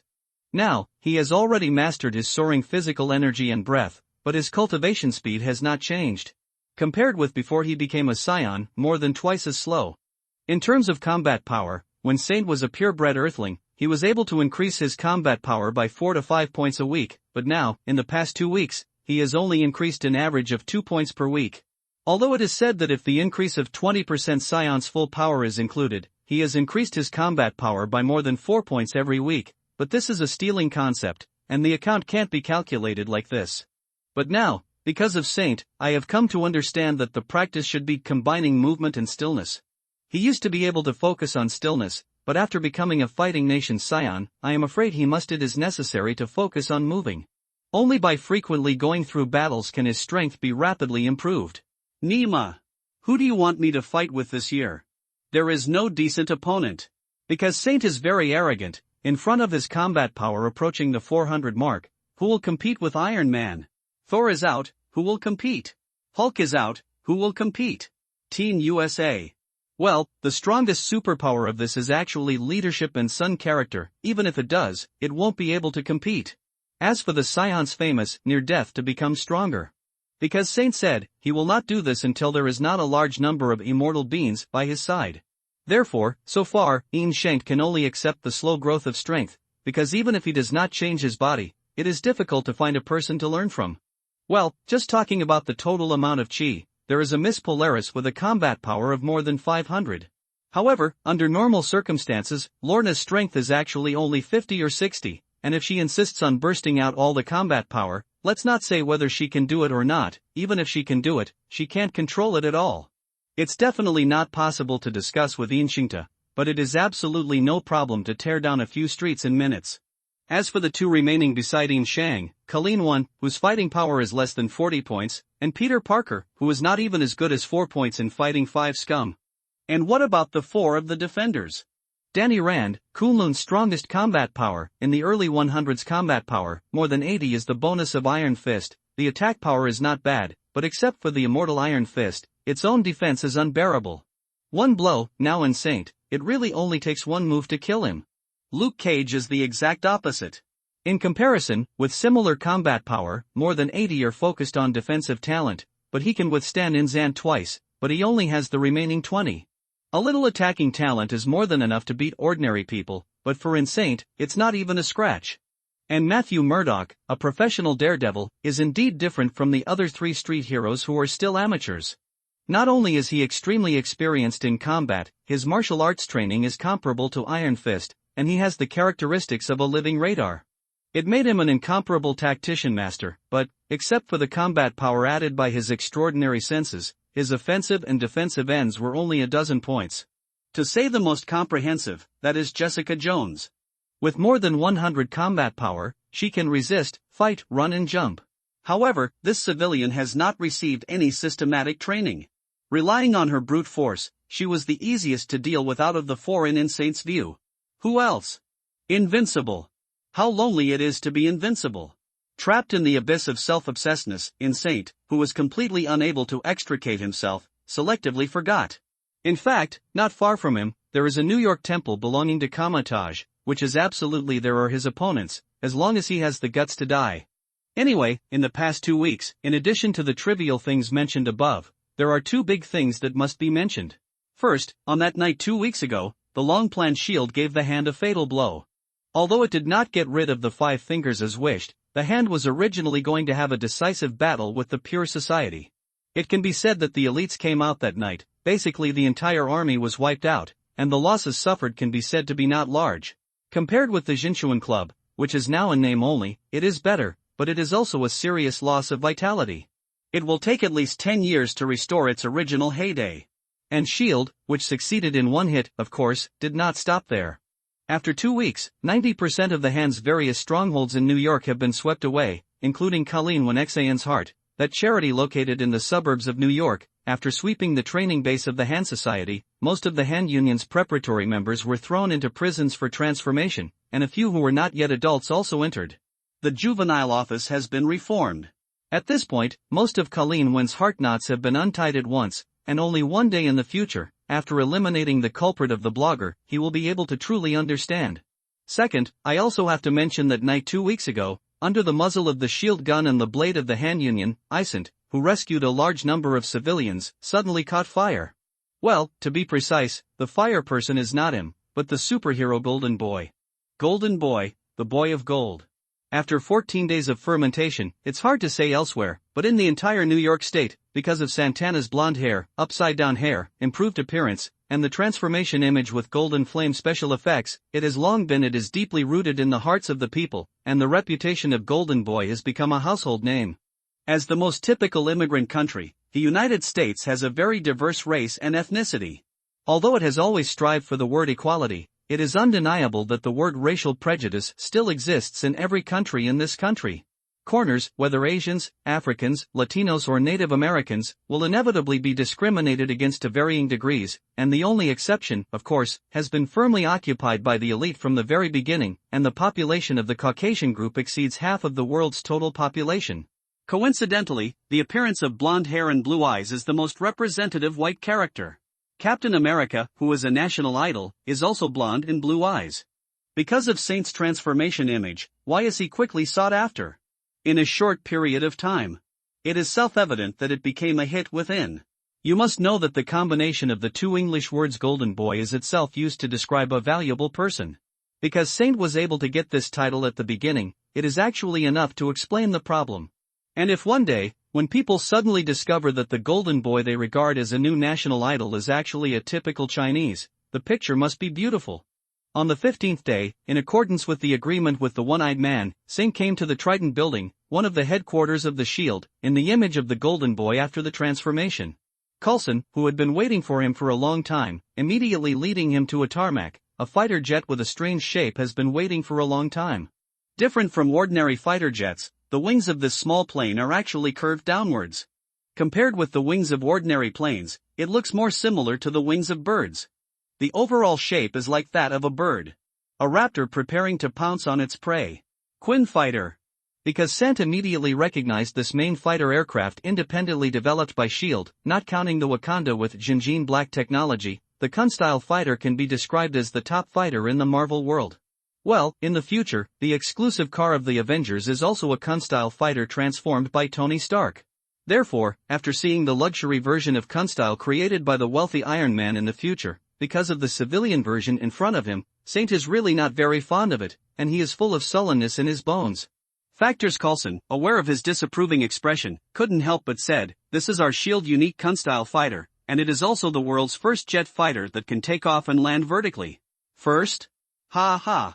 Because Saint did not comment on this, but pointed to the Kun-style fighter in front of him, and ruthlessly exposed the old bottom of SHIELD, this fighter uses the same turbojet engine as your car.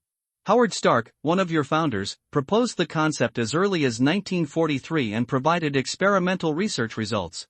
Now, it will be 2009, and you have just developed it. When the finished product comes out, what is there to be proud of?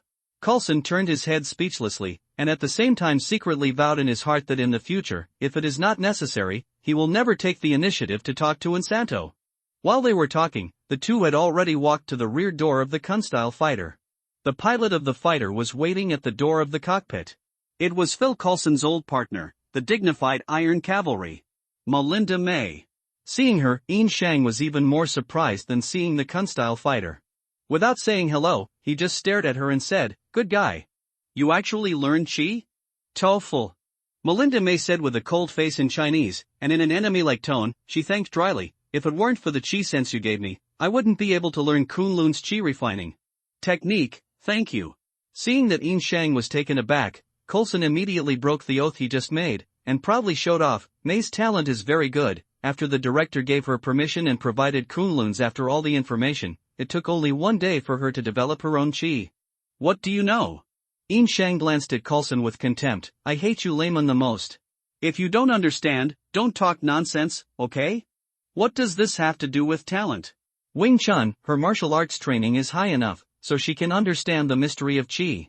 If I guess correctly, she is also your only success story, right? Is it possible that the huge shield does not have a second talent? Is it? Coulson was speechless again, seeing that he did not refute, because Saint took it as his acquiescence, pointed to Melinda May in front of him, and said abruptly, Coulson, you asked me before, can you point out your agents? I'll tell you plainly now, I can point her. Hearing this, Melinda May's eyes lit up, and her heart was itching, because Saint suddenly changed her tone. Of course, this can't be free.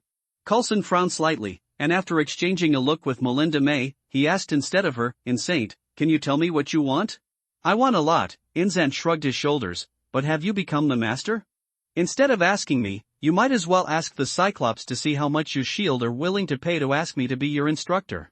I understand.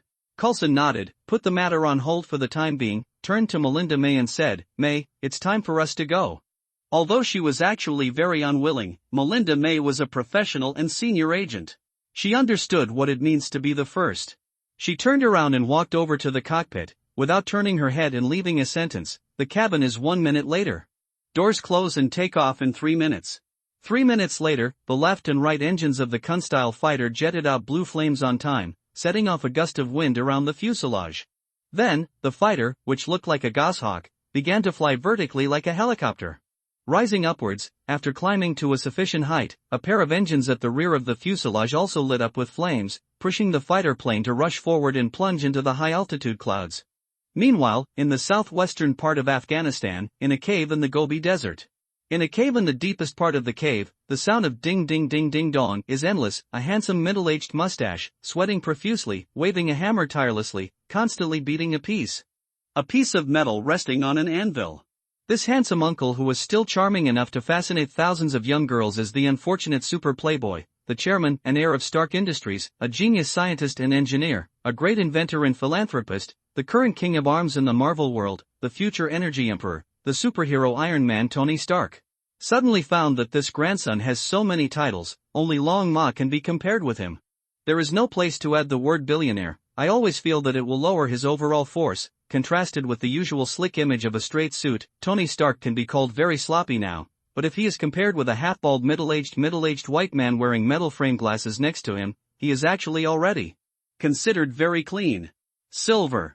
Tony Stark turned his head and said to the mixed-race middle-aged white man with glasses, needle-nose pliers. The mixed-race middle-aged white man named Silver Forrest reached out and handed the tool Tony Stark asked for, and then pointed to a stack of blueprints in the corner of the cave. No worries, he said, Stark, at our current speed, it will take at least a month and a half to create all the parts on your stack of blueprints. I don't think they will give you that long. Then let's buy time. Tony Stark finally adjusted the edge of the piece of metal with the needle-nose pliers in his hand, and at the same time replied without raising his head, Jinsen, we will definitely get out alive, I promise. You promise? Jinsen showed a wry smile. Why do you guarantee it? Because, I'm Tony Stark. Tony Stark patted his chest with a ding-ding, and upon hearing the sound, he glanced at the white aperture on his chest that shone through his clothes, and couldn't help but fall into memory. A month ago, after showing off Stark Industries' Jericho missiles in a no man's land in Afghanistan, he was suddenly ambushed on his way back to the military base. It is extremely ironic that the terrorist Ten Rings gang who attacked him turned out to be the weapons of Stark Industries, and even the missile that blew him up was clearly printed with Stark Industries trademark. Under the protection of the high-tech bulletproof vest, Tony Stark survived, but there were still many sharp shrapnel that penetrated the bulletproof vest and got into his chest. If it wasn't for the highly skilled Dr. Inson, he didn't even live a day. Jinsen took out most of the shrapnel for him through open surgery. However, some metal that was too small had already entered his blood vessels. With no choice, Dr. Jinsen, who was both a doctor and a scientist, was on his chest. An electromagnet was made to attract these tiny metal shrapnel, preventing them from entering Tony Stark's heart along the blood vessels. So, the first thing Tony Stark found when he woke up was a wire sticking out of his chest, connected to a car battery. With his arrogant character, how could he accept this method of living? For a long time, Tony Stark did not make any compromises with the Ten Rings gang, and only wanted to die. Until, Jinsen said to him, "This is the great Tony Stark? At the last moment of your life, don't you even have the courage to resist?" This sentence made Tony Stark, whose heart was ashes, regain his faith. What is a typical textbook narcissist? The first thing he did was to pretend to agree to the request of the Ten Rings gang, and by making them Jericho missiles, he used those pieces of materials to create a miniature version, the arc cold fusion reactor, and use it to replace the car battery to maintain its own life. At the same time, with the small arc reactor as the core, the prototype of the steel suit was also constructed in Tony Stark's mind, and was subsequently implemented on the blueprint. He took it. The name Mark I doesn't just refer to Model 1. The world's first tank, also called Mark I, is about to break out of this imprisoned tank with a rampaging attitude like a tank. Jail. This. The great Tony Stark. Tony Stark, who was roaring these words loudly in his heart, raised the hammer in his hand again, and slammed it on the anvil with a bang. It is a pity that Tony Stark's lofty ideals are doomed to be shattered due to the imminent arrival of Saint. 8 hours later, a SHIELD unique Kunstyle fighter landed at a U.S. military base in Afghanistan, and Sant and his party walked out of the rear cabin immediately. The one who came to greet them was a female agent of the CIA, just like because Saint had complained about it. When they went abroad, Coulson and Melinda May changed from FBI to FBI agent. CIA is. You are. Unexpectedly, the CIA white female agent actually recognized his transformed image. Golden boy? Are you a golden boy? It's classified. Inzant had a poker face. If I told you, then I must kill you. Don't steal other people's jokes face to face, bastard.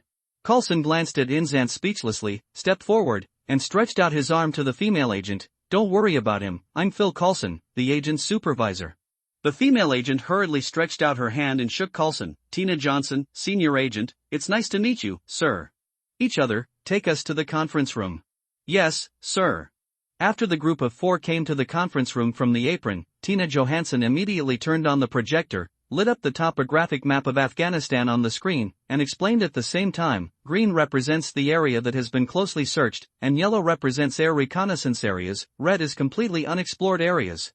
I don't need to see these things. Inshinkta waved his hand, remove all the colorful ones, and then tell me which places are mountainous, which are Gobi Desert, and which are Dune Desert. Tina glanced at Coulson and saw that he signaled to do as he said, and then did the operation on the computer and explained it according to Insane's request.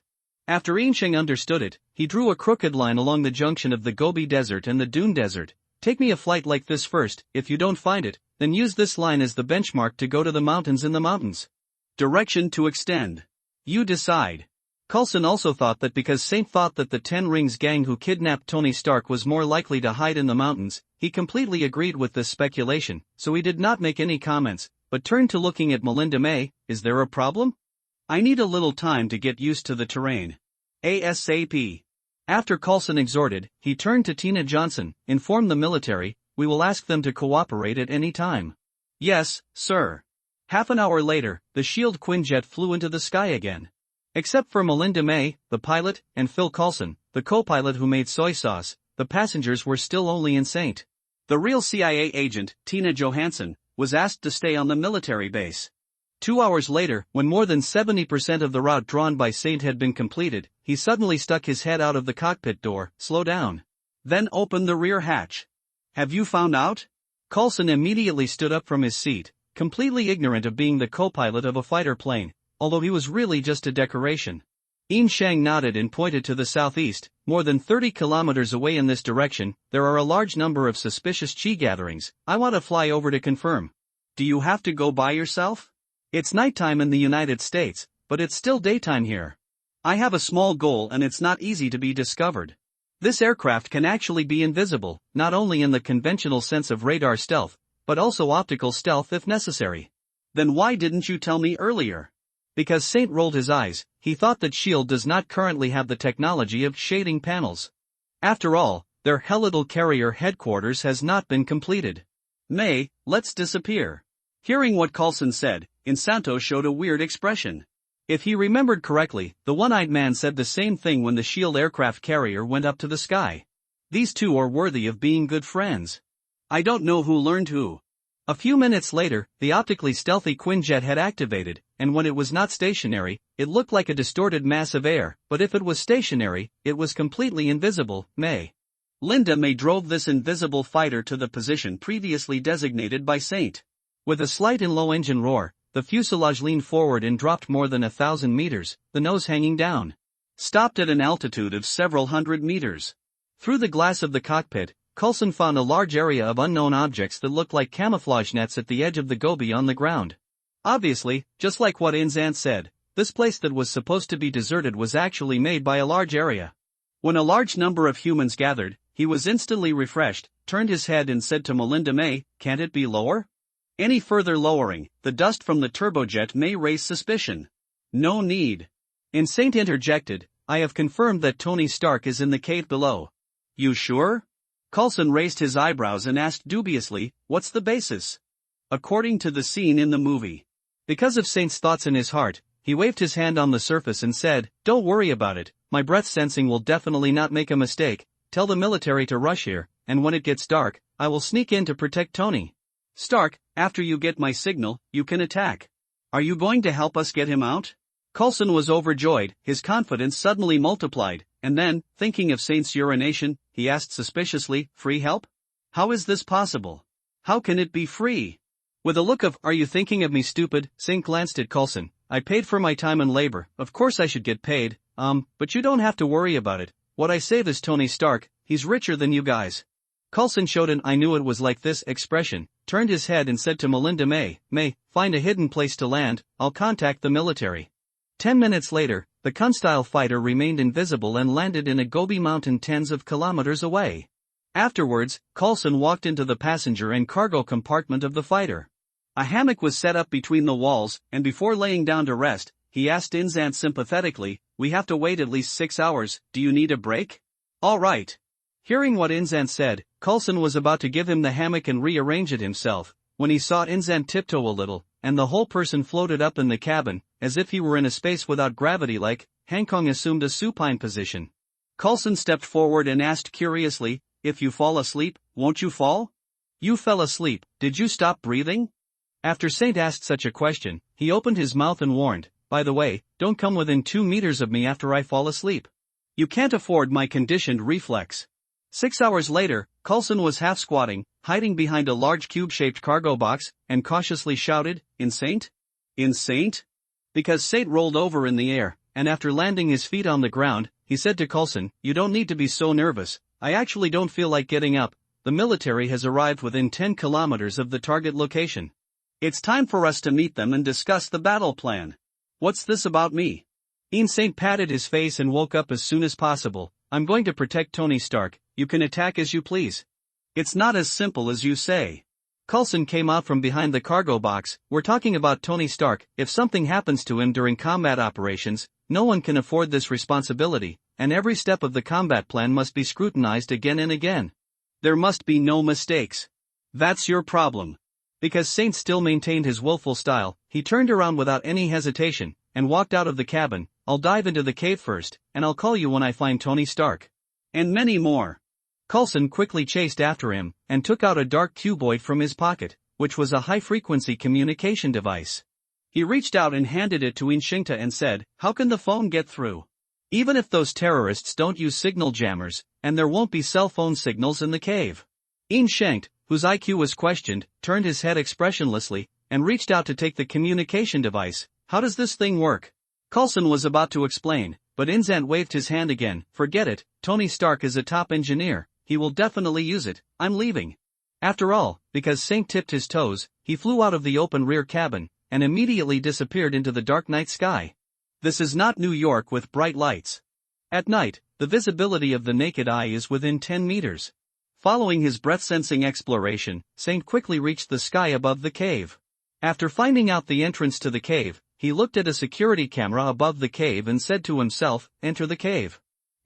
Except for the cave where Tony Stark was held, there should be no cameras in other places, right? After all, this cave is just an entrance and exit, so it's not necessary. For Inshinct, as long as it is a vigilant behavior made by a living person, then under the scanning of breath induction, everything is transparent and can be easily avoided. but if it is a dead object such as a camera or sensor, he couldn't figure it out in advance. Never mind. Let's do it. Because Shinta stretched out his arms and opened his palms with 5 fingers, Ling Kong made a grab and squeeze action. After he used guessing boxing cloth to crush the camera at the entrance of the hole, he immediately smashed the camera. After entering the cave, the whole person was attached to the top of the cave in parallel, and flew forward silently. At a very early time, Saint had already sensed that there were 2 chi that belonged to ordinary people. From the time he sensed it for the first time, he had been present in the deepest part of the cave, and if he guessed correctly, these 2 should be Tony Stark and Dr. Inson. When Inzan saw a rusted iron door and a camera on the top of the cave beside the door, he was immediately certain that Tony Stark was behind the iron door. After crushing the camera in the same way, Saint pulled off the locked door bolt. Then, in the cave, Tony Stark, who was still working as a blacksmith, saw the iron gate that imprisoned him was open from the outside, and then, a blonde boy whose feet did not touch the ground flew in lightly. Oh my God! Dr. Inson widened his eyes and exclaimed in surprise, well, this is indeed the reaction of ordinary people. As for Tony Stark? In any way, he can't be considered an ordinary person. The first words that came out of his mouth were, wow! How much hairspray is on your head? This is a crime, you know? It violates the law of gravity. Because Saint was speechless for a long time, he just asked in a very affirmative tone, Tony Stark? He's not sure it's strange, not to mention Tony Stark's handsome face that is familiar all over the world, except for the future Iron Man, who will have a light bulb on his chest. It's me. Tony Stark threw down the hammer in his hand, raised his head with the corners of his mouth twitched, and showed a signature charming smile. Hairspray boy, who are you? Upon seeing this, Saint had to admit that although the grandson in front of him was over 40 years old, he was indeed handsome and attractive, which made me want to beat him. Don't call people casual nicknames. Lightbulb man. Because of the character of Saint who always thinks of it, he waved his hand and slapped Tony Stark on the forehead. Popsicle, Hulk's guy with serious anger management problems, and Spider-Man's pajama baby, his hairspray boy is already pretty good, he actually doesn't have a problem. At the same time, Coulson and Melinda May walked into a tent that had just been set up in the desert. The dark green tent was surrounded by a heavy tank, 2 armored vehicles, 3 a large armored personnel carrier, 5 military-type jeeps, and a radar communication vehicle, and 3 gunships exist in places that cannot be seen from a distance. In this tent serving as a temporary command center, the highest rank is a white brigadier general, but it is very strange that many lieutenant colonels and even the brigadier generals are vaguely dominated by a black colonel. The first person to meet Coulson was the black colonel. He stretched out his right hand and introduced himself, James Rhodes, Colonel of the Air Force. If Inzad was present, he would have recognized the Iron Man's good friend, the future war machine Colonel Rhodes. Coulson stretched out his arm and took Colonel Lord's hand, Phil Coulson, CIA. Immediately afterwards, Colonel Rhodes shook hands with Melinda May, and then a group of people formed a circle and began to formulate a battle plan. Not long after their discussion began, a discordant voice emerged. Wait a moment. The middle-aged and elderly brigadier general who had been serving as a foil suddenly showed his own sense of existence, pointed to Coulson and said, all our tactics revolve around your foreign aid, because he is some kind of superboy? Is this too much of a joke? He's able to find Tony Stark just because he's a bit of a special power like those damn mutants. It just doesn't prove it. He can do everything you say.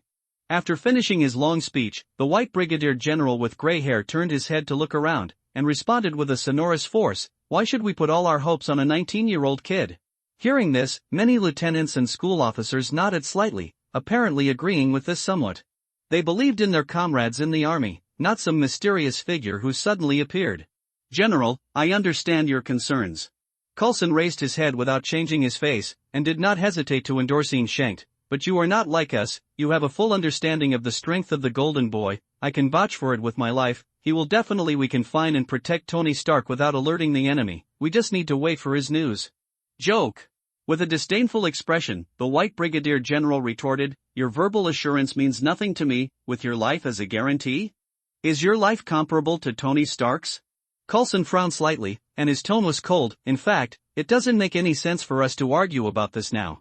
The Golden Boy is not our subordinate and is not bound by anyone. He is now, already in the cave where Tony Stark is. What? Hearing this, Colonel Rhodes, who was originally neutral, suddenly turned to the gray-haired brigadier general, Agent Coulson. Do you know what you are doing? If something happens to Tony, I will definitely put you on the line. Take it to court-martial. The two officers with the highest rank have already spoken, and the colonels and lieutenants under them, who can't stand it, immediately launched a condemning siege against Coulson. In the midst of this noisy noise, there was a sudden zzz sound in Coulson's pocket, followed by a very rude hello? Is anyone here? Into everyone's ears, hearing the sound, all the officers who were targeting Coulson immediately shut their mouths. Tony? Colonel Rhodes instantly recognized the voice. Pushing aside the brigadier general beside him, he rushed to Coulson and shouted loudly, "Tony! Is that you?" It doesn't matter how loud you shout. Coulson took out the high-frequency communication device from his pocket, and shook it from side to side in his hand, not without the intention of giving himself a breath. "I don't press the call button, he can't hear." At this moment, Saint's voice came from the device in his hand again. "Why is no one responding? Hey! Lightbulb man, can you do it?" Immediately afterwards, Tony Stark's stinky voice sounded again. "Hairspray boy, shut up. I have 7 PhDs, PhDs, how many do you have? Oh, sorry, I shouldn't think so highly of you, excuse me, have you graduated from junior high school?" In the silence of the needle dropping, Coulson was stunned for a while, and then he turned off the communication device in his hand, revealing a row of buttons. He pressed one of them, and said, "Mr. Stark?" The device in his hand suddenly sounded Tony Stark's characteristic beating voice. "Which one are you?" "Tony." Colonel Rhodes, who understood how to operate, snatched the communication device from Coulson's hand. "You son of a bitch. It's good to hear your voice." "Roddy?" Tony Stark's voice dropped suddenly, and it looked more than twice as serious. "You've been looking for me? I have a military order on my back, what can I do?" Colonel Rhodes' eyes were a little wet, and he replied indifferently, "Otherwise, do you think I will stay in this ghost place?" Tony Stark obviously didn't believe his excuse, and after disapproving he said in a cold tone, "Roddy, kill those crumbs outside, let's go home." "Okay. I'll pick you up now. I'll contact you later." After Colonel Rhodes temporarily ended the call, he slammed on the table and began to issue a series of tactical orders. In fact, no one in the tent does not understand, and the time has come to race against time. Well, it's just their personal opinion, it doesn't mean it's the truth. On the other side of the communication device, after Tony Stark temporarily ended the call, he pulled out a long-hidden earth bomb from a hidden corner of the cave. He was about to put the bomb on the iron door. He was snatched by Inzanti. Hey, what do you want to do?" Procrastination. In the previous period, Tony Stark, who had suffered losses several times, was very sure that his force value was definitely far lower than that of Yin Shang, so he did not go at all. He tried to retrieve the bomb, but analyzed it with reason. "Once Rhodey launched an attack from the outside, the terrorists of the Ten Rings gang would come to me immediately." Regarding Tony Stark's inference, Saint laughed with a hee-hee and pointed to the cameras that he had destroyed. "What kind of genius are you? As early as the moment I entered the door, the Ten Rings gang had already, if an abnormality is found, within half a minute, someone will appear at the door of the cave." Tony Stark shrugged in disapproval of Insant's statement. "What you're talking about is just a possibility, and, if that's the case, we've got even more reason to delay, don't we?" Wrong, all wrong. It's not possible, there's no if, and there's no need to delay time. Because Saint shook his head again and again, stretched out his hand and pushed open the rusted iron door, and threw the earth bomb outside, then squeezed his fist and said, "Since the people of the Ten Rings gang are coming to die, let them come. This kid is even crazier than me." Tony Stark narrowed his eyes slightly, not sure for a while whether because Saint was a lunatic over his own power, or whether he really had arrogant capital like him. Bomb! At this moment, from outside the iron gate, there was a sudden exclamation, just like what Saint had predicted before. The terrorists of the Ten Rings gang had not only arrived as scheduled, but also threw them far away. The bomb that went out just landed in front of them. Coincidence? Tony Stark frowned, and the instinct of an engineer skilled in calculations made him clearly know that after Yin Shang said those words, it took no more than 30 seconds until the people of the Ten Rings gang appeared. "What kind of rotten bomb are you?" Yin Saint turned his head and asked Tony Stark, why didn't he want to explode when he fell to the ground? Hearing this, Tony Stark covered his face with one hand and completely lost his confidence in Insanto. "Are you really not graduating from junior high school? Who told you that solid bombs can be detonated by collision? It's all right up there." Well, it's okay. Because Saint twisted his neck ashamed, raised his foot and walked towards the door. "I just think that bomb is in the way. It doesn't really matter if it explodes or not. This kid is absolutely insane." Tony Stark watched helplessly, because Saint walked out so swaggeringly, as if the terrorists outside the cave were not actually carrying deadly weapons, but useless fire sticks. The next moment, Tony Stark, who stuck his head out at the entrance of the cave, caught this astonishing scene in his line of sight when the bearded man in front of him picked up the submachine gun in his hand. Instinct, he waved his hand in the air like chasing flies, and then, the bearded man who had not had time to pull the trigger seemed to be fanned by an invisible big hand, and the whole person flew back with both feet off the ground. It knocked over 3 or 4 terrorists that followed, and then they all folded into a pile and fell into a ball. Tony Stark touched his forehead subconsciously, and calculated it in his mind in an instant. At the moment when we just met, because Saint slapped him on the forehead from a distance, his power was not enough as he showed it now. The 1% that comes out. The shocked expression on his face hadn't subsided, and he saw and Saint erected his right arm, raised his claw-shaped palm, and made an upward lift. Then, his 5 separated the fingers, slowly retracted inward, squeezed into a fist. Corresponding to Insanto's action, the 4 or 5 terrorists who fell into a ball, including the beard, crowded together in a strange way, slowly rising into the air, and then, following their crazy screams sounded together, and 4 or 5 living people were squeezed into an inhuman flesh, muscle, and bone mixture by the huge force and energy attacking from all directions. I killed, until this time, this thought only came to Saint's mind, which seemed to be a bit of an afterthought, and what made him feel a little scared was that this was the first time that he had taken the life of a similar kind with his own hands. He not only didn't feel any discomfort, on the contrary, he was so excited that he wanted to scream. Damn Scion genes!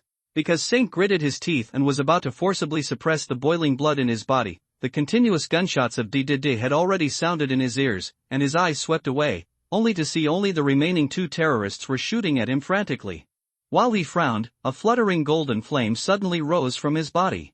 One by one, the steel bullets hit the golden flame, splashing ripples and circles, and then, a fluffy piece of steel shards splattered around Inshank's body.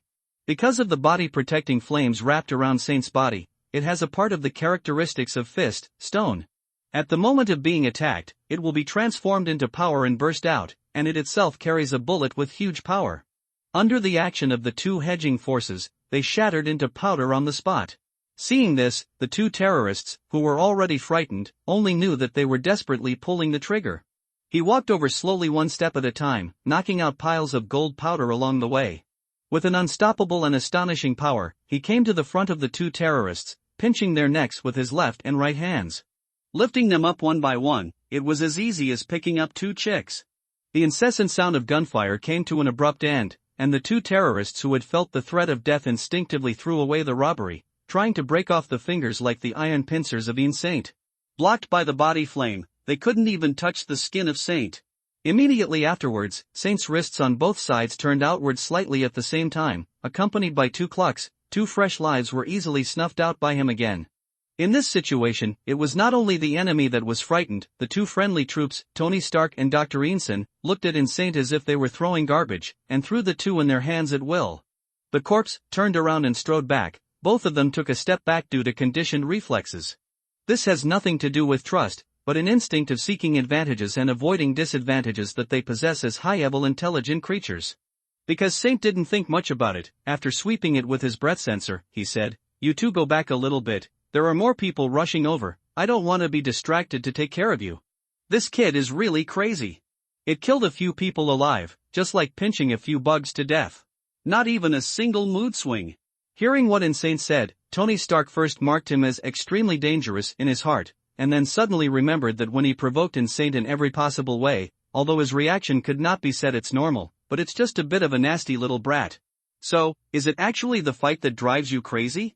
After Tony Stark was keenly aware of this, he changed the word extremely dangerous from extremely dangerous to relatively dangerous because of Saint's label, and immediately felt much better, and no one wanted staying by the side of a lunatic whose lethality is extremely terrifying, but if it is just a fighting maniac, it is not so unacceptable.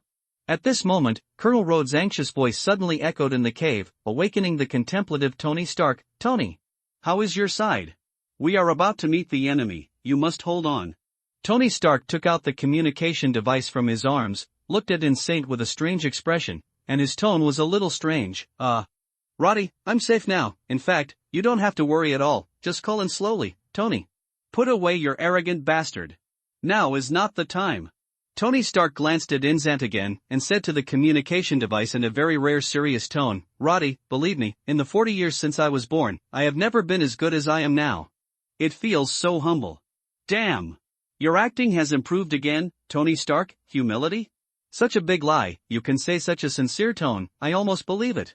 A quarter of an hour later, when Colonel Rhodes, Phil Coulson, Melinda May, and more than one company of armed soldiers arrived at the deepest part of the cave, they saw this scene. Scenes. Already at the entrance of the cave, corpses piled up in mountains and bloodied in rivers, or, in other words, human remains in a variety of strange and uncountable numbers. Dr. Einstein, who has vomited several times, his face is extremely pale, and he can't stand still. Tony Stark, who resisted and did not vomit, his face had long been ashen, and his expression did not have a hint of cynicism in the past, and the whole person looked extremely gloomy. Tony Stark. And, the whole body is clean, not stained with a drop of blood, and his face is calm as usual, just like the boy next door ain't shanked. However, even if Saint's current appearance is deceptive, no one dares to doubt that the sea of corpses and blood in front of him is actually not his masterpiece. In this deadly silent atmosphere, none of the people present could speak. Even Coulson, who knew Inzant the most, at this moment, his mood could only be described as earth-shattering. Before, in several conflicts with S.H.I.E.L.D., because Saint had never made a heavy hand, even in the face of numerous muzzles, he still showed mercy and did not cause any casualties to S.H.I.E.L.D., therefore, Coulson never expected that this young man, whom he personally assessed as kind, had such a monstrous cruelty factor hidden in his bones. You know, in front of Coulson, among the countless corpses, more than half of them are already in human wreckage. Even Coulson didn't want to think about it at all. How did that mass of white, red and black, randomly mixed together, made of flesh and bones, a huge irregular meatball come into being? Of vomit. This is after rendezvous with Colonel Rhodes. In a relaxed mood, Tony Stark couldn't hold his nerves. Because Saint glanced at Tony Stark, who was bent over, and doubted whether this grandson still had an appetite for hamburgers after returning to the United States. And Colonel Rhodes, who supported Tony Stark, finally understood why during the last call, when he asked about the current situation, Tony Stark would vaguely say, "No way." Describe it in words. This kind of cruel scene that can only exist on ancient battlefields, indeed, only when you see it with your own eyes can you understand how shocking it is. Let's go out first, Tony.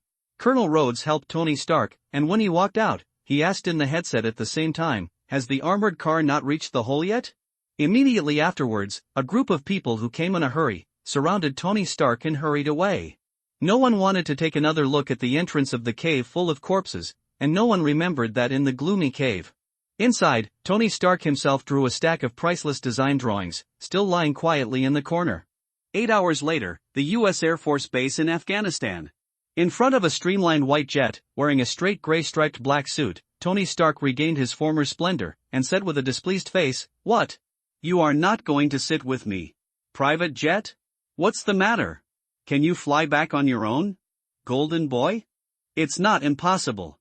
Yin Sheng shrugged his shoulders and swallowed the sentence. "It's going to fly for a few days, and it will take longer if you get lost," pointed to the other direction of the tarmac and said, "However, I actually have my own special plane." Those two CIA agents? In Tony Stark's life, he has been rejected only a handful of times, and of course he is not willing to give up. How can a military plane be better than my plane? Hairspray boy who doesn't know the goods, remember my words, you will regret it. If you only talk about the level of comfort and luxury, there should be no one who can compare to you, the lightbulb man. Inzant first affirmed, and then shrugged his shoulders again, but if it comes to advanced level, their aircraft is indeed stronger than yours, not only can take off and land vertically, hover in the air, and its speed is faster than yours. Impossible. Tony Stark made no secret of his narcissistic nature. Hairspray boy, you are bragging. If there is such an advanced aircraft in this world, it must be made by me, otherwise who else? Your dad, because Saint shrugged his shoulders for the nth time and explained to Tony Stark, who stared at him, "I'm not scolding you, the core technology of their Kun-style fighter is made by Howard Stark." Which provided. Old man, Tony Stark is not ignorant of his own father's research, but his own arrogant character does not allow him to pick up wisdom, especially his father who loves and hates, otherwise, he will not be until today. He transformed the arc reactor, which is also the scientific research result of Howard Stark, and when he thought of the words vertical takeoff and landing, hovering in the air, he immediately reacted. The Stark in 1943 tomorrow's World Tech Expo? The turbojet in that old car? I'm going to see it. Tony Stark didn't want his own plane, and walked directly in the direction that Inzant pointed out before. I don't remember, my old man authorized the CIA to use his scientific research results. At this time, In Shingda suddenly realized that he seemed to have said too much. Spoiler cool for a while. However, the matter has come to this point. because Saint has no choice but to keep up with Tony Stark's footsteps and walk to the location of the Kunstyle fighter. After a while, Colonel Rhodes, dressed in a solemn military uniform and wearing the Medal of Honor on his chest, walked out of the cabin door of the private jet. Tony? Tony? People? People? At this time, on this wide tarmac, since Saint and Tony Stark had long since disappeared, only Colonel Rhodes was left on the boarding ladder platform, standing alone in the wind. You son of bitch! You made me wait for you for 5 hours when you came, and you didn't stop when you came back? Not again. On the other side, under the unkind eyes of Coulson and Melinda May, Inzant led Tony Stark into the open rear cabin of the Quinjet. Cough cough, with a dry cough, Saint spread his hands and said, I accidentally told him that the core technology of this plane was actually provided by his father. Hearing this, the eyes of the two of Coulson escalated from bad to wanting to kill. If they didn't feel that they couldn't beat Ian Shang, the cliff would have already started. At the same time, Tony Stark, holding a high-tech personal communication terminal in his hand, has successfully invaded the main system of the Kunstyle fighter through the internet. In simpler vernacular, he has already held a high-end mobile phone, successfully hacked the plane. It really is the old man's turbojet engine. Tony Stark raised his arm and raised the personal terminal in his hand. Give me an explanation. Immediately. Immediately. Right now. Otherwise, you CIA, just wait to receive Stark Industries' subpoena. Hearing this, he almost jumped out of his mouth because of Saint's words. There is an injustice and a debt to the owner. Don't make a mistake, they are not the CIA. Finally, at the last moment, the danger of reining in the precipice was closed. I have no right to explain to you. Coulson shook his head first, and then comforted Tony Stark. Mr. Stark, please wait a moment, I want to ask my superiors. After a while, after walking a few steps, Coulson, who called Nick Fury, turned around and walked back. Mr. Stark, we are not actually, they are not the CIA. They are the Homeland Strategic Defense Attack and Logistics Support Agency, a global intelligence agency of S.H.I.E.L.D. for short. Your father Howard Stark is one of their founders, so contribute to his research results. Because Saint interrupted Coulson's words, dozens of English words popped out of his mouth in one breath, and then he let out a long breath with a very comfortable expression. He muttered to himself very loudly, fuck. I finally said it, I almost suffocated myself. Tony Stark was speechless for a long time, suddenly took a step forward, patted Insanto on the shoulder, and said earnestly, boy with hairspray, you are sick, you need to be cured. 50 steps to laugh at 100 steps, first cure your crazy narcissism, lightbulb man. I warn you, call me the lightbulb again, and I'll be mad. Bulb man? Why don't you freak out? You wait for me. 3 days later, top of the Forbidden City? Is this Chinese, Jarvis, translate, the highest part of the Forbidden City? Hairspray boy, what does this mean? This is the ancient legend of two peerless masters in the Chinese martial arts world, who fought on the top of an imperial city 3 days in advance. Peerless master? Peerless master. I like this term. Hairspray boy, you are still very discerning, I will forgive you. When I say peerless master, I mean me, and me, it's me who is fighting with you. Well, this is actually an unintentional mistake. Why do you speak Chinese? Because I'm Chinese. Saying that, Inzat released the full power transformation state of 20% Science, restored his original appearance with black hair and black eyes, and stretched out a right hand to Tony Stark, reintroduce Insanto Plum. Tony Stark was stunned for a moment, and then found that he was not very surprised. After experiencing the series of events that happened in the cave, he felt that even if Saint became a dragon in front of him, he was actually also totally acceptable. Tony Stark. Tony Stark reported his full name as a sign of solemnity, and reached out to shake Insant's hand. Your identity is top secret, right? Why are you willing to tell me? Because I can't hide it anytime soon. Insant spread his hands, and then pointed to Coulson. It took you about 3 seconds to hack their Kunstyle fighter? With this as a springboard, after a little while, S.H.I.E.L.D. will store intelligence data. The data center should not be able to be preserved, right? A little while longer? Tony Stark asked and raised his eyebrows. I got it done 3 minutes ago. In fact, I didn't find any information about the golden boy. Because Saint showed a distressed expression, turned his head to look at Coulson and said, did you not store my information on an online server? Coulson, who had long been unable to keep up with the rhythm of the conversation between the two, replied subconsciously, secrets above level 8 have a special storage method. You are level 10. Having said that, Coulson suddenly reacted and stepped forward abruptly. Mr. Stark, please stop your illegal intrusion on the internet immediately. Hearing this, Tony Stark glanced at Coulson and said blatantly to the personal terminal in his hand, Jarvis, make a copy of all the data and save it in my private data center. Coulson was stunned again, and then immediately shouted to the personal terminal in Tony Stark's hand, Mr. Jarvis, you are illegally acquiring state secrets, stop any of your actions immediately, otherwise, more than 10 years of prison is waiting for you. Because Saint couldn't bear to look directly and covered his face, he secretly said in his heart, Coulson, if you can put an artificial intelligence in prison, I will not only write you the name upside down, send you a capitalized service word. Tony Stark's face was even more interesting. He glanced at Coulson in front of him with a sympathetic mental retardation look, and his tone was also full of sympathy. Jarvis is my smart housekeeper, can you understand this?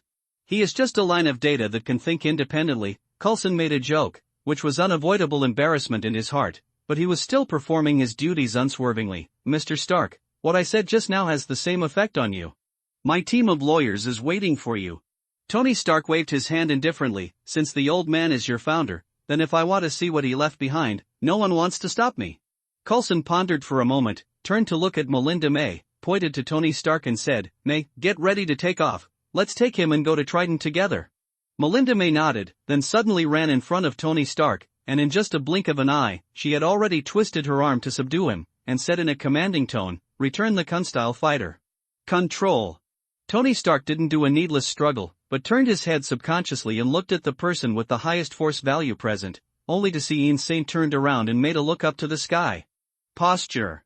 10 minutes later, the Kunstyle fighter was already in the air, cruising in the stratosphere at an altitude of 10,000 meters.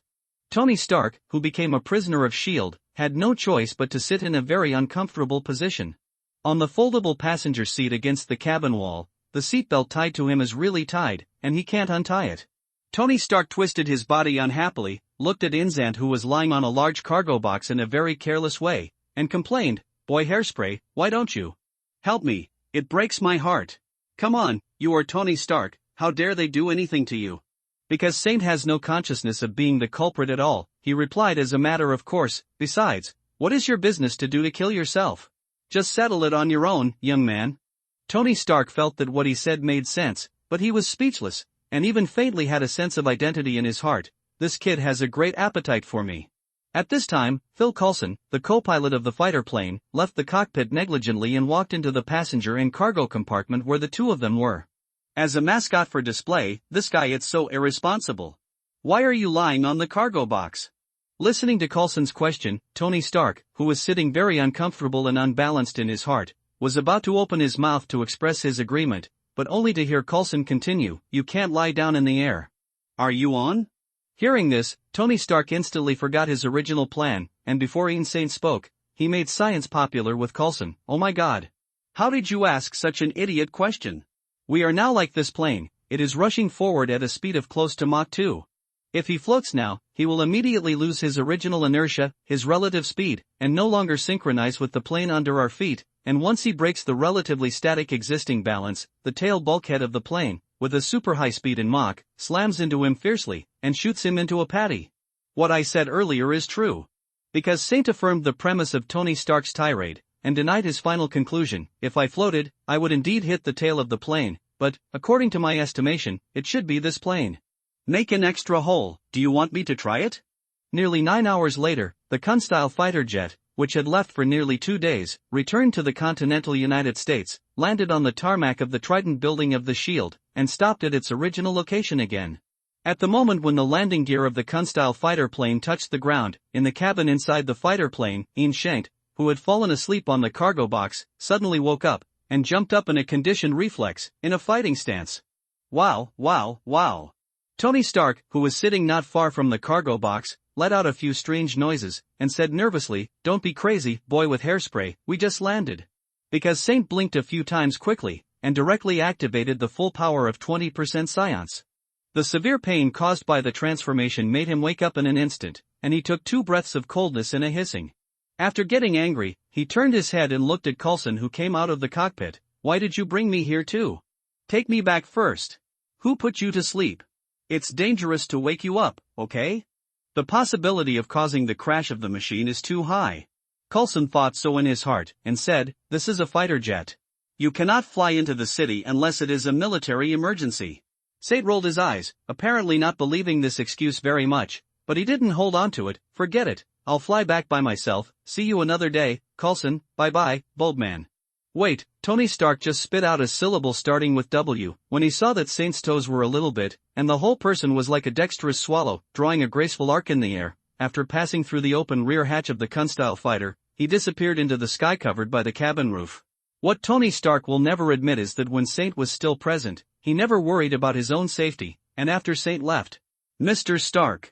Coulson untied the seatbelt that bound Tony Stark and made a pleased gesture. Come on, our chief wants to see you, don't worry, he is actually an old acquaintance of your father. More than half an hour later, in the Trident building of S.H.I.E.L.D., Tony Stark walked out of Nick Fury's office frowning, looking like he was preoccupied, apparently learning a lot of Chen who was not clear. Old things. Coulson, who was waiting at the door of the office, immediately greeted him, pointed to Melinda May behind him, and said, Mr. Stark, Agent May will take you to JFK Airport, and your private jet will be there soon. Landing there, in fact, you actually came back in your own plane. Hearing this, Tony Stark pouted, and his tone was not without anger. It's not pretending to be a ghost, or it's hiding your head and showing your tail. Just your virtue, you're too embarrassed to call yourself a shield? Change your name as soon as possible. Coulson ignored him at all, and after saying May, I'll leave it to you later. After that, he pushed open the door and walked into Nick Fury's office. Chief. Coulson greeted him and walked forward, across a desk, and admitted his mistake to Nick Fury. Sorry, I made a major mistake in my work. The problem is not small. Nick Fury's black face perfectly concealed his inner emotions, making it impossible to see any clues. He paused for a moment, waved his hand and said, but I also understand that this is actually all about it. You didn't do it very well because of Saint's masterpiece, but it wouldn't be fair to you to say it was your fault. After all, Nick Fury knocked on the table and concluded, I have reached an agreement with Tony Stark, and this matter will end here.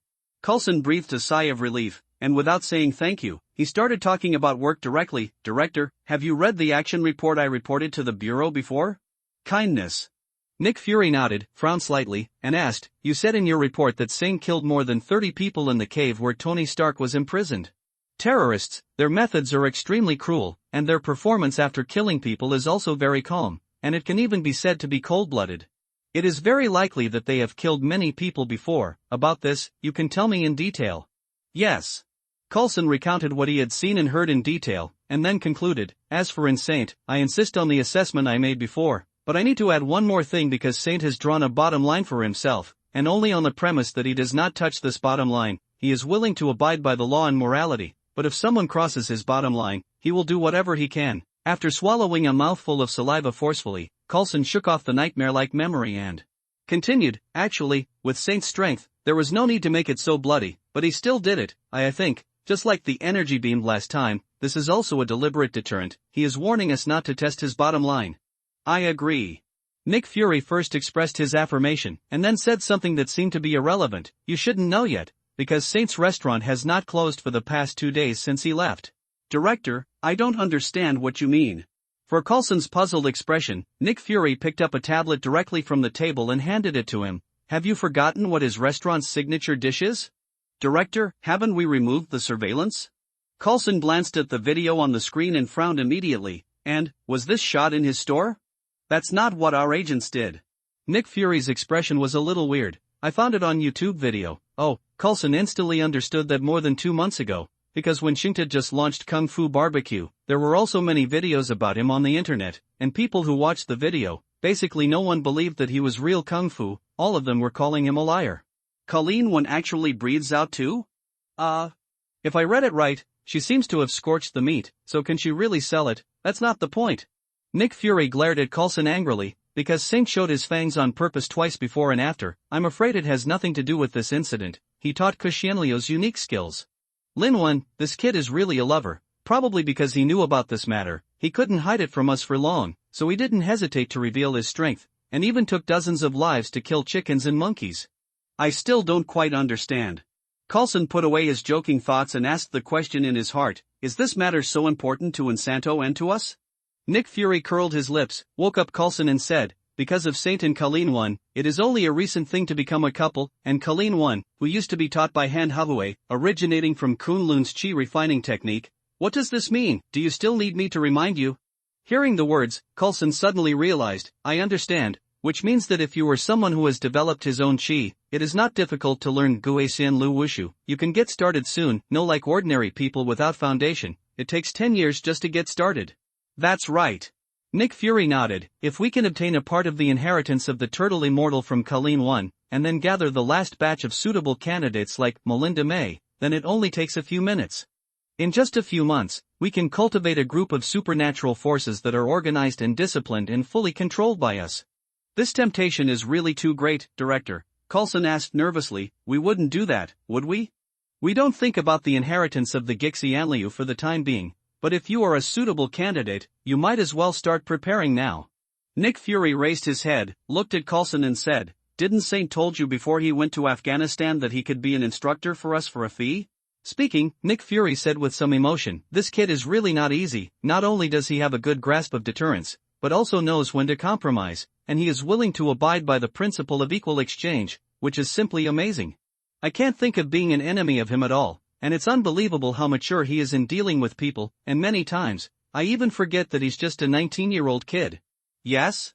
Coulson showed an expression of disapproval. What about when he becomes headstrong? Listening to Coulson's question, Nick Fury subconsciously glanced at the newly replaced glass in his office, and couldn't help tugging at the corners of his mouth with itchy teeth, and skipped the words directly, and said, Coerson, your next task is to invite Inshingta to be our instructor at all costs, no matter what he wants. As long as we can do it, we can give it to him. At all costs? Coulson raised his eyebrows in surprise. Director, because of the pointing that Saint said, it is impossible to include the unique skills of Gixianliu. Is it worth us to do this? It's impossible now, but it doesn't mean there's no chance in the future. Nick Fury narrowed his eyes and slammed his fist on the table. As long as he enters S.H.I.E.L.D., there is always a way to tie him firmly to our chariot. I see. Deep down, Coulson didn't quite agree with this, but he still obeyed Nick Fury's order. I'll make this happen as soon as possible. After that, Coulson hesitated for a while, and finally asked, Director, can I ask, what exactly do you mean by suitable candidates? As far as I know, there are many Chinese in our bureau. Little, she is the only one who has practiced martial arts all year round like May. Cannot. Nick Fury waved his hand. I will personally ask the question of candidates. You just need to know that these people will be led by Melinda May in the future. Hearing this, Coulson felt a little relieved, and his tone became a little sour. Does this mean that May is about to be promoted? Yes, level 9. 9th level? What about me? Because of Saint's secret level, it has now risen to 10th level. Should I also? You're still level 7, but if you say a few more words, it's level 6. At the same time, Ian Shankt, who was flying high in the sky in a transformed form, has arrived at Hell's Kitchen on Manhattan Island. After he probed with aura sensor, he landed straight from the sky and landed in an empty alley, and at the same time restored his original appearance, and walked down to his own restaurant. It was lunchtime at the moment, however, when Ian Saint walked to the door of Lee's Chinese restaurant. He found a closed sign on the locked main door. Sure enough, it's still a mess. Inshingta didn't seem very surprised, although when he left, Colleen vowed that she was very skilled at exposing her breath, and there was absolutely no problem with roasting meat, but, in Inshingta's opinion, if she put her breath away it's okay to put it out for combat, but as for cooking, it can only be said that when Saint was leaving, he couldn't bear to attack Colleen. Because he left the key when he left, and because Saint couldn't get into the locked door, he couldn't open the window or something in the daytime, so he had to turn on the breath sensor again, and plan to see the owner of the house. At which location? Ian Shank raised half of his eyebrows and showed a surprised expression. He took out his mobile phone from his pocket and said to himself, not within 19 kilometers? Where are you going? Can't get through the phone? Because Saint frowned and began to feel that something was wrong, he hung up the call with the busy tone, and dialed a different number. The name that appeared on the screen of the phone was Lorna Lancher, the young lady. He can block his breath, and he really can't find it without his mobile phone. Boss? Fortunately, the phone was connected without ringing twice, because Saint gave an and said, Lorna, I'm back, are you at home? Come down and open the door for me. I'm outside. You go to the martial arts hall to find a master. Inshingta shook his head subconsciously, and said through the phone, she's not in the martial arts hall, and the phone can't get through. Don't you know where she went? Master didn't say to go out, she just sent a message last night saying that today is a day off. Send message? Because Saint showed a suspicious expression, a sense of unease rose in his heart, but on the surface, he said calmly, I know, you can do your job, I will find a way myself. After all, because Saint hung up the phone, he turned around neatly and walked back to the alley. After confirming that there was no one left or right, he transformed into the golden boy form again, and then swept away with his breath sensor. It was found that Colleen Wen was still outside the detection range, and the straight-line distance from him was more than 38 kilometers. I have no choice but to use that trick. With a very reluctant expression, Saint raised his right arm, and the index finger and middle finger he picked up together placed them on the eyebrows. It was the momentary movement of the hand. Compared with breath sensing, this move there is almost no limit to the scope of exploration, and it can cover the whole world at will, but in terms of details, it cannot be taken into account. Among the massive breaths to be calculated in units of billion, if it is not because Saint is very familiar with, or a very special chi in itself, it is like a drop of water in the vast ocean, which cannot be distinguished from other water droplets at all. Ow! Because of Saint's frowning, he let out a pained cry. He only felt that his head was swollen as if it was about to explode. He endured the severe pain and searched for a drop in the ocean from the ocean of breath he sensed. Among those massive breaths, Colleen Wen's breath was like a black stone on a white sandy beach. After she was angry, it was not difficult to locate where she was. At this time, because of Saint, I couldn't help but feel very fortunate that I had taught Colleen Wen's breath practice a long time ago. Among the billions of people in the world, she is the only one, and the breath has the characteristics of the Dragon Ball world, and his own chi is very similar. Otherwise, even if he is very familiar with the characteristics of Colleen Wen's chi, Yin Shang would not try to find her out easily. Southwest, at least hundreds of kilometers away, something happened. Because Saint suddenly opened his eyes and looked at the direction he sensed, he knew clearly in his heart that if Colleen Wen was going to go far, it was impossible not to say hello to himself or Lorna first. Absolutely not normal. After firmly remembering the direction Colleen Wen was in, Saint removed his fingers from his forehead and stopped the teleportation start.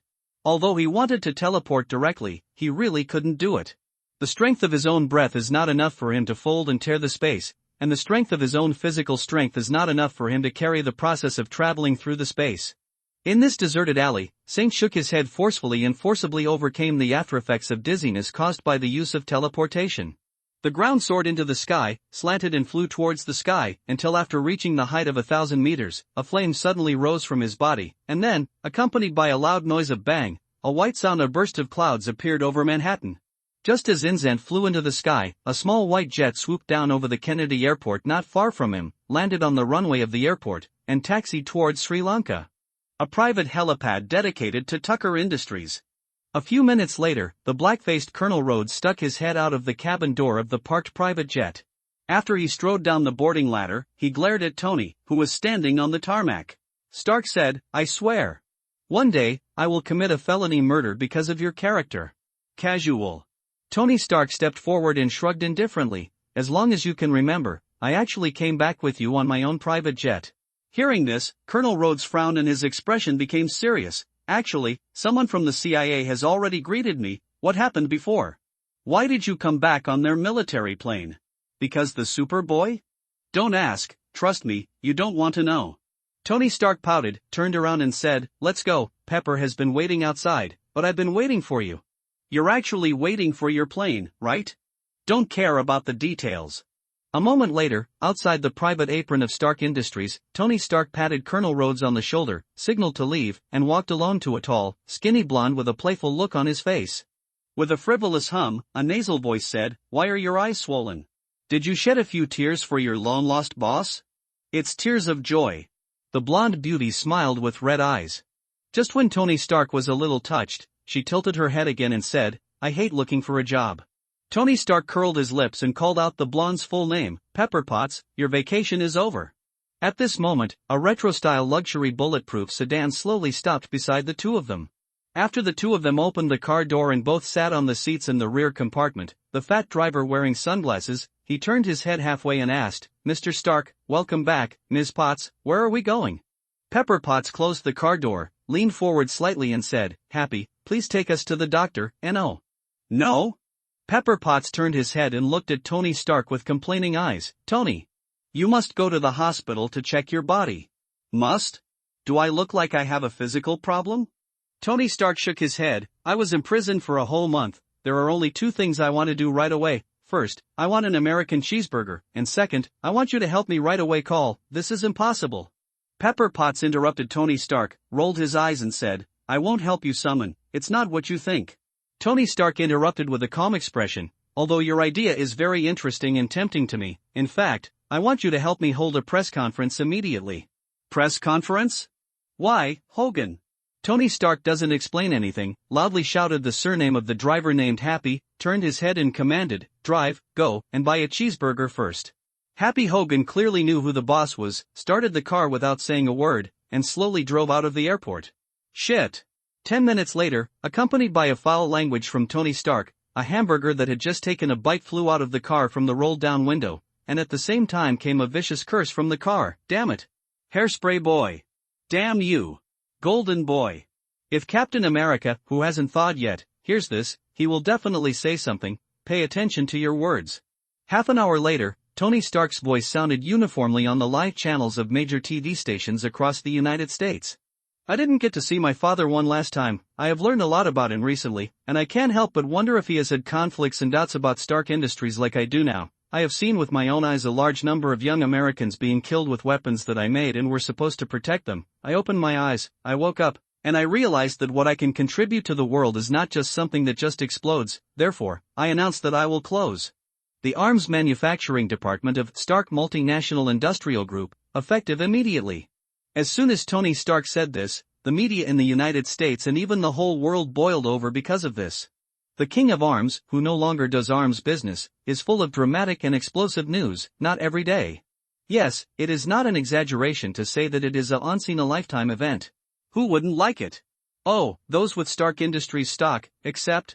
At the same time, in a very unremarkable low-rise building in a remote suburb south of the capital of the United States, Washington, D.C., some things are about to happen, but it is not so pleasant to see. This low-rise building, which looks ordinary from the outside, is unique inside. It has all kinds of advanced facilities. On the whole, it has the style of a secret military base. It is located in a room at the core of the base. Inside, there was a comatose Chinese woman lying on the floor. It was the missing Colleen one. Open her handcuffs. A middle-aged white man with a full beard on his chin pointed first at Colleen Wing, whose eyes were closed, and then at a steel torture chair in the center of the room, and instructed a young man in a black tactical body armor. The soldier said, "Let her sit on the chair, and I'll prepare the Veritasium." Yes. The young soldier responded, and before the middle-aged white man walked out the door, he asked, "Sir Rumlow, it's almost time, do I want to give her another sedative?" Need not. Hearing that, Brock Rumlow, who is over 100 years old, but still looks very strong and doesn't show his age at all, turned his head and waved his hand. "If you give her another sedative, you will have to wait a few hours. After an hour, we can use Veritasium on her, because St. Lee has now returned to the country. We must complete the task as soon as possible, and then dispose of her, so as not to have a lot of dreams at night." "I see, sir." After the young soldier respectfully watched Rumlow walk out of the room, he just crouched down, opened Colleen Wynn's handcuffs, and was about to drag her to the torture chair, when he saw a small white and tender hand in front of him. Zoom in rapidly in the sight. Immediately afterwards, an extremely frightening pain came from his throat. The young soldier covered his bleeding neck with his hands, and his eyes became more and more horrified when he couldn't make a sound. A second ago, Colleen Wynn, who was still completely motionless, suddenly opened his eyes. Lightning flashed. He poked a hand knife at him, and then, a bright bloodlight suddenly appeared in front of his eyes. Colleen Wynn, whose pretty face was splattered with blood, looked a little hideous. She covered the young soldier's chin, blocking his silent cry for help, and pinched the back of his head with the other hand. At the same time as he showed a fierce expression, his arm suddenly staggered, twisting the neck of the young soldier, ending his pain. "Where am I?" Colleen Wynn put the corpse in her hand on the floor silently, her eyes a little confused, although she had woken up long before Rumlow and the young soldier started to talk, but just based on the content of the sentence is obviously not enough to piece together the whole incident. The only thing she can be sure of is that these people are damned. Especially that bastard named Rumlow. Colleen Wynn gritted her teeth viciously, and said to herself silently, "Get rid of me? Don't let me meet you again. I need weapons." With this thought in mind, Colleen Wynn found a half-foot-long saber from the corpse under her feet. As for the rifles and pistols carried by the young soldiers, she simply ignored them as she didn't know how to shoot. After Colleen Wynn had a knife in her hand, she felt inexplicably calm in her heart. Although it was said that with the blessing of Chi, her bare hands were already a very deadly weapon, but the so-called hard-to-change habit, she touched it. In the past 10 years, the knife has long been accustomed to the feeling of having a guy in the hand. At this moment, a dazzling red light suddenly flashed in the corridor outside the door of the torture room, and the alarm sound of woo woo woo came in from the door. Colleen Wen frowned. Looking around the room, I found a camera in one of the corners. Can't stay here and sit still. Colleen Wen thought so, and quickly rushed out of the door. She had just run 2 steps in the corridor when she saw a brown-haired white soldier with a rifle in both hands at a corner in the distance. In her first moment, she aimed the dark muzzle at her, and put her finger on the trigger at the same time. Too late. After estimating the distance between herself and the brown-haired soldier, Colleen Wen suddenly stopped and stood still. If you look closely, you will find that her expression also froze at this moment, looking very stiff. The next moment, continuous and spaced gunshots of de resounded throughout the corridor. Judging from the trajectory of the brown-haired soldier's shot, he aimed at Colleen Wen's legs and feet. The order is to shoot, but not to kill. However, it doesn't really matter where the brown-haired soldier is aiming.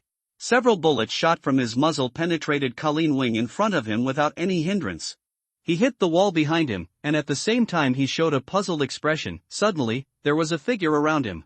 Before he could turn his eyes to see who it was, he only felt a pain in his chest. A familiar-looking standard saber penetrated the bulletproof vest and plunged into his heart. Colleen Wen pushed the dead brown-haired soldier hard and pulled out the blood-stained saber. Her face was very ugly. With her physical strength, she could only use the afterimage fist once in battle.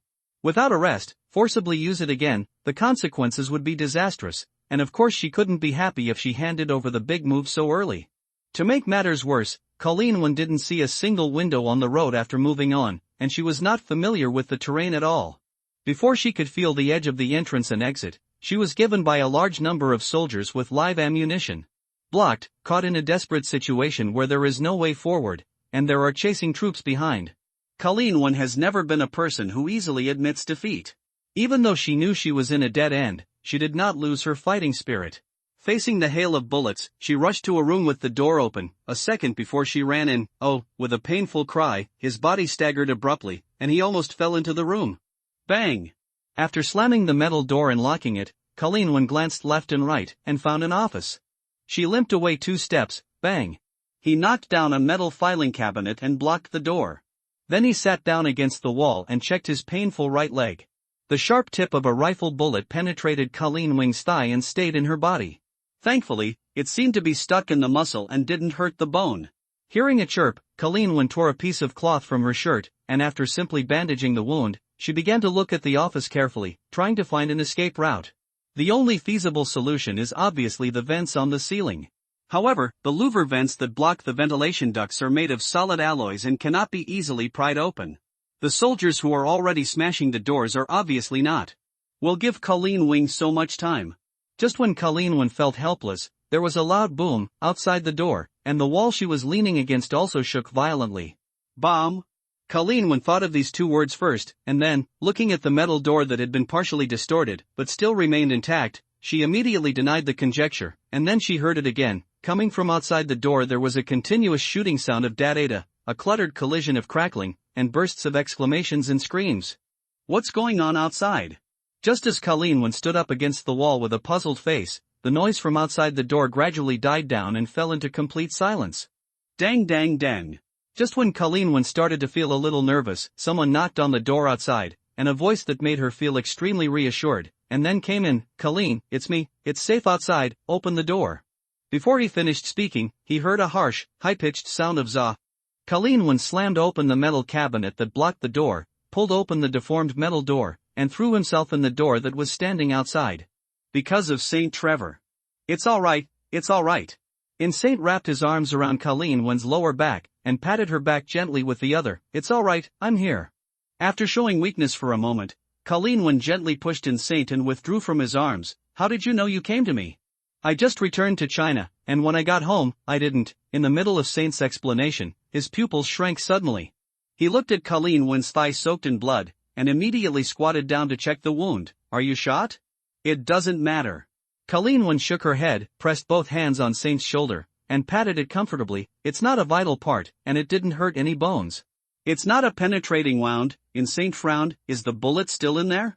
After all, he didn't wait for Colleen Wen's answer, and he undid the simple bandage on her leg, revealing a hole-shaped wound, and then, because Saint didn't say a word, he raised his arm and slapped her with a slap. On the opposite side of the wound. What? Accompanied by Colleen Wyn's scream of pain, the metal bullet in her thigh sputtered out with a splash of blood, and fell to the ground with a ding bell, and she gasped with a hiss. With a sigh of relief, an angry slap slapped the squatting In Sheng's head. Bastard. Don't give me any psychological preparation. Wouldn't you say it in advance?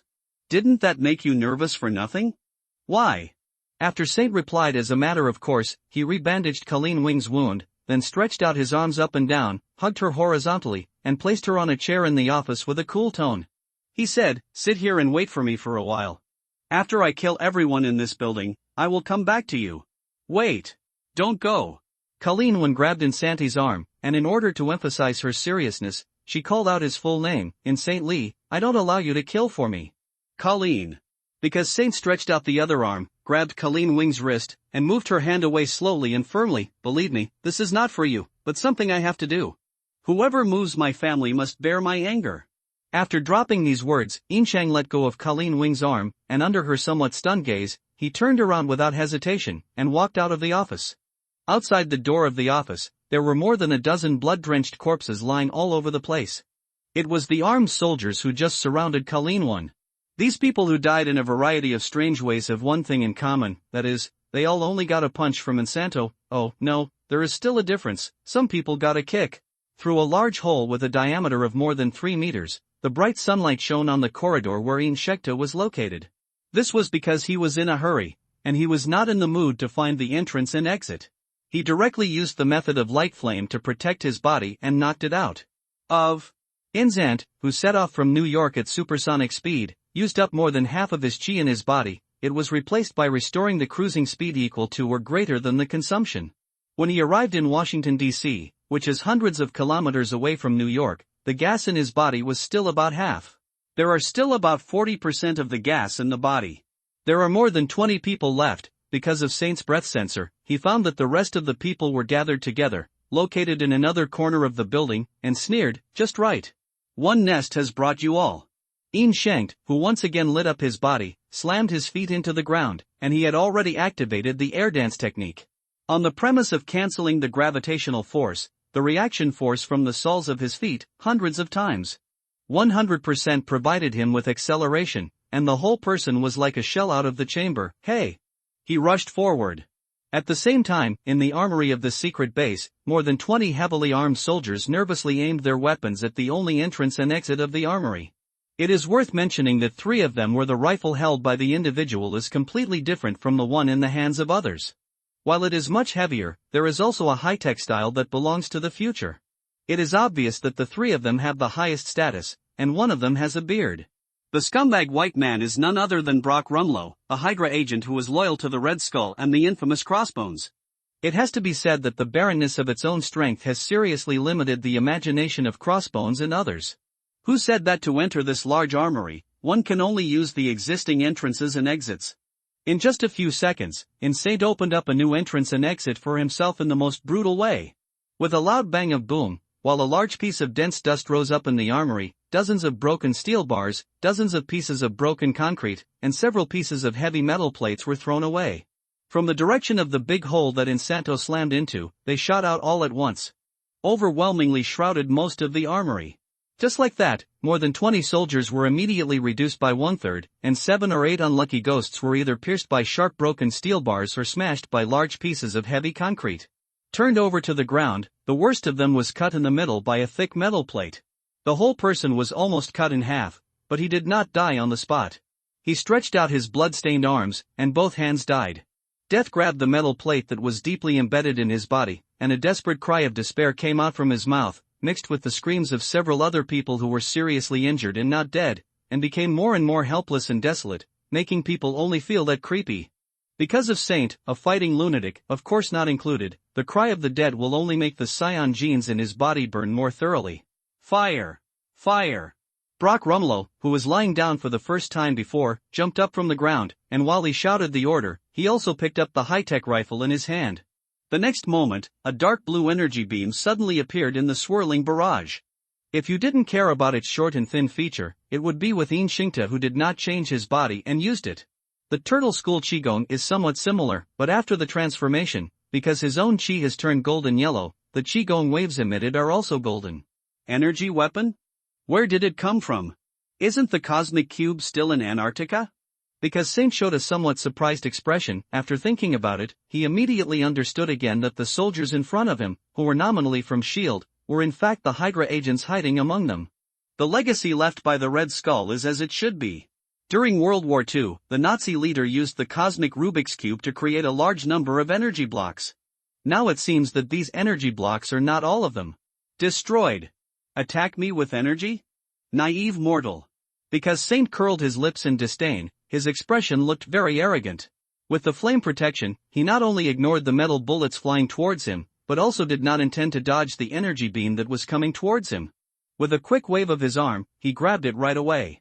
The next moment, under Rumlow's horrified eyes, the energy beam that he had high hopes for disappeared instantly in the palm of Yin Sheng's hand, and even a splash of water could not be splashed, giving people the feeling that it was like being absorbed by Insanto.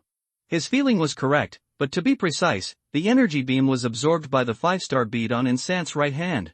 The Dragon Ball in the state of stone will absorb all energy bodies without life characteristics and use it to restore his own wishing function. For Insant, who is Dragon Ball himself, as long as it is a pure energy type attack, it is purely giving him food. Immediately afterwards, before Rumlow woke up from the shock, because Saint was already an afterimage, he kept flickering in the huge armory. Depending on the angle of his attack, one corpse or one flew towards him in midair, or sliding on the ground. For a time, the scene looked very spectacular. In Rumlow's view, at this time, Insane can only be described by the word unstoppable. Those dense and deadly bullet barrages are like an irrelevant background board to him. The metal bullets he put on him can only be turned into a fluffy golden powder. Apart from adding a splendor to him, it has no effect. Whether he makes a punch, an elbow, or the action of kicking has to pay the price of one's life, and even if he is just a simple collision, no one can afford it. In just 1 minute, the original standing there were only 3 living people left in the full armory. Brock Rumlow, and his 2 lieutenants. They were able to survive because of their unique weapons. It's not because Saint was afraid of their energy rifles, but because they felt that since their equipment was better, they should all be officials, and there was still a little left. Value can be squeezed. When the energy weapon in his hand had no effect and only 2 of his subordinates had died, Brock Rumlow, who realized that he had absolutely no chance of winning, wisely threw down the weapon and made a gesture of surrender. One of his adjutants, whose eyes were not as good as his, suddenly opened to him when Saint stopped moving quickly and slowly walked towards them step by step. One shot. Because of Saint sneered, he raised his right arm very casually. His palm was in front of the dark blue beam. After absorbing the energy contained in it, he moved towards the person who shot him, shooting from top to bottom. Out of the slap. Just listening to the sound of pft, a bright red flower suddenly bloomed on the floor of the armory. As the stamen of the inhuman flesh and blood mixture, it is the adjutant who is beyond his capacity. Bang! Seeing this, the only remaining adjutant of Brock Rumlow was so frightened that he threw the energy rifle in his hand away and raised his arms. Saint stepped forward and asked, "Who is the head of the 2 of you?" Hearing this, Brock Rumlow's adjutant's subconscious eyes flickered for a while, and he turned his gaze to his own officer. Because of this inscrutable little action, he suddenly lost his life. Because Saint kicked the adjutant away, and watched him slammed into the metal wall, using his own flesh and blood to create an abstract mural. After admiring his masterpiece for a while, Inzan turned his head and looked at Brock Rumlow. "It seems that you are the head. Do you have a name?" "Rumlow, Brock Rumlow."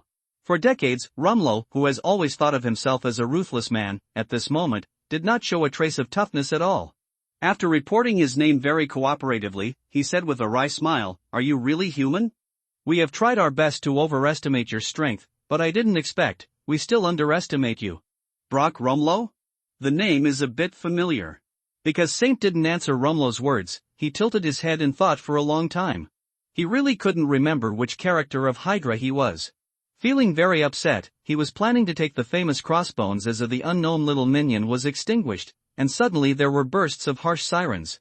Tisk, because of Saint's mouth crooked, he knew that because he had opened a big hole in the outer wall of the building, someone nearby must have called the police.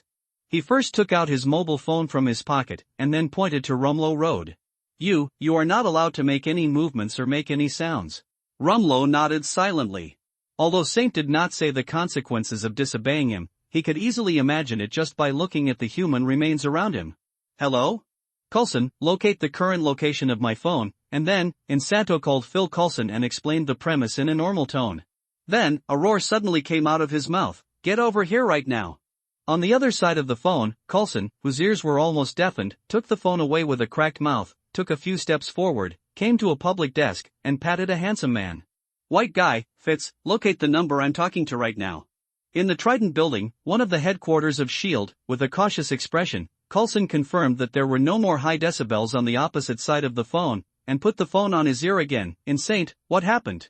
Find out my position and talk to me again." After Saint threw down such a sentence, he ignored Coulson on the other side of the phone and swept his eyes on Rumlow, and decided to temporarily leave him alive and leave it to S.H.I.E.L.D. When the snake didn't mess with him, he was willing to turn a blind eye and let them and S.H.I.E.L.D. dog bite a dog. As for now, because Saint felt that if he didn't get them to death, his thoughts would not be accessible. After taking a step forward like lightning, Saint held back his strength and punched Rumlow in the head, knocking him unconscious. Then, he dragged him by the collar of his bulletproof vest and dragged it to the ground. To the office where Lin Wing was. Tens of seconds later, in an office lobby of the Trident building, a white guy named Fizz suddenly stood up from behind his desk. "Coulson. The phone number you asked me to check, through the location obtained by triangulation, is our secret branch in the southern suburbs of DC. Moreover, just 10 minutes ago, many people called 911, saying that there was an explosion there. And what is even more strange is that our internal alarm, but there is no movement at all." Hearing this, Coulson's face changed suddenly. He turned around without saying a word, and walked to Nick Fury's office. He had a hunch that this matter was beyond his ability. "I'm just a level 7 agent. After I met the bastard in Zant, everything was a commander-level issue." Coulson, who was very bitter, said helplessly into the phone, "In Saint, what did you do?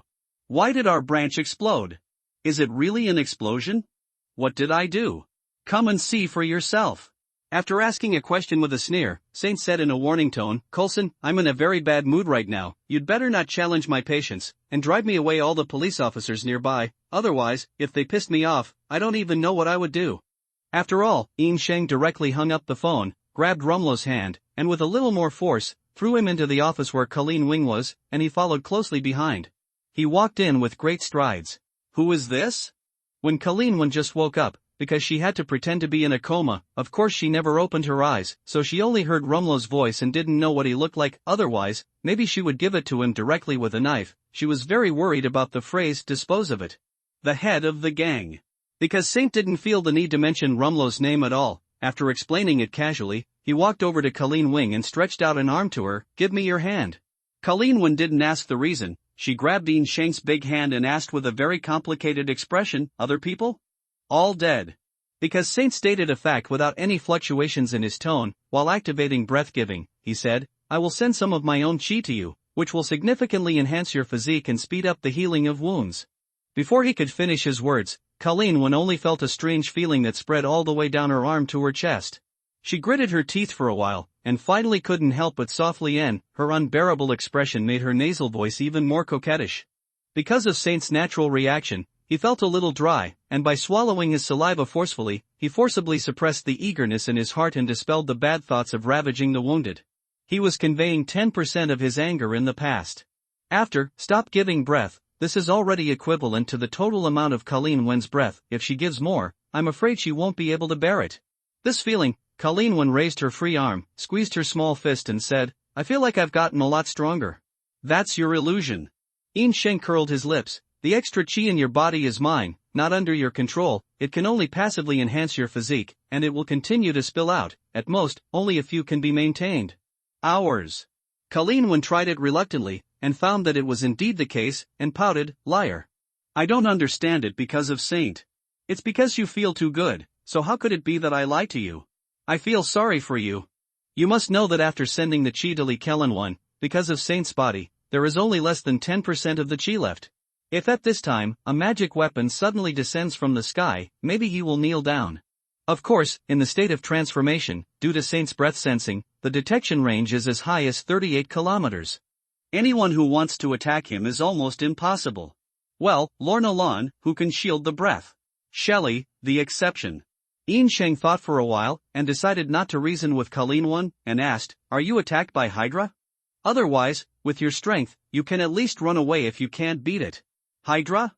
Colleen Wing raised her eyebrows and asked without answering, aren't they from S.H.I.E.L.D.? Not only are the equipment very similar, I just saw the Eagle Shield logo of S.H.I.E.L.D. in the corridor just now. Yes, no. Insate replied with a jingle, waved his hand and said, we'll talk about this later, let's talk about you first. It's just not serious. Colleen Wenjiao gave Inshengta a glare, and her mood suddenly relaxed a lot, and the tone of the passage did not seem very heavy. Actually, there is not much to say. I was in the martial arts hall last night. When I was cultivating in the dojo, a few metal discs suddenly slipped in from the bottom of the door. I didn't react at once. I just remembered that white mist was sprayed out from the metal discs, and then I didn't know anything. When I wake up again, I will already be here. In other words, I still don't know, where is this place? Washington, D.C. D.C.? Isn't that hundreds of kilometers from New York? How did you find me? Using the momentary movement starting style, you can understand it as an advanced technique of breath induction. Can you still teleport? I can't even start with my hands. I still have a pain in my head. Then you are brave. At the same time, in the northern suburbs of New York, the factory area of Stark Industries, which is backed by the highway, is the factory where the giant arc cold fusion reactor is located. At the door of this factory building, an elderly white man with a bald head and only a gray beard left on his head, holding a cigar, asked the security guard at the door, where is he? In. Hearing this, the old bald man with the gray beard took out a white access card from the inner pocket of his neat suit, swiped it at the door, and walked into the bulletproof glass door that opened automatically. Inside the door, under the giant arc reactor, stood a handsome middle-aged mustache, just Tony Stark, who had just cut himself off in front of the world. The old bald man strode over to him. Tony, what do you want me to say about you? O.B. Tony Stark, who was staring at the arc reactor, turned his head and said, if you're here to tell me that I just put an attack target on my head, that's fine. Your head? The second largest shareholder of Stark Industries, the top CEO Obadiah held a cigar and put his hands on his waist. Why don't you talk about my head? Do you think our stock will fall? How many? Optimistically? 40 points. You are indeed optimistic enough, at least 50. Tony, we are an arms manufacturer. An arms industry group that does not manufacture arms? You are making Stark Industries a laughingstock. Obi, I don't want to see mountains of corpses piled up because of the weapons we made. Tony, making weapons is what we do. That's what we do. My name is hanging on our building. What we do is up to me. After a fierce quarrel, Tony Stark took a breath and said softly, Obi, we haven't done enough, we can do better, we can what? Obadiah interrupted Tony Stark and asked sarcastically, what if you don't make weapons? Do you want us to start making milk bottles? Tony Stark pondered for a while and said his inner thoughts, I think we can consider restarting the arc reactor project. Please, arc reactor? It's just a publicity stunt. Obadiah pointed to the arc reactor in front of him with the cigar in his hand. Tony, what are you kidding? We made this just to make some people shut up. This is useful. But there's no economic benefit. We knew it before we built it. It's a dead end, isn't it? Maybe. In this regard, we have 30 years without breakthrough research results, right? That is because, Tony Stark turned around with his head held high, and emphasized that I have never participated in this research. Obadiah fell silent. Tony Stark's reaction was different from what he expected.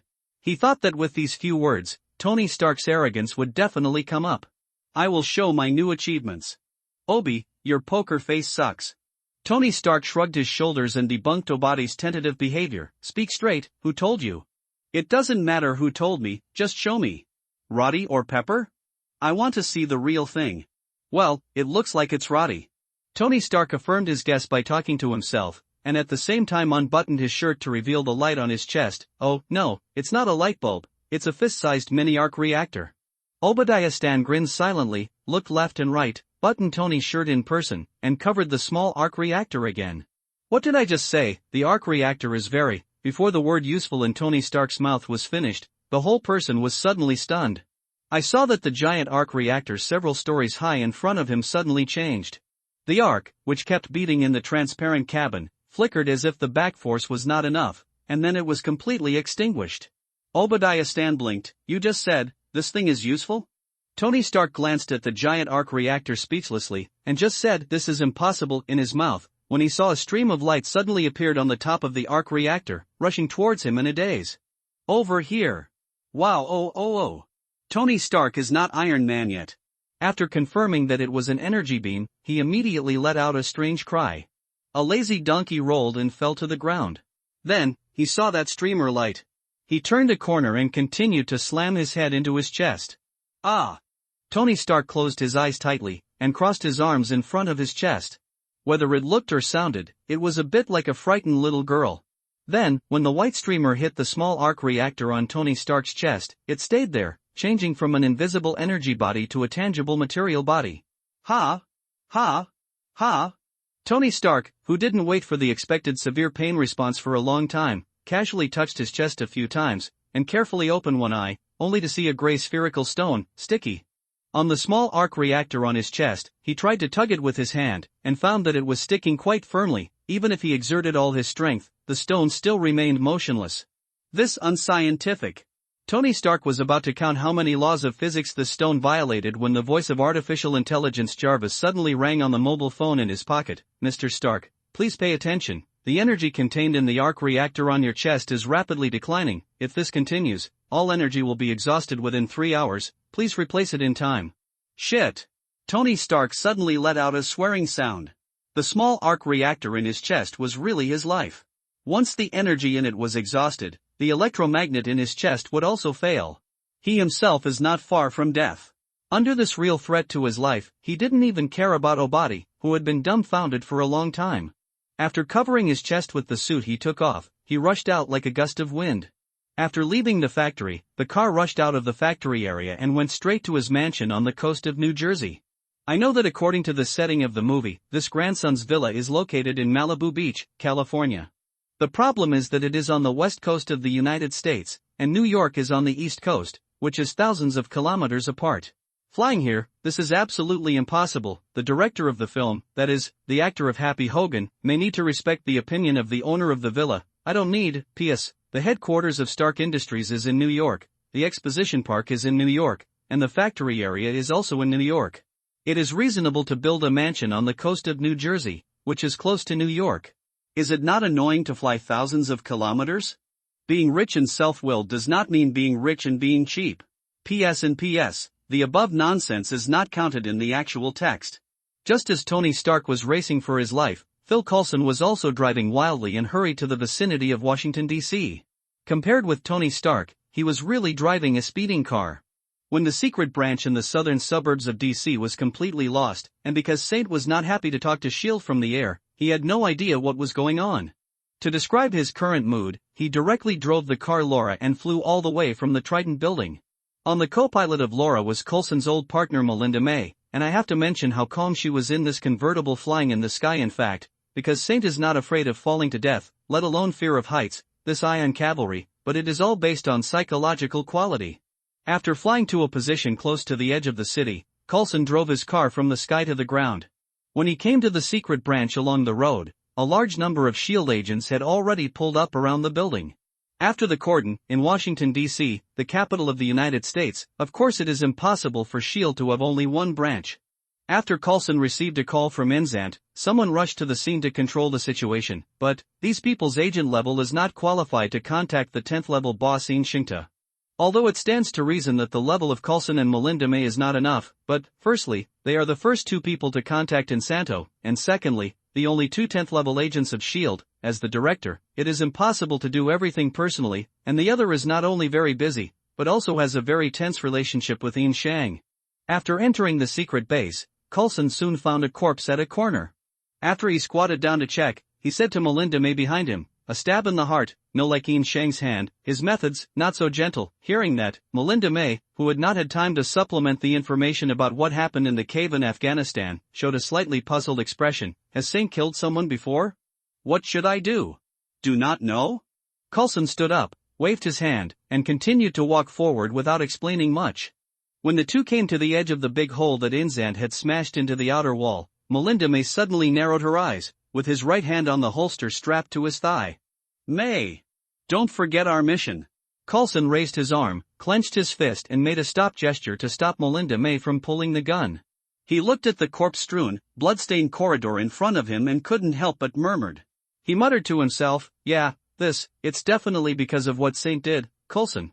At this moment, Saint's voice came from the office in front, come in. Coulson took a deep breath and tried to control the tension in his heart.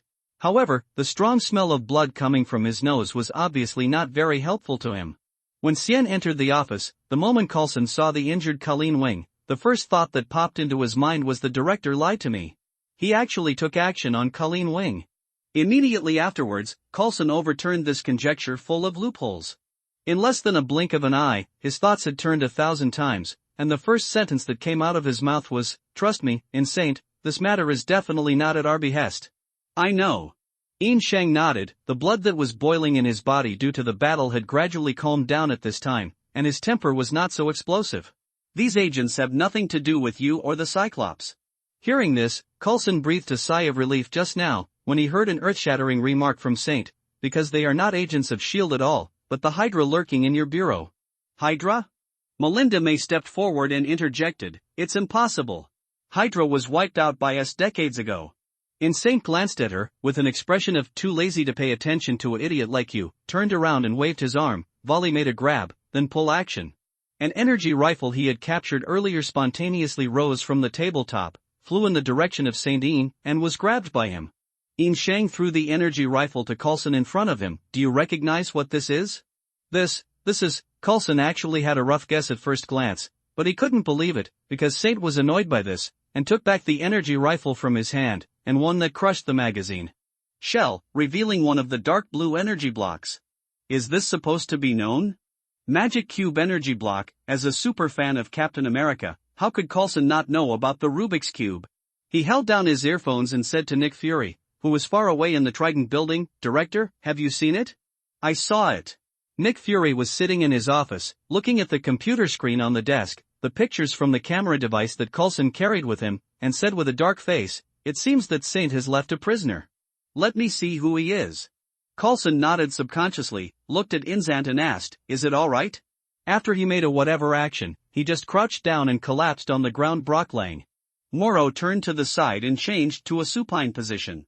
Brock Rumlow. Nick Fury gritted his teeth hard, recognized the captain of the S.H.I.E.L.D. Rapid Response Special Forces, and ordered, "Coulson, take me over, I want to talk to Inzant." "Hold on." Coulson took out his mobile phone, tapped twice on the screen, and placed it in front of Inzant with his arm as a stand, and then said, "Okay." Nick Fury's black face appeared on the screen of the mobile phone, and his voice sounded on the mobile phone. "Saint, the cube energy block alone is not enough to prove that they are Hydra. If you still understand, if you have any other information, tell me immediately. Otherwise, I can only think that you attacked our branch of S.H.I.E.L.D. and killed our S.H.I.E.L.D. agents." One-eyed man. In the face of Nick Fury's questioning and threats, Saint showed a sneer. "In the next minute, think carefully about your words." "That's right, I really don't want to talk to you guys. The S.H.I.E.L.D. is going to fight, but everyone is an adult, and you should understand the truth. Many times, what you have to do has nothing to do with whether you want to or not." Nick Fury was silent for a while, and carried forward the spirit of man's ability to bend and stretch. In fact, it was not only because of Saint who didn't want to go to war. And since Saint's head is harder than his, he can only soften. Because of Saint, this matter is too much trouble. More than a dozen agents died for no reason. Even if I am the director, you can't press it out of thin air. You need to give me something tangible. It's been a long time, don't you just want to take him away? Because Saint pointed to Brock Rumlow on the ground, curled his lips and said, "One-eyed, your suspicion is too serious. I kept him, not to bargain with you. You can not only take him away interrogation, in the future, when you plan to clean up the Hydra, I will even be willing to be a thug for you." After that, Insanto paused and corrected Nick Fury's mistake. "Also, you made a mistake, except for the one I left. A total of 38 people died here, not a dozen." Nick Fury was silent again, because when Saint talked about the dead, the too ordinary tone was really frightening. He couldn't help but said, "You never thought about it, except for the mastermind. Could those soldiers be innocent?" "What?" Saint sneered and asked back, "Since when can the kidnapping of women be called innocent? They're just following orders. No choice." "Ha ha." Yin Sheng sneered again. "One-eyed man, are you escaping reality? Do you think that there are only a few Hydras in your S.H.I.E.L.D.? I ask you, if you plan to deal with me secretly family, do you dare to use someone who is not your own Kron?" Nick Fury pondered for a while, and looked at the screen like a knife. "You mean, our S.H.I.E.L.D., from the grassroots to the high level, has been infiltrated by Hydra?" "It's up to you to tell me." Because Say looked back with the same sharp eyes. You'd better go and find out if the Hydra is still restless and I can't distinguish them from S.H.I.E.L.D. Believe me, I will treat you all S.H.I.L.D. Feelings aren't that deep. Things like this don't happen. Nick Fury didn't dare to neglect, and immediately made a guarantee, at least, it can't happen under my watch. It's better, if it's not a last resort, I don't really want to cause collateral damage. I'm curious, why don't you suspect that I'm a Hydra? Are you? No, look, don't I just believe you? One-eyed man, don't be too suspicious. The most basic trust between people can actually be very simple. 2 hours later, in New Jersey, just across the Hudson River from New York, Tony Stark's coastal villa. In the living room on the first floor of the villa, Pepper Potts, who is sitting in front of the coffee table, is holding a laptop and following a piece of news. Tony Stark, the chairman and CEO, can willful not to care about these things, but as an assistant to the CEO, she can't do without understanding. Pepper. Tony Stark's voice suddenly sounded in the tablet personal communication terminal on the mahogany coffee table. How big are your hands? What? How big are your hands? It wasn't that Pepper didn't hear for the first time, but I thought I heard it wrong, and after confirming it again, I still felt a little confused. I don't understand why you. Come down, I need you. Pepper slandered his very unreliable boss in his heart. After putting down the laptop in his hand, he got up and walked down the stairs to the studio on the basement of the villa. After entering the security code at the door, he pushed the door and walked out. When she entered, she saw Tony Stark was naked, half lying on a leather reclining chair, with a circle of white light shining in the center of his chest. It was the small arc reactor embedded in his chest. On top of the reactor, still pressing a fist-sized gray stone. Hey! Tony Stark greeted casually, raised one arm at the same time, and waved his fingers to demonstrate. Show your hands and let me take a look. Pepper raised his arms and raised his two small hands over his shoulders. Upon seeing this, Tony Stark gave a satisfied wow. What a pair of small and exquisite hands, very suitable. After all, Tony Stark picked up another brand new, more delicate-looking small arc reactor, and said, I need you to do me a favor. Pepper stepped forward and looked at the arc reactor on Tony Stark's chest. Is this keeping you alive? Why did you put a stone on it? Tony Stark didn't want to admit that he was ignorant, so he skipped the words directly, raised the brand new arc reactor in his hand, stepped into the topic and said, this one that I have improved will be in the future. Here, something that saved my life, but I ran into a little trouble when replacing it. Little trouble? What do you mean? It's not a big deal, there's a bare wire under this device that's kind of shorted out now. Saying that, Tony Stark held the gray stone in his chest, along with the arc reactor below, rotated it slightly, took it out, and then with a little force, connected the power cord connected to the electromagnet from the bottom.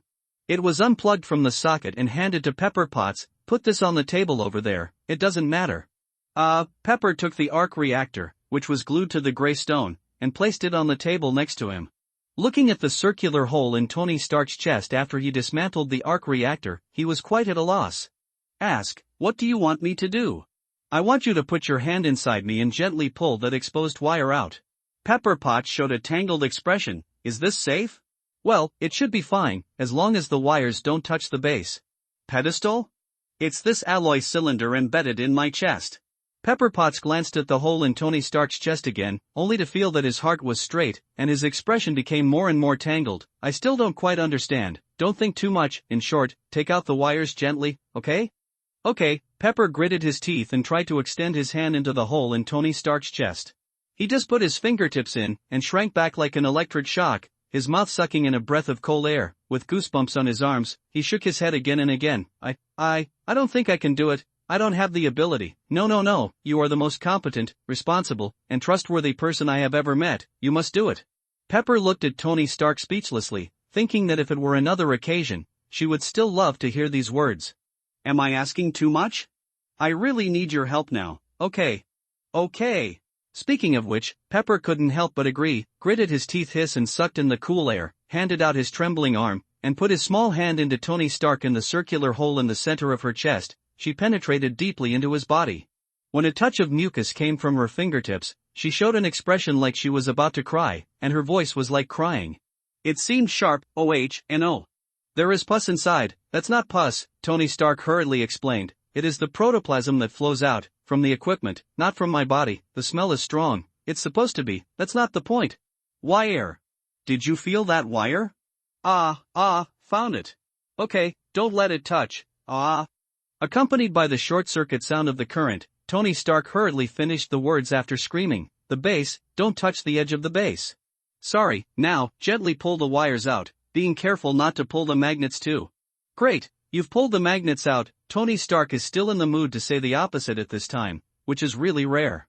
You must know that because of the separation of the magnet, the tiny metal fragments in his blood vessels have begun to flock to the heart, and the instrument to detect his vital signs, and it has already started to call the police. Just listening to the sound of the alarm, Pepper Potts knew that he had screwed up, and for a while he only felt that he had no control. God, what should I do? Don't put the magnet back. Oh, Pepper turned his head obediently and placed the magnet with the wire on the table next to him. After looking back, he looked at Tony Stark's obviously wrong face and asked, "What's the matter with you?" "It's no big deal, it's just that my heart almost stopped because you pulled out." "What? You said it was safe. We have to hurry." Tony Stark didn't bother to say more, and put the brand new small arc reactor in his hand to Pepper Potts. "Take this, quickly change it for me, speed." Pepper took over the arc reactor, as if he didn't hear the words "hurry up, speed," and comforted Tony Stark with a serious face. "Tony, you will be fine, I will definitely get it done." "Yes, it's definitely fine." Tony Stark was very anxious in his heart. He tried to intervene several times but failed, so he had to look helpless until Pepper finished speaking, and then pointed, "You have to connect this to the chassis, be careful not to." After another prolonged scream, Tony Stark, who was replaced with a new reactor and electromagnet, suddenly returned to normal, and as soon as his life was guaranteed, he immediately returned to his cynical attitude. "It's not difficult at all, right no? Interesting, isn't it?" Pepper Potts was so frightened that he was covered in cold sweat, gasping for breath, and asked in a hoarse voice, "Are you all right?" "Sure, I feel fine, how about you?" Tony Stark looked at Pepper Potts' very embarrassed look, couldn't help laughing and then laughed ha. Pepper was infected by him, and also grinned, barely showing a smile. 10, don't ask me to do this again." "Never." Tony Stark shrugged halflying, "But I have no one but you." Pepper stared at Tony Stark silently for a long time, then turned his head away suddenly, and picked up the old arc reactor on the table. "Tony, what about this, eh? What about this stone? Can't take it off?" Tony Stark jumped off the recliner and took the old arc reactor with gray stone stuck to Pepper's hand. That's what I'm going to figure out next." "So, is it none of my business here?" "Mr. Stark. It's all right, Potts girl." After watching Pepper walk up the stairs, Tony Stark looked at the gray stone in his hand. "Let me see, what exactly are you?" 10 minutes later, the arc reactor that Tony Stark replaced had exhausted all its energy, and the spherical gray stone that he had been studying for a long time had indeed come down from above, but, now again, glued to his new arc reactor. Immediately afterwards, on the coffee table in the living room on the first floor of the villa, on the tablet-type personal communication terminal, Tony Stark's voice sounded again. Pepper, we need to do it again." "What do you mean again?" It was just, one more time, come down, I need you." "No. No need to look for wires this time, it's really simple." No. Pepper, I have no one else but you." At the same time, Coulson's Laura, just now returned to Sand in Hell's Kitchen on Manhattan Island, New York, walked out of Colleen Wing's bedroom, and muttered to herself in a low voice, "Which grandson is full of food, why is he attacking a stone? Is it because his brain is not good?" A few minutes ago, when Saint used pure white gauze to rebandage Colleen Wing's wound, he suddenly felt a throbbing on the soul level. Although this feeling was very unfamiliar, it was the first time made him clearly understand that someone was attacking Dragon Ball. "Is it just an accident?" Because Shinta glanced at the tattoo on the back of his right hand, he saw that the golden yellow, which had been filled with nearly 60% of the pattern, was now less than half, and he denied this conjecture. "No, the energy has dropped a lot, although it has stopped now, but before, it was definitely a persistent physical attack. Dragon Balls in the state of stone can absorb all energy bodies without life characteristics, so in theory, they will basically only be damaged by physical blows." "No, I have to go and see." Because Saint frowned slightly, he was not particularly worried. Even if the Dragon Ball was damaged, it would spontaneously spend energy to repair itself. Even if the energy was exhausted and shattered, when the energy absorbed by other Dragon Balls was distributed over, can still be restored. The question is, the energy is exhausted, what does he make a wish with? After calling Lorna Lanchier, Insanto walked back to Colleen Wing's bedroom and said to her, who was in bed, "Colleen, I have something to go out for a while, Lorna will be here soon, if you have something to do, let her help you, and try to avoid walking around." What did you tell Lorna to do? I can't do it alone. Don't be brave, the less you act now, the faster the wound will heal. Really? You didn't think about it, how should I explain it to her? Tell me the truth. Roll. It is good. After Saint left Colleen Wynn's martial arts gym, he found an empty alley, turned on the full power of 20% science, transformed into a golden boy and soared into the sky, flying to Stark Industries at the high speed. In the factory area on the side of the road, before the Dragon Balls are completely full of energy, he can't sense the positions of other Dragon Balls. The so-called go and see is to see the one he put in the past. If he finds out, it is not. There was a problem with the Dragon Ball on the giant arc reactor, and he could only resign. More than 20 minutes later, because Saint arrived above the giant arc reactor, with a stunned expression, he focused on the huge light bulb that had extinguished the light. It was actually sucked up by the Dragon Ball? Because the reactor underneath is really huge, before this moment, Saint had never thought that this thing is not an infinity stone, and its energy is actually limited. It seems, 9 times out of 10, this is the problem. Saint continued to fly forward and hovered right above the huge skylight. Looking through the glass, the gray stone that was originally on the top of the arc reactor had indeed disappeared. So, this big light bulb suddenly went out, and then someone came to check and found a dragon in stone state. Wait a minute. In the middle of Saint's reasoning, he suddenly realized that the someone who came to check was probably Tony Stark, and the light bulb man had a small light bulb on his chest. Dragon Balls in the state of stone will spontaneously approach advanced energy sources. Combining this feature, because of Saint's guessing about what happened, the only omission was that he could not have guessed that when the giant arc reactor was sucked dry by Dragon Ball, Tony Stark just right down there. So, Dragon Ball is in Tony Stark's hands? Because Saint thought of the Dragon Ball energy that was wasted in vain, he curled his lips with a greasy face. You can't make a steel battlesuit, why are you tossing my Dragon Ball? This will not work. For the smooth birth of Iron Man, I must take back the Dragon Ball. With an expression of righteousness and awe, Saint flew straight towards the coastline of New Jersey. Well, he is not worried that with Iron Man's urine, he will definitely continue to attack Dragon Ball persistently. Whether Tony Stark becomes Iron Man or not, his chi is the chi of ordinary people. For Saint's breath sense, it is definitely the kind that is difficult to find if thrown into the crowd, but, fortunately, his coastal villa, not only are there very few people around, but the building itself is also highly recognizable. More than half an hour later, Saint found Tony Stark's mansion, plunged his head from the sky, landed on the balcony of the villa, and knocked on the glass door in front of him. In the living room inside the glass door, Pepper Potts, who was talking to Tony Stark, suddenly widened his eyes, pointed behind Tony Stark, and exclaimed, "Golden boy." Tony Stark turned around, glanced at Saint, and turned to Pepper Potts. You know this kid? He was very popular a while ago, and the news was everywhere. You were kidnapped. You were not in the country, so I didn't know. After Pepper Potts explained, he looked at Tony Stark and said, Aren't you going to open the door for him? I don't want to let him go. Tony Stark curled his lips, but I don't want to see broken glass all over the floor. Jarvis, give him temporary security authority. Yes, Mr. Stark. As Jarvis's unique electronic sound rang in the living room, the 2 glass doors in front of Saint automatically separated to both sides and welcomed him in. Yo, Bulbman, your light bulb is brighter. Because of Saint's greeting, Tony Stark was obviously very upset, and he replied with a bad face, Hairspray boy, what are you doing? Hey, is this how you welcome your savior? Hearing what Saint said, Pepper Potts suddenly showed a very surprised expression. Tony, did the golden boy save you? He found me. Tony Stark certainly wouldn't admit this, looking at Saint and said, obviously, it's not difficult for him to find me at all. Believe me, it's not easy to find you just like your weak chicken. Because Saint slandered such a sentence in his heart, he said on the surface, Bulbman, you broke my heart. In order to protect you, I killed 30 or 40 people and almost got PTSD. Post-traumatic response arousal disorder.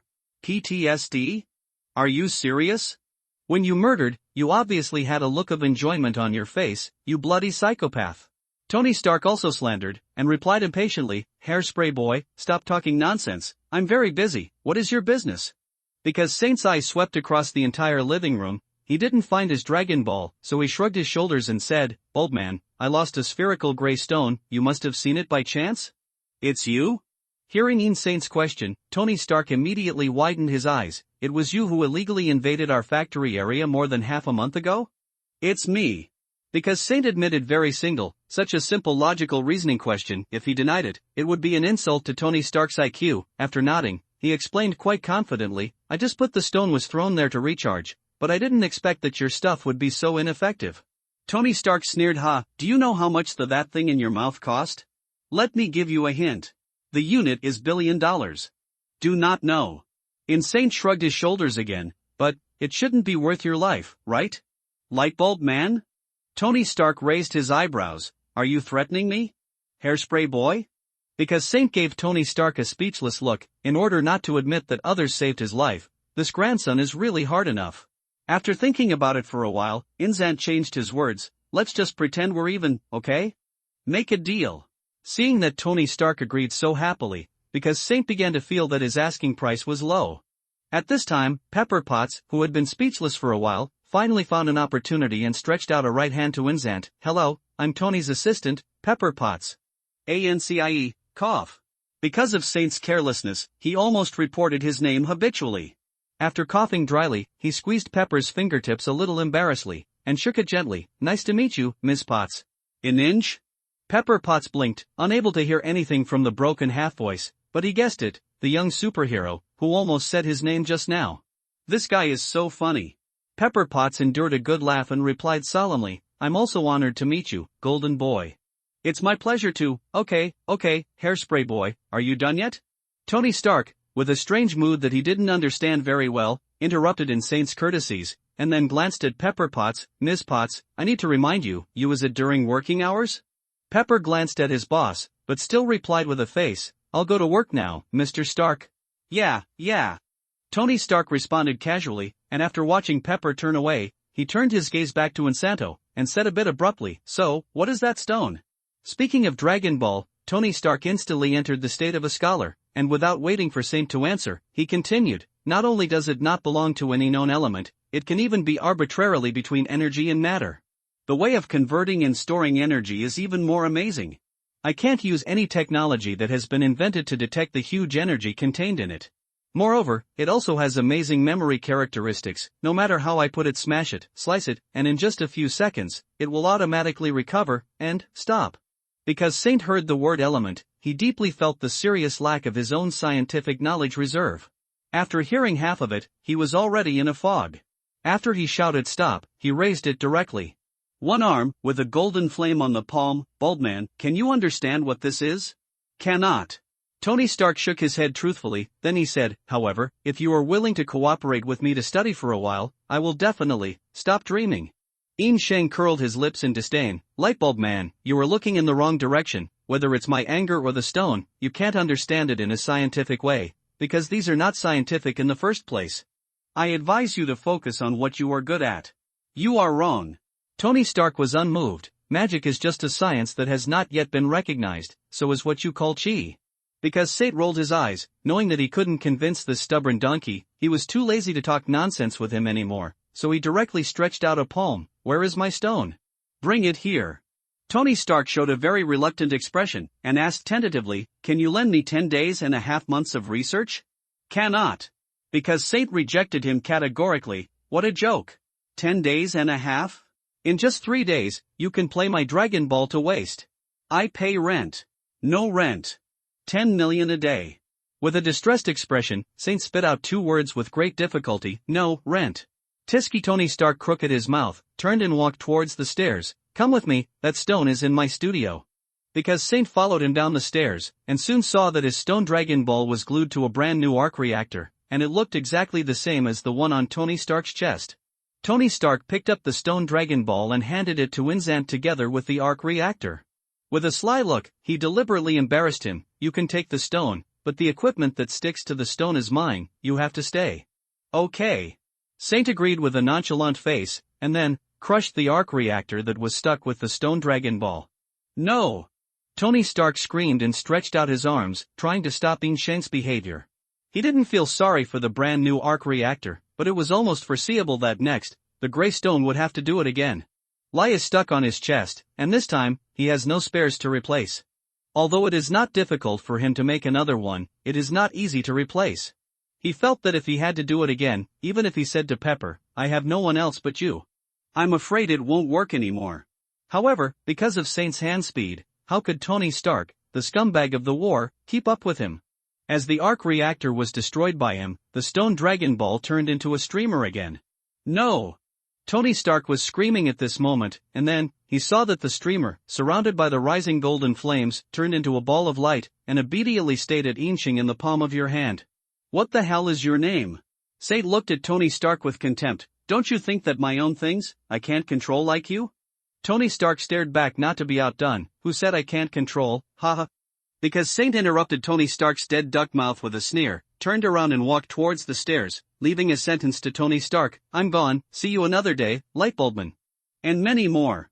Tony Stark hurriedly chased after him, his eyes fixed on the light ball in Insanto's hand. Let me test this energy ball. Soon, I just need to record the data. No, count me in debt to you once. Hearing this, Yin Sheng turned around, thought for a moment, pointed to the flame of light on his hand and said, even if I promise you, I don't think you can do it. Don't look at this ball of light now. To be honest, once I let go of the chi that binds it, it will spontaneously fly to the nearest high-level energy source, which is the light bulb on your chest. Let me tell you the truth first, don't crush the light bulb. I don't wait to get it off. What you said is not a problem at all. I can test it together with your chi. Bulbman, where did you get your confidence from, and you actually thought that I would be willing to let you test my chi? What's the big deal? What's the big deal? Because Saint curled his lips silently, and secretly slandered, if you can figure out the detailed characteristics of my chi, your Mark 1 will definitely be anti-golden boy armor. This matter is not negotiable. If you can control this ball of light and promise to owe me once, you can lend it to you for a few minutes, or pull it down if you can't.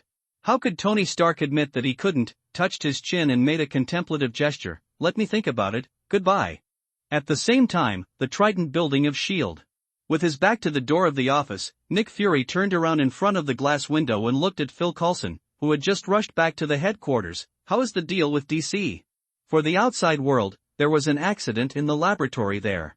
Coulson briefly reported the situation. Internally, our secret branch was attacked by an unknown enemy, and all the garrison personnel were killed. It is for this reason that we will recall Black Widow and Hawkeye. Those agents who died in the line of duty? Someone is already handling it. Rumlow? Give it to Melinda May. Even I don't know where he is until you contact her personally, Director. Very good. Nick Fury nodded with satisfaction and pointed to the office sofa in front of him. Sit, Romanoff and Barton have also arrived. As soon as Coulson sat down, someone pushed in the door behind him, and Natasha Romanoff's voice sounded in the office immediately. Fry, who is it? It's $1 million question. Nick Fury took 2 steps forward, sat down on the sofa opposite Coulson, pointed at him and said, don't worry, let Coulson give you a makeup lesson first. In English, you and you are the same word. Coulson thought that Nick Fury was just talking about the Black Widow, so he stood up politely and simply said hello to her, Romanoff agent. Black Widow came forward and nodded to Coulson, also keeping everything simple, Agent Coulson. After a while, after listening to the information provided by Coulson, Black Widow expressed her opinion. Since Rumlow has not been interrogated, so what are we doing here? Nate. At this moment, a 4th voice suddenly sounded in the office. You are impatient again. Clinton Francis Barton. Hawkeye. Coulson was taken aback, turned his head sharply, and looked at Hawkeye in the corner of the office, leaning against the wall with his arms folded. A question mark popped up in his mind. What is he? When did you come in? As a superhero with the least sense of existence in the future Avengers, one of Hawkeye's superpowers is that it is easy to be ignored. Although it sounds like a joke, well, it does sound like a joke, but Hawkeye, as an all-round marksman, has a very weak sense of existence, but it is actually a very terrifying talent. Clint. Black Widow called out Hawkeye's nickname, shrugged her shoulders and said, I'm not your wood, and patience has never been my forte. Okay, this is the end of the chat. At this time, Nick Fury stood up from the sofa and began to divide the labor among his most trusted subordinates. It's time to work, Romanoff, you and I will go to interrogate Rumlow. Barton, on my desk. There's a list, keep your eyes peeled for me. Coulson, there's an address on my desk, Hill is waiting for you there.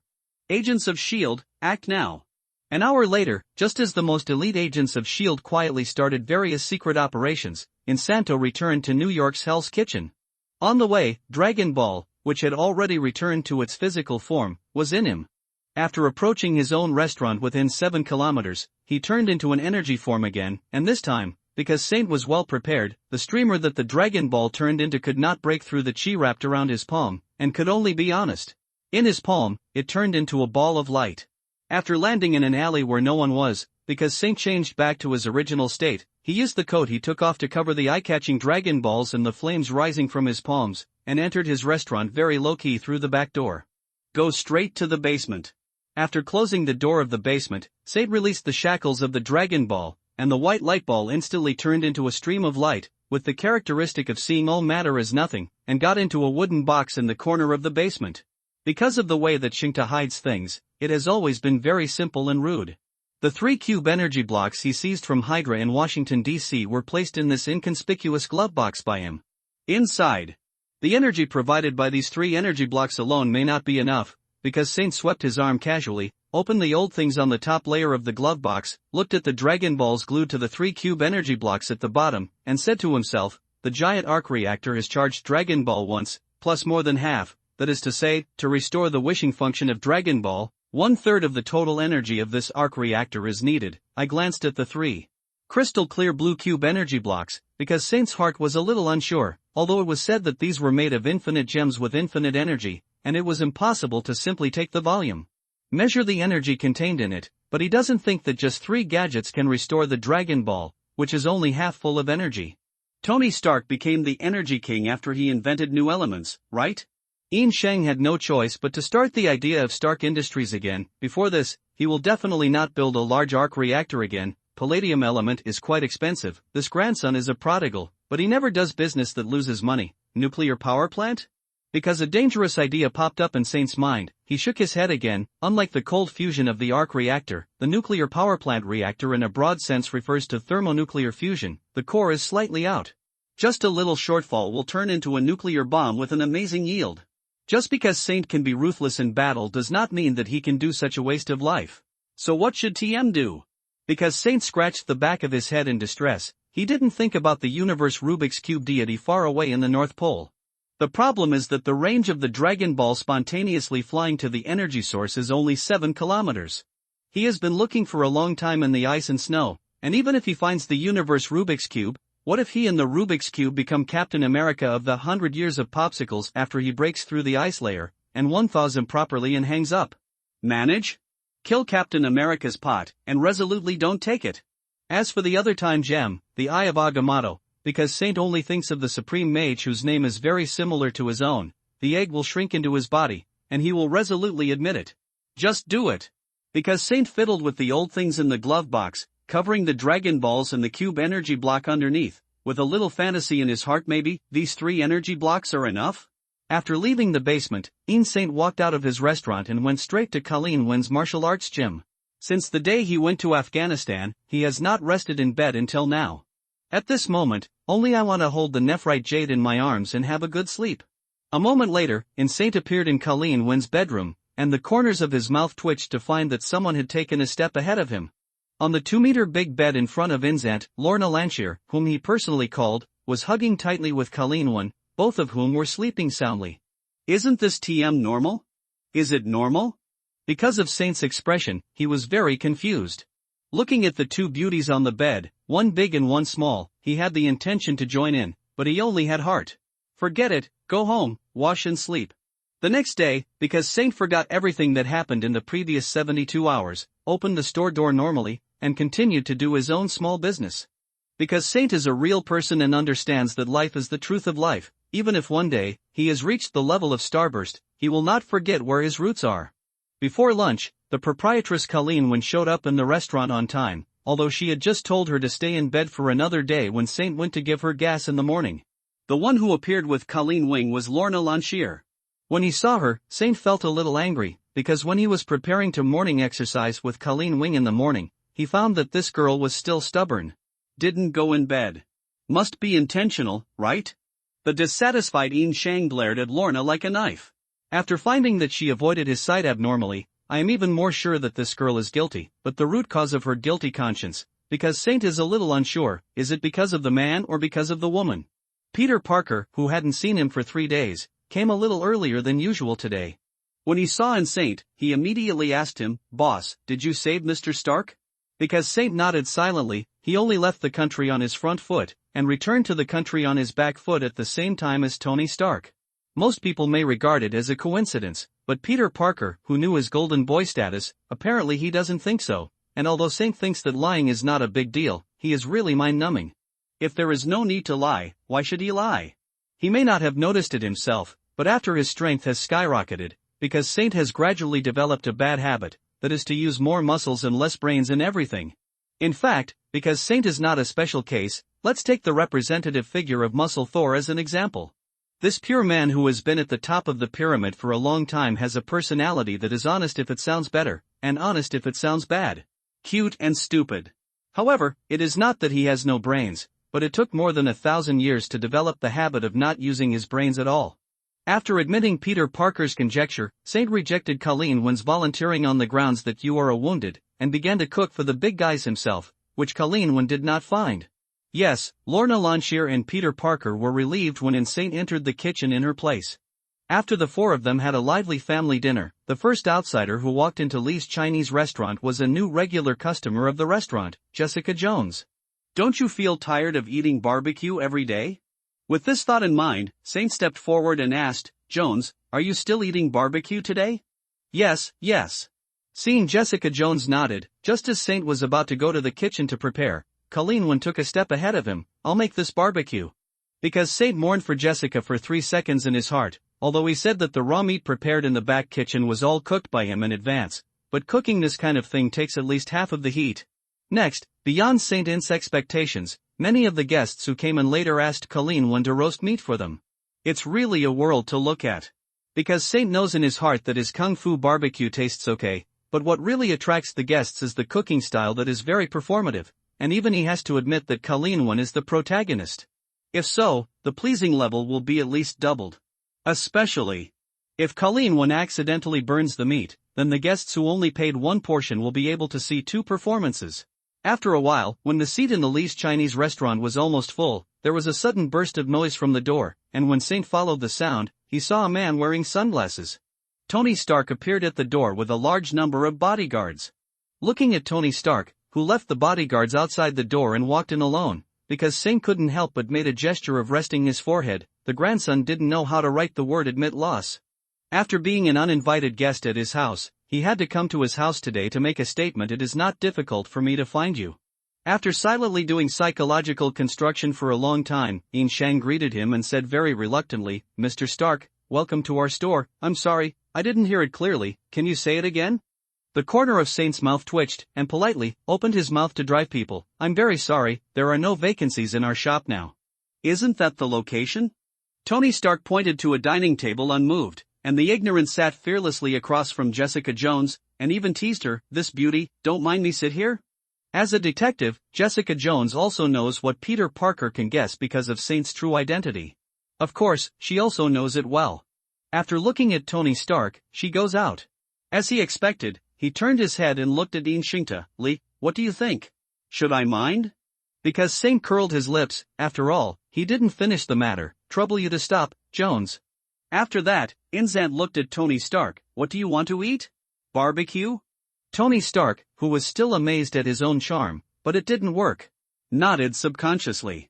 After Saint left, wait a moment and then turned to leave, Tony Stark was about to leave again. Say something to Jessica Jones, and she rolls her eyes. Forget it, I have no interest in an elderly playboy. Getting older, getting older. Tony Stark seemed to hear the sound of his heartbreak, and after a long time of pain, he recovered. He looked at Saint, who came back with a plate of raw meat, and secretly gritted his teeth. I should have known, since it's this kid's friend, and of course he is a raccoon dog, how could he spit out ivory in his mouth? Of course, Saint won't know what kind of mental journey Tony Stark has gone through when he walks away for so long. Please enjoy. Wait a minute. Tony Stark, who was hit hard, finally remembered his original purpose and pointed to the extra space on the dining table. Little Plum, if you're not busy, sit with me for a while. If it weren't for the public, because Saint would definitely not take the title of Little Plum into consideration, but, since he hopes to maintain his current state of life, he must play a Chinese restaurant owner who knows Chinese kung fu. And such a character should obviously not shy away from Tony Stark. After sitting down with an expressionless face, Saint asked in a low voice, Bulbman, what's the matter with you? Seeing that Saint didn't shy away from Jessica, who was at the same table, Tony Stark showed a surprised look, pointed to Jessica, and asked vaguely, does she know? Saint glanced at Jessica, understood that Tony Stark was referring to his golden boy status, and nodded. She knows. She's here, and I can hear you. Jessica Jones, who was being talked about by the two, suddenly raised her head with a displeased expression and addressed herself in the third person. He picked up a table knife on the table, twisted it into a steel twist with his bare hands, and threw it in front of Tony Stark with a dang bang, expressing his dissatisfaction simply and rudely. Because Saint made a forehead move again. Unlike most superpowers, Jessica Jones never thought to conceal her extraordinary power from the beginning to the end. In today's Hell's Kitchen, this is no secret at all. As for why she did this, in Saint's opinion, it is probably because of her tendency to self-destruct. Tony Stark was shocked at first, then turned to look at Saint, winked hard, and gave him an I understand look. So, what do you know? Because Saint pouted and didn't ask the question, but returned what Tony Stark said yesterday, the original sentence. I'm very busy, what's your business? I already know how to control the energy form of that stone. So? Let me test it and count me as I owe you once. Yes, but not now, it's just charging. Who are you going to harm again? Can you talk? Don't bother, the power bank is my own. How long will that take? At least 3 or 5 days, as many as more than half a month. How on earth did you come to such an imprecise conclusion? It's all guesswork. Tony Stark finished the barbecue and commented, it's okay. Then he called in the driver, Happy Hogan, and pointed to Insanter, give him my business card. Okay, call me. After leaving such a sentence to Saint, who took the business card, Tony Stark, surrounded by a large number of bodyguards, squeezed out from the door together. Just while he was eating, in front of Saint's store, a large crowd has gathered, many of them angry investors who bought the stock of Stark Industries and then lost a lot of money. Can't you just study your steel suits? Because Saint watched Tony Stark bend down and get into the luxury car and disappear into the closed door, feeling that he couldn't understand at all. How could a stone that can be converted between matter and energy at will, let him be like that? Fascinated? It's not that the armor has not been built yet, so I'm already thinking about one-click changing. Although that is said, as long as Tony Stark no longer attacks Dragon Ball physically, Saint doesn't really mind handing over Dragon Ball to him for research. After all, Iron Man owes him a favor now, which is equivalent to the future I owe myself a giant arc reactor. As for the secret of Dragon Ball, because Saint doesn't believe it, can Tony Stark come to the conclusion that this thing is actually used to make wishes from a pile of cold data? Do not make jokes. Next, it was a calm 9 days. After a little more than a week passed, Saint was surprised to find that the 3 cube energy blocks were surprisingly strong, and they have not been sucked up by Dragon Ball yet. However, the results were not very pleasant. Because Saint originally thought that sticking the 3 cube energy blocks together on the Dragon Ball would significantly speed up the Dragon Ball's absorption of energy. As it turns out, he took it for granted. For each different energy source, the Dragon Ball is in unit time. There is a threshold for the energy absorption speed of, and as for the scale and quantity of the energy source, it will not have any effect on this at all. The energy from the universe Rubik's Cube is obviously not as good as the energy from the arc reactor. 9 days have passed before the Dragon Ball has recovered less than a quarter of its energy. If it is replaced by the arc reactor, the same time, almost a third of it can be recovered. After trying the 5-star bead on his right hand, Inshinkta also came to a conclusion, that is, 2 different Dragon Balls cannot absorb the same energy source at the same time. As for the reason, he really can't figure it out. Understood, could it be said that a dead thing like Dragon Ball knows that humility is impossible? In short, after charging Dragon Ball nearly a quarter, the luster of the 3 cube energy blocks is now very dim, and it is about to be extinguished. Because Saint is very clear in his heart, the remaining 4 a little more than 1 part, I can't count on them. In addition to this, there are 2 other things worth mentioning during these 9 days. The first thing, on the 5th day, a serious high-rise fire broke out in a skyscraper in Manhattan. After seeing it on the news, because Saint saw it on the news, he quickly rushed to the scene in a transformed face, braving the raging fire in the fire. The billowing smoke rescued a large number of trapped people and brought them to the ground safely one by one. As a result, Golden Boy, who has just faded out of people's vision, once again occupied the news headlines of major TV stations. Although his incarnation has become the new favorite of the major media, because Saint does not actually feel that he is a superhero like what they preach. Because Saint is indeed sympathetic, and he is willing to do good things on the premise that his losses are acceptable, but he has no great dedication. If the day comes when he needs to sacrifice himself for others, unless it concerns his family, otherwise, he will definitely choose a dead Taoist friend instead of a poor Taoist. Moreover, since Saint debuted in the name of Golden Boy, he has only made 2 appearances so far, with an interval of nearly a month. He doesn't know what other people think, but he himself thinks, how can he be so lazy superhero? The second thing, on the 8th day, Phil Coulson of S.H.I.E.L.D. came to visit Inzant once in a costume, and said confidently that for their internal Hydra, everything is under control, and a full-scale annihilation operation will be launched soon. In this regard, Inzant declined to comment and did not provide further information to Coulson. Although it is said that as a transmigrator, Shenron is well aware that for the Hydra, which is known as cutting off one head and growing 2 heads, the power is not limited to S.H.I.E.L.D. However, Hydra is not actually a monolith, and each snake head has its own small abacus.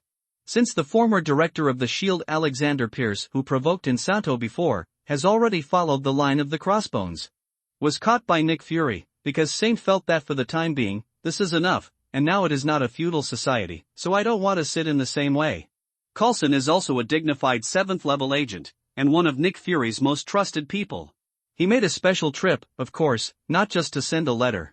After explaining the situation, he directly asked Saint whether willing to cooperate with their S.H.I.E.L.D. actions and reluctantly act as a bait. In name, the current secret operations of S.H.I.E.L.D. are aimed at the unknown forces who attack the secret branch. To the greatest extent, reduce the vigilance of Hydra. Because Saint thought about it for a while, he felt that this was not a big problem. As far as this matter was taken out alone, he and S.H.I.E.L.D. had exactly the same interests. He agreed, provided that he did not accept anyone's orders. In this regard, Coulson is very satisfied. Because of Saint's urine, he is willing to agree to help free of charge. He is actually overjoyed. Where can he ask for more? Compared with the leisurely days of Insanto, the 9 days that Tony Stark spent seemed to be much more technical. On the first day, with the help of Jarvis, Tony Stark replanned the overall structure of the steel suit. Compared with the Mark I sketch he drew in the cave, this new Mark II no design drawing is more advanced, more refined, more efficient, and the aesthetic aspect is even more different from Cloud and Mud. All in all, no matter from which aspect, it is 10 times better. Due to the experience of being attacked by his own weapons when he was in Afghanistan, Tony Stark has a long memory this time, and instead of reporting his research results to Stark Industries as usual, he chose to keep it secret. The next day, Tony Stark first began to build the most important flight system of the steel suit, namely the energy jet thrusters mounted on the feet. On the 3rd day, Tony Stark successfully created a pair of energy jet iron boots and put them directly on his feet to start testing. Test, prepare, 3, 2, 1, after that, he successfully flew, and then, turned somersaults and hit the ceiling, his face, and the first contact with the thick concrete. On the 4th day, through the lessons of his own blood, Tony Stark came to the conclusion, 1. 10% thrust is too joking. 2. I need a device to stabilize my own balance. These 2 conclusions began to improve his own design, intends to add a pair of auxiliary energy injectors in the hand. On the 5th day, Tony Stark completed the improvement of the design and began to create an iron arm that covered the entire arm and was able to eject energy from the palm of the hand. On the 6th day, Tony Stark built an experimental energy jet iron arm, and just as he was about to put it on his right arm and was about to test it, Pepper Potts walked upstairs. Come down and tell him Obadiah is visiting.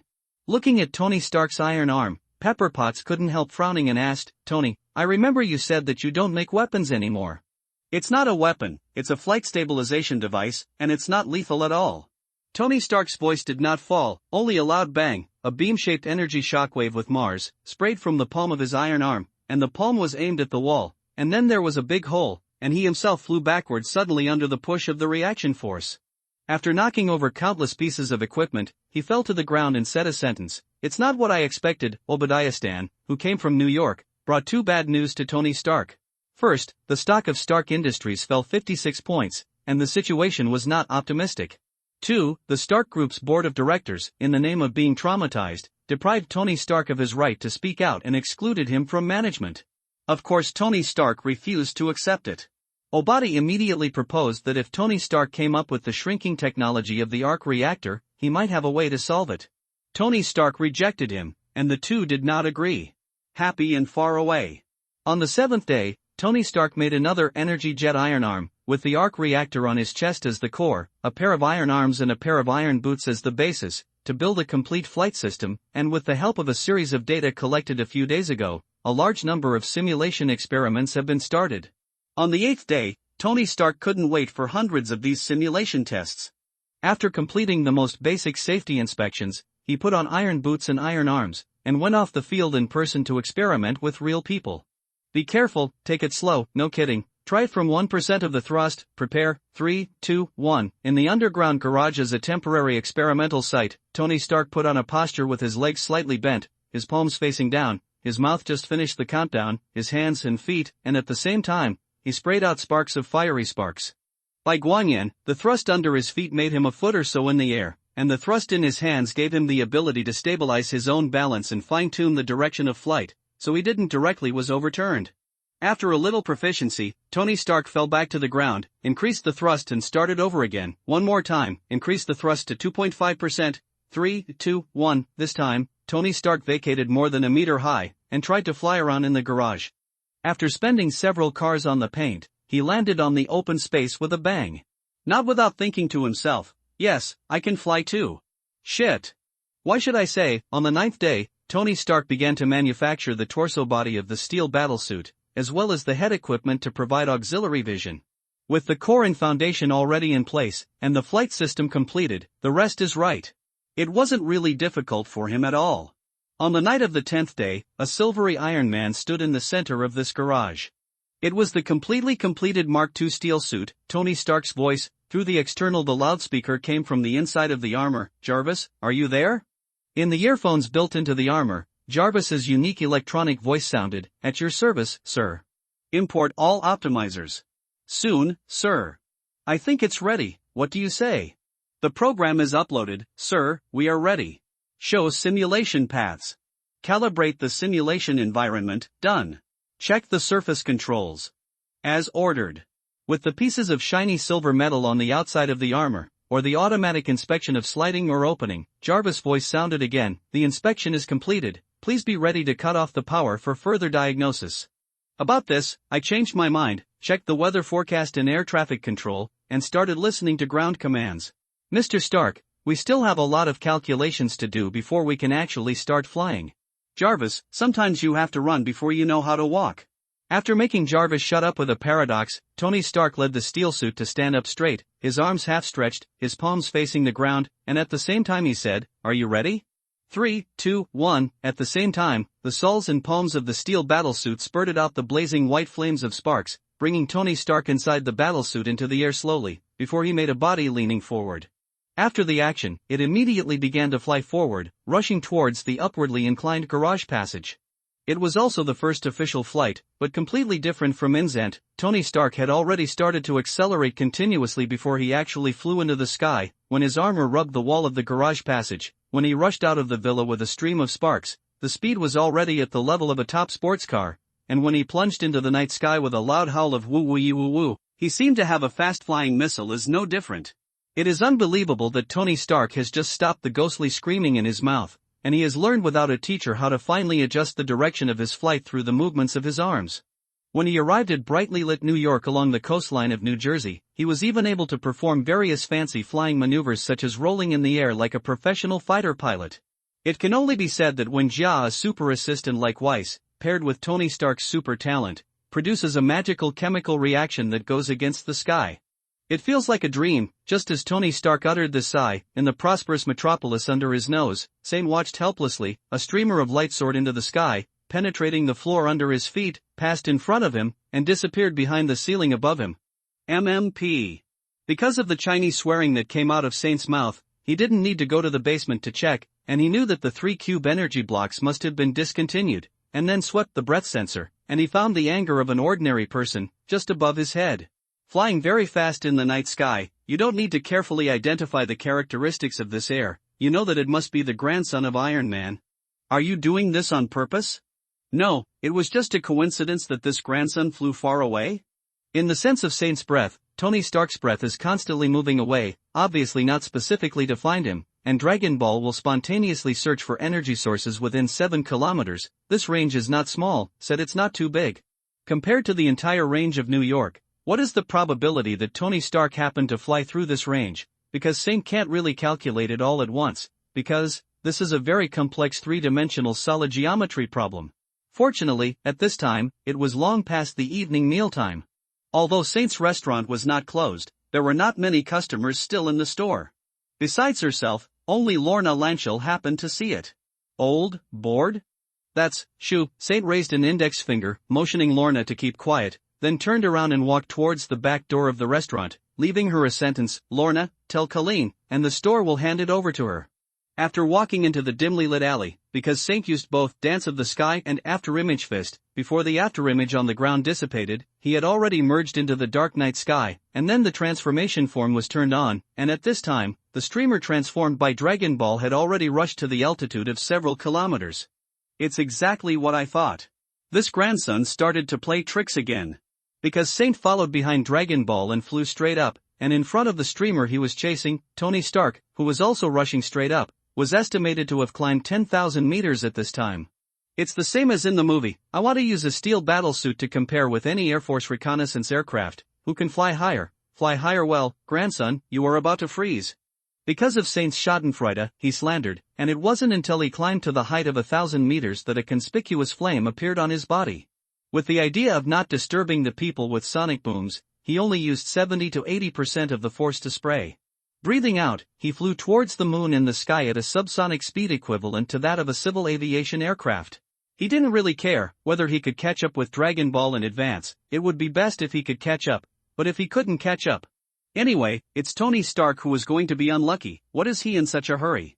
Although they are also jetting energy to propel themselves to fly, because of Saint's air dance technique, their own gravity has been offset in advance, so no matter which direction they fly in, all they need to overcome is air resistance, and Tony Stargram's steel suit does not have such a magical function. When flying straight upward, because it is in direct confrontation with the gravitational force, it completely cancels out the thrust equivalent to gravity. In contrast, the acceleration is far less flat. When flying or diving, his current flight speed is much slower than that of Saint, and the distance between the two is constantly shortening. Sir, right below you, there is a UFO that is attacking rapidly. I saw it. Tony Stark lowered his head and glanced, and corrected with a serious face, Jarvis, write it down, this is actually a known flying object called Hairspray Boy. My fault, sir, the new data is now in the database. Because the brilliance on Saint's body was too eye-catching, Tony Stark ignored the streamer of the Dragon Ball, thinking that Saint was actually chasing him, and immediately ordered, Jarvis, give me 100% thrust. Let's accelerate. Sir, the surface of the battlesuit is rapidly condensing ice, and the battlesuit may be damaged as a result. Keep climbing. The risk factor rich in Tony Stark's bones, or dead cells, made him make a decision without hesitation, and shouted excitedly, go higher. In Saint, who was already close to him, it was clearly seen that his shiny silver suit was rapidly being covered by hoarfrost, and layer after layer began to accumulate slowly, and soon a thick layer of turbid ice was formed. Began to spread to the interior of the armor. Just listening to a crack, with the splash of an electric spark, a short-circuited steel battlesuit appeared inside. The main thrusters on the feet were extinguished first, followed by the auxiliary thrusters on the hands, and then the head of the suit. At the position of the eye socket, the white light flickered twice, and then dimmed, which means that the intelligent auxiliary system of the battlesuit has also lost power and was forced to shut down. The steel battlesuit that lost all propulsion force continued to lift off for a few seconds under the action of inertia. The lift force had completely disappeared, and it began to roll and fall to the ground under the action of gravity. Tony Stark inside the battlesuit, when the auxiliary field of vision disappeared, his eyes were plunged into darkness, and he could only see a little bit of the outside situation through the glass in the eye socket of his head. The whole person just felt that the world was spinning. He couldn't help but screamed in a panic, and then he ordered in a panic, Jarvis, deploy the ailerons and clear the ice inside the armor. Jarvis? It can only be said that Tony Stark was scared out of his mind, and he even forgot the reason that Jarvis would not even have no electricity, and he forgot for a while. Seeing all this happening, Saint slowly lowered the speed of the flight, because, when the steel suit stopped climbing and then began to fall, under the circumstances, the streamer of the Dragon Ball was already. He quickly caught up with Tony Stark, and at this moment, it has turned back to stone and stuck to his chest. If I just catch him like this, will this grandson break his old waist? Because Saint looked at the frozen battlesuit that was falling down in a fancy tumbling way above his head, he hesitated and frowned. What he was not sure about was that the steel battlesuit was used to unload the suspension for shock absorption. Is the system a purely mechanical structure, or it must rely on electric power to move it? If it is the former, the huge power of the two hedges can't help Tony Stark inside. If it is the latter, I'm afraid a wheelchair man is about to be born. Forget it, just be careful. Because Saint volleyed somersaults in the air, in a way that a steel battlesuit could never do. He instantly reversed the direction of his flight. From a straight climb to a vertical descent, he kept and fell Tony. At about the same speed, Stark grabbed the back armor of the steel battlesuit, and then began to slow down gently. After a few seconds, he held the steel battlesuit with one hand, slowly hovering in the air. Dang dang dang. After Insane stopped, he raised his other free arm and tapped the frozen visor of the steel suit with his fingers. Bulbman? Hairspray boy? Tony Stark's voice came from the inside of the steel suit, and it seemed a little distorted because of the loss of the speaker's assistance. How did you recognize me? Because Saint tapped the chest position of the steel battle suit again. Dang dang dang dang dang dang dang dang dang dang dang dang dang dang dang dang. Spit out 2 words, light bulb. Hearing this, Tony Stark was speechless, stunned for a long time, and then pouted through his visor. Hairspray boy, what did you just chase after me? Speaking of this, don't you feel that there is something more in your chest? Tony Stark lost his voice again, raised his heavy steel arm with difficulty, took a frozen iron hand, and touched his chest. Shit. Watch your words. What year is this? A bad joke? 17th century? I really feel sorry for your taste. Hey, what's your attitude? I just saved your life. Come on, everything is under my control, you are just meddling. Yes?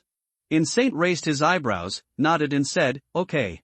When he heard the word okay, Tony Stark had an ominous premonition in his heart, and then, the sense of weightlessness that came from his whole body at the same time made him realize that because of Saint Tetzel let go of his hand neatly. Ugh! Tony Stark, who tumbled and fell to the ground again, scolded Inzant in his heart, and hurriedly groped for the manual switch on the waist of the armor. As he turned the switch suddenly. After a moment, on the back and limbs of the armor, a movable steel sheet designed as a resistance aileron, specially used for emergency deceleration, popped up. The tendency of the armor to fall suddenly stagnated, and then suddenly increased. The air resistance scraped off most of the icing layer inside the armor.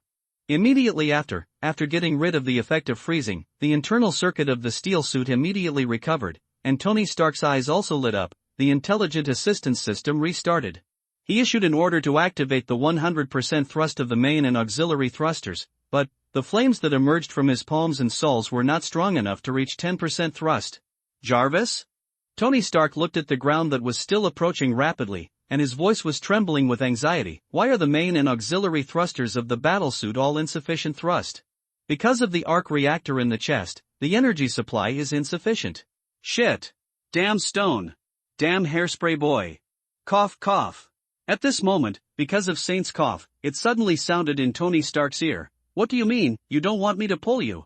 I take back what I just said. Attention, it's going to be rough this time. What do you mean, ow? My waist. My waist. 10 minutes later, Insane, who was flying to his mansion with Tony Stark in a steel battlesuit, urged impatiently, can't you fly any faster? Talk to your stone. Tony Stark pointed to his chest and muttered indignantly, if I had a 100% energy supply, I would throw you so much that you couldn't even see the taillights. Well, this is true, even if it's just the first few models of battlesuits, this grandson's normal cruising speed is in Mach. Because Saint pouted, he has a tacit attitude towards this. He didn't go to the swollen face to make a fat man. If he sprinted for a short distance, he could also break through the supersonic speed, but if it's about durability, forget it, it's better for men not to talk about this topic. Another 10 minutes passed. How far are we? Didn't you go there? So what? Then, forget it, straight line distance, 58 kilometers.